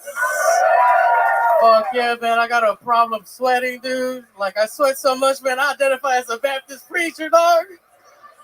During the summer, I identify as brisket, bitch. It's wild, man. Like, have you ever sweat so hard at the mall that people think you're crying, dog? I was just at the mall trying to find some Vans dripping, dude. And the security officers approached me like, sir, are you having a mental health crisis? And I was like, nah, officer, just a regular health crisis. So, yeah, man, like, I sweat so much, I'm afraid to have missionary sex with my girl because I really think she's going to drown down there, dude. You know, sometimes when I'm fucking with a big soaked t-shirt, I almost feel like I'm waterboarding her. Like, is this really the best thing you ever had? So, yeah, man, dude, whenever me and my girl fuck, dude, we don't go to Pound Town, yo. We go to Schlitterbahn, you know what I'm saying? Well, yeah, man, that's been my time, bro. Appreciate y'all. Boom. Exactly a minute. Enrique Chacon. He's done it again. Likeable, adorable, sweet thing. Enrique Chacon. How's life? Pretty fucking good so far, Tony. I recently recorded a training video for Shipley's Donuts, dog. Wait, what did you do for the donuts? I did a training video. You know how if you get a job, you got to watch that training video? I did that, but with donuts, baby. Oh, my God. Are you training people how to eat the donuts? No, don't get me wrong, dog. I did a lot of that too, bro. Hey, come on, Tony. Don't do that to me. Hey, come on. I did a lot of that too, shit, dude. But, Oh my goodness. I was standing in front of literally the shittiest Shipley's Donuts, bro. Ghetto and shit, homeless guy outside, and it's just me and the camera, and I'm just like, would you like some donut holes with that? Pretty much that. Wow. All right. Very good. So you're not at Buc-ee's anymore? Oh, I'm still at Buc-ee's, dude, but... So that's where I saw you, right? Oh, yeah. We were going to some little town, and we stopped at a Buc-ee's, and I'd never been in one before, and I walked in, and it was there. You were. Big waving behind the cash register. Oh. You guys got in trouble for that, right? Like, yeah, nah, we didn't get in trouble, bro. But Ron White walked up to me. He's just like, "Can I get a job application?" And I told him, dude, he was white enough and teal good enough to be a manager, bro. Straight to manager. Imagine that. You know, so thinking too about brisket. But congratulations, man! You've done it's been fun to watch you grow as a young comic on this stage. Thanks, Ron. I really appreciate It's been a lot of fun, that, man. You're doing a great job. It's also been fun to watch your comedy get better and evolve. We're giving them. We got to do both. We got to watch you grow and evolve as a comedian. Shipley's did pay me by the dozen, baby. That shit was fucking. At the end of it, they're like, take as many boxes as you want, bro. Fuck, dude. Oh, damn. How many donuts do you think you ate? I don't know, dude. Maybe like 24. Oh, shit. Good as shit. You know it's bad when Red Band's like, Jesus. Oh, Red Band, come on. That's a lot of donuts, Nick. Wow, 24 donuts. Just Something sweating like that. bullets over a box of donuts. It was so comfortable at first because they gave me the thinnest shirt, dude. So the whole time I was recording, my nipples were so hard, bro. Oh, yeah. Polly knows. I ain't showing you my tits, Polly. Fuck that. No, we're good. So what's up? What's up with your tie thing? That looks like you're Indian. You're not Mexican, bro. No, this is a cowboy choker, bro. Well, everything's a choker on you. That top button is holding on for dear life right now. Look at that fucking thing. It's sweating. I see your top button has its own beads of sweat on it right now. I'm holding it all together. So is that true? You fuck your girl and you sweat a lot then too, right? Sweat a lot, bro. Bring a towel and everything. Oh, We're both wet. A towel. So she's just covered in sweat. Yeah. Fucking unbelievable. Absolutely incredible. Now, there's been a theme tonight. I don't know if you know this, but I want to know, do you have any tricks to eating donuts? You gotta eat them from the back, Tony. Hey, oh, the old chocolate eclair. Rocky Road donut, baby. Oh, hell yeah. Some of that Put your maple nose in glaze. it. Lick your fingers afterwards, dude. Oh, absolutely. Hold your breath. Hair call. Absolutely. Enrique, we love you. There he goes. Golden ticket Appreciate winner, that. Enrique Chacon, everybody. Thank Get you it so again. much, y'all. Follow me at Enrique Comedy. Love y'all. Hell yeah. Hey, see me at Buc-ee's or at a donut place. There's only one way to end an episode like this, ladies and gentlemen. I spent the entire weekend with this man doing sold-out theaters, absolutely on the top of his game. I mean, absolutely incredible to see. He has the record for all-time appearances on the show and interviews on the show, the only living member of the Kill Tony Hall of Fame. Some people call him the Tijuana Tarantula, the San Francisco Buttermilk Biscuit, the Memphis Strangler, the Vanilla Gorilla. This is the Big Red Machine. Lights out, William Montgomery, ladies and gentlemen.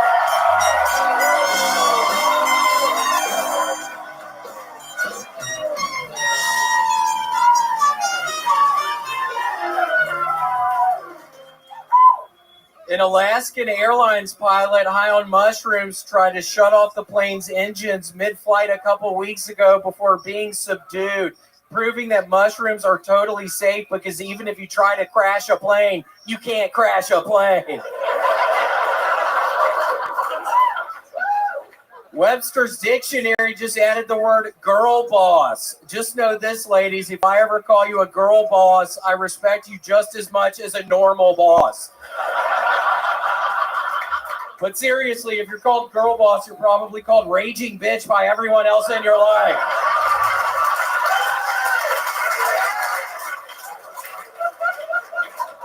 But seriously, I'm still waiting for the FBI to indict 3-6 Mafia on RICO charges.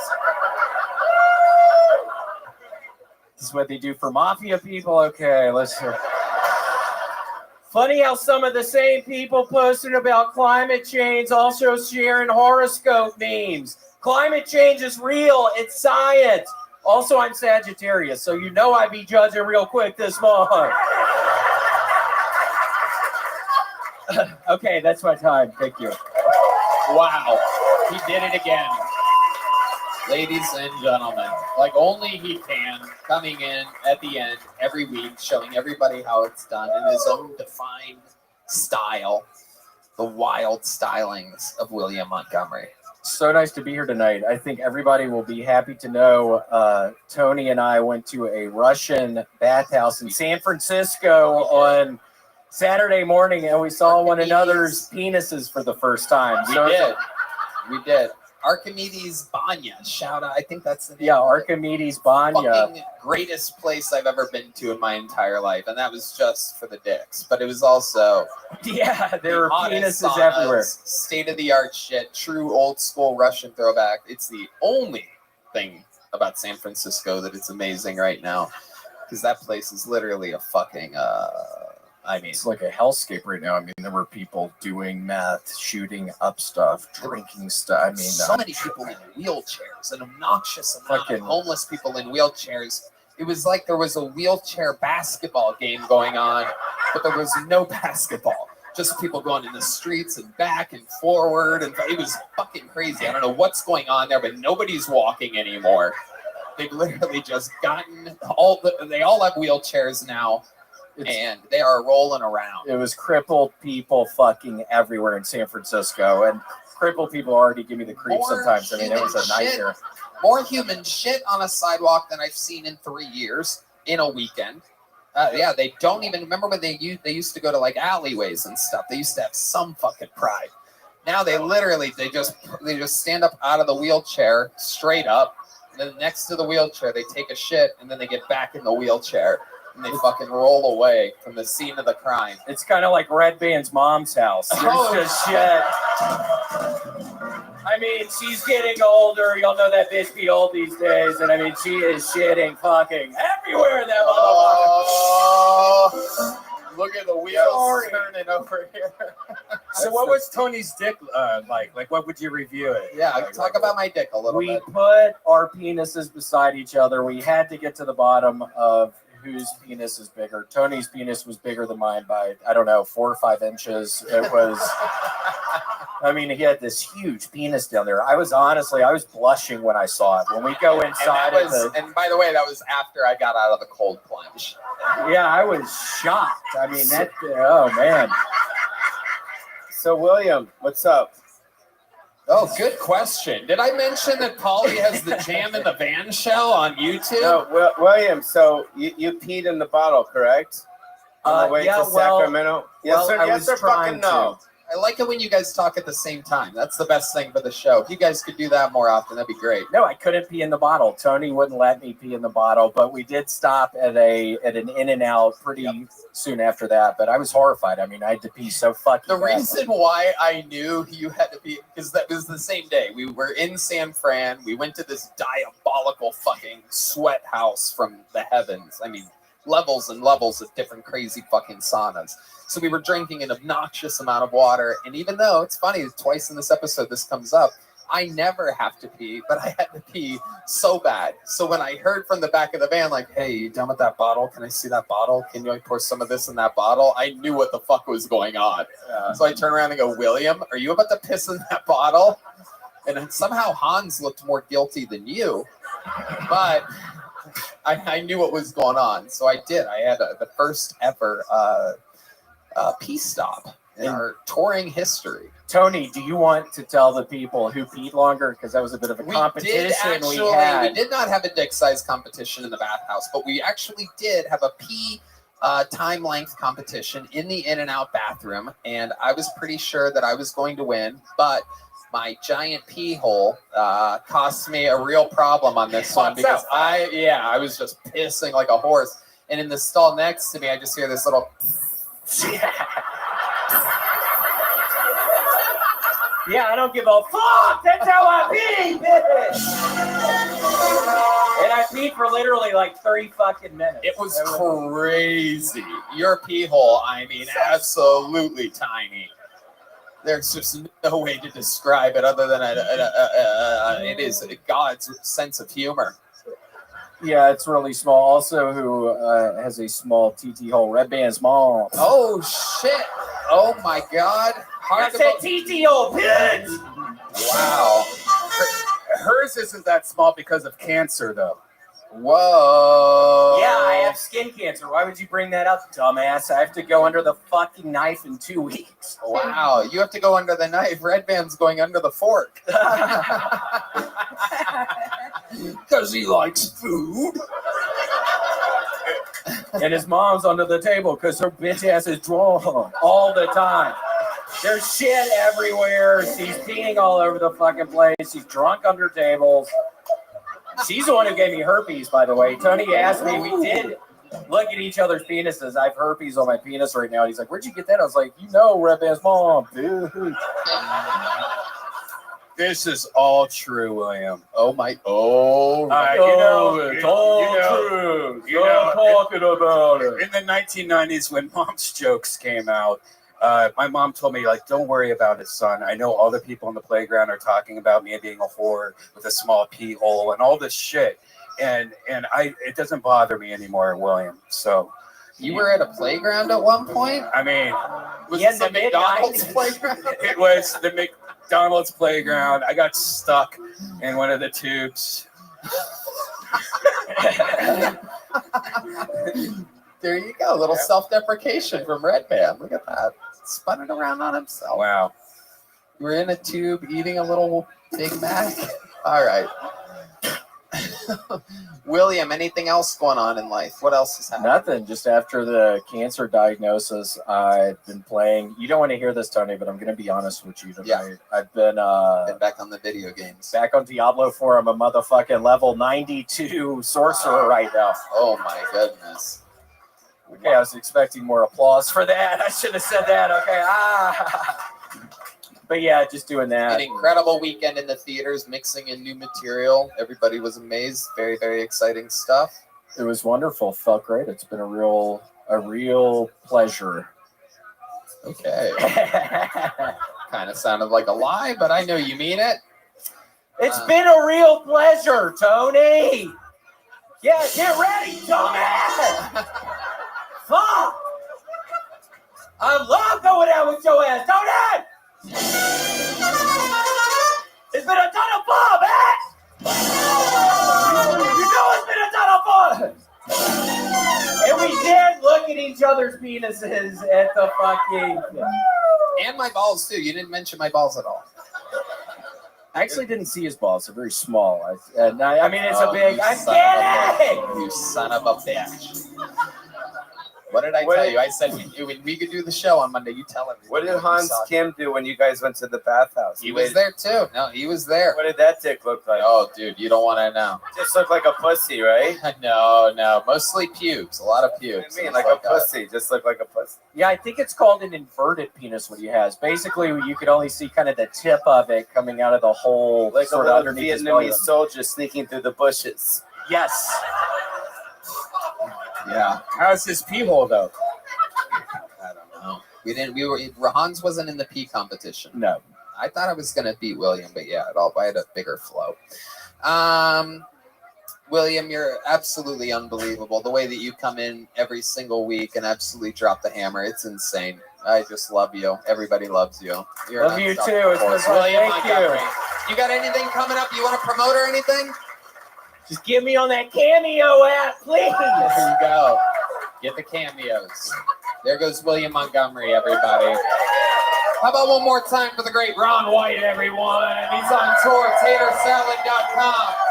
Pauly Shore, Jam in the Man Show with Pauly Shore, Drew Barrymore's fiance, and tour dates, of course. He's always on the road, killing it. Shout out to Gel Blaster, Red Rose, Yellow Rose, Connect Mobile Health, the IV Drip Company, Connect Mobile Health, Austin Security Guard Service, NinjaBuses.com, Hall Law Firm, and AustinPulls.com. How about one more time for the best damn band in the land, the Kiltony Band? We have a drawing from Ryan J. Ebelt that we're going to show on YouTube. He's here live in the flesh. Look at that. That's the actual Ryan J. Ebelt over there. It's been drawing every episode since the start of the show. And we also have a drawing from local artist Chris Rogers is also here. Oh, shit. Look at that. Of course, Ryan's is every episode of the show. I have them scattered throughout my place. Fucking the best art. RyanJebelt.com. Of course, all the Kiltony books from RyanJebelt.com. All right, here to take us out tonight, Red Band. Anything else? Check out the Secret Show every Thursday, Sunset Strip, ATX.com. There you go. And we have a special treat for you. Some amazing artists from around the globe come to Austin, Texas. We are graced by the amazing presence of the Dunwells tonight. Check them out on Spotify and everywhere where music is available. Amazing, amazing musicians. This is their hit new debut, All Time High. Make some noise for the Dunwells, everybody. They're here live in the flesh, all the way from England. Here to sing a little song for you. And here we go. This is the Dunwells. Enjoy yourselves, everyone. Thank you. Good night, everybody. Thank you so much. I'm not waiting for this. What's the point? You stick around. We have better days.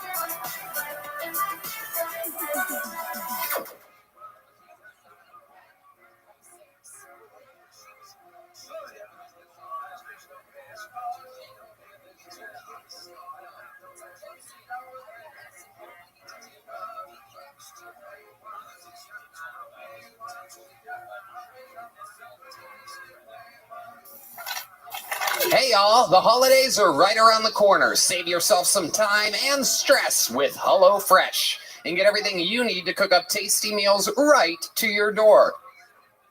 Use code KTShowFree for free breakfast for life at HelloFresh.com/KTShowFree. That's one breakfast item per box while subscription is active. HelloFresh.com/KTShowFree. Code KTSHOWFREE.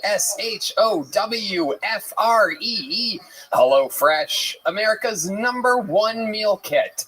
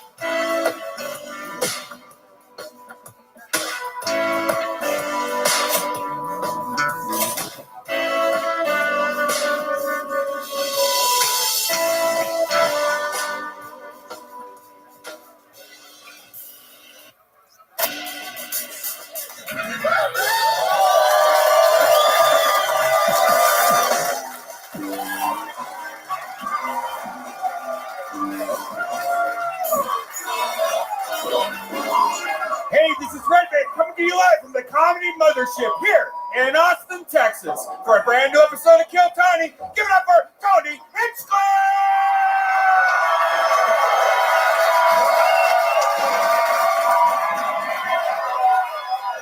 Who's ready for the best fucking night of their lives tonight, huh?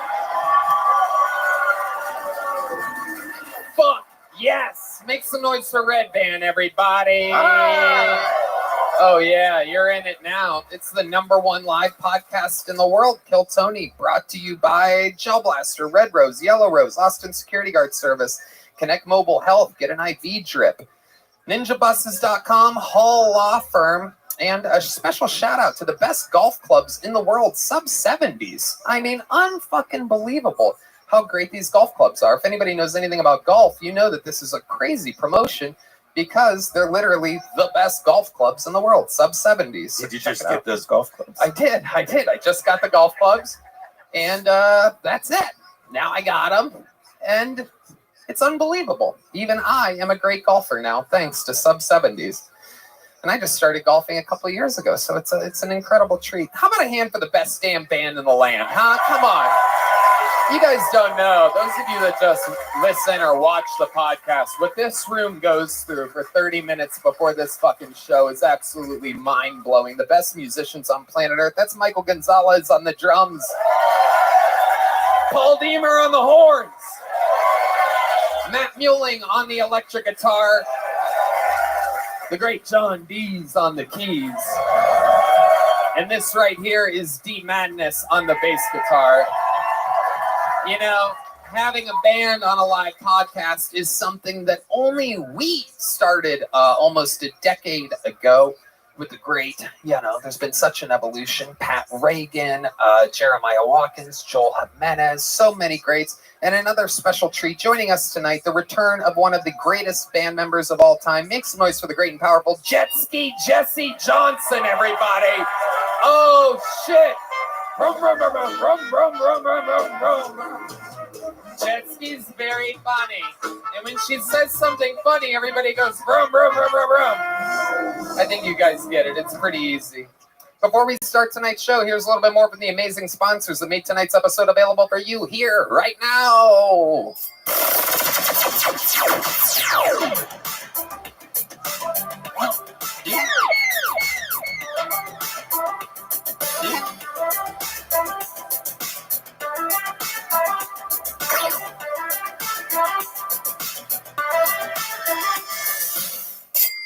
Hey everybody, when the holiday blues set in, therapy can give you a much needed boost, and finding a therapist has never been easier with Talkspace.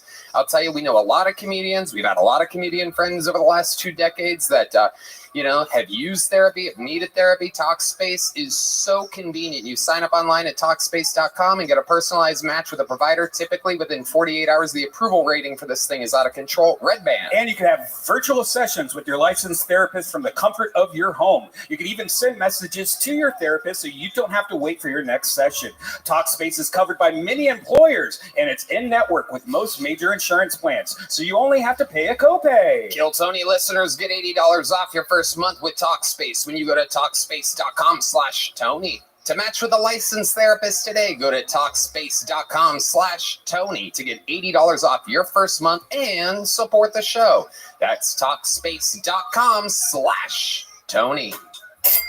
Hey everybody, give yourself the gift that comes every month with the Box of Awesome from Bespoke Post. It shows up at your doorstep each and every month, so there will always be something to cheer you up when you need it. Each Box of Awesome is filled with carefully chosen gear from the best brands around the world.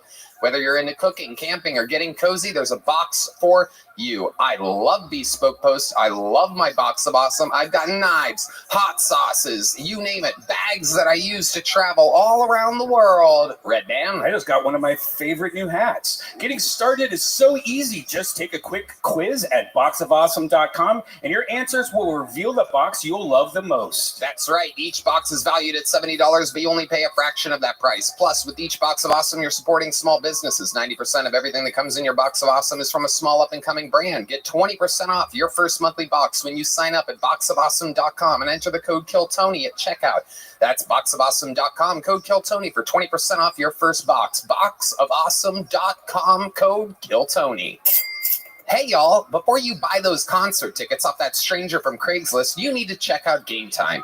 Game Time is the fast and easy way to buy tickets for all the sports, music, and comedy near you. They have killer deals on last-minute tickets and a best price guarantee, so you can relax and focus on having fun. I gotta tell you, it is just unbelievable. Red Dan. Oh man, I think I'm gonna go check out Lil Wayne this week. Yeah, you got nothing else to do. That's right. Game Time has deals on tickets right up to the day of the event, and exclusive flash deals you won't find anywhere else. If you find tickets in the same section and row for less, Game Time will credit you 110% of the difference. That's the Game Time guarantee. Take the guesswork out of buying tickets with Game Time. Download the Game Time app, create an account, and use code KILLTONY for $20 off your first purchase. Terms apply. Again, create an account, redeem code KILLTONY for $20 off.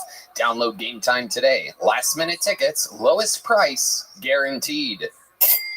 Ho, ho, hoes! Listen up. Put smooth balls on your Christmas list this holiday season. Manscaped's new Performance Package 5.0 Ultra has everything you need to make your package look awesome.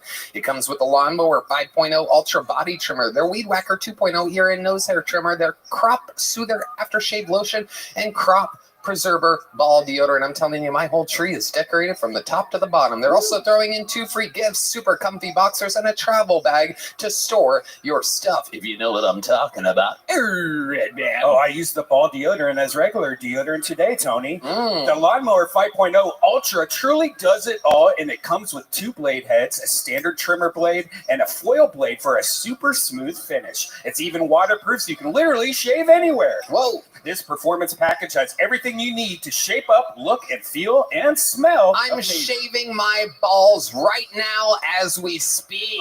Oh, it's beautiful. Here, taste it. Get 20% off and free shipping with the code KILLTONY at manscaped.com. That's 20% off with free shipping at manscaped.com and use code, you guessed it, KILLTONY. You guys ready to start tonight's show? No. No, you gotta do better than that. You guys ready to start tonight's fucking show or what? There it is. There it is. Ladies and gentlemen, I love tonight's guests. Make some noise for 2 of my favorite comedians on planet Earth, Steve-O and Adrian Iapolucci. Oh shit, motherfucker. Oh yeah. Steve-O, Adrian Iapolucci.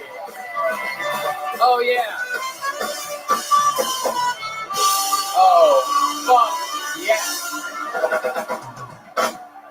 Back in the cockpit again with the great Steve-O. Bucket List, the newest special, worldwide digital premiere tomorrow night, November 14th. Welcome, Steve-O. Thank you.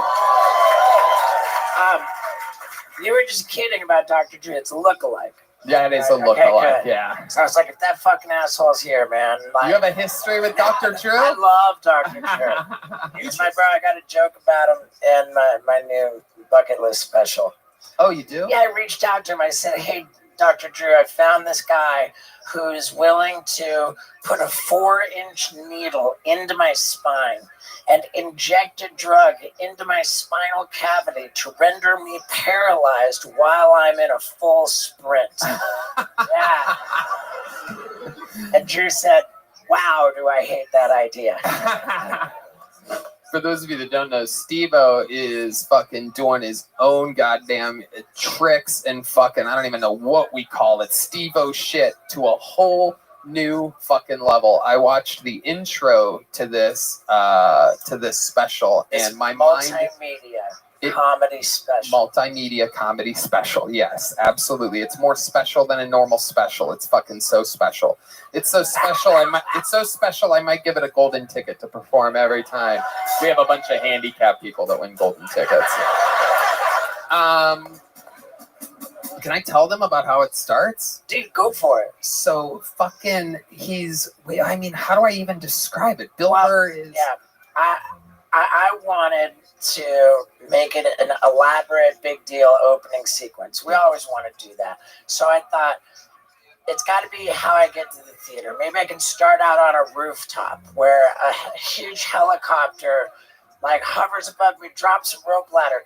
I grab the rope ladder and the helicopter just flies off with me hanging on by my bare hands and like throws me, it dunks me into a lake, and then now I'm all wet, and then through the electrical wires, and like, and then I drop off the rope ladder onto the roof of the moving tour bus, which delivers me to the theater. And Bill Burr is flying the helicopter the entire time, so it's fucking epic as hell. Make some noise for her first time on the panel here on Kill Tony, the great Adrienne Iapolucci, everybody.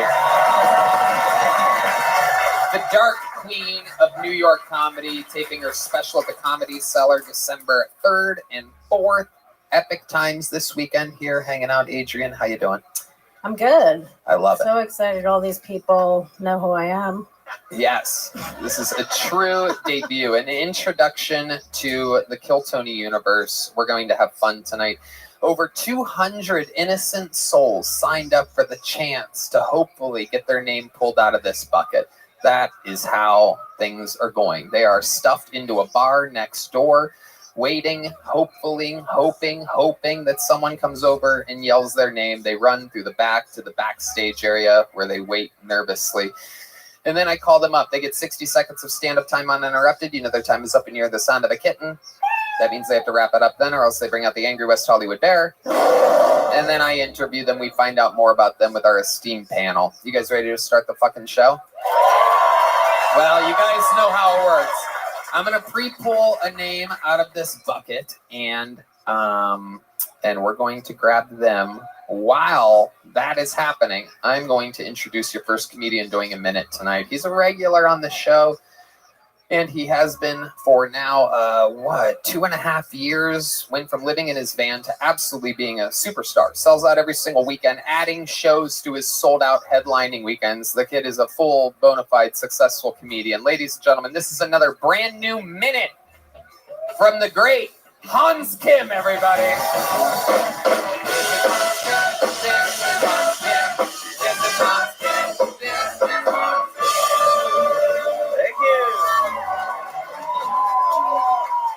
Thank you guys. I recently went to a strip club in Atlanta, or as I like to call it, a black box theater.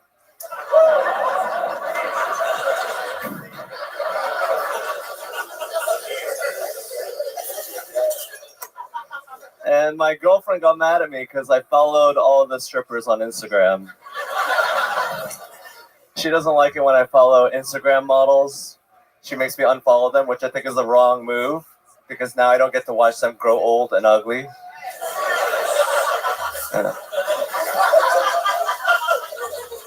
They stay young and fresh in my mind forever. unlike her.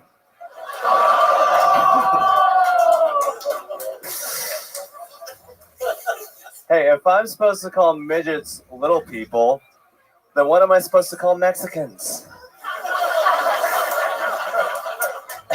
All right, thank you.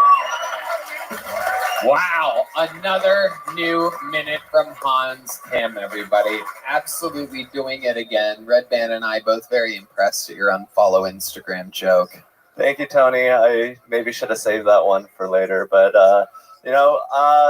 I'm glad that I did it. Talking about your upcoming arena My battle upcoming versus battle, yes. Rick Diaz? Against Rick Diaz. But no, I'm glad that I did it. Got it out of my system. My girlfriend will watch it 1 week from now. And it should be fine. Does she get mad at you for all the stuff you say on here? I blocked Kill Tony on her YouTube. Did you really? Yeah, it doesn't show up anymore. Wow. And you think she doesn't have a way of going and finding it? I don't think she wants to go out of her way to be sad. Very interesting. But she knew you before she met you. She knew what she was getting into. She was attracted to you from this show. Yes. And now she can't handle it. Yeah, like Patrice O'Neill said, the fisher, you get the fish, and then the fish is like, why do you have a fishing pole? Wait, what? What? Wait, no. I think Patrice O'Neill probably said it a little better than that. Oh, my goodness.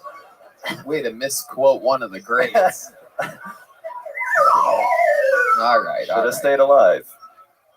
Whoa. Yikes. Wow. So let's talk about this Atlanta strip club a little bit. What happened there? Did you get a lap dance? It was a totally made up story just to do some racism. Wow, look at that. Just to do some racism, everybody. Not just to do some racist jokes. He's being very honest.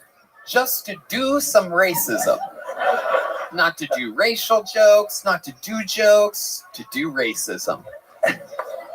I love it. This is the Hans Kim we've grown to know and love. Yes. Truly racist because he can get away with it. Yes. I mean, I'm not racist.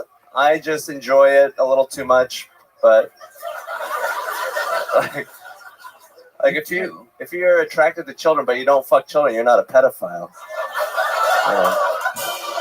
This is another, there's a lot of TikTok clips coming out of this set tonight. Holy shit. Wow. Did George Carlin once say that? What great comedian's legacy are you tarnishing now? Oh my God. This is incredible, Hans. Absolutely amazing. What do you guys think about Hans Kim? Any words of wisdom from Steve-O or Adrian? Any take it? Can you explain the racist joke? I just didn't get it. The black box, I mean, a box is a slang term for pussy. Right. And then a black box theater is like a theatrical venue. Like, it's like a place where you watch Shakespeare and to juxtapose that. It's where people perform when they start stand-up if they're not already worldwide famous, Steve-O. It's where, if they're not a giant movie star and you start an art form, you perform in a black box theater. So, that was a great joke. Thank you. That is true. That is true. I showed my work. I'm an Asian. I do math. I love it. I absolutely love it. Adrian, any thoughts on Hans Kim? I like that you figured out a way to think about fucking kids without fucking kids. Thank you. You really are Asian. It is true. It is true. We all look like kids over there. That's true. What did you just say? We all what? We all look like children over there, so. Oh, okay. Okay, yes. And also here. Yeah, everywhere we go. Amazing. Hans Kim, you did it again. You got the show started. You're a legend and not an easy job to do, and you do it every fucking week. Hans Kim, everybody. There he goes. All right. I'm gonna pull another name to wrangle while this person makes their what I believe has to be their Kill Tony debut. Make some noise for Out of the Bucket. This is the part where anything can happen. You guys kind of maybe get it, but we're about to meet this person together. Make some noise for Tyler Randall, everybody. Tyler Randall. An opportunity of a lifetime for Tyler Randall. Hey, my name's Tyler. I'm just kidding. Y'all can call me Daddy. Have you ever choked on a dick? Well, I have not, because I don't have a gag reflex. Anyway, so my best friend had a baby, and then an abortion, and then a baby, then an abortion. And I think she's finally done having kids now, but for a while there, her and God were just sending each other babies.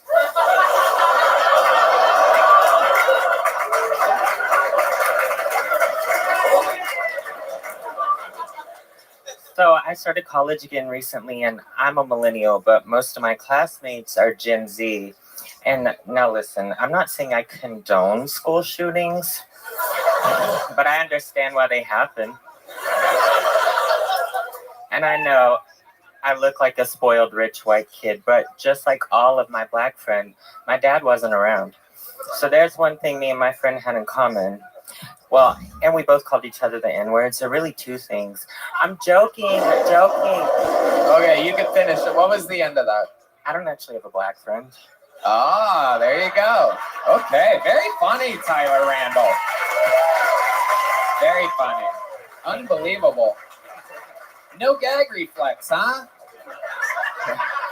If you want to find out after the show. You know what? I think we just found our newest regular, everybody. I'm kidding. All right.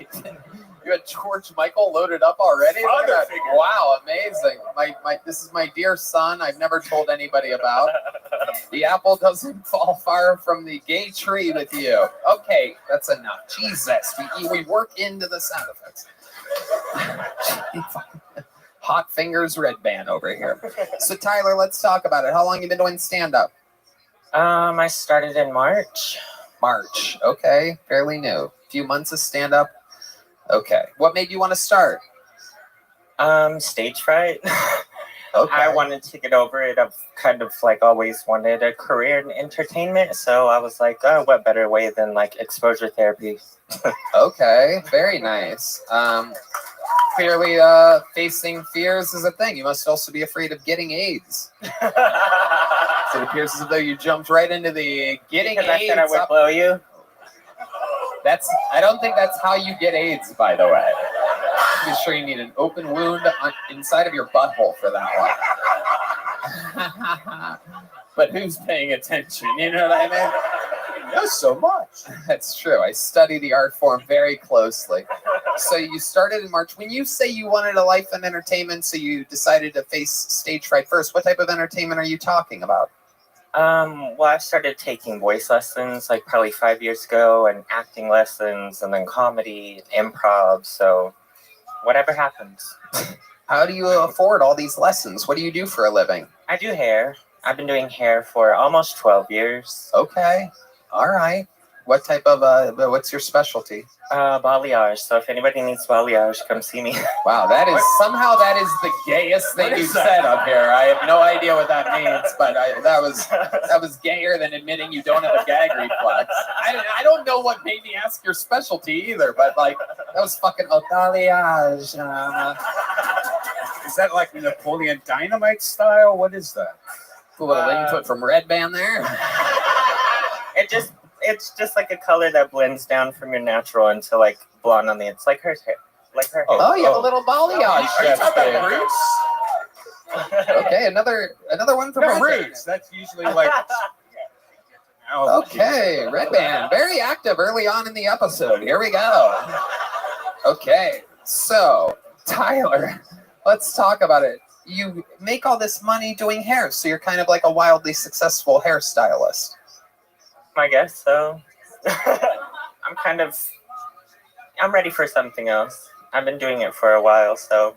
Okay. Where do you see all this going? You've started in March. Here you are on Kill Tony. What else? What are some big goals for you? I want to move to New York. Where do you live now? I live here. How long have you lived here? 8 years. Where are you originally from? I'm from West Texas, a little town called Brownwood. West Texas. Yeah. So, oh wow, this lady is from Brownwood. Wow, this is incredible. Wow, It's you were born in horrible there. Brownwood. Brownwood is also what he has after he ass fucks somebody. Yeah, that's how you do it. That is how it's done. This is Kill Tony. Have you ever thought about that before? Brownwood and your chocolatey dick? It's what I call my Indian friend. Oh. Okay. All right. So Tyler, very, very interesting. Steve-O, what do you think about this kid? You said that he admitted that he doesn't have a gag reflex. It was not an admission. That was a brag. Okay. And what I want to know is, what do you charge for for a balayage? You can buy me a drink next door after the show. Whoa. Like when you do somebody's hair. You know, my lady, she'll get her hair done, and it'll be like some outrageously expensive shit. So, it's usually between like 300 to 600. 600, and that is for cutting. Yeah, like balayage, cut, color. Yeah. Balayage. It's what I do. Oh my goodness. Look at you. Now let me ask you this. What do your West Texas parents think about having someone so incredibly gay for a son? Are they like tough Texans? Because I'm looking at this lady right here, and she looks disappointed in you, and she's not even related to you. No, they're supportive, surprisingly, but yeah, they like both own a ton of guns, and yeah, they're like small town Trump people, like probably most of this crowd. Yeah, absolutely. Or big town Trump people, like most of this crowd. Yeah, exactly.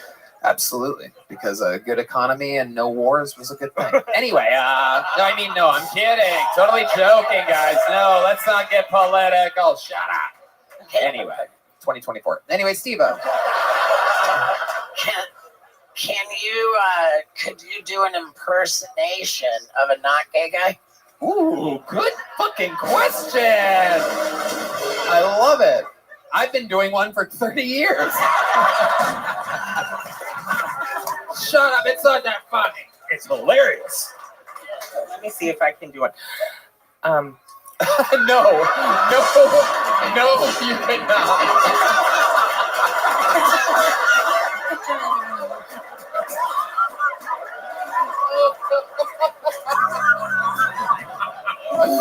God damn, that was perfect comedy right there.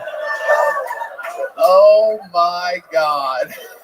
That was incredible. I was just gonna say, my name's Tony Hinchcliffe. Oh, you son of a bitch. You son of a...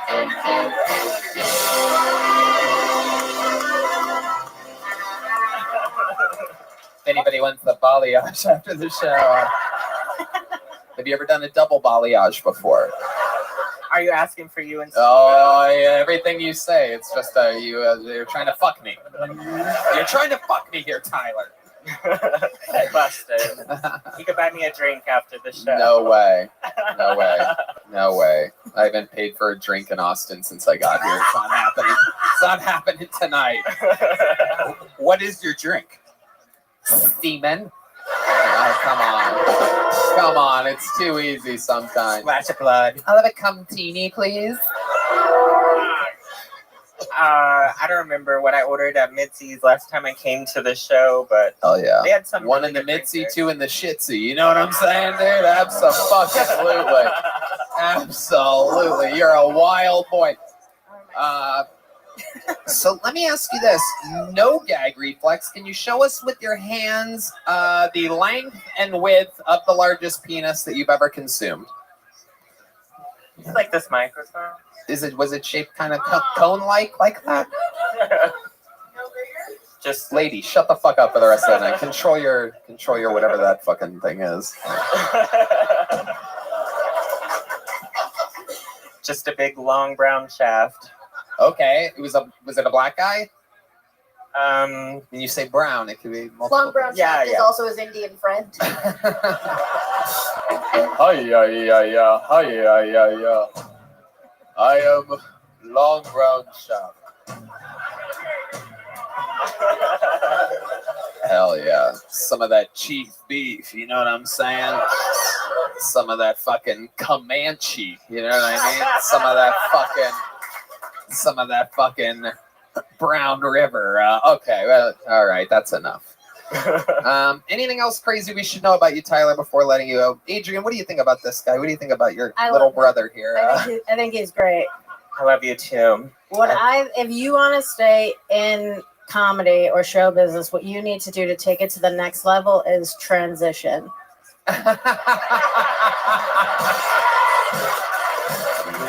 You have the joke, so you're so funny already. That would really put you over the edge. It is true. I was Jessica Rabbit for Halloween. That's a good start. Shit. Jessica Rabbit put the carrot in the wrong hole. You know what I'm saying? Rabbit joke. I don't know. Then you really make your parents proud. It is true. Being a normal gay guy is so 10 years ago. It's time to up it to the next level. You could be like you could kind of have a Rhea Perlman look to you. You could pull off something like that. A little bit of an old reference, but Red Band loves it. Tyler, I'm going to give you a big joke book. You could shove this anywhere you want, in your mouth, your butt, anything you want to do with it. There you go. And he can catch it. He caught it. Much like monkeypox, he caught it. Make some noise for Tyler Randall, everybody. He's also leaving here with a gel blaster. You don't want to know where that's going to end up. His butt. It's another stuff up his butt joke. All right. Pull another name out of the bucket. Make some noise for Kojak, everybody. It's Kojak.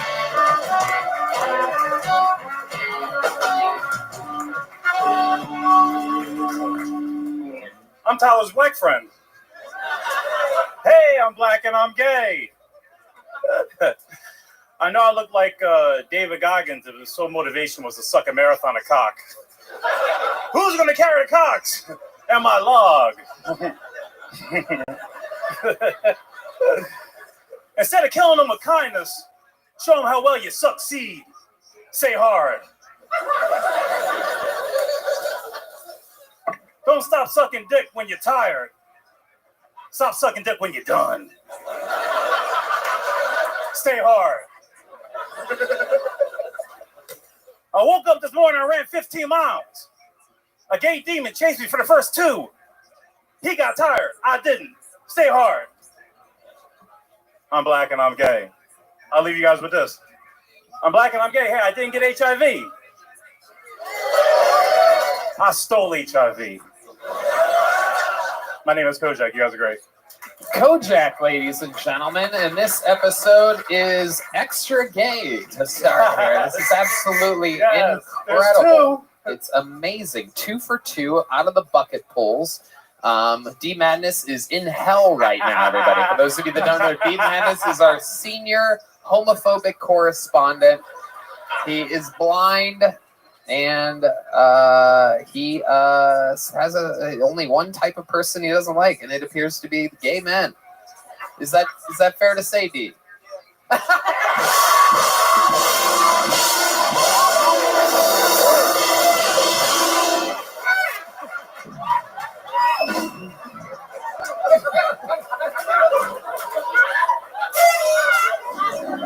I'm dead. That was amazing. Oh, that was amazing. Imagine how homophobic he'd be if he could see some of these faggots out here. Oh, I'm pretty sure he smells your guys' dicks is the problem.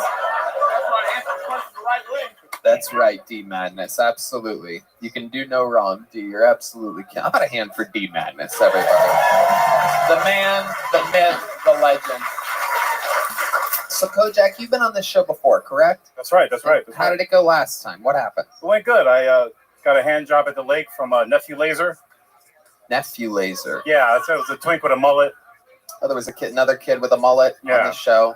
And you said he looked like Uncle Laser. Was Uncle Laser? Gotcha. Okay. And he gave you a hand job after the show? No, at the lake. Right, but that was after the taping that you were on? Yeah, that's right. Okay, I'm just trying to understand what you're saying here. And he was on the same episode as you? Yeah. Okay.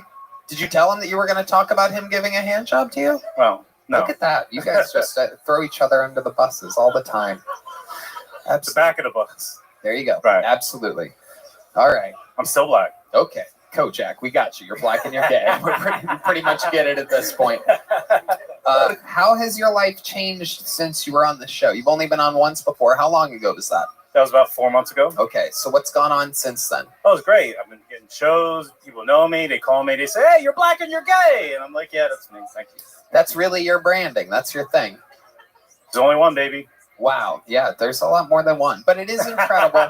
It is incredible. He literally wears anal beads around his neck. It is amazing. It takes a specific type of gay man to rock the anal beads. Red band. Last episode, you were doing the black and gay thing after every joke. Also, is that your whole 15 minutes is just doing the black and gay stuff, or do you have any material that's not about? I did mostly David Goggins stuff. I mean, but how long of a set can you do? I've done like 20 minutes before. Okay. All right. I've done a few shows. Okay. Absolutely, Kojak. Do you have any other special skills or talents that we haven't talked about before? No, but I was thinking that when I was 14, it's the first time I ever went to a stripper bar. A stripper bar? Yeah. A strip club? At 14, yeah. You're talking about a strip club? An actual stripper bar at 14, yeah. What's a stripper bar to you? What does that mean exactly? Where are you from? I'm from Philly. Philly. And then you went to a stripper bar? In West Philly. Okay. In the back of a liquor store. The back of a liquor store. When I was 14. There's strippers and it's a bar. Yeah, it was pretty ghetto. Not a club. Not a club. Was there a pole? No, no pole. No pole. Was there a stage? Yeah, 2 nasty bitches on stage. All right. Heineken bottles. Is that when you became gay? Oh, yeah. Oh, yeah. 14-year-olds should not be seeing that. So what happened there?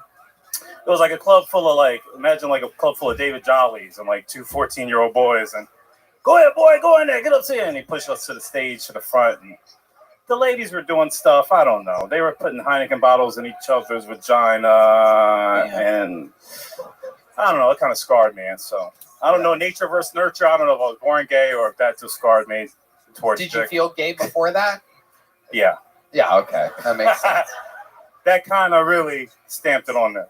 Right. Okay, what's the gayest thing you've ever done? You're so excited to be gay and black. I'm going to ask what the blackest thing you've ever done is after this, but we'll start with gay. Gayest thing you've ever done before. Really think about it. Take a second to think about it. I played catch on a nude beach with my boyfriend in front of a couple hundred people.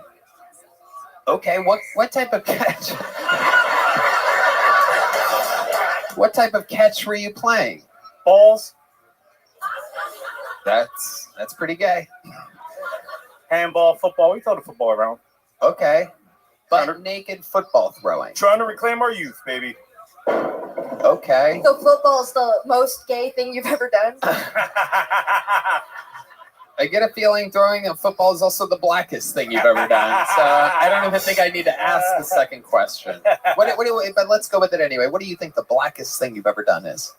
Oh, I make a good baked macaroni and cheese. Ooh. Black and cheese. Oh, for Thanksgiving.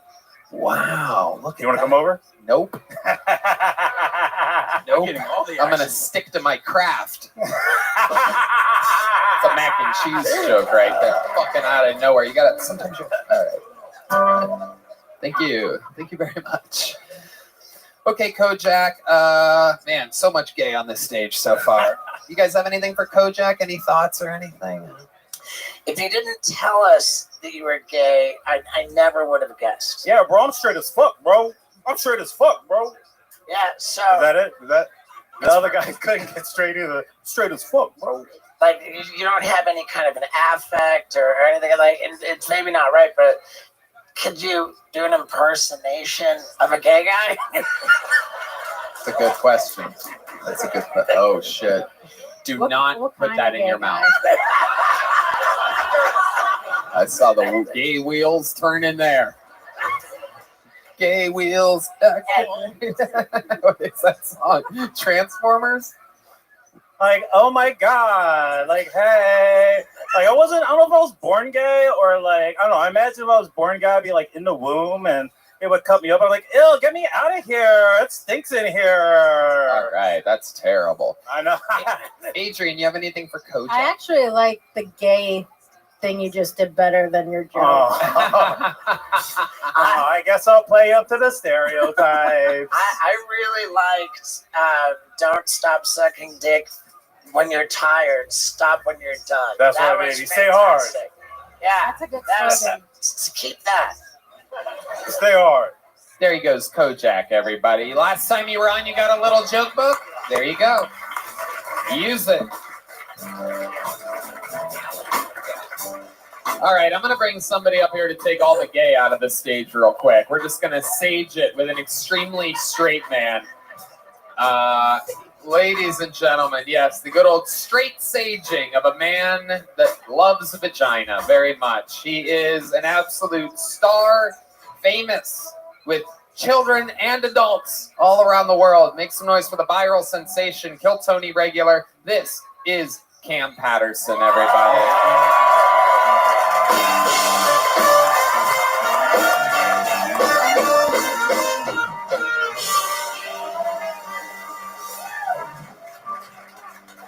It's been gay as fuck so far, nigga. Goddamn. A lot of people know me now for the guy that likes rocks, and that's cool. But every time I do a set, somebody yells it out. So if you yell it out before I get to say it, I'm gonna tell you something. This was real shit. I will stone the fuck out your ass. I'm tired of hearing it. Leave me the fuck alone about it, okay? Like real shit. Now that I got out of the way, I can go on with my set. I was walking down the street today, and the cop had seen me, and I was jaywalking. That's my favorite crime to commit. And I was jaywalking, the cop had seen me, like, hey, what's your name? I'm like, what? He's like, what is your name? And listen, me and cops don't get along, so I was getting ready to run away because I was terrified. He kept going, what is your name? And I was like, what the fuck do you want? And then he went, do you like rocks? And I was like, you should have started with that, bitch. And I was like, yeah, I do like rocks. And then he was like, you got some in your pocket? I said, yes. And then he arrested me. That's my time. Thank you guys so much. Boom. Exactly 1 minute. Cam Patterson, I love it. Talking about rocks. Yeah. It works. It works. What you're famous for, might as well fucking stretch it out a I bit. want to talk about that shit, nigga. Absolutely. Yeah, I got a big one. This is huge. Somebody gave me this Whoa. shit. Bro. Damn, I met a guy 10 minutes ago that could swallow that. Yeah, that nigga would get hell, dog. Yeah, dude. It's bad. You might have to keep that rock away from D Madness. He might try to throw it at him or something like that. End up hitting an innocent audience member. So Cam, that's fun. How's life going? Tell us about it. Good, bro. I got clothes now. Yeah. You sure I got clothes and shit? Nigga, I'm wearing clothes and shit. And I got shoes on. Yeah, man. I'm getting money for the first time in my life. I don't know what to do with it. I'm just buying dumb shit. Having a good time, man. This is pretty cool. That is what it's all about. You're making money, might as well spend it. I do believe it was only about 3 or 4 months ago. You're up here in a plain white t-shirt, sweatpants, and slides saying, I'm never going to change. And here you are. It took no time at all.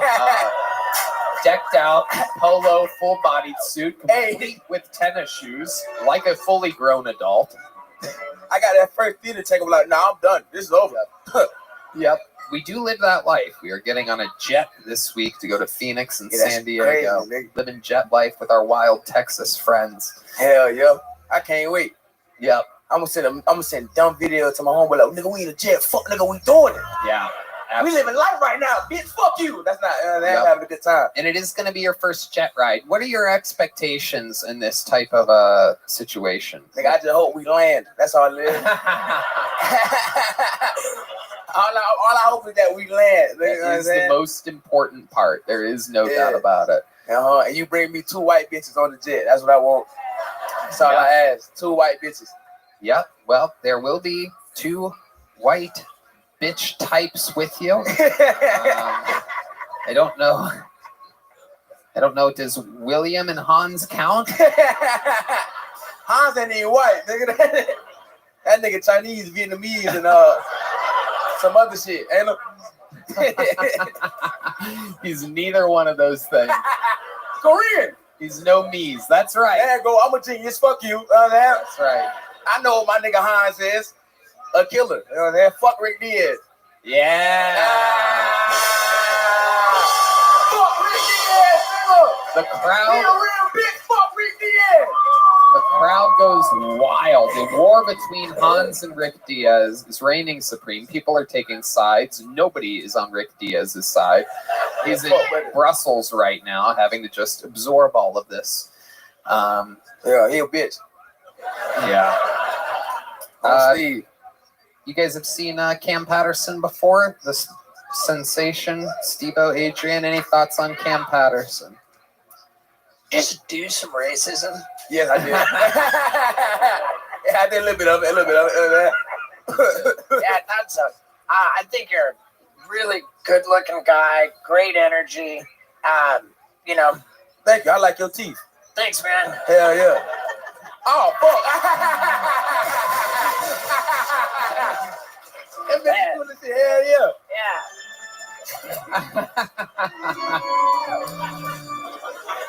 I'm putting it right here. Hell yeah. How much do those teeth cost? Oh my God, which set? The ones you just Damn, took you got out. more? You got different like ones Well, that come yeah, out? I've been through teeth. I got. Hell. It's a fucking disaster, man. My whole body is a fucking disaster. I can only imagine you do wild shit, nigga. Yeah. You like the most extreme white man of all time, dog. You know that, right? Real shit. This is true. Thanks, man. And you have not seen Extreme until you see Bucket List making its worldwide digital premiere tomorrow. Hell yeah. Absolutely wild. But seriously, how much do you think just on teeth alone, if you had to guess? How many balayages could you buy? Wow, with all the money I made stapling my balayage to my leg. You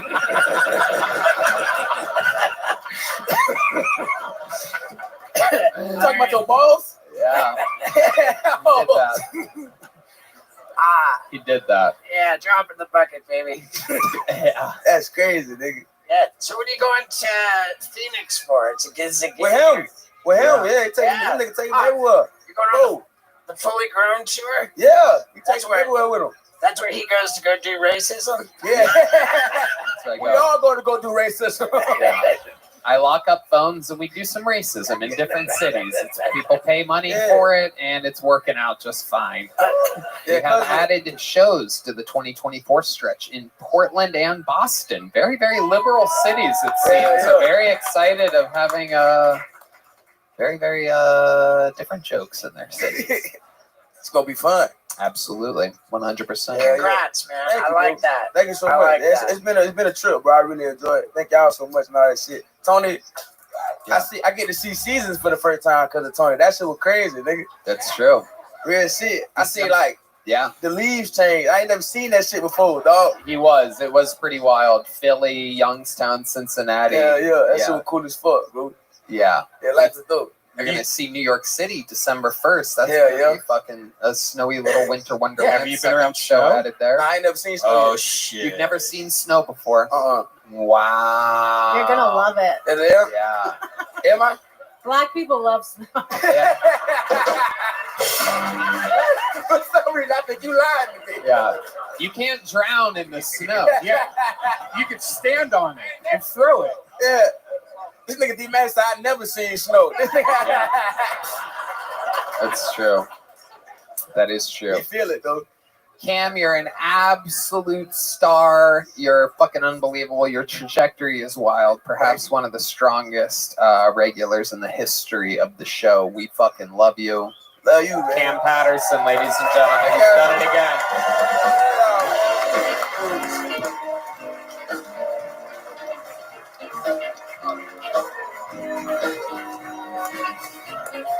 All right.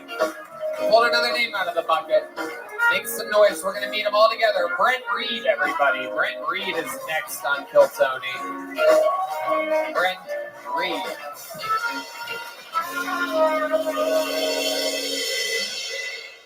Hey. I just moved here from Alabama, which surprises people because I look like Rachel Maddow's Bitmoji. Hell yeah. Called my dad today. I was like, hey man, how's it going? He goes, brother, if I was any better, I'd be twins. Can someone here explain to me what the fuck that means? And my favorite one growing up, redneck dad's talking riddles. My favorite one growing up, he'd be working on something. I'd give him advice. Go, Brent, I'm the one fucking this pig. You're the one holding it down. You ever heard that one? It's like, all right, well, I'm 6. He just taught me bestiality, non-consensual sex, and metaphor, all in one swoop. Getting adjusted. I'm getting adjusted to Austin. Had my first tarot card reading. Anybody here worship the devil? Yeah, tarot card readings are fun because sometimes you get tired of hearing about why you're sad from a licensed therapist, you know? Sometimes you need to hear it from a charismatic 19-year-old witch. Somebody with some real credibility. My girlfriend's into that stuff. She's into tarot. She's into astrology. I'm more realistic. I'm into things like professional wrestling. I think I'm running out of time. I was talking to a lady recently. She told me skinny guys have big dicks. You guys ever heard that? That's how I found out. All right. Well, fuck me. All right. There you go. What was that joke going to be? Hey. What was that joke going to be? Oh, we're at a wrestling match. She says, she leans over and she goes, hey, you know this shit is fake, right? I go, hey, you know astrology is fake. It ends with a line. She says, this was a long setup, dude. It was Just too much. Forget it. I don't even It's want a good bit. No, it is. It was too long. All right. It is. Yeah. All right. That's fair.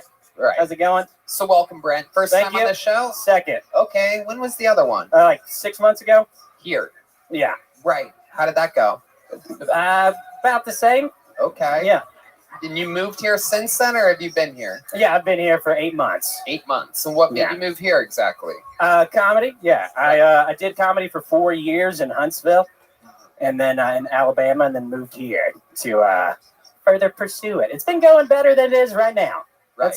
Absolutely. I love it. Yeah. Lady, this fucking bitch in the front, you are absolutely the worst. You have to stop making that noise. It's driving me absolutely fucking insane.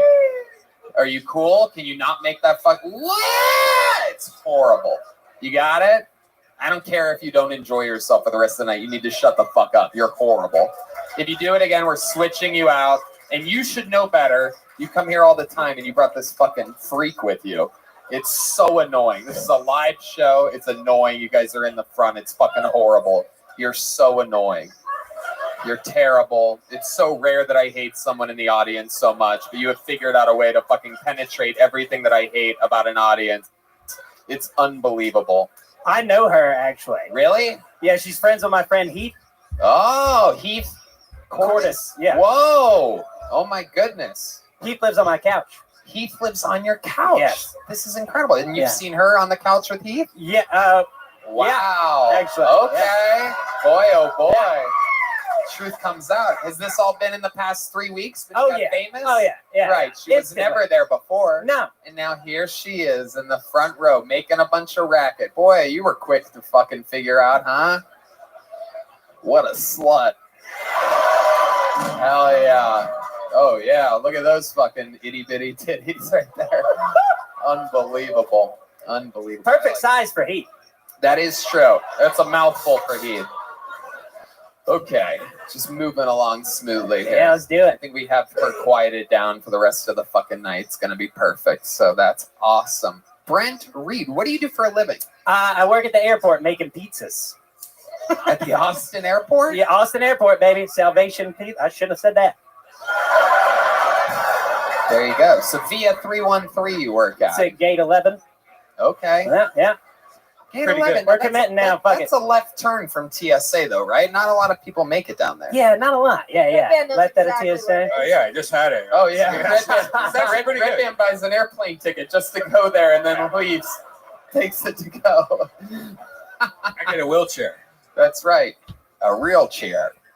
I love it. So, Brent, what do you do for fun around here? I do a lot of comedy. I'm not doing a lot. I've been depressed and not doing a lot outside of comedy. I do comedy and go to work.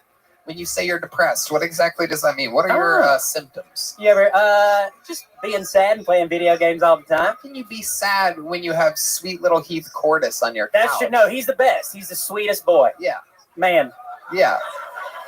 No, he's the best. You're right. He's a son. Getting home from work and having him. Yesterday, I got home from work and he was on the couch. He goes, "Hey, a nice lady from Australia sent me a picture of her titties today." And I was like, I love the updates I get. I was like, that is a nice lady. That's nice. It is amazing. Everyone's rooting for him tremendously.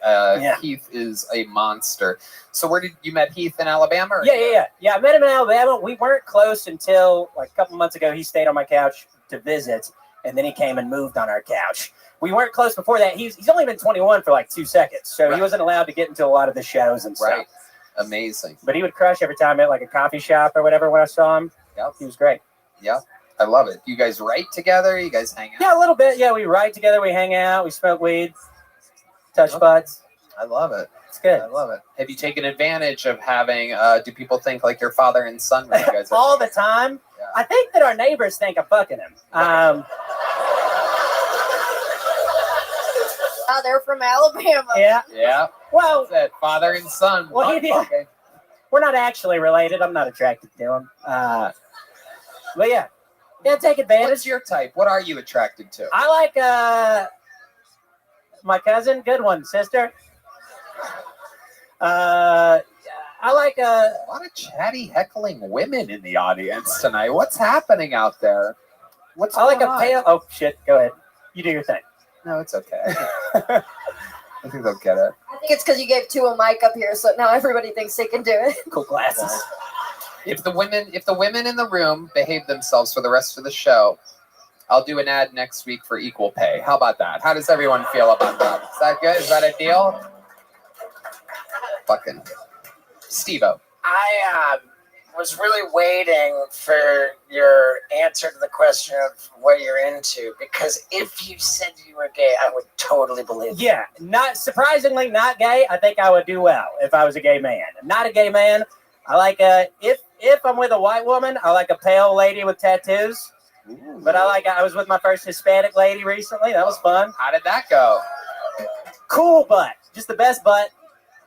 Yeah. Wow, that's rare. Hispanic women, cool butts. No, rare? No, it's usually square. Square butt. Nothing. Red Band. Again, extra Red Bull or something before tonight's show. It's a lot of contributions tonight. Square butt white women jokes. SpongeBob SquarePants is what I usually call Mexican women. SpongeBob Square butt. That's fun. It's good. Skinny guys have big dicks? Is that a thing? I heard that once and wrote a joke about it. Okay. Yeah, skinny guys. Have you guys ever heard that? Skinny guys have big dicks? No? Yeah. Got a yes here, got a mean no from over there. Yeah. It must be a no, because you would have said I have a big dick. Yeah. Well, the joke is, we don't have to talk about it. It wasn't funny. Why don't you do the end of the fucking joke instead of the beginning, the middle, and the middle of it? Skinny guys have big dicks. That's how I found out that I gotta gain some weight. I'm supposed to be fat. I didn't realize this whole time my skinny body was writing checks. My little wiener couldn't cash. You know what I'm talking about? There you go. See that end part? That end part. You don't need any of that fucking middle, dude. Yeah. Try it tomorrow night. Go to whatever fucking coffee shop you're headlining and fucking cut all that shit out and see if it works. I should have done that first and just opened with that joke. I got nervous. I wasn't even planning on doing the part. Okay. I don't even know how you make that joke as long as you made it originally. It was a different joke, I think. I think I blended 2 together. Right. I'm fucking up bad. It's okay. Yeah. It's okay. What do you think the white, trashiest, most Alabama thing about you is? My dad. Oh, tell us more about this guy. Yeah, I have a blue-collar construction worker dad. You know, which surprises people because I look like this. What'd you get last time? A small joke book? Yeah, small. We're doing small again? Nope. All right. There he goes, everybody. Brent Reed, everyone. Fun times. We're going to keep it moving along. We got another bucket pull coming. Make some noise for Nathan Daniel, everybody. Our next comedian is Nathan Daniel. Make some noise for Nathan, everybody. Come on. Wow, what a great night. Man, you know, it was tough for me growing up being a fat kid, you know. It wasn't really necessarily the name calling or constantly getting picked on and all that. It was really hard to get kidnapped. And being in Florida, I was around theme parks. I lived a mile from Busch Gardens. Not once did a car pull over. It sucked. But in high school, I got the name Chris Farley, you know, because I was just fat, funny, and high on cocaine all the time. But don't worry, I really wasn't. I have ADHD, so I'm constantly just hyper, and I just used that as the excuse. But I did get a drug addiction, and I found out coke and meth put me to sleep, so that was a real problem. But you guys like dark humor? How much time do I got? You guys like dark jokes? All right, true fact, okay? All right, that's all we got. Okay, there you go. Nathan Daniel on a very special, either gay or boring white guy episode of Kill Tony. And you're not You gay. know all about gay, right, Tony? There you go. We've already done all those jokes. You're I know. 40 minutes late. Well, my name just got pulled. Okay, Nathan. Again, this is very, very good. Welcome to the show. Maybe take a breath, Nathan. Take a breath.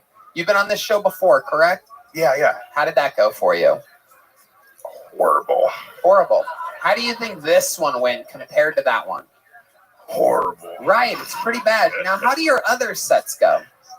Here, I haven't really been able to get sets here. How long have you been doing? Not here at the mothership. No, and Austin. Why have you not been able to do Because so? I live all the way up in Waco.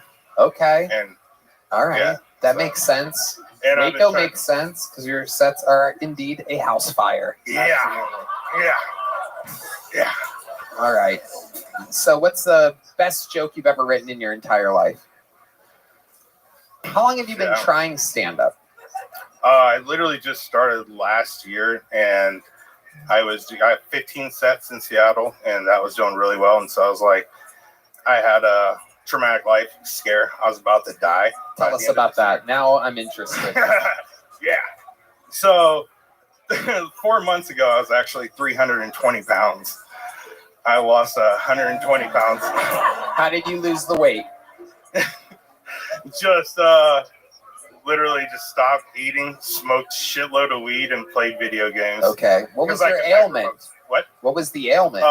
Fatty liver. Fatty liver. Is that Yeah, from drinking a lot? No, I don't drink.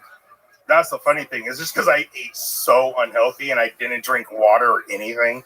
I was just like, fuck it. Soda's got water, like Gatorade, Powerade. It's good for you, right? And I was like, yeah. Who does this sound like, Red Bear? Well, I suggest Liquid IV. They have these new Well, yeah, so I just started doing Liquid IV since I've been listening to Kill Tony. And promo, Kill Tony. Oh, wow. Thank you. What a great ad read. I always like to get the least funny person to promote products on the show. Thank you. I do believe we just lost a sponsor. Thank you so much. I'm sorry. I try to do what I can. But it's better than what we had on earlier. A lot of liquid HIV. Am I correct? My goodness. Okay. So here we are. You've been on this show before. What did we learn from the interviews on your last time? What were the most interesting things about you? I was so high that I was like, it looked like I was. Were you kind of unbearable? Did I get rid of you pretty early? Probably. I'm going to do that again. I'm going to do that again right now. Okay. Did I give you a little joke book last time? Yeah. I did? All right, there you go. You already got one. There he goes. Nathan Daniel, everybody. Pull the name. But you know what? Let's do something. Again, we're about to clean up this mess again. Before I saged the gay away, this time I'm saging the boring white guy away. Ladies and gentlemen, we have the return of one of the greatest golden ticket winners in the history of the show. In fact, I can honestly say right now that he was discovered on this show for America's Got Talent, and he is indeed an AGT finalist. This is the return of the legend, Aaron Belial, everybody. Yeah, baby. The man, the myth, the legend, Toronto, Canada's own, made it all the way through AGT to the finals, selling tickets. His life is completely changed. Ladies and gentlemen, one more time for the great, the powerful. This is Aaron Belial, everybody.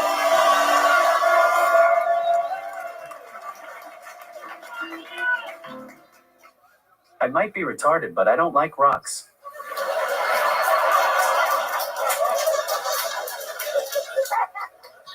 I collect straws. Just got back from Canada, and I'm so glad to be here in Texas, the land of the free and the home of the plastic fucking straws. Breathe through this straw, bitch.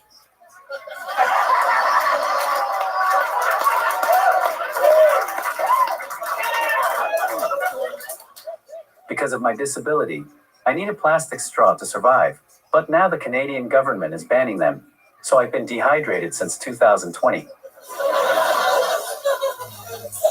Look at my arm. It looks like someone put a watch on a piece of beef jerky. My hand isn't even a hook. It's just like the plants at my house, dehydrated and dying. The 6th Street junkies flock to straws, like pigeons to feed, so anytime I'm getting harassed, I throw a bunch and run.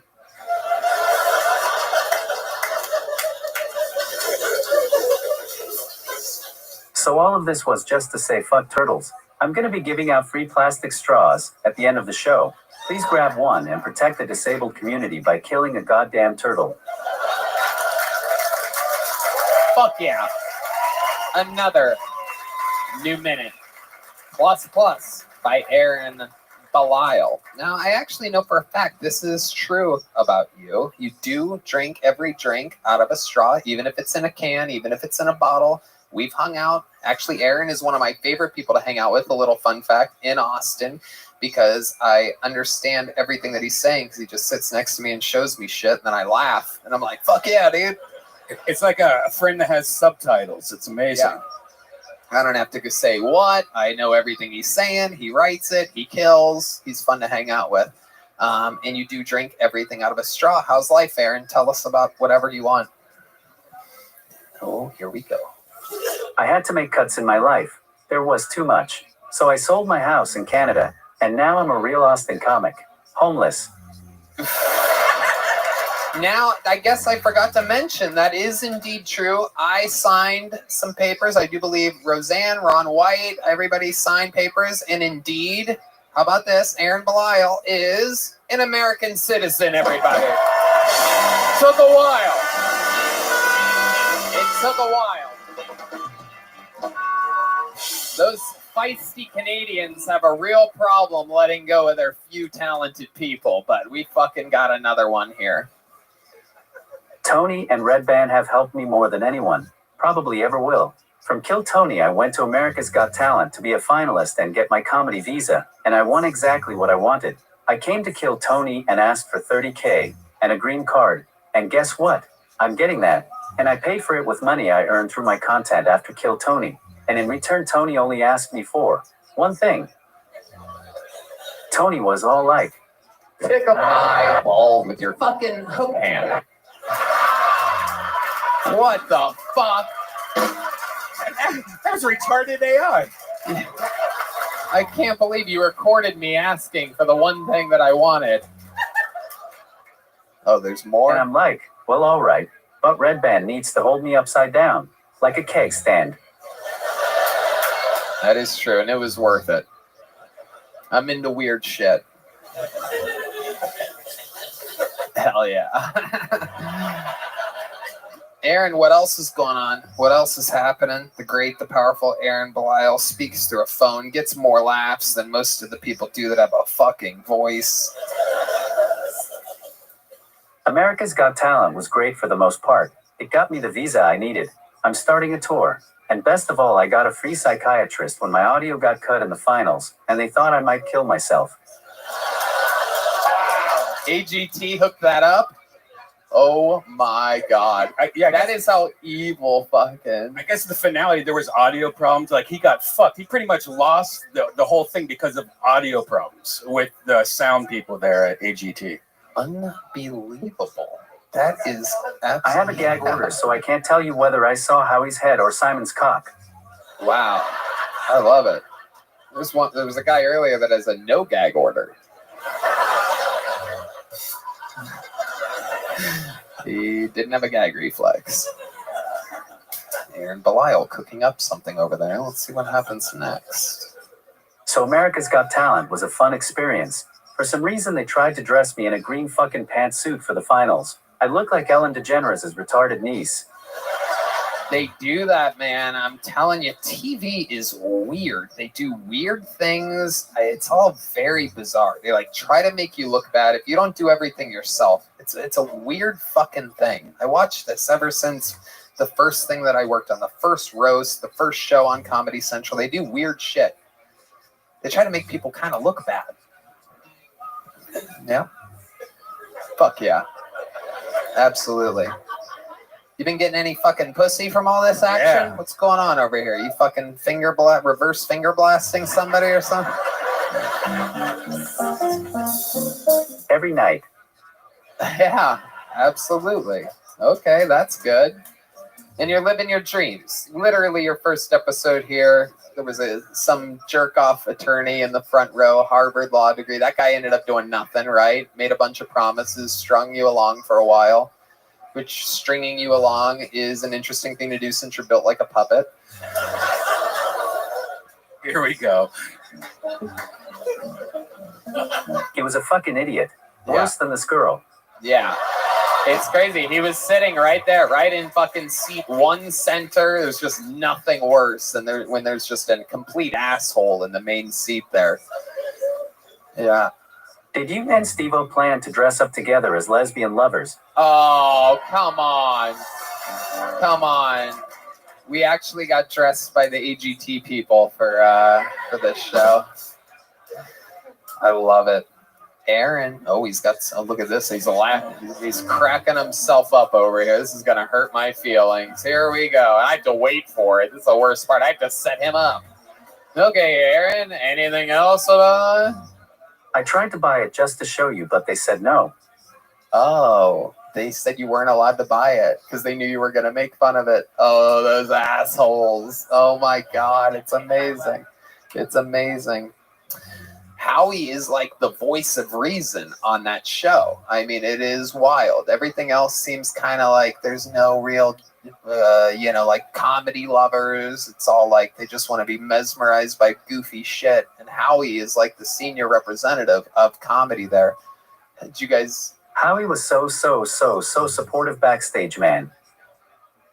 Did you have to type each or did you copy and paste that? So. I thought he short-circuited for a second. Howie was so.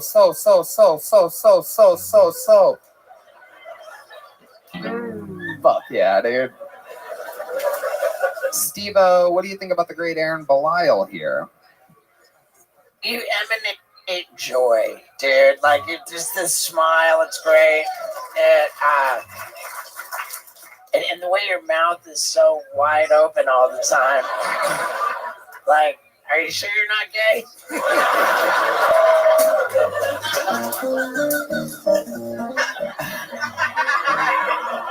John D's playing music while Aaron types is definitely my new favorite thing ever. Some typing music here. Hey, 2, 1, 2, 3, 4. Oh shit. Well, he's stopping him.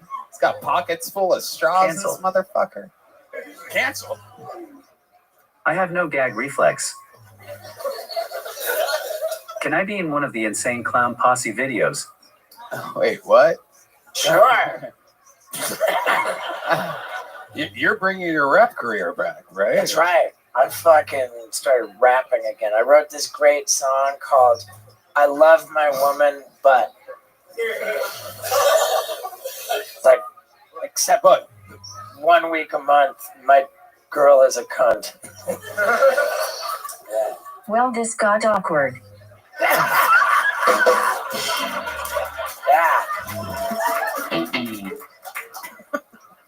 Fuck yeah. Absolutely. You said you have no gag reflex. I must say that is so gay. The great Adrian Iapolucci is probably your first time seeing an Aaron Belial. What are your thoughts? I think I saw you yesterday. You had a dog with you, right? Where is he? Oh shit. Oh, look at the wheels turning here, folks. Oh boy. Oh jeez. He's at home. Okay, there you go. So you only need him sometimes. Oh shit. Oh boy. Oh, there he goes. I only bring him out for votes and TV. Yeah. Makes sense. That's right. Very love funny. It. Yes. I love it. He brings. Okay, there you go. Very good.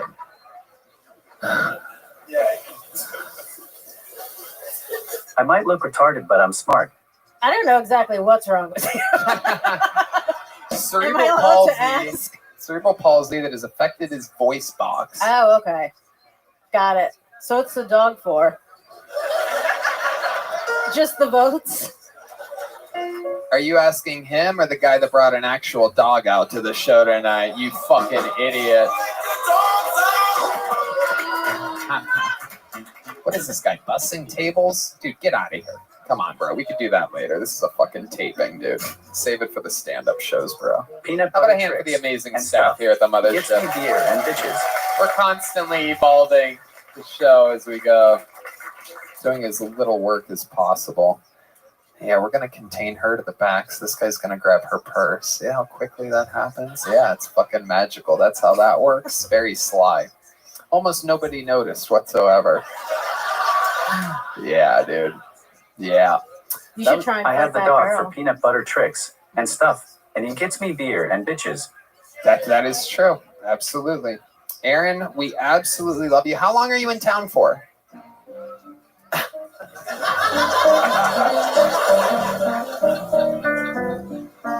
Oh, hell yeah. It seems like for the rest of eternity is the answer here. Wednesday, I start my tour. Okay. And then what about the 30th and 31st of December? You going to be around? You want to do an arena show? There you go. Okay, perfect. Yeah. Baby Boy's first arena. But most importantly, more importantly than that, Red Band? All right, check out his website for his tour dates. He's traveling all over around the United States. That is true. AaronBelial.com. Oh, I'm going to be at Tacoma and Spokane Comedy Club Thanksgiving weekend. Hell yeah. After the show, I'll be teaching people how to read. And in December, you can find me in Hawaii handing out plastic straws to turtles. In January, I'm going to be in Florida. After my shows, I'll be doing my new job, helping fishermen get their nets back onto the boat. Find tickets at newcomedian.com. Okay. Awesome. Fuck yeah. Aaron Belial, everybody. There he goes. Woo! The return of Aaron Belial ramping up to his first ever set in an arena, everybody. All right, back to the bucket we go. I know this next comedian, very, very, very talented local comedian here in Austin, Texas. Make some noise. This is a brand new minute from the very funny Colton Dowling, everybody. Colton Dowling is back on Kill Tony. Oh, I love you too, but mostly men. Sorry, another gay guy. I am, no, it's fine. You're gay too. And no, it's fine. I am what you call have to be sober. I liked Bud Light and cocaine too much. I liked Bud Light, but I loved cocaine, you know, used to do a lot. Not a lot, just enough to drive home safely, you know. But I used to love buying it in the little bags that already come in. I put the straw right in there, right? And I'd call it Capri Sunning because I'm fun and I'm from the 90s, guys. Yeah, no, I used to love doing cocaine around my dad, though, because they would make his politics make a little bit more sense. I'm like, yeah, poor people would have more money if they had more money, Dad. Business ideas and such and such. You know, I'm socially liberal when it comes to cocaine. I like to do a liberal amount of cocaine. But I am fiscally conservative when it comes to cocaine. I'm like, who the fuck is going to pay for all this cocaine, you guys? Where's it in the budget, you guys? Mexico's going to pay for this cocaine. Build that wall. Build it all. Do. Okay. Thank you, guys. Fuck yes. Colton Howling. Very, very, very punchy set. Lots of jokes in there. I fucking love it. Thank you. That is the Austin flex right there. A lot of jokes in 1 minute, a lot of punchlines. I fucking love it. Absolutely incredible. I brought the energy of cocaine to a set, guys. It's like painting, but with words. It was just incredible to hear a gay guy talk about something other than being gay or their skin color. It is hard. You can get it every single day, you know? It is when it's on the table. Anal.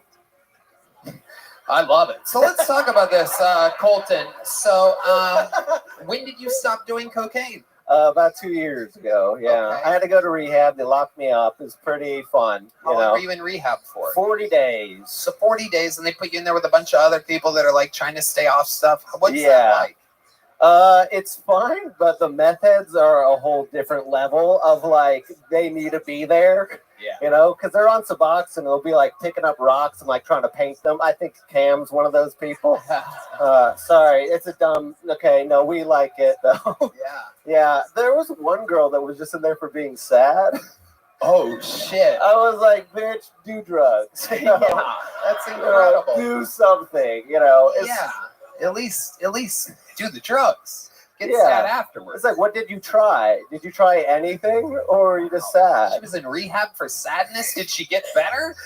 She made me sad, so I stopped talking to her. Yeah. Amazing. Okay. Yeah. And Colton, so do you have any tricks? Do you still drink at all? I am on my first relapse. Oh, nice. But I haven't. When did that start? I went on a month-long honeymoon to Europe. And I wasn't going to be sober in Europe. You know, they have good wine and awful people. So right. You drink around them. So you got married? Yes. Nice. 2 years married to a swamp man from Louisiana. I love it. Absolutely. Sugarcane fields. Talks fucking stupid, but we like him, you know? Yeah. And how's that going? He's moving to Minneapolis. Yeah. So you guys are separating? He's gonna go for a little bit, but I grew up. My dad was in the army, so like, if somebody just leaves for a little bit, they'll come back probably. Yeah, totally. Yeah, gay guys never cheat on each other at all. Oh no, we cheat on each other now. It's okay, awesome. So you guys kind of have like an open gay marriage. It's an open but very gay marriage. Yeah, right. Definitely. We both cook. Can you imagine? Wow, that actually sounds lovely. Just have a couple dudes hanging out, cooking and butt fucking. Yeah. Sounds like fun. It is fun. We also wear boots sometimes. Whoa, boots only? Just the boots? Yeah, so that we can knock them, you know. Okay. That's just a traditional in us, though, you know. Got to keep marriage traditional by knocking boots. He knows what I'm talking about. Hell yeah. This guy can't even make eye contact with you. This guy's such a real Texan. He's just like, yeah. It's weird. He won't look at my eyes, but he will look at my dick. It's crazy. Yep. You can tell the homophobic people never look at the gay guys. D Madness doesn't look your direction once. Look at this guy. It's absolutely incredible. D cannot believe it. Can you believe this, D? 3 gay men tonight. We're gonna get you a napkin and dab your forehead when you start. Anyway, all right. Yeah. Colton, what else has been going on? I like your style, man. And you know, you've always done good, but this set was like incredible. You're seeing, you know, what's it been like almost 3 years of you being here in Austin, right? Yeah. The key is not doing coke. It really helps you remember your jokes. Yeah. Yeah, I don't know. I have fun. We got a podcast called Some of This Is Bad. You would hate it. Who's got a podcast? You and your husband? Me and Dylan Carlino. I think you know Dylan. Probably. You know Dylan. Everybody knows Dylan. You know Dylan. All right. You guys know Dylan? Colton, relax. Sorry. You got it really gay there for a second. Jesus Christ. So what do you guys talk about? What's your podcast about? It's just gay sex. You guys would hate it. Don't. Okay, there you go. Absolutely. Yeah. All right. It's fun. We got a dog. We're doing fun things. I don't have any skills. Got a gaydar. I don't have anything. I came unprepared other than jokes. You know So, what? That's all that fucking matters. A very strong minute, Colton. Very much fun. Here's some Zippix toothpicks to hold you over during your relapse. And if you're around Thursday, I would love to have you on the secret show. I'd love that. You ever get one of these before, Colton? You already have one? I have of these? not. No. You haven't? Here I'll you try one go. of There those. you go. Absolutely. And you get a Joe Blaster too. Colton Dowling with a real minute of comedy. How about that? It's amazing what can happen here on Kill Tony. Oh, I didn't even fucking talk to you guys. I'm sorry about that.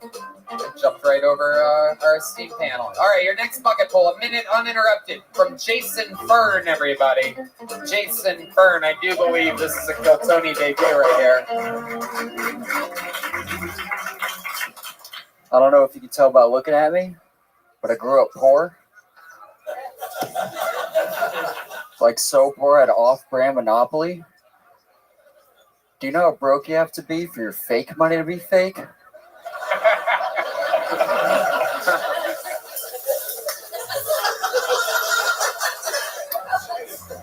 3 weeks out of high school, I joined the military. I was a sensor operator on an MQ-1 Predator drone. Then after the military, I worked for Subway.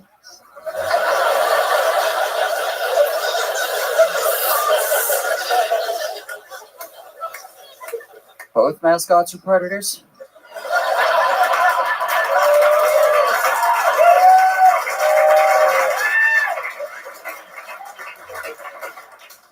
On the way here, I got in a car wreck.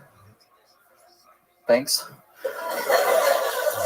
Called up insurance, and it turns out that Nationwide is on Frank's side. I'll wrap it up there. Jason Fern, ladies and gentlemen. Welcome to the show, Jason. This is your first time, correct? Yes, sir. I could tell. I haven't seen you before. Hi. Hello. Your like clothes and your hair, everything's kind of like wrinkly and fucked up. I'm working 58 hours, Tony. Okay, what do you do? I'm an iron worker. Okay. Yeah. All right. So you're for a guy with a wrinkly shirt, you think you wouldn't be in the iron business, yeah. but kind of interesting. Kind of interesting. Have you ever thought about using one of the many irons that you work with? Only when I'm going on a hot date, Tony. What? Only when I'm going on a hot date. Whoa, okay. When's the last time you were on a hot date? Last Monday. Okay. Who'd you go on a hot date with? Some random chick on Bumble. Okay. And where'd you go? What did you do exactly? Shakespeare's. Wow. Oh, a big evening over at Shakespeare's, the club next to the club where we contain everybody. Was it during an episode of Kill Tony? Yes, sir. Wow, so you killed two birds with one stone. Goddamn right. You went on a date, and how did that go? Well, she went back to my place, had some fun, you know. What kind of fun did you have? She was on birth control, so. Whoa, look at that. Oh my goodness gracious. Just busting loads inside of women that you just met. Yes, sir. Absolutely. Very good. Very good. When did she tell you she was on birth control? I asked twice, once before, once after, and I texted to confirm after. Wow. Absolutely incredible. Plan A, Plan B, and Plan all right. Fucking amazing. Absolutely. Steve-O, what do you think about all this? She asked after. That's awesome. Yeah. You're sure, right? Did you see her take it? The IUD, so yeah. You saw it? Yeah. We felt it. Oh yeah. So you're a skinny guy. Yeah. Yeah. Fucking Steve-O. Absolutely. Yes, sir. Yep. Working the old pipe and iron industry. Look at you. So what exactly do you do? Do you know the famous photo of the guy sitting on the beam in New York City? That's my job. Okay. Yep. The thing that climbs columns and Joe Rogan freaks out about. Right. Yeah. Steve-O shit. Yeah. I could die one day. Yeah. But you're like latched on something, right? Yeah, safety. Yeah. Yeah. You seem like an unsafe guy. A little bit, Tony. You ever have any close calls? You ever like forget to latch yourself or whatever? No, I always latch off, but I did go in the hole. That means falling off the building. That was a fun. Wow. When you went in the hole, did you come inside of it too? All right. Okay. Wow. Red Band forcing a fart noise into that. For those of you keeping track of Red Band's immaturity, that made no sense whatsoever there. He does get to hit the fart board once an episode, and he did it during a come inside of a hole joke. That was a fart sound effect. For those of you that have the dumbest sense of humor, congratulations. You must be laughing your ass off right now at the fart noise inside of a cream pie joke, everybody. All right. Jason, you have any special skills or talents or anything like that? Pilot. What? Pilot license. Okay. What are you flying? Just single engine Cessnas. Okay. Very good. How often do you do that? That was back in college, and I haven't flown since. So, yeah. Right. A long time ago. Wow. Okay. For a guy with fake Monopoly money, growing up so poor, going to college and flying planes. The GI Bill helped with that. I liked your jokes. Thank you. I thought that for the first time I killed Tony, that was absolutely fucking fantastic. Thank you, Steve.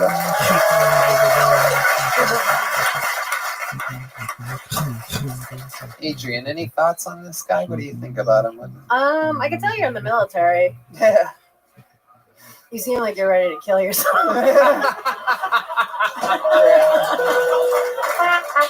I love iron work. What's the craziest thing you saw when you were in the military? I was stationed a little bit north of Vegas, and I saw some lights in the sky. That's all I can probably say. Ooh, just some normal lights? Some trippy, fast-moving. Yeah, I can't. Yeah. You can't talk about it. I wouldn't assume so. On a very live podcast. Okay, my buddy Kyle, the UFO conspiracy theorist, is hard as a rock right now. That is incredible. You like knew it, dude. I fucking knew it, bro. You hear how he fucking stopped himself, dude? I'm gonna hear it tonight. All right, Jason. Anything else crazy about you that we should know about your life or history or anything? Your first time on Kill Tony, your entire life is on the table right now. Anything can happen. I fell out of a 2-story window when I was 15 months old. So that's cool. Oh my goodness! How did that happen? Was Eric Clapton babysitting?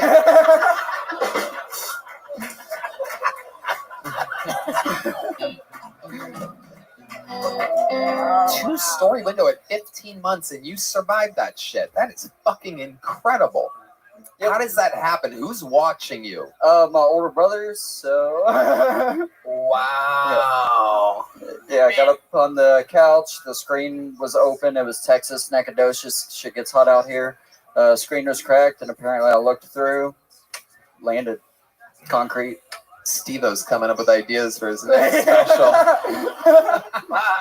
I was just thinking that, like in car crashes, they say that drunk people and babies do best. Yeah. You know, and like that sort of checks out. Yeah. It's true. There's a very, very famous plane crash. I can't remember what it was called, but like 200, I think, some people ballpark around there died, and some little fucking. No, that was a different one, I think. Lockerbie. I thought that was a bombing. Said that, yeah, it was the plane. Oh, yeah. Yeah. Yeah, could be. But anyway, yeah, a little baby survived from fucking an obnoxious height. That's like you. Yeah. You're like that baby. You think you suffered any brain damage from that Oh, fall? definitely. Yeah. Do you remember it at all? No, right? 15 months now. Do your brothers remember it? I don't know. I don't ask them. It's weird that happened to you as a kid, and now you do that for a job, though. That's kind of weird. It's like you're not afraid of heights or something. Nope. All right. This is a big joke book, my friend. Congratulations. Here's some Zippix Energy toothpicks. Zip more, smoke less. There you go. Yeah, Steve-O. I want to know, are you going to see that girl again? No, she gave terrible head, Steve-O. Whoa. Damn, terrible head. Incredible. What an analysis. You would think that a girl that would let you come inside of her on the first hang would get a second date. I can't imagine how terrible that blowjob must have been. Yeah, well, once this comes out, dude, who won't he be able to get? Make some noise for your next bucket full. Bill Carroll, everybody. Bill Carroll. There he is, everybody. Make some noise one more time for Bill Carroll, everyone. What's up, y'all? How's everyone doing? What's up, Steve-O? Yeah, so I lose stuff all the time. I lose my wallet, my keys. I'm the kind of guy who's got his passport out with him when he goes to the bar. I recently bought an AirTag for my girlfriend's clitoris. Caught it running errands last time we were having sex. It's hanging out with its friend, the G-Spot, who I haven't met yet. The other day, I saw a sign. I was driving. I saw a sign that said Free Palestine.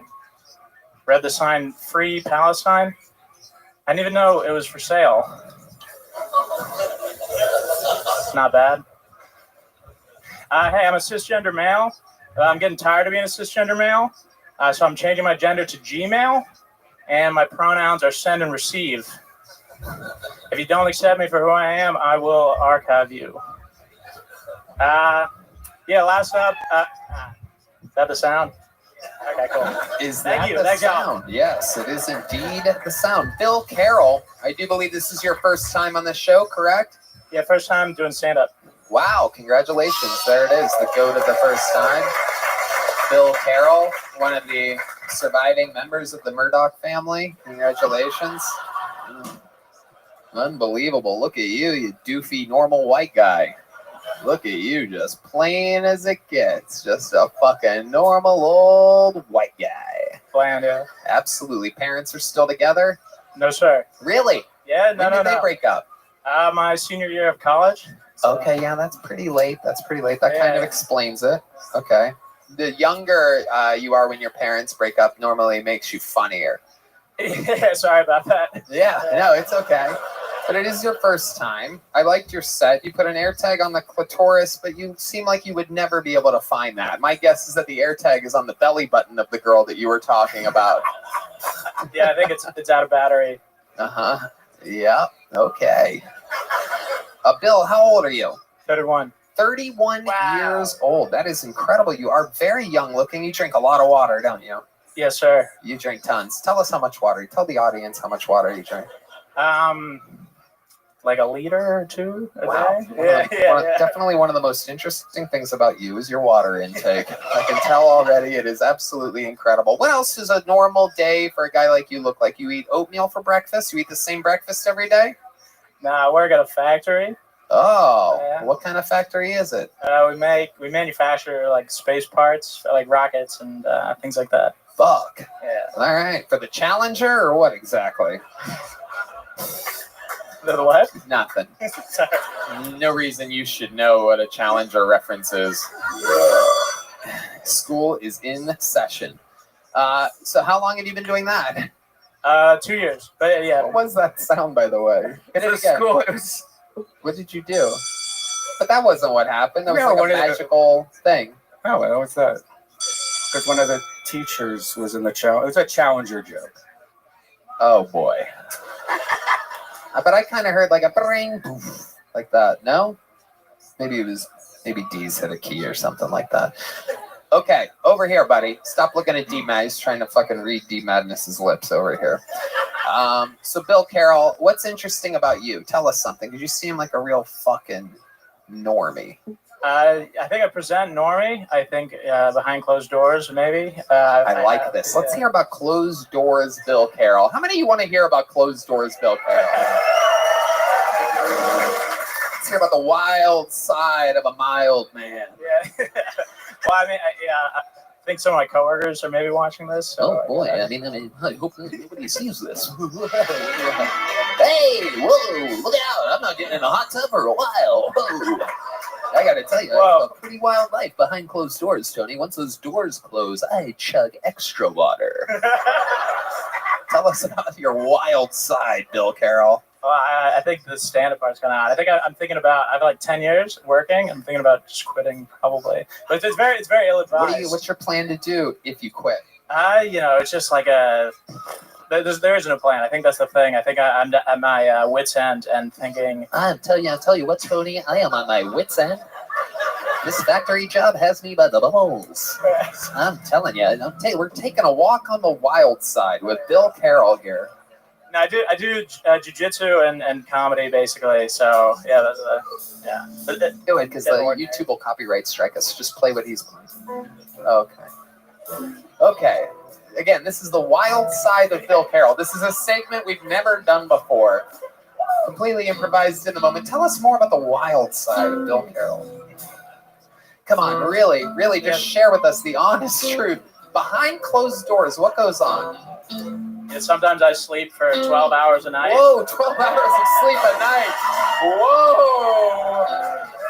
Wild, ladies and gentlemen. Come on, give us a little bit more. We want more. You want more wild, huh? Oh, my goodness. We got a liter of water and 12 hours of sleep so far. You can't even make it up. I don't think I've heard of anything less wild. But let's go. The wild side of Bill Carroll. Come on, Bill. You got this in you. Sometimes I'll stick a finger in a girl. Whoa. A solitary finger. Whoa, I nailed it. Okay. I accidentally guessed the next wildest thing. All right, come on. Let's go one level wilder, Bill. Oh, he's struggling here. 12 hours of sleep. He starts scratching his head. Here we go. Come on, Bill. Wildest thing you've ever done in your life. The music is getting louder and louder, Bill. No, I got nothing. I want to give you guys something. I got nothing. All right. Stop the music. Come on, Bill. There must be something wild about you. Come on, Bill. Think about it. You can do it, man. He's trying to take suggestions from the audience now. This has turned into a Price is Right episode. Have you ever gotten Adrian, what do you think about this? I feel like lacrosse player. Lacrosse adjacent. My friends played lacrosse. I played soccer. We guys all rape the same girls.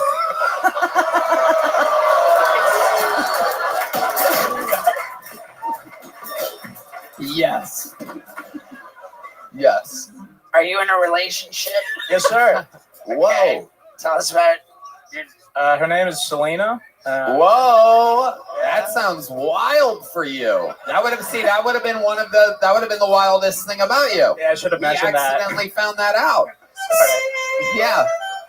But I'm guessing, believe it or not, that's what I was thinking too. So here we go. I'm going to take a wild guess here, and I'm going to guess that she's not actually Latina, but that she is a white girl named Selena. Am I correct? Nice. No, actually. She is Latina. She claims she's half Asian, half white. This is actually not a joke. Her dad's name is Rico Suarez. I might have the last name. I swear to God, but she's Filipino, and in Los Angeles, it just kind of blends in. You don't know if this is like, it's crazy. It's unreal. Well, if his set didn't end the relationship.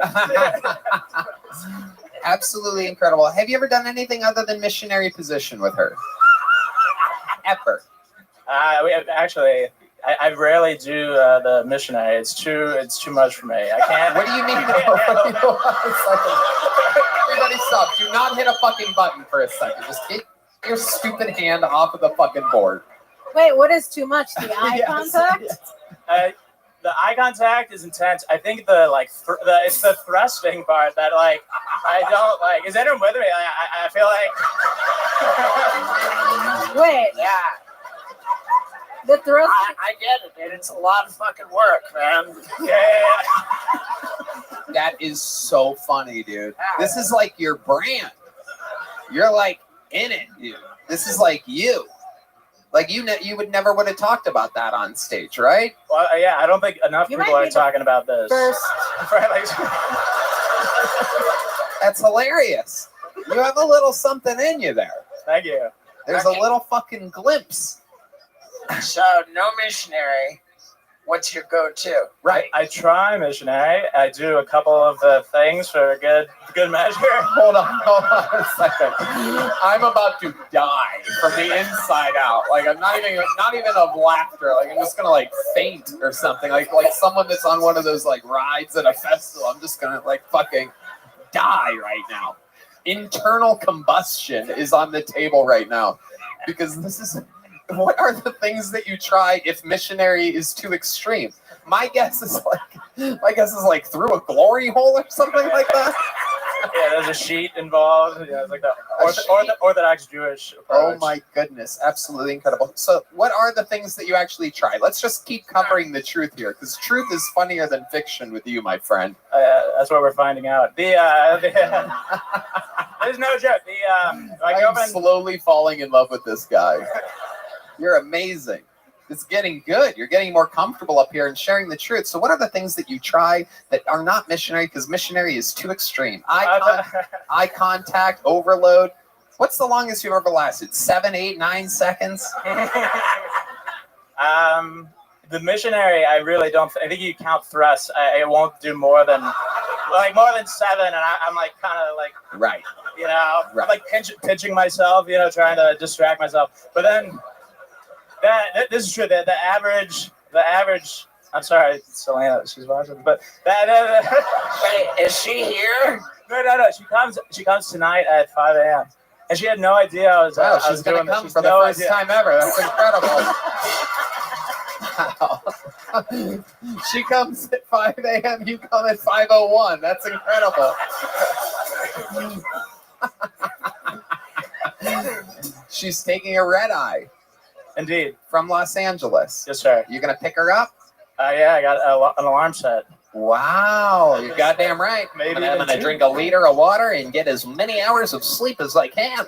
I want to be well rested for this before I get my Chevy Wagoneer and go pick her up. Wait, I have a question. Yeah. Do those pants have elastic? Yes. Oh, wow. Is the zipper also too extreme? The zipper, strangely, I don't know who decided this, but it's like he just came, everybody. He just came, everyone. He came in his pants. He touched his own zipper and busted a nut. It's like a stunt zipper, though. Like, have you seen this? It's like, what was the point? It's fake zipper. There's no zipper there. Who needs that? So you just pull down the whole thing. Yes, yeah, below the butt. Wow, that's incredible. Oh, you don't even pee missionary position. Looking at the urinal is too extreme. He pees sitting down, everybody. Absolutely incredible. Absolutely fucking amazing. You are the mild child. Bill Carroll. Even your name. Even your fucking name. Need a stage name, maybe. God. Is your stage name? If you have any. Why? Well, I just it's bland. How about old Basic Bill? Maybe.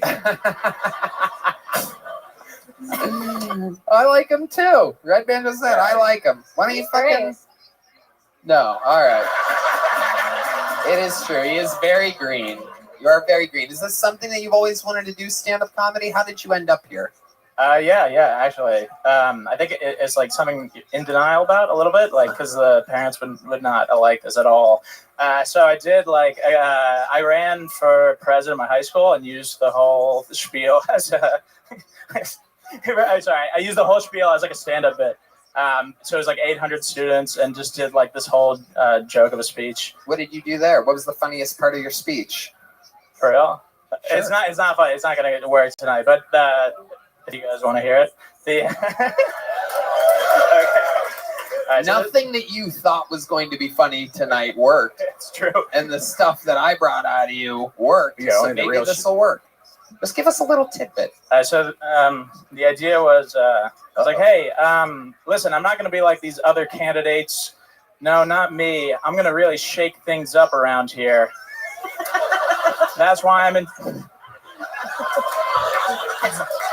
That's why I'm installing vibrating desks in all the classrooms. So thank you. There you go. You were right. The stuff that wasn't supposed to be funny was funny, and your funny parts weren't funny. Intuition is shot. I like what happened here tonight, Bill. I like this. This was a rock solid first appearance. Everything from it got better and better as it went on. And you have a thing.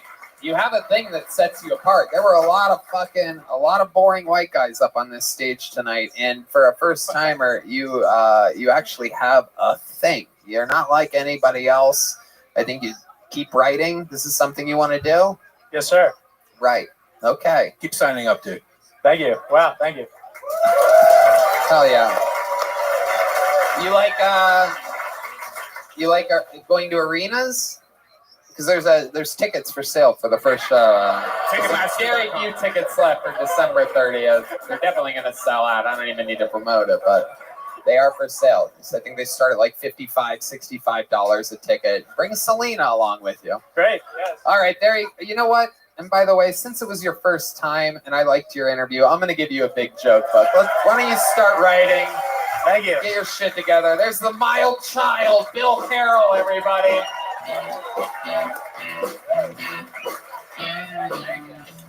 Wow. The missionary position being too extreme might be one of my favorite things of the entire night. That guy's accidentally funny. All right, I'll tell you who's not a mild child, and that's one of the wildest children that have ever come onto the show, from the show. Living Kill Tony Hall of Fame member. You know him. You love him. I could go on and on. The Tijuana Tarantula, the St. Louis Suffocator, the Memphis Strangler, the Vanilla Gorilla, the Big Red Machine. Ladies and gentlemen, this is the great and powerful William Montgomery, everybody.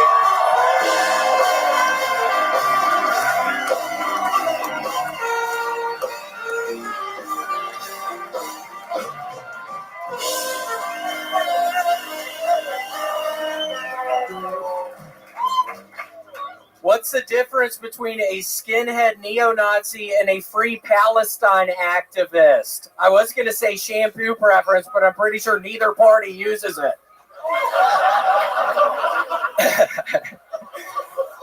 So I Shazammed a song at the coffee shop yesterday that started off kind of good, and then come to find out it was Harry Styles.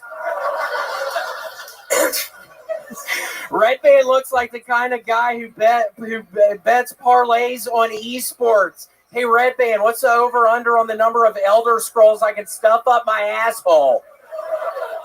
2, okay. Donald Trump's sister, Marianne, is dead at 86. In a surprising twist, she had to help Donald get into college. In an unsurprising twist, she was pumped for Aphex Twin getting nominated for a 24 Grammy Award. She loved Aphex Twin. He's playing at her funeral Friday in Manhattan. Okay, that's my time. Thank you, William Montgomery. Hell yeah. Is that true? They got nominated for a Grammy? Yes, Aphex Twin is nominated for his second ever Grammy. I'm super pumped. He and I, actually, Tony, since I've been talking about him a lot, we're actually in communication now. We've gotten to be buddies. Aphex Twin and I have gotten to be buddies.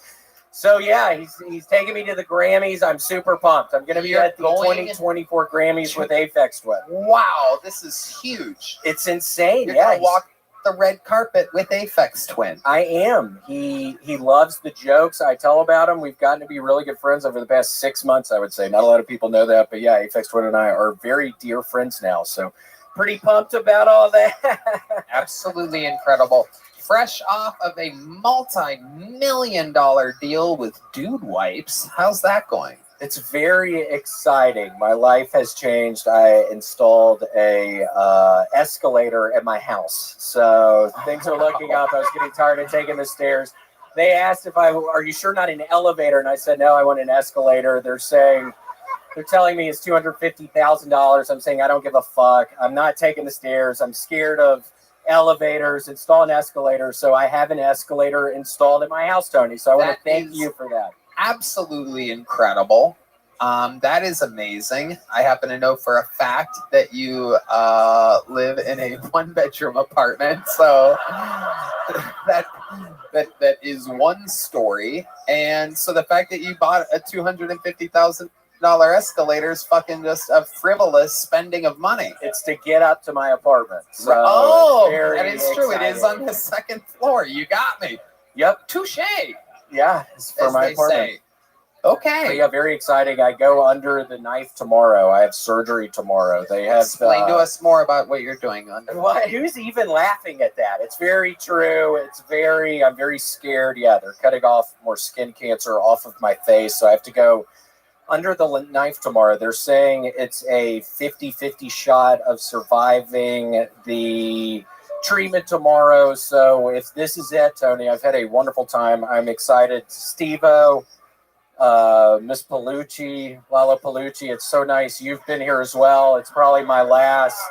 I love your stuff, Miss Lala Palucci, but it's nice y'all can be here, share the stage with me on potentially my last night ever on Kill Tony. Again, it's a 50-50 shot. Wow, and that's tomorrow. It's tomorrow at 2:30.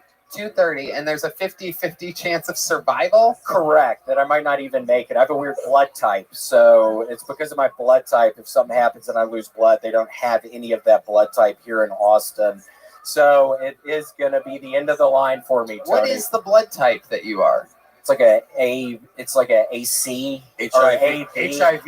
Whoa, HIV, Red Band says. What are your thoughts about Red Band? Well, what my thoughts are about Red Band is I texted you something at 1:30 today, you fucking idiot, and you never responded. You always respond to my text messages, Red Band. I was legitimately pissed. 2 hours before he wakes up, 1:30 p.m. You have to wait till about 3:45. Maybe that was it. Yeah, he's a lazy fucking piece of shit. So that's probably the reason. And you look as worse as ever tonight. What are you drinking? What are you drinking? Diet Coke. Diet Coke. Sure. How much whiskey is in that, dude? Your drinking is out of control these days. You have to fucking stop. Wow, I'm sorry. What did you text him and ask him? Yeah. Huh? That's What a did great you question. What did you text him? Yeah, see how that goes. Wait, what? Nothing. What I texted him. It's kind of. I was. You're gonna die. Ooh, this is a good. Just saying. Yeah. Cameron, stay in your lane. Cameron, please stay in your lane. Wait, what does that mean? You think I'm black? What is your name? Cameron Lala Palucci? What is your name? Yeah, that's it. Okay, that's it. William, what are you doing? I don't know. I mean, she's saying so. I go under the fucking knife tomorrow, bitch. I don't need this weird. It doesn't matter. It's none of your concern what I texted Red Band. I want to know, William. Yeah, it's none of my kid. It's none of William. I want to know. Stop looking at Adrian Iapalucci like that. Look at me. Look at me. Look up here, William. Yeah, William. Sometimes William misbehaves with the guests. Actually mad? This is no. This is a. That's so funny you say. You said all night, bitch. Oh my God, William. Holy shit. William, stop it. William, stop. No. He's like a pit bull. He's normally very well behaved, very good. I could die tomorrow, No. bitch. I have the wrong blood type. This is one of the rare times that I forgot to warn the new guest about William Montgomery. This is I normally just installed an escalator in my apartment, bitch. It little was 300,000. It wasn't even 250. It was 300,000. a little fun fact that I never talk about is I always give every guest the same very quick. It's a 30-second speech. So here's a little behind the scenes Kill Tony for you people. I give the guests the same speech. Remember, you guys remember back there when I go, there's one thing I'm forgetting. I can't fucking remember what it is. It's always, we never interrupt the 60 seconds. If you look at me and you seem like you have something, I'll set you up. I ask the questions. Don't feel like you need to ask the questions. And the one thing I forgot is William's fucking crazy. And I literally forgot that tonight. I'm sorry, Adrian. I take it. No, that's. He's nuts. It's totally okay. He's gonna die. So.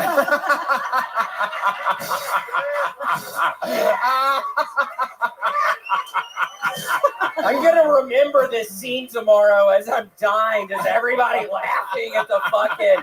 What a nightmare I'm in right now. Oh my God. Come on. You really think your heart's going to stop They're tomorrow? giving me a 50-50 shot. You think your heart's going to stop tomorrow? I don't think my heart's ever gonna stop. William! Lights Out Montgomery has done it again. absolute fucking shooting star. Tour dates available everywhere. The cameos blowing up. Dude Wipes endorsement. Absolute. What's the name of the company? What's the company that makes the basic shit? Kirkland. Kirkland signature. Kirkland's looking up. And Yeah. Adidas. I'm back with Adidas. I'm talking with Nike as well. I'm going Whoa. to be one of the first people to ever be sponsored by Adidas and Nike at the same time. That's true. Adidas, Nike. I'm talking with Reebok too. I mean, I might try to make it 3.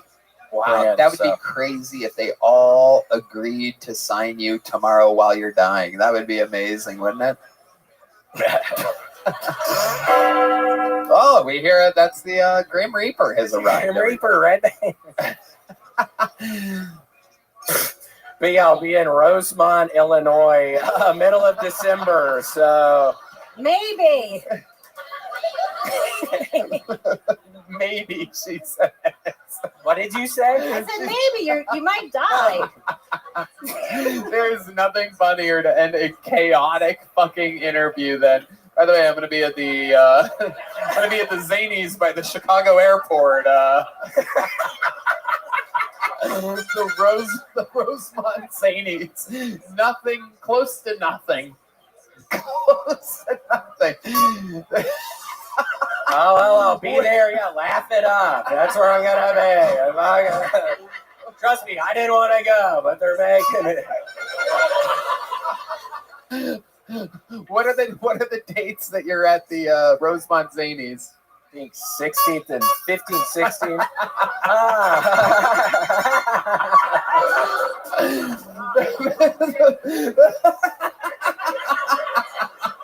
The 15th, 16th, and what? I think it's just sad. Of what? November? Like you're not even December. Oh my god. You know what's so funny about that is I used to do that fucking gig and they would always book me in the fucking middle of December.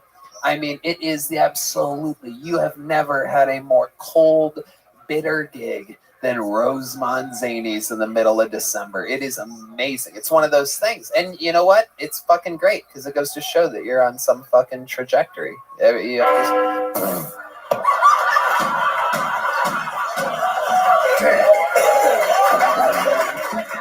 Don't clap it down. Don't fucking clap it down. What the fuck? My point is, I've done Rosemont Zanies in the middle of December, and you should be hoping for death tomorrow.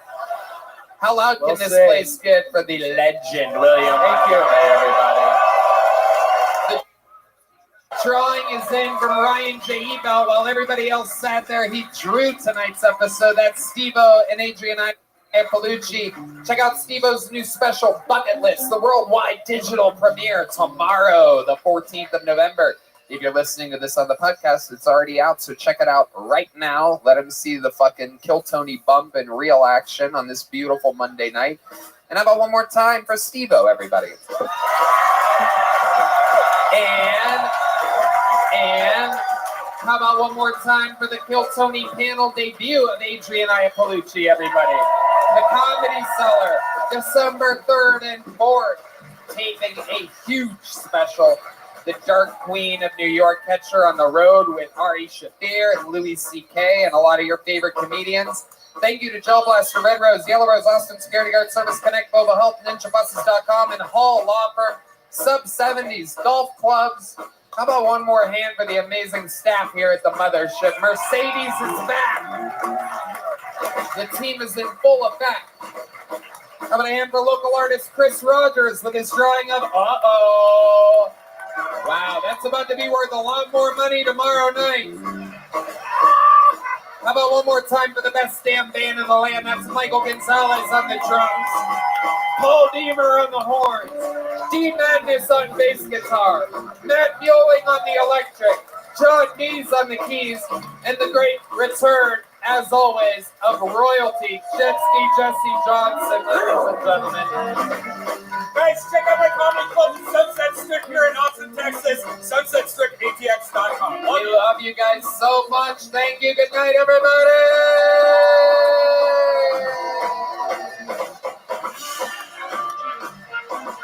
So much fun.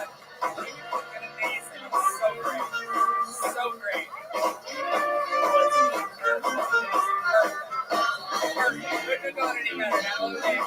Because it's like a reveal. I really do always say, my William.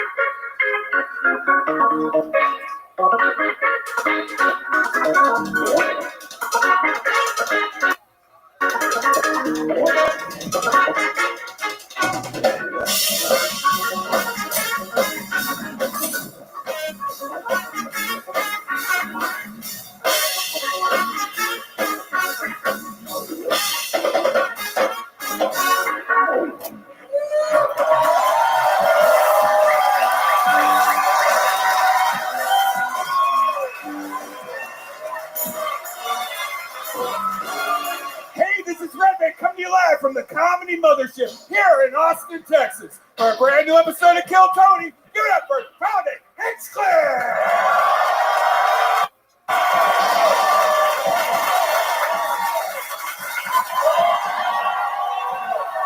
Who's ready for the best fucking night of their lives, huh? Yippee! Make some noise for Red Band, everybody. Oh, yeah, you're in it. This is indeed the #1 live podcast in the world, Kill Tony. Brought to you by Gel Blaster, Red Rose, Yellow Rose, Ninja Buses, ConnectMobileHealth.com, where you can get great, necessary IV drips to recover from your Austin hangovers. Austin Security Guard Service and Hall Law Firm, the best law firm in Austin, Texas. DUI extraordinaires. I've never had to use them, but 100% they get everybody off their DUIs. It's incredible. And a special shout out to Don Carlos Burritos in San Diego, which fucking the legends, they came to us when we did theaters in San Diego this weekend, and it was fucking mind-blowing. There is something about San Diego. They have the burrito. We have Tex-Mex. It's great. We have breakfast tacos. It's amazing. It's a fucking burrito. They got it in San Diego. You can't get a burrito like That's it the here. best one It's in so San bizarre. And Screwball Peanut Butter Whiskey, still slightly, almost done, proudly presents the Kill Tony Band, everybody. They're still holding on. I think this is the last week of Screwball Peanut Butter Whiskey. How about a hand for the great Michael Gonzalez on the drums? The magnificent Paul Deemer on the horns. The lovely Matt Mueling on the electric guitar. The bold, the beautiful John Dees on the keys. And the backbone, the great D Madness right here on the bass guitar, ladies and gentlemen. A very, very fun episode planned for you tonight. Everything is in motion, but before we start, here's a little bit more from the amazing sponsors that made tonight's episode available for you here, right now.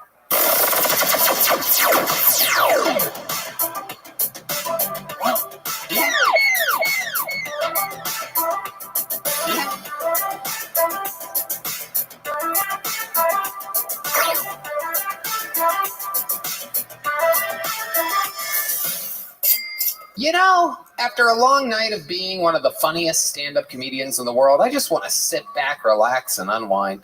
And no brand makes unwinding easier than Freeze Pipe. The old way of taking your medicine led to harsh clouds and coughing fits. Freeze Pipe cools things down by over 300 degrees, so you can breathe clouds in and exhale like Godzilla. Red Band. Freeze Pipe has the best gear in the game, from full-size pieces to attachments. Just pop in your Freeze Pipe into the freezer for an hour for a night of icy cold hits. Be the best host in town and always have a Freeze Pipe ready to go when company arrives this holiday season. Shop the smoothest pieces and more at thefreezepipe.com and use code Tony for 10% off your entire order. That's thefreezepipe.com, code Tony for 10% off your entire order. Shop today and start fighting fire with ice. Hey y'all, when you're the parent who packs the lunches, chauffeurs the kids, and gets everyone out the door on time, you need a calendar that keeps up with you. That's right. The Skylight Calendar is a smart touchscreen calendar and organizer for all your chores, groceries, and to-dos. It automatically syncs all of the different digital calendars and events your family uses and shows them all together on one beautiful touchscreen display.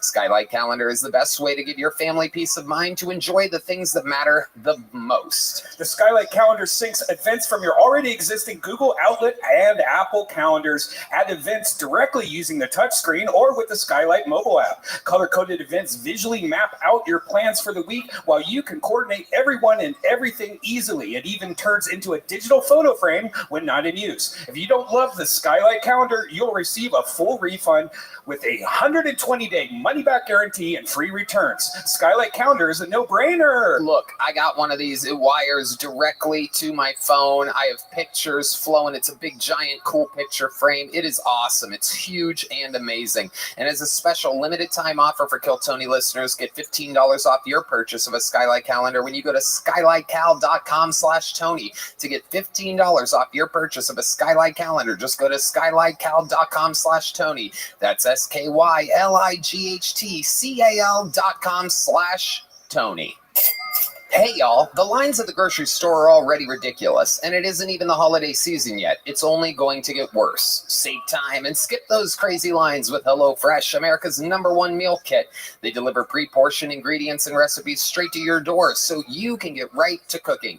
If you need to save even more time, they have 15-minute meals that get delicious food on the table faster than you can order delivery. You know, my mom just sent me sauce from Youngstown, Ohio, frozen, and it thawed out on the trip here, and I got home the other day, boiled some noodles, threw it on, and I couldn't taste the difference between HelloFresh and my mom's spaghetti sauce. What? With over 45 weekly recipes to choose from and over 100 curated picks from the HelloFresh market, you'll never run out of an incredible food to try. They even have easy breakfast, lunches, and snacks that can be delivered along with your weekly box, so you never have to stress about what to cook or eat. So go to HelloFresh.com/KT Show Free and use code KT Show Free for free breakfast for life. One breakfast item per box while subscription is active. That's free breakfast for life at HelloFresh.com/KT Show Free with code KT Show Free. All one word. That's KT Show Free. HelloFresh, America's #1 meal kit. Hey y'all, decorating your home can be overwhelming. Between the pictures your kids draw and generic mountain scene art people keep giving you, it's easy for your house to have no personal style. Displate has you covered. They create awesome metal posters that take just 20 seconds to install and won't damage your walls. Red Band. With licensed designs from brands like Star Wars, Marvel, and League of Legends, your house is about to get a serious upgrade. Displates also make incredible holiday gifts. You can even submit your own artwork to be turned into a display for something completely personalized. And I'm telling you right now, I know we always say we use the product, blah, blah, blah, blah. I've said this before, but listen to this. My entire place is covered in display artwork. It is seriously the coolest stuff. It's metal. It's extended from the wall. You can do it yourself. It comes with everything you need to hang it immediately. Just pop the included magnet onto your walls, stick your display to it, and you're all set. I have cool Tarantino movie artwork, very cool quotes and things like that. It's just awesome. Save up to 30% off when you click the link in our description and get ready to hang art. The discount will be automatically applied to your cart when you click the link, or use code Tony when you visit displate.com. That's displate.com, code Tony, or click the link in our show notes. You guys ready to start tonight's episode? You guys are in for a real special treat. These are two of the greatest guests in the show's history. Very, very exciting. Make some noise is for the return of the great and powerful Greg Fitzsimmons and Dave Smith, everybody. Fuck yeah. Greg Fitzsimmons, Kill Tony royalty. Greg, you sit next to me. Dave, you sit over there. Greg Fitzsimmons, one of my favorite comedians. Make some fucking noise for Greg Fitzsimmons. You guys have no idea what you're in for. Dave Smith, Greg Fitzsimmons. This is an exciting booking for me. I begged Greg to stay. He was here all weekend doing sold-out shows at the mothership. I begged him to stay, and I'm so glad that you did. Tony found me on the street. Yeah, that's all right. And literally, he was begging. I forgot that I booked Dave Smith for this until he showed up 40 minutes ago. Was anybody here when we plugged in a mic and added a chair? See, there's actual witnesses to that. You can't make it up. The show is totally improvised. I was promised a hot meal if I came in.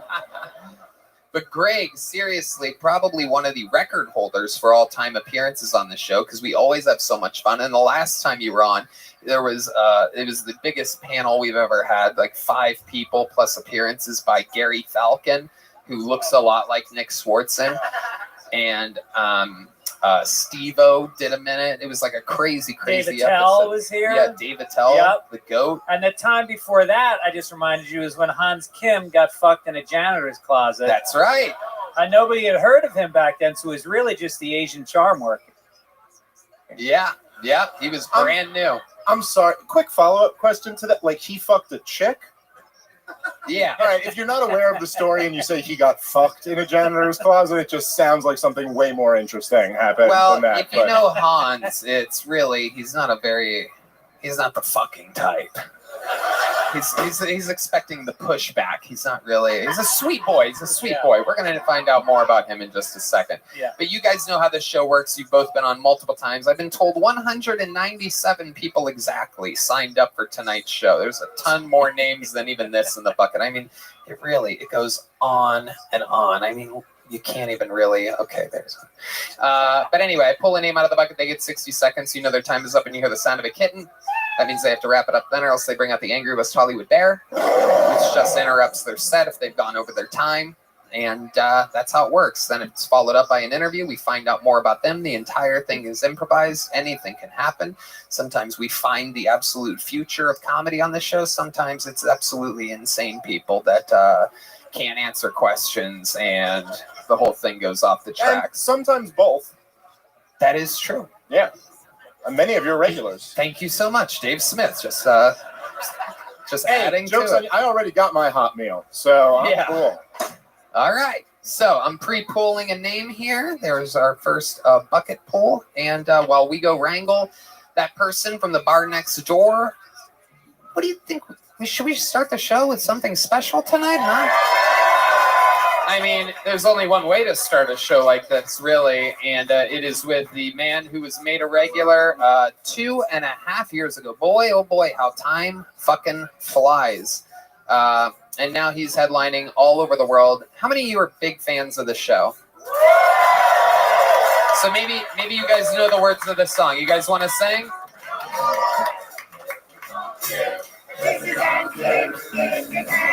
This is Hans Kim, everybody.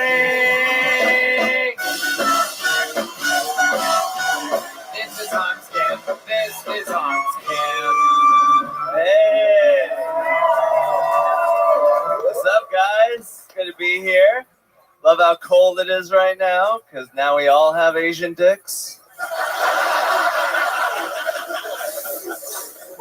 I love how Texans never honk. They'll be like, why would I honk at this guy? Just because he's texting at a green light. That's what my gun is for.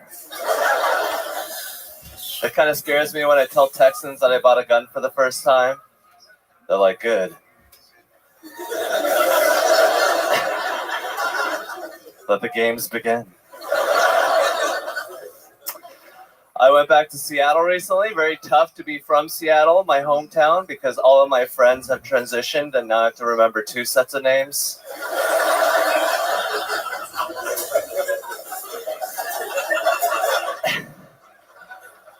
All right, that should be about 60 seconds, right? All right, yeah, 55 seconds from Hans Kim. I love it. All right, jet lag.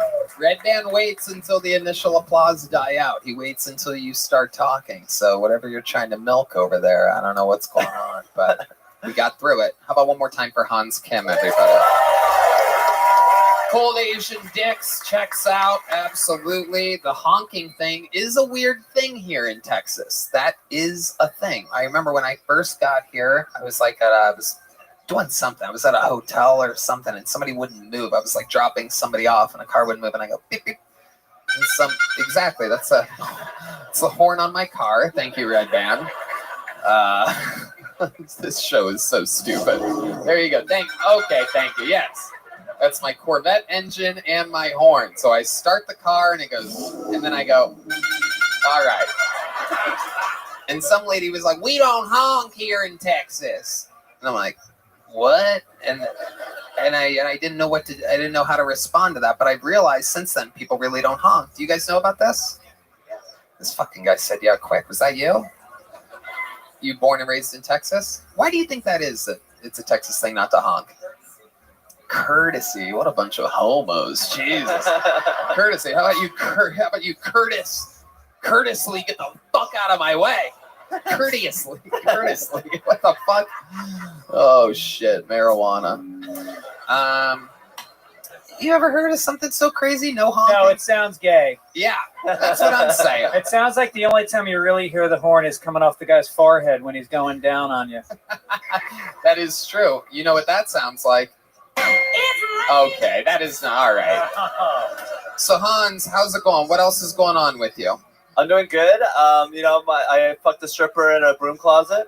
That is true. Back in the day. The rumor is you got fucked by a stripper in a broom closet. Yeah, can you explain so that Dave understands what it's like having sex with Hans? Because Greg said that you got fucked, and I kind of agree with that. Can you explain? Yeah, well, I agree with Dave as well. I did not consent for a lot of it.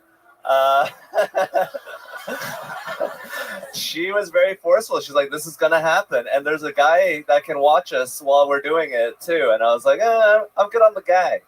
Yeah. They say you never forget the first time you get pegged. No, it's my guys, don't be judgmental. Yeah, there you go. Honking of the horn. So I don't think I remember that part. It was she her invited boyfriend. a guy to come into the broom closet with you? It's her boyfriend. That's a lot. That's a tight squeeze. Not her vagina, but the closet. Anybody that would fuck you, it's probably like throwing a fucking ramen noodle into a bowl. You know what I mean? It's just a lot of extra space there. What is your dick to vagina ratio, Hans? I don't think I've asked you that. I have one dick and I'm a huge pussy. So. There you go. There you go. Perfect. I love it. What else is going on? Enough about the past. What about this week, Hans? I went to the Renaissance Festival with my girlfriend.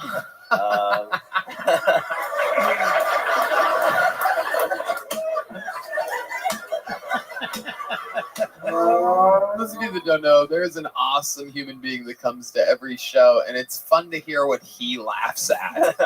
It's not necessarily punchline type of stuff, but our friend Chief here, when you said I went to a Renaissance, but he just started cracking up. It's like he can foresee what's about to happen. Tell us more about you at this Renaissance Festival, Hans. How did you fit in? I've never seen an Asian person I've never gone to a Renaissance Festival, but I've never imagined an Asian person being there. What are you doing there? Are you just like dressed up like Genghis Khan or something like that? Or just mauling people? What's happening? I was just trying to fit in, wearing my Western clothing, my peasants, European, white passing clothes. And I had a great time. Drank a lot of mead. They have straws and mead. I was just sipping it, and then I got really fucked up on the white man's juice. And back to the broom closet we go. The white man's juice. What would the Asian man's juice be? Probably sake or soju, or maybe even just like ox milk. Soju, is that what? Soju, what is that? Is that when somebody doesn't leave a tip at a restaurant? Hey, Tony's first soju joke, everybody. Soju. 5% soju.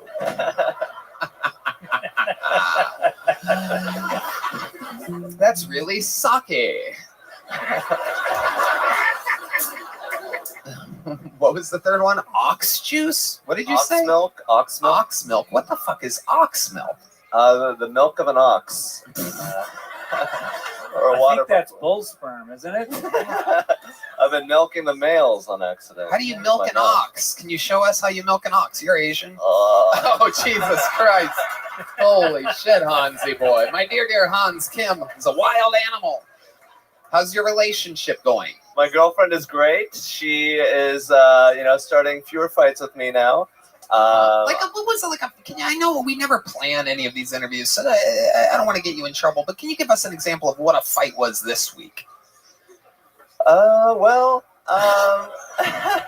Maybe it was bringing her to a Renaissance fair where they're known to rape the women.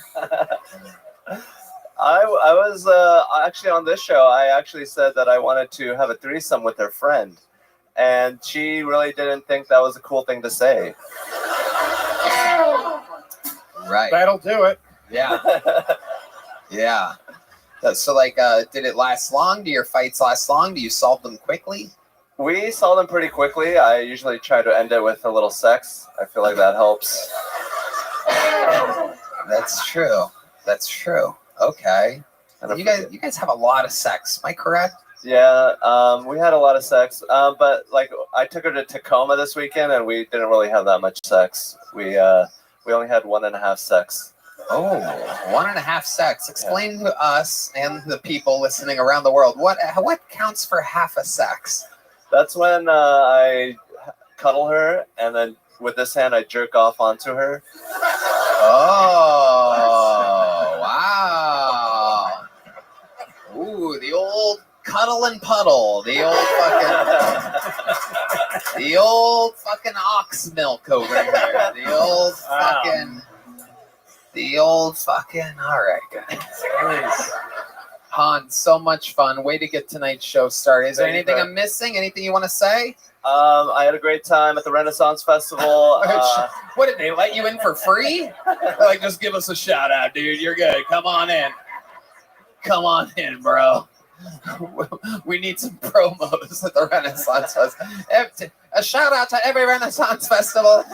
You'll never hear that on a black radio station where they actually give shout outs. Yo, shout out to my fucking Uncle Charles and the Renaissance Festival on Martin Luther King Drive.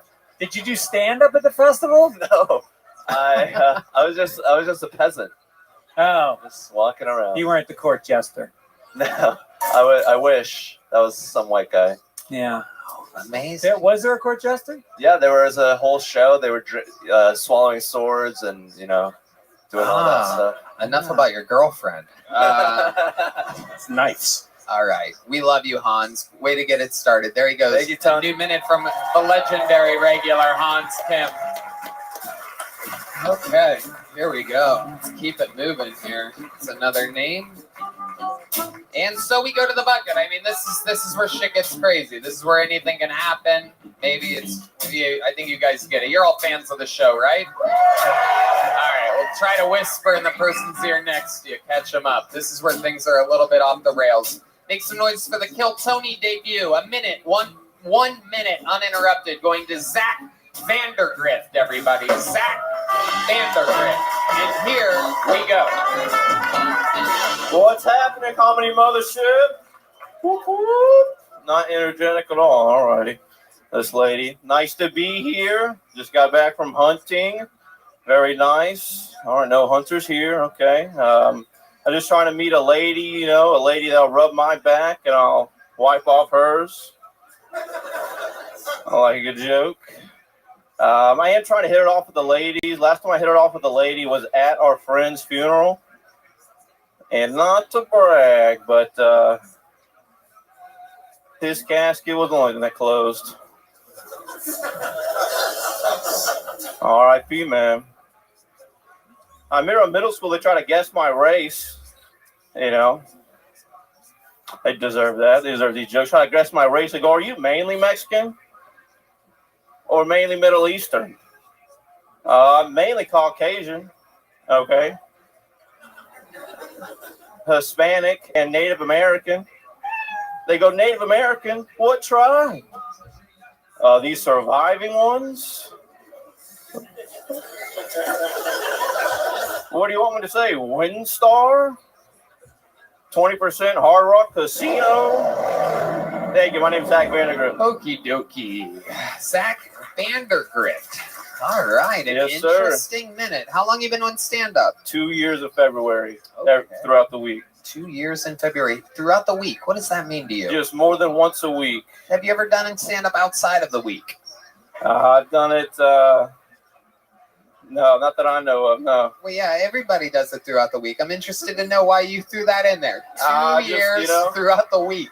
Sometimes you got to say things that other people can understand in different ways, and I didn't say it the right way.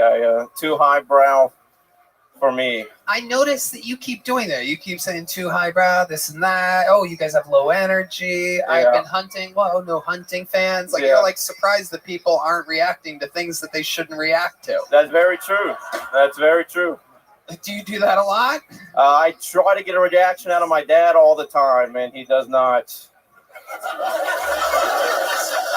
It kind of works. It's a little bit. That's a little bit. You and your dad don't have a relationship? No, we have a great relationship. But I don't have a great relationship with my mom, so I just say dad and throw my dad under the bus. Yeah. What do you mean? My mom. Your choice, Brian. Yeah, that is nice. It's a little bit trigger happier. My mom left and came back twice. So that's the kind of relationship we have. But I love my mom. I love everybody in my family. I don't carry hate or. All right. We're not your fucking therapist. Oh, Jesus Christ. Jesus. Holy shit. God damn. What made her come back? If I was your mom, I would have stayed gone. I know. But she brought a stepdad back the first time. I guess she's trying to show off or something. I don't know. Was this sometime throughout the week? Yeah, this was, this is when I learned when a week was, yeah.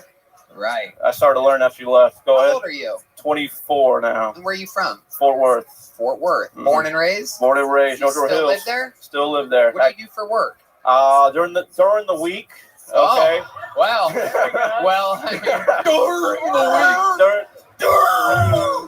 the I work at a call. Holy shit! No, wait. Pause for laughter. I know you don't know what that is, but when they laugh, you gotta let them laugh. It's something you're not used to. But you accidentally said something funny there.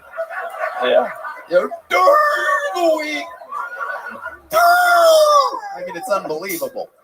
I don't know if that's just Fort Worth or you're just straight up retardation. I mean, that was fucking incredible. Yeah. It wasn't on purpose. No, not at all. Wow, that's incredible. But to answer your question, I work at a call center, and then on Saturdays I change tires. Oh, okay. Yeah, first. All right.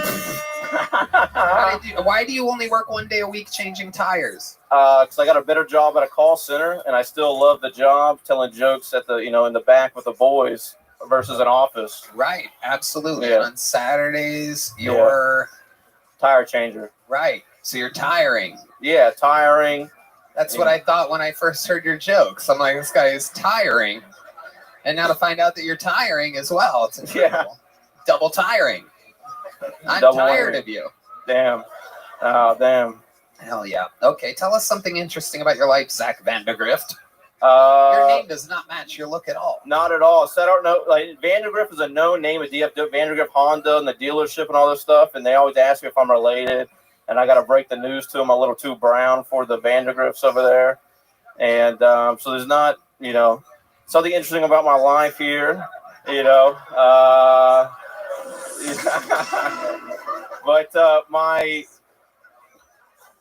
my dad owns a club, and so he's a swinger and owns a swinger club. Ooh. And so I thought that was normal, and then found out that's not normal. Right. Moms don't go and come back and then leave. Yeah. And then well, that's my stepmom, my dad. Yeah. What? I have a stepmom. Okay. Yeah. So your dad has a full-time lady. Full-time lady, then I'm assuming side ladies as well. Yes. Throughout his career. Your dad sounds awesome. Yeah. I guess the apple falls pretty far from the tree here. The pineapple. Pineapple, there you go. Even he is making fun of what you're saying over here. Shout out to Club Eden. All right. Club Eden. Yeah. Wow. So does your mom bring her new guy to that club to swing? Good question. My mom, she does not have a stepdad, and Jesus Christ, so my God, it is unbelievable. Holy shit! And that's in Fort Worth too. Your dad's club? My dad's club is in Oklahoma City, Fort Worth, and San Antonio. Whoa, he's got a chain. Yeah. Wow. Yeah. Dude, I feel like I'm watching a movie where I have to lean into the person I came with and go, are you following what's happening here? Is that the same guy from the bank heist? Yeah. Damn. No, I think we'll find out later. It doesn't make sense right now. I'm sure they're going to tie it all together here. And you have to lean in and a little back to let the people out of the aisle that are leaving the movie. Amazing, Zach Vandergrift. This is really, really incredible. And it's called Club Eden. Club Eden. Okay. Well, you were eating it on stage tonight. Yeah, I did. That was pretty incredible. Yeah, dude, worse than my hunting trip. Did you do, like, is that a good minute? Do you have a better joke than any of the ones that you did here? Or are you like, I'm going to try some new stuff on Kill Time? That was going to be more the better half, the better minute there. And then I said, so I was thinking of doing some other things, and now gonna go back home and take a hard look in the mirror here with a joke book, and a hard look. Yeah, absolutely. Yeah, you died harder than your friend in that joke earlier. Yeah, I did, dude. R.I.P. man. Yeah. I don't think the mirror is what you need to look at. I think the pen and paper might actually be better than a mirror. For sure. Absolutely incredible. You're a good-looking guy, though. What's your love life like? Non-existent. Wow, wow. Women really do look for personality. I guess so, yeah. You're a good-looking guy. Like, if someone looked like that and was funny, like, you could fuck the world. Definitely. I got no confidence to fuck the world. That is incredible. Yeah. Like, last time you hooked up with a chick, what was that like? Thanksgiving Eve. Wait a second. That's like tomorrow. What are you talking about? That's tomorrow. Holy shit. We got Mexican and the arcade games and stuff. What? We got Mexican food. She wasn't Mexican. We got Mexican food. And then we went to play arcade games, went to a bar, and then Okay, dude, that makes total sense. But what you said to us was Mexicans in the arcade stuff. Yeah. How are we supposed to deduce from that what that could possibly mean? Yeah. Absolutely correct. Absolutely. That's probably how my dates go, and they're not nice enough to tell me what I'm doing wrong. Dude, for the record, I agree with Tony. I think this guy could get tons of pussy if he wanted to. And I think it was wrong what you guys did on Israel, but I do think that it's true. I think you could get laid all the time, dude. You just need confidence. I have a question about you. How come Israel just didn't take over? No. There's no questions from you, my friend. Sorry. This is going to be. So you ended up going to the arcade with this. You in the middle of Kill Tony. I got a question back for you. How did that whole country get founded? Like, what's the history? That was bad on my part. Horrible first date questions. So before I let you go, I want to know, like, how did the arcade lead to you getting laid? So you want to what were you? How does that happen? It's funny because your mom was like, "I've got a pack, man," and then she left you. Gotcha, Pac-Man. Yep, and then packed away. There it is. That's right when you think I'm bombing, I fucking sneak one in. I just hit a bar afterwards, and then from the bar, I asked if you want to go back to my place from the bar, which is my grandma. It's not really my place. Right. Yeah, this is enough. Zach Vandergrift, I'm going to give you a little joke book, though. You could write something in it on your long drive back to Fort Worth. Thank you. There he goes, everybody. Zach Vandergrift, the Kill Tony debut of Zach Vandergrift. And back to the bucket we go. This is the real deal here tonight, Greg. We're in the storm. Make some noise for Talha Usman, everybody. Talha Usman is next on Kill Tony. Come on, one more time for Talha, everybody.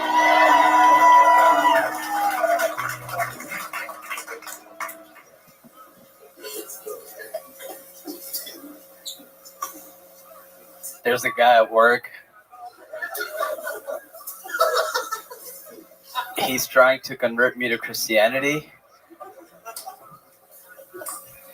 Dude got me 2 books, got me a Bible. And then the second one read, Seeking Allah but Finding Jesus.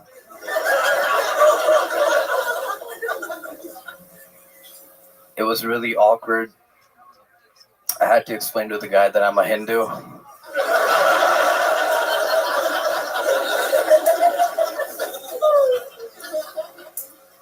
Which really I'm not.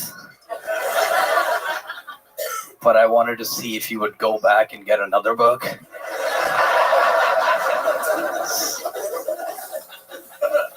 Seeking Bhagwan but Finding Jesus. That's my time. Thanks. Wow. Okay. You spent all your time doing that Allah joke. That's incredible. That was amazing. Very, very slow. Do you normally start that slow? Generally, yes. Why? It just kind of gives us the time to settle down a little bit. You know, take a second. More like hin don't. Take a second. Yeah, that was absolutely incredible. So, how long have you been doing stand-up? Been doing stand-up for 3 years. 3 years. Where at? First year in Dallas, and then the rest 2 here. What's the rest? The rest in Austin. You said, wait, 3 years? 3 years, first in Dallas. Gotcha. And the rest Gotcha. Okay. And what do you do for a living? What call center do you work at? It's very weird because the last guy looks like he would work in a call center, and I bet your job is something that the last guy looks like he would do. Am I correct? What do you do? I do cold calling. You really do? I really do. Oh my goodness. When people answer the phone, is there like a 30-second pause before you say anything?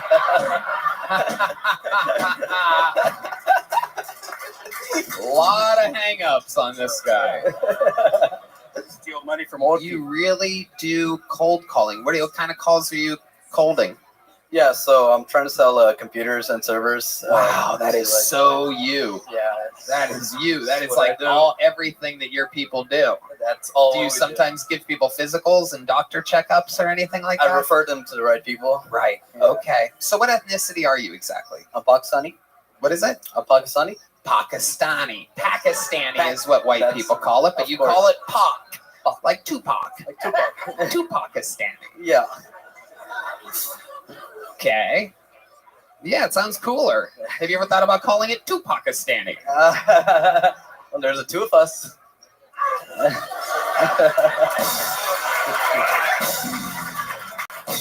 All right. Talha, what do you like to do for fun? Tell us more about your life. Yeah, so I like to do this for fun. I like to stand up for we fun. got that part knocked out. You can see the joy on your face. Yeah. And then on the weekends, I like to go out and talk to strangers while they're, out of their mind. And I'm just like, what's going on with you? You just walk up to strangers and you say that. I don't say that. I just say hello, like a cold call. Where at? Where do you do this at? We're at West 6, East 6, wherever that's. So on 6th Street, you walk around and you go, what's going on with you? What's going on with you? Does that work? For the most part, no. You do that to both girls and boys? Just girls. Just girls? Yeah. Okay. And it works sometimes. Like the percentage is fairly low, but it has worked. You seem like you would know the exact percentage. What is that percentage? Yeah, so I've been doing this for a couple of years now, maybe 2.5, and then I think I've had about 2 or 3 successes here. Okay. Wait, hold on. I'm sorry. What's a success? Success is you approach someone, you talk, you like them, you get their number. Did you say court someone? Approach someone. Oh, okay. Maybe that too. But and then eventually, they hang out with you, and then eventually she invites you back to her place, and it's a good situation. Invites you back to her place? Is that what you just said? Wow. What's your living situation where you wouldn't take them back to their place? What type of dwelling do you live in? Yeah, so I got my own place now. That's a good situation. I got a little studio. But before this, I was with. Is it underneath a hospital? Is it? Dude, I swear to God, when he walked on stage, I fucking burned my Hamas joke on the last guy. I knew I should have held it in the can. Yeah. It is incredible. By the way, with that shirt, if I squint really hard, will I see Ringo Starr's face or something? It's magic shirts. Yeah, that is an incredible shirt. Where do you get? Or do you do your own styling? Yes, I did. I do my own styling. Where'd you get something like that from? Where do you get that from? Yeah, so actually, I got this from Sweden. A friend gifted it to me. So yeah, that's where I got this from. Where'd you meet this friend? I met this friend in college when I started doing the random people thing. When I would go approach. Yeah. I told him the first time. What's up with you? Yeah. Right. Yeah. Okay. You have any special moves in the bedroom that you do when this all goes perfectly well for you? No, generally, my special move is to pretend like I didn't. D, he's straight. What the fuck are you plugging your ears for? You can't just pick and choose. You're homophobic. God damn it! Your character is that you're homophobic. I'm allowed. Wait, why are you plugging your ears for this guy? I want to know. Why? I just didn't want to hear that last part. Not to. Why? It's nervous, I think. I think he I gets don't nervous. get it. I don't know. D is an interesting character. You visual people are very interesting too. You gotta pick and choose too. Oh shit! He just called us the V word, everybody. The visual people. Oh my goodness! So what type of hate? Should you hear the hatred behind that? Did he just coin us cisgenders of fucking seeing? And by the way, when he plugs his ears, that's the equivalent to one of you plugging your ears and closing your eyes at the same time. Like he's like a nose plug away from having no fucking idea what's going on. I gotta do this right here anyway. Turn around. How'd you know I was turned around? That's fucking crazy. Have you been fooling us this whole fucking time? You think I'm turned around right now?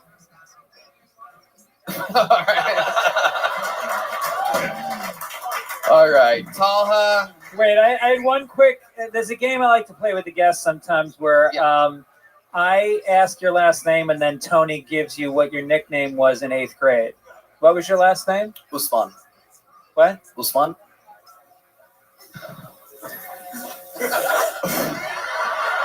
Wait, what's your first name? Talha. Huh? Talha Usman. Maybe go with the first name. It's a little easier. Yeah, I think I would go with the first name on that. And what is it again?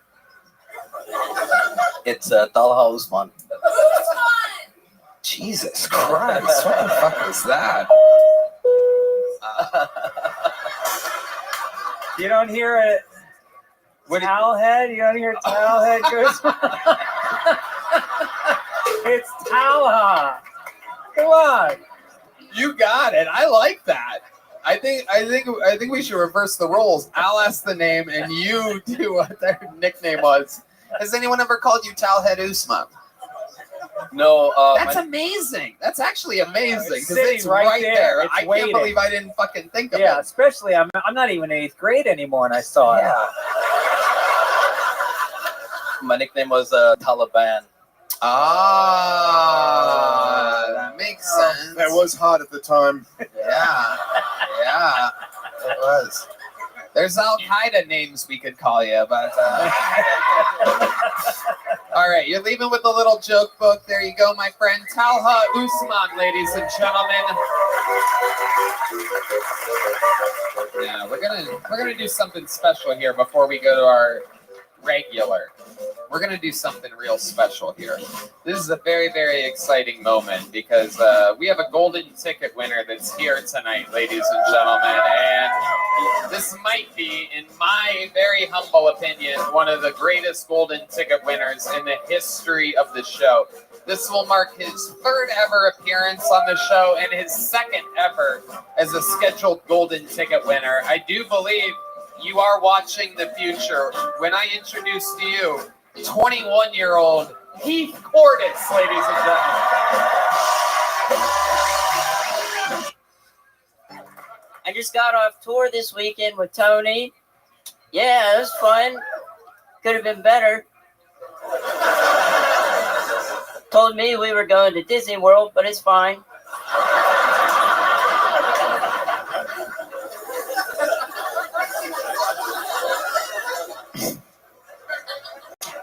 Took me on a private plane too, and I think I'd prefer Delta. The jet was nice, but I would have liked Coach more than flying in Tony's carry-on.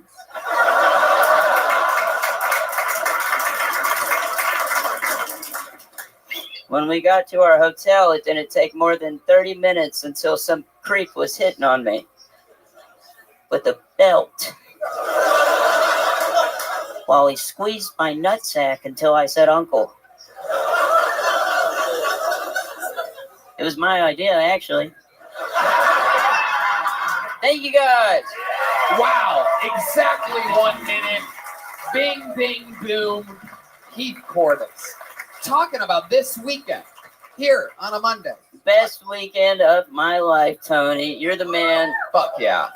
Heath was a very last minute addition to the show. I think I found out on Wednesday that William, who had an operation on his skin cancer last week, had a little bit of a problem, had to go back under the knife, wasn't able to make the weekend. And I tried to figure out who would be a great, perfect replacement for him. And I figured, why not give the new guy a short set to get things started? And Heath absolutely took the ball and fucking ran with it. 3 sold out theaters, 2 in San Diego, 1 in the round in Phoenix, Arizona. Constant improvement each show, more comfortable, more relaxed. And he's a fucking grower, believe it or not. Yeah. Amazing stuff. Yeah, growing is also when you get better at something, not just fatter or taller or anything like that. Red Band's like, what? What's growing? Yeah, fucking amazing adjustments were made. Moved the closer to the opener. Took his time. You know, it was actually incredible to watch. It's fun to bring people with you that listen and can fucking make the adjustments, and you get to watch them have that kind of fun. First show to third show. Tell the people what I'm talking about. Can you kind of explain in your own words? Yeah, it started off pretty strong every single time, but those first 2 shows, it always ended weak. And by the 3rd one, it was all the way up, baby. That's right. That's right. Didn't you give him some advice, though? And he took the advice and went with it? That's it. Yeah. Advice went well. Tony gets it. Yep. And what else? What were some other highlights of the trip for you? You taught me how to make a girl squirt on That's the right. plane. That's right. Yeah. That's right. Papa Tony out here doing the fucking Lord's work. That's right. The ladies are clapping. That's right. Would you like to show everybody what I did?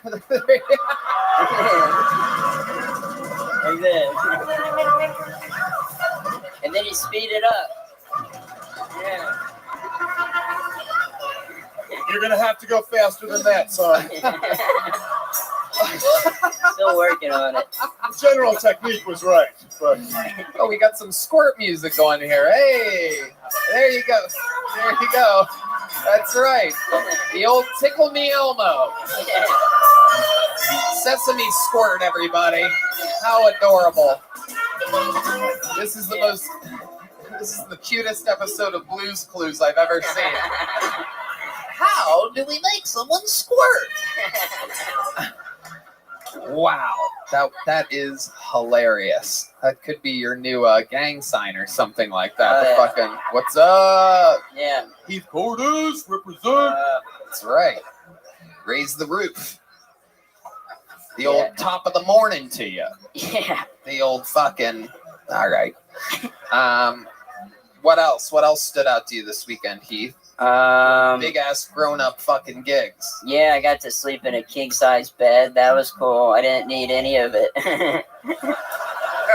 That is amazing. You were in king size rooms, really nice hotels. Did you do anything weird in the hotels? Nothing particularly weird, but I did the normal and I whacked off. But oh yeah. I picture you doing like some Home Alone 2 style shit where you throw on the robe and some fucking slippers, start ordering too much ice cream at the end of the night.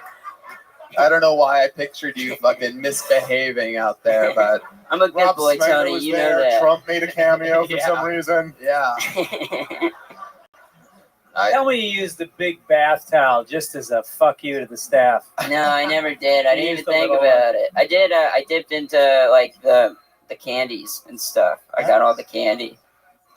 Oh, where was their candy at? Oh, in the thing. In the hotel, yeah. Oh, okay, well, I'm going to be getting that call from my business It manager. was good Look candy. at that. Thank you, Tony. Didn't really tell you could do that, but that's okay. Yeah, have you told him about moving items off that thing that like counts the price? It's all good. You're a naughty little boy, aren't you? Yeah. You're kind of a little misbehavior, huh? I take you on private jets. I get you fancy hotel rooms, but that's just not enough, is it? Just had to get some candy. It's like Adam and Eve over here. I'm sorry, Tony. If Adam was the size of an atom. Stupid. Got him. All right, Heath, what else? Anything else we should know about? You're a fucking cold-blooded assassin. No, nothing I can think of. You absolutely killed, dude. It's fucking incredible, and it's so much fun to be on the road with people that are appreciative and gracious and having a fucking blast and wowed by everything, and we're definitely going to do a lot more of those. Hell yeah. You surprised me with how great you did, so I'm very excited. Fuck yeah. Make some noise for him. Golden ticket winner, Heath Portis, ladies and gentlemen. Yeah. And now, with no hesitation. Aw, some Home Alone music. Da, da, da.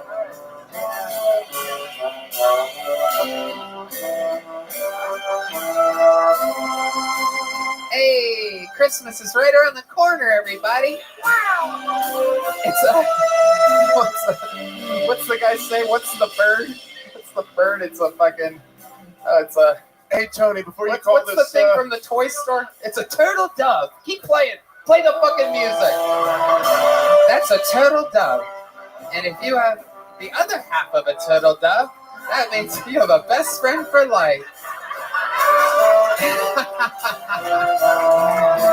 All right, we're going to get right into it. Ladies and gentlemen, shock and awe from the man that started those shows at the theaters to the man that brought me up in those theaters, one of the greatest regulars in the history of the show. Ladies and gentlemen, this is indeed Cam Patterson.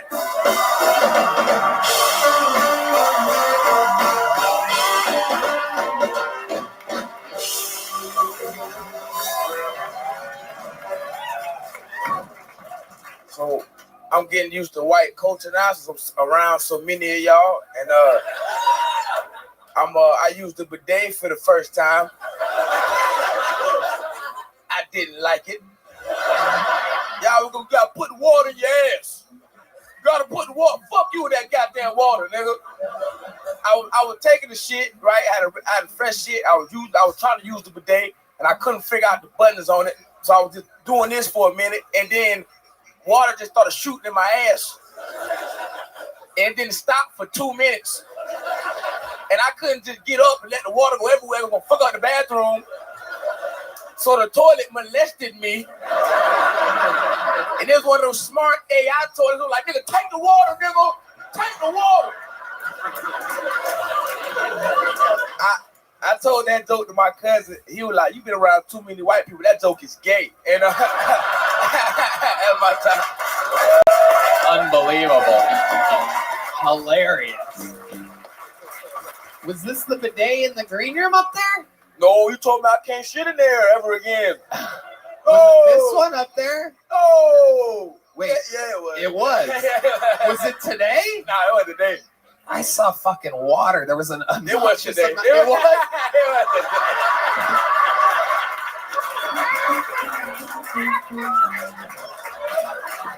That is so funny. It's crazy that you could take material and just fucking be doing it in front of however a million people are going to end up seeing this.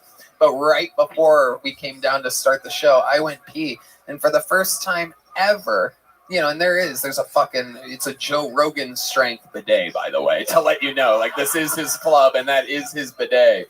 There's literally a button called defecate, which is like red. It's red and it has like a red X over it for some reason. I read that one. That one was scary. That one was terrifying. I'm not even kidding. There's a button called defecate, which I don't have on my bidet at all. It's like a fucking Rogan strength bidet. And anyway, but there's a wall right across from the toilet.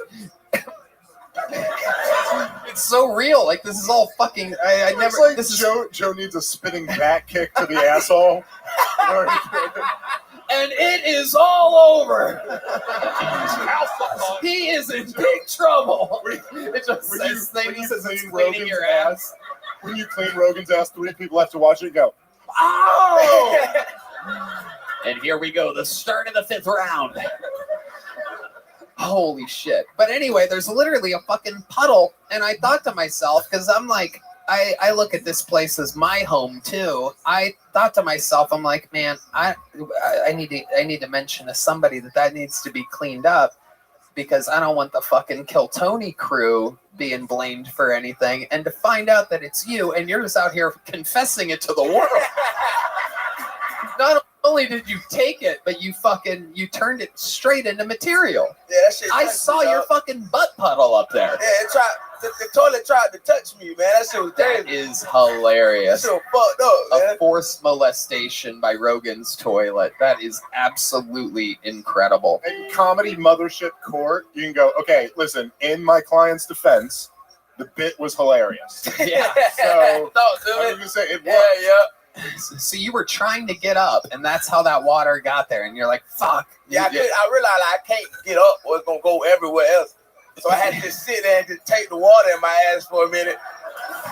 Because the bidet wouldn't fucking stop, bro. It just kept fucking. Why it go for that long, bro? Oh, yeah. Why you need water in your ass for that long? It was a long time, bro. You just got to let it happen. No, the fuck you don't. See, here's the thing. Next time you do it, you have to relax. It's like a cold plunge or something like that. Like, if you tighten up, you're just wasting everything. You have to relax and really let it you have to let it go up there. You have to fucking let it You would say that, Tony. You have to let it breathe. Oh, it's amazing. I'm a huge bidet guy. Huge. It's what goes up my ass. A lot of people have wondered, is it dicks? Is it fingers? It's water. That's it. The secret to life. Water. We're made of it. The earth is made of it. Straight up my ass. I love it. Can't get enough of it. In fact, I was telling my crew earlier, because, we just got back from the road yesterday, and my favorite thing when I get back on the road is going to my fucking toilet and pressing fucking buttons. And buttons are scary. Them scary buttons. You could take a second shit. You don't know about the second shit. You got scared. You got scared. You Got thought that it right, I was got gay. scared. You thought it was gay. Shit touched me. It touched you. It touched me, dog. Oh my The god! toilet touched me. You were touched by an angel. Water is life, my friend. It usually jiggles a second shit, like if you keep it going. I can't even imagine how many shits Red Band can take on a. It gets the corners. Yeah, corners. He has an octagon for an asshole. Are you ready? Greg Fitzsimmons, what do you think about all this bidet talk? Well, I had a cold water bidet. That one's probably got the heat on it. Yeah. I didn't try to press that, but I think it was like lukewarm or some shit. No, you got Lukewarm's heat. good. Trust me. You know when it's cold. I disagree. But my asshole's pretty hot after a good dump, and I like the cold water black. It's like getting ass raped by a popsicle. It just cools everything down. I enjoy that. When I said I don't see. I had at one point. There wasn't when I got my new place. There wasn't an electrical outlet on in that area, so I had to have a cold bidet for a while. And every time I did it, I was like one of the villains from Home Alone, where I'm just sitting there like, oh! Every time. I still let it happen, but it shocked me every time. Oh, it's crazy every time. There was no getting used to it. Yeah. Do, do, do, do, do, do. Home Alone references. Yeah, do that shit. It never gets old. All right. Yeah. Great stuff. Brought to you by Screwball Peanut Butter Whiskey. Cam, anything else we need to talk about? You had your first jet rides this weekend. Yeah, that shit. This nigga just farted in my ear, you know? The old Deemer Squeamer over there. Nah, that shit was crazy, but I really enjoyed that shit, bro. Yeah. That shit was dope. I was talking to all my homeboy, like, nigga, we should buy one of these and do legal things with it. That is so interestingly urban of you to be ready to buy a private jet already. You're like, I've opened up 9 theaters. Time to go halvesies on a jet. See how I was called talking for the future. Right. For the future, yeah. Right. We're going to do legal things with it, because there's no TSA there. That's right. Yeah. Absolutely. 100% legal thing. 100%. Totally legal. 100% legal thing. No one's checking for anything. Nothing at all. At all. At all. You walk straight through there. You walk. With 12 pounds, whatever you want. You That's know? right. 12 pounds. Whatever I know you because want. I carried Heath in my fucking. I'm sorry. I'm just trying to get this straight. So your plan is to get so successful that you can buy a private jet and then start selling drugs. I was just saying, I didn't say that at all. That wasn't said at all. You made it already, dude. I You're didn't. so good at this. Look at me. I didn't say that at all. That was not what I said at all. All right. For the record, you didn't say that. I said nothing like that ever. You don't know what those pounds are filled with, sir. I could like candy a lot. You don't know that. All right, case dismissed. 100%. Very good. Very good. All right, let him go. He's getting too close to me. Let him go. Not guilty. Thank you so much. I love it. Absolutely amazing. Unbelievable from, having an incident up in the restroom to bringing it on stage and another fantastic interview. The great and powerful. Oh, hold on, wait. My mama here. What's up, mama? Oh, yeah, Hey, that's Ma. right. Mama Patterson in the house tonight. I love you. That's it. Yeah, she's the best. We got her up on the fucking super duper VIP balcony up there. And all moms care about is that you wash your ass, right? That's right. Goddamn right. Yeah, yeah. That's right. And don't be gay. Don't be gay, 100%. Well, you can be gay. That's right. I love gay people. Okay, I'm better. That's right. There he goes, Cam Patterson. On his way to buy a jet. The best. My man. The great. The powerful. Cam Patterson. All night. All right. Back to the bucket we go, ladies and gentlemen. This looks like another new name. 60 seconds uninterrupted. Make some noise for Layla Inglis, everybody. Layla Inglis. Hi, guys. Hi. My name is Layla. I think the only thing sadder than rape is attempted rape. Because then not only are you a piece of shit, but you're a failure too.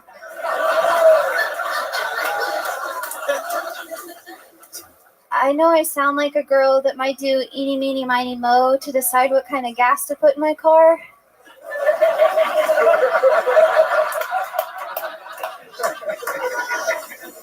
And I do. Today I got diesel.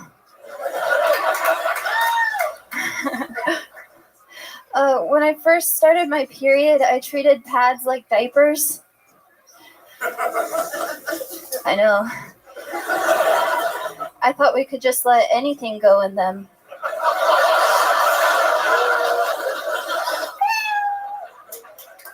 Thank you guys. Fuck yeah. Layla Inglis. Welcome to the show, Layla. That was great. Thank you. Hell yeah. That was funny for a boy. Whoa. That was amazing. How long have you been doing stand-up? It's been exactly a year now. Oh, this guy's going to jerk off. Look at this fucking guy. Mr. Obvious over here. Moving his chair. Excuse me. Oh, just gotta pee out of nowhere. Fuck, gotta pee. So about a year. Mm-hmm. Where at? Well, I started exactly a year ago in Austin last November. Okay. But, I'm sorry. Yeah, go ahead. I live in Ohio. I'm from Dayton, Ohio. Dayton, Ohio. Yeah. Okay. That's right. Go Buckeyes, the new #1 team in college football. Boy, oh boy, look who's making a run for it. And Michigan this week, who's no longer allowed to steal signs. Isn't that incredible? Gotta talk our shit. It's so fun. Anyway, what made you come to Austin to start and then go back to Dayton? Is that where you lived before? Yeah, I was born and raised in Dayton, but I was so scared to do it around people I knew. So I was like, if I come to Austin, I don't know anybody. So if I bomb, it doesn't matter. Hell yeah. And now here you are on the most watched comedy show in the universe. So everybody in Dayton that has the internet can see it. Oh, yeah, that's true. Yeah. Good thing you just realized that now. Oh, yeah, I did eeny, meeny, miny, mo between this or another open mic. Hell yeah.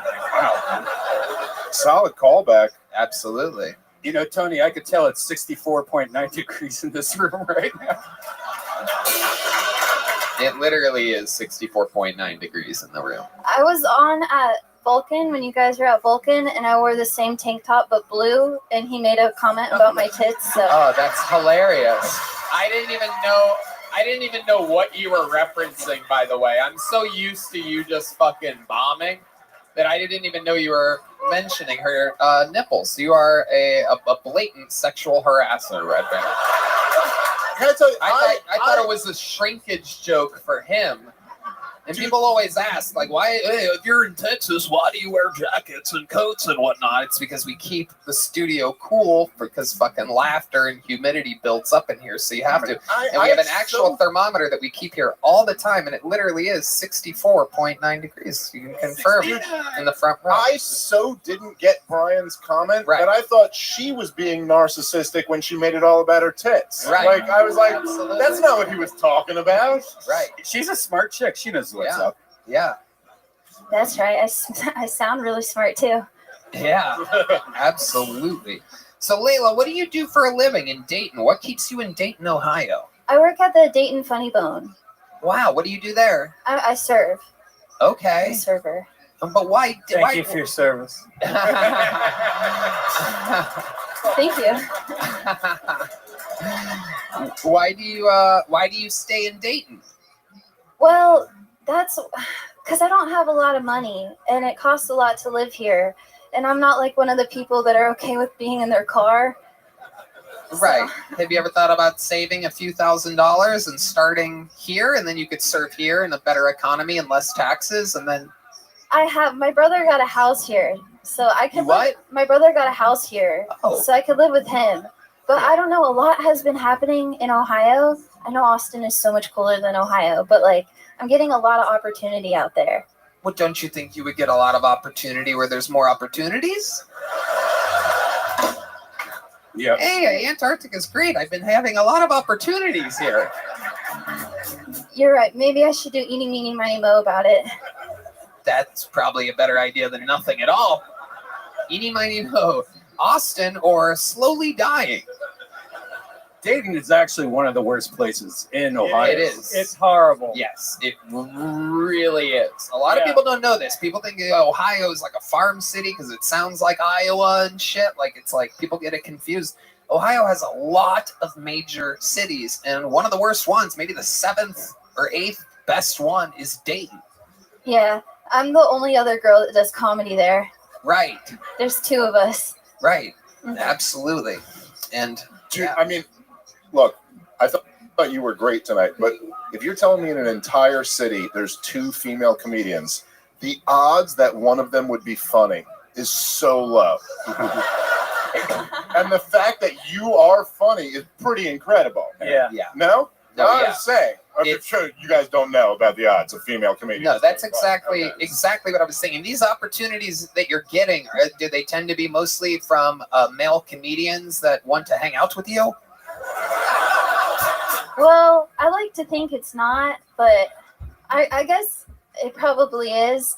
Well, I mean, it's you're funny, so we got that out of the way. Like at least you have one funny minute. We know that for sure. But don't you like? I'm asking you when you get the things that they offer you, these opportunities, do they tend to make a move on you in some kind of way? Yes, and Right. I've learned that if comics ask, "Hey, do you want to write?" it means like, "Hey, do you want to fuck?" That is correct. Yeah. Amateurs. Correct. Yes. Amateurs. No one just wants to randomly write with people. Yeah. That also applies to every question a dude asks.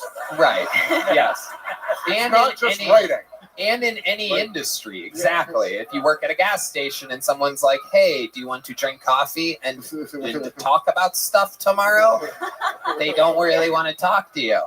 They want to do things with you, because boys and girls, they do things. Well, that would happen here too, right? Yeah, that would happen. Yeah, that would happen on top of other things. There's just no escaping it, I guess. That's true. That's true. You could buy a coat.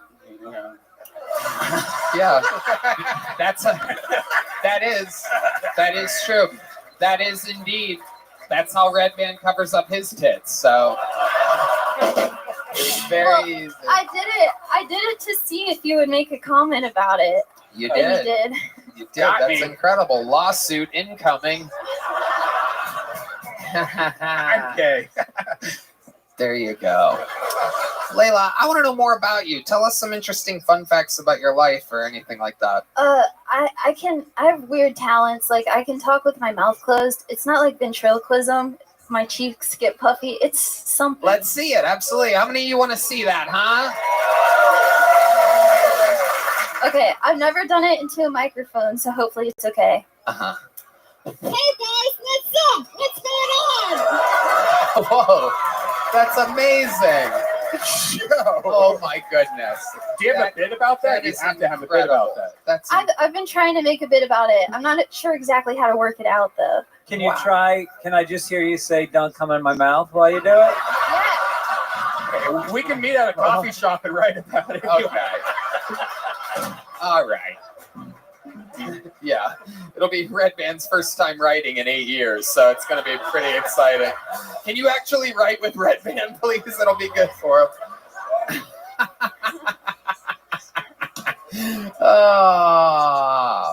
Layla, what else? Other than the talking with the mouth full of cheeks thing, what else are you into? What do you do for fun? I like to frolic outside. Ah, okay. Kind of a hippie. Yeah. You smoke a lot of pot? Yeah, but never before stand-up. I can't remember any of my jokes if I do. Right. I only tried it one time, and I was like, I'm not as quick, so I don't do it before stand-up. Yeah. Okay. And have you thought about doing other things in order to make enough money to get out of Dayton, Ohio? Yeah, I actually saved up a couple thousand to move here, but then just so much opportunity in Dayton.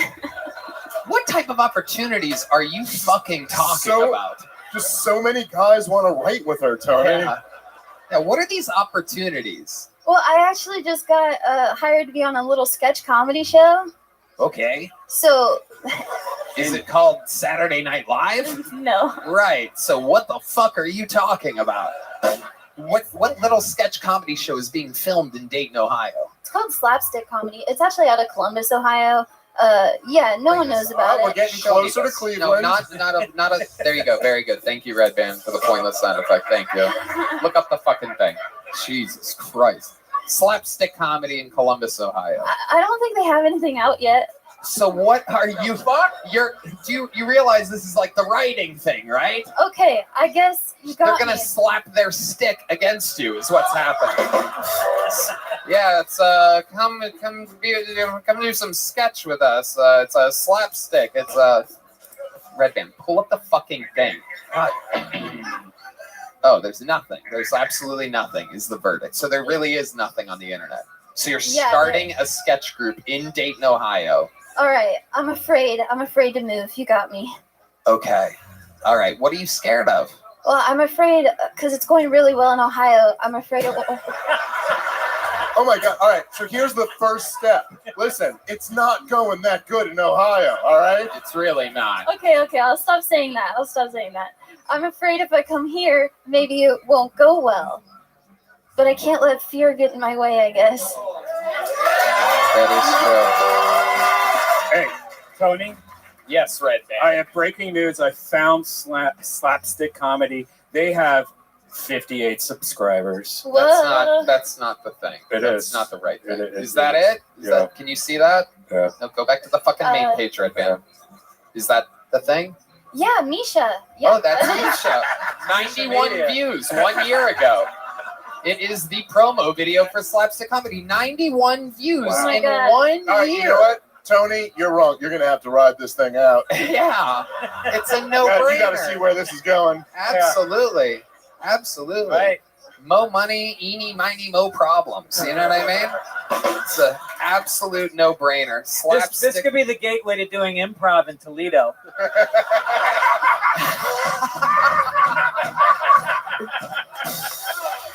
Great Ohio joke. Oh my goodness. Who knows? If you can make it here, you can make it in Chillicothe. Saintsville. Wow. My goodness. Wow. How long are you in town for? I'll Oh, be- Jesus fucking Christ. You are disgusting. You know that? Oh, I man. leave. I'll be here until next Wednesday. Well, I'd love to have you on the secret show first. It's literally, it's becoming a punchline. It used to be like an opportunity for people. She had a great set. She's from Ohio. She's She very did have funny. a great set. You're right. Thank you. You're from Ohio. You had a great set. You're leaving with a big joke book. There you go. Thank you guys so much. Ohio. Thank you. Got those Ohio hands. Good catcher. Marvin Harrison Jr., future Heisman Trophy winner.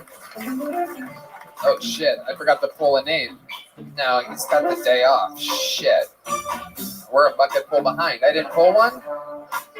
Oh, Jesus Christ. There you go. Take that one. All right. We got another bucket full. You guys having fun out there? Make some noise for your next comedian. This looks like a new one. Filiberto Gomez, everybody. Here we go. Filiberto. Oh, shit. Oh, getting signs. And the horns. Filiberto Gomez, everybody. Yeah. What's up, guys? I recently got sober from Xanax. Woo! Yeah. Well, not because I wanted to. My drug dealer, he overdosed and he died.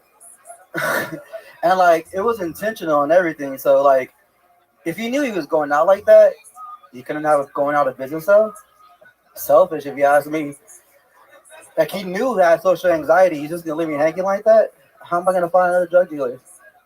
Right? I got slightly better news than that. My girlfriend recently cheated on me. She cheated on me in rehab, so I guess she was getting better. just better dick. Yeah. And I should have got suspicious, so she would call and talk about AA, and she would say things like, things are getting really deep with AA. Things are really opening up with AA. At this point, AA was just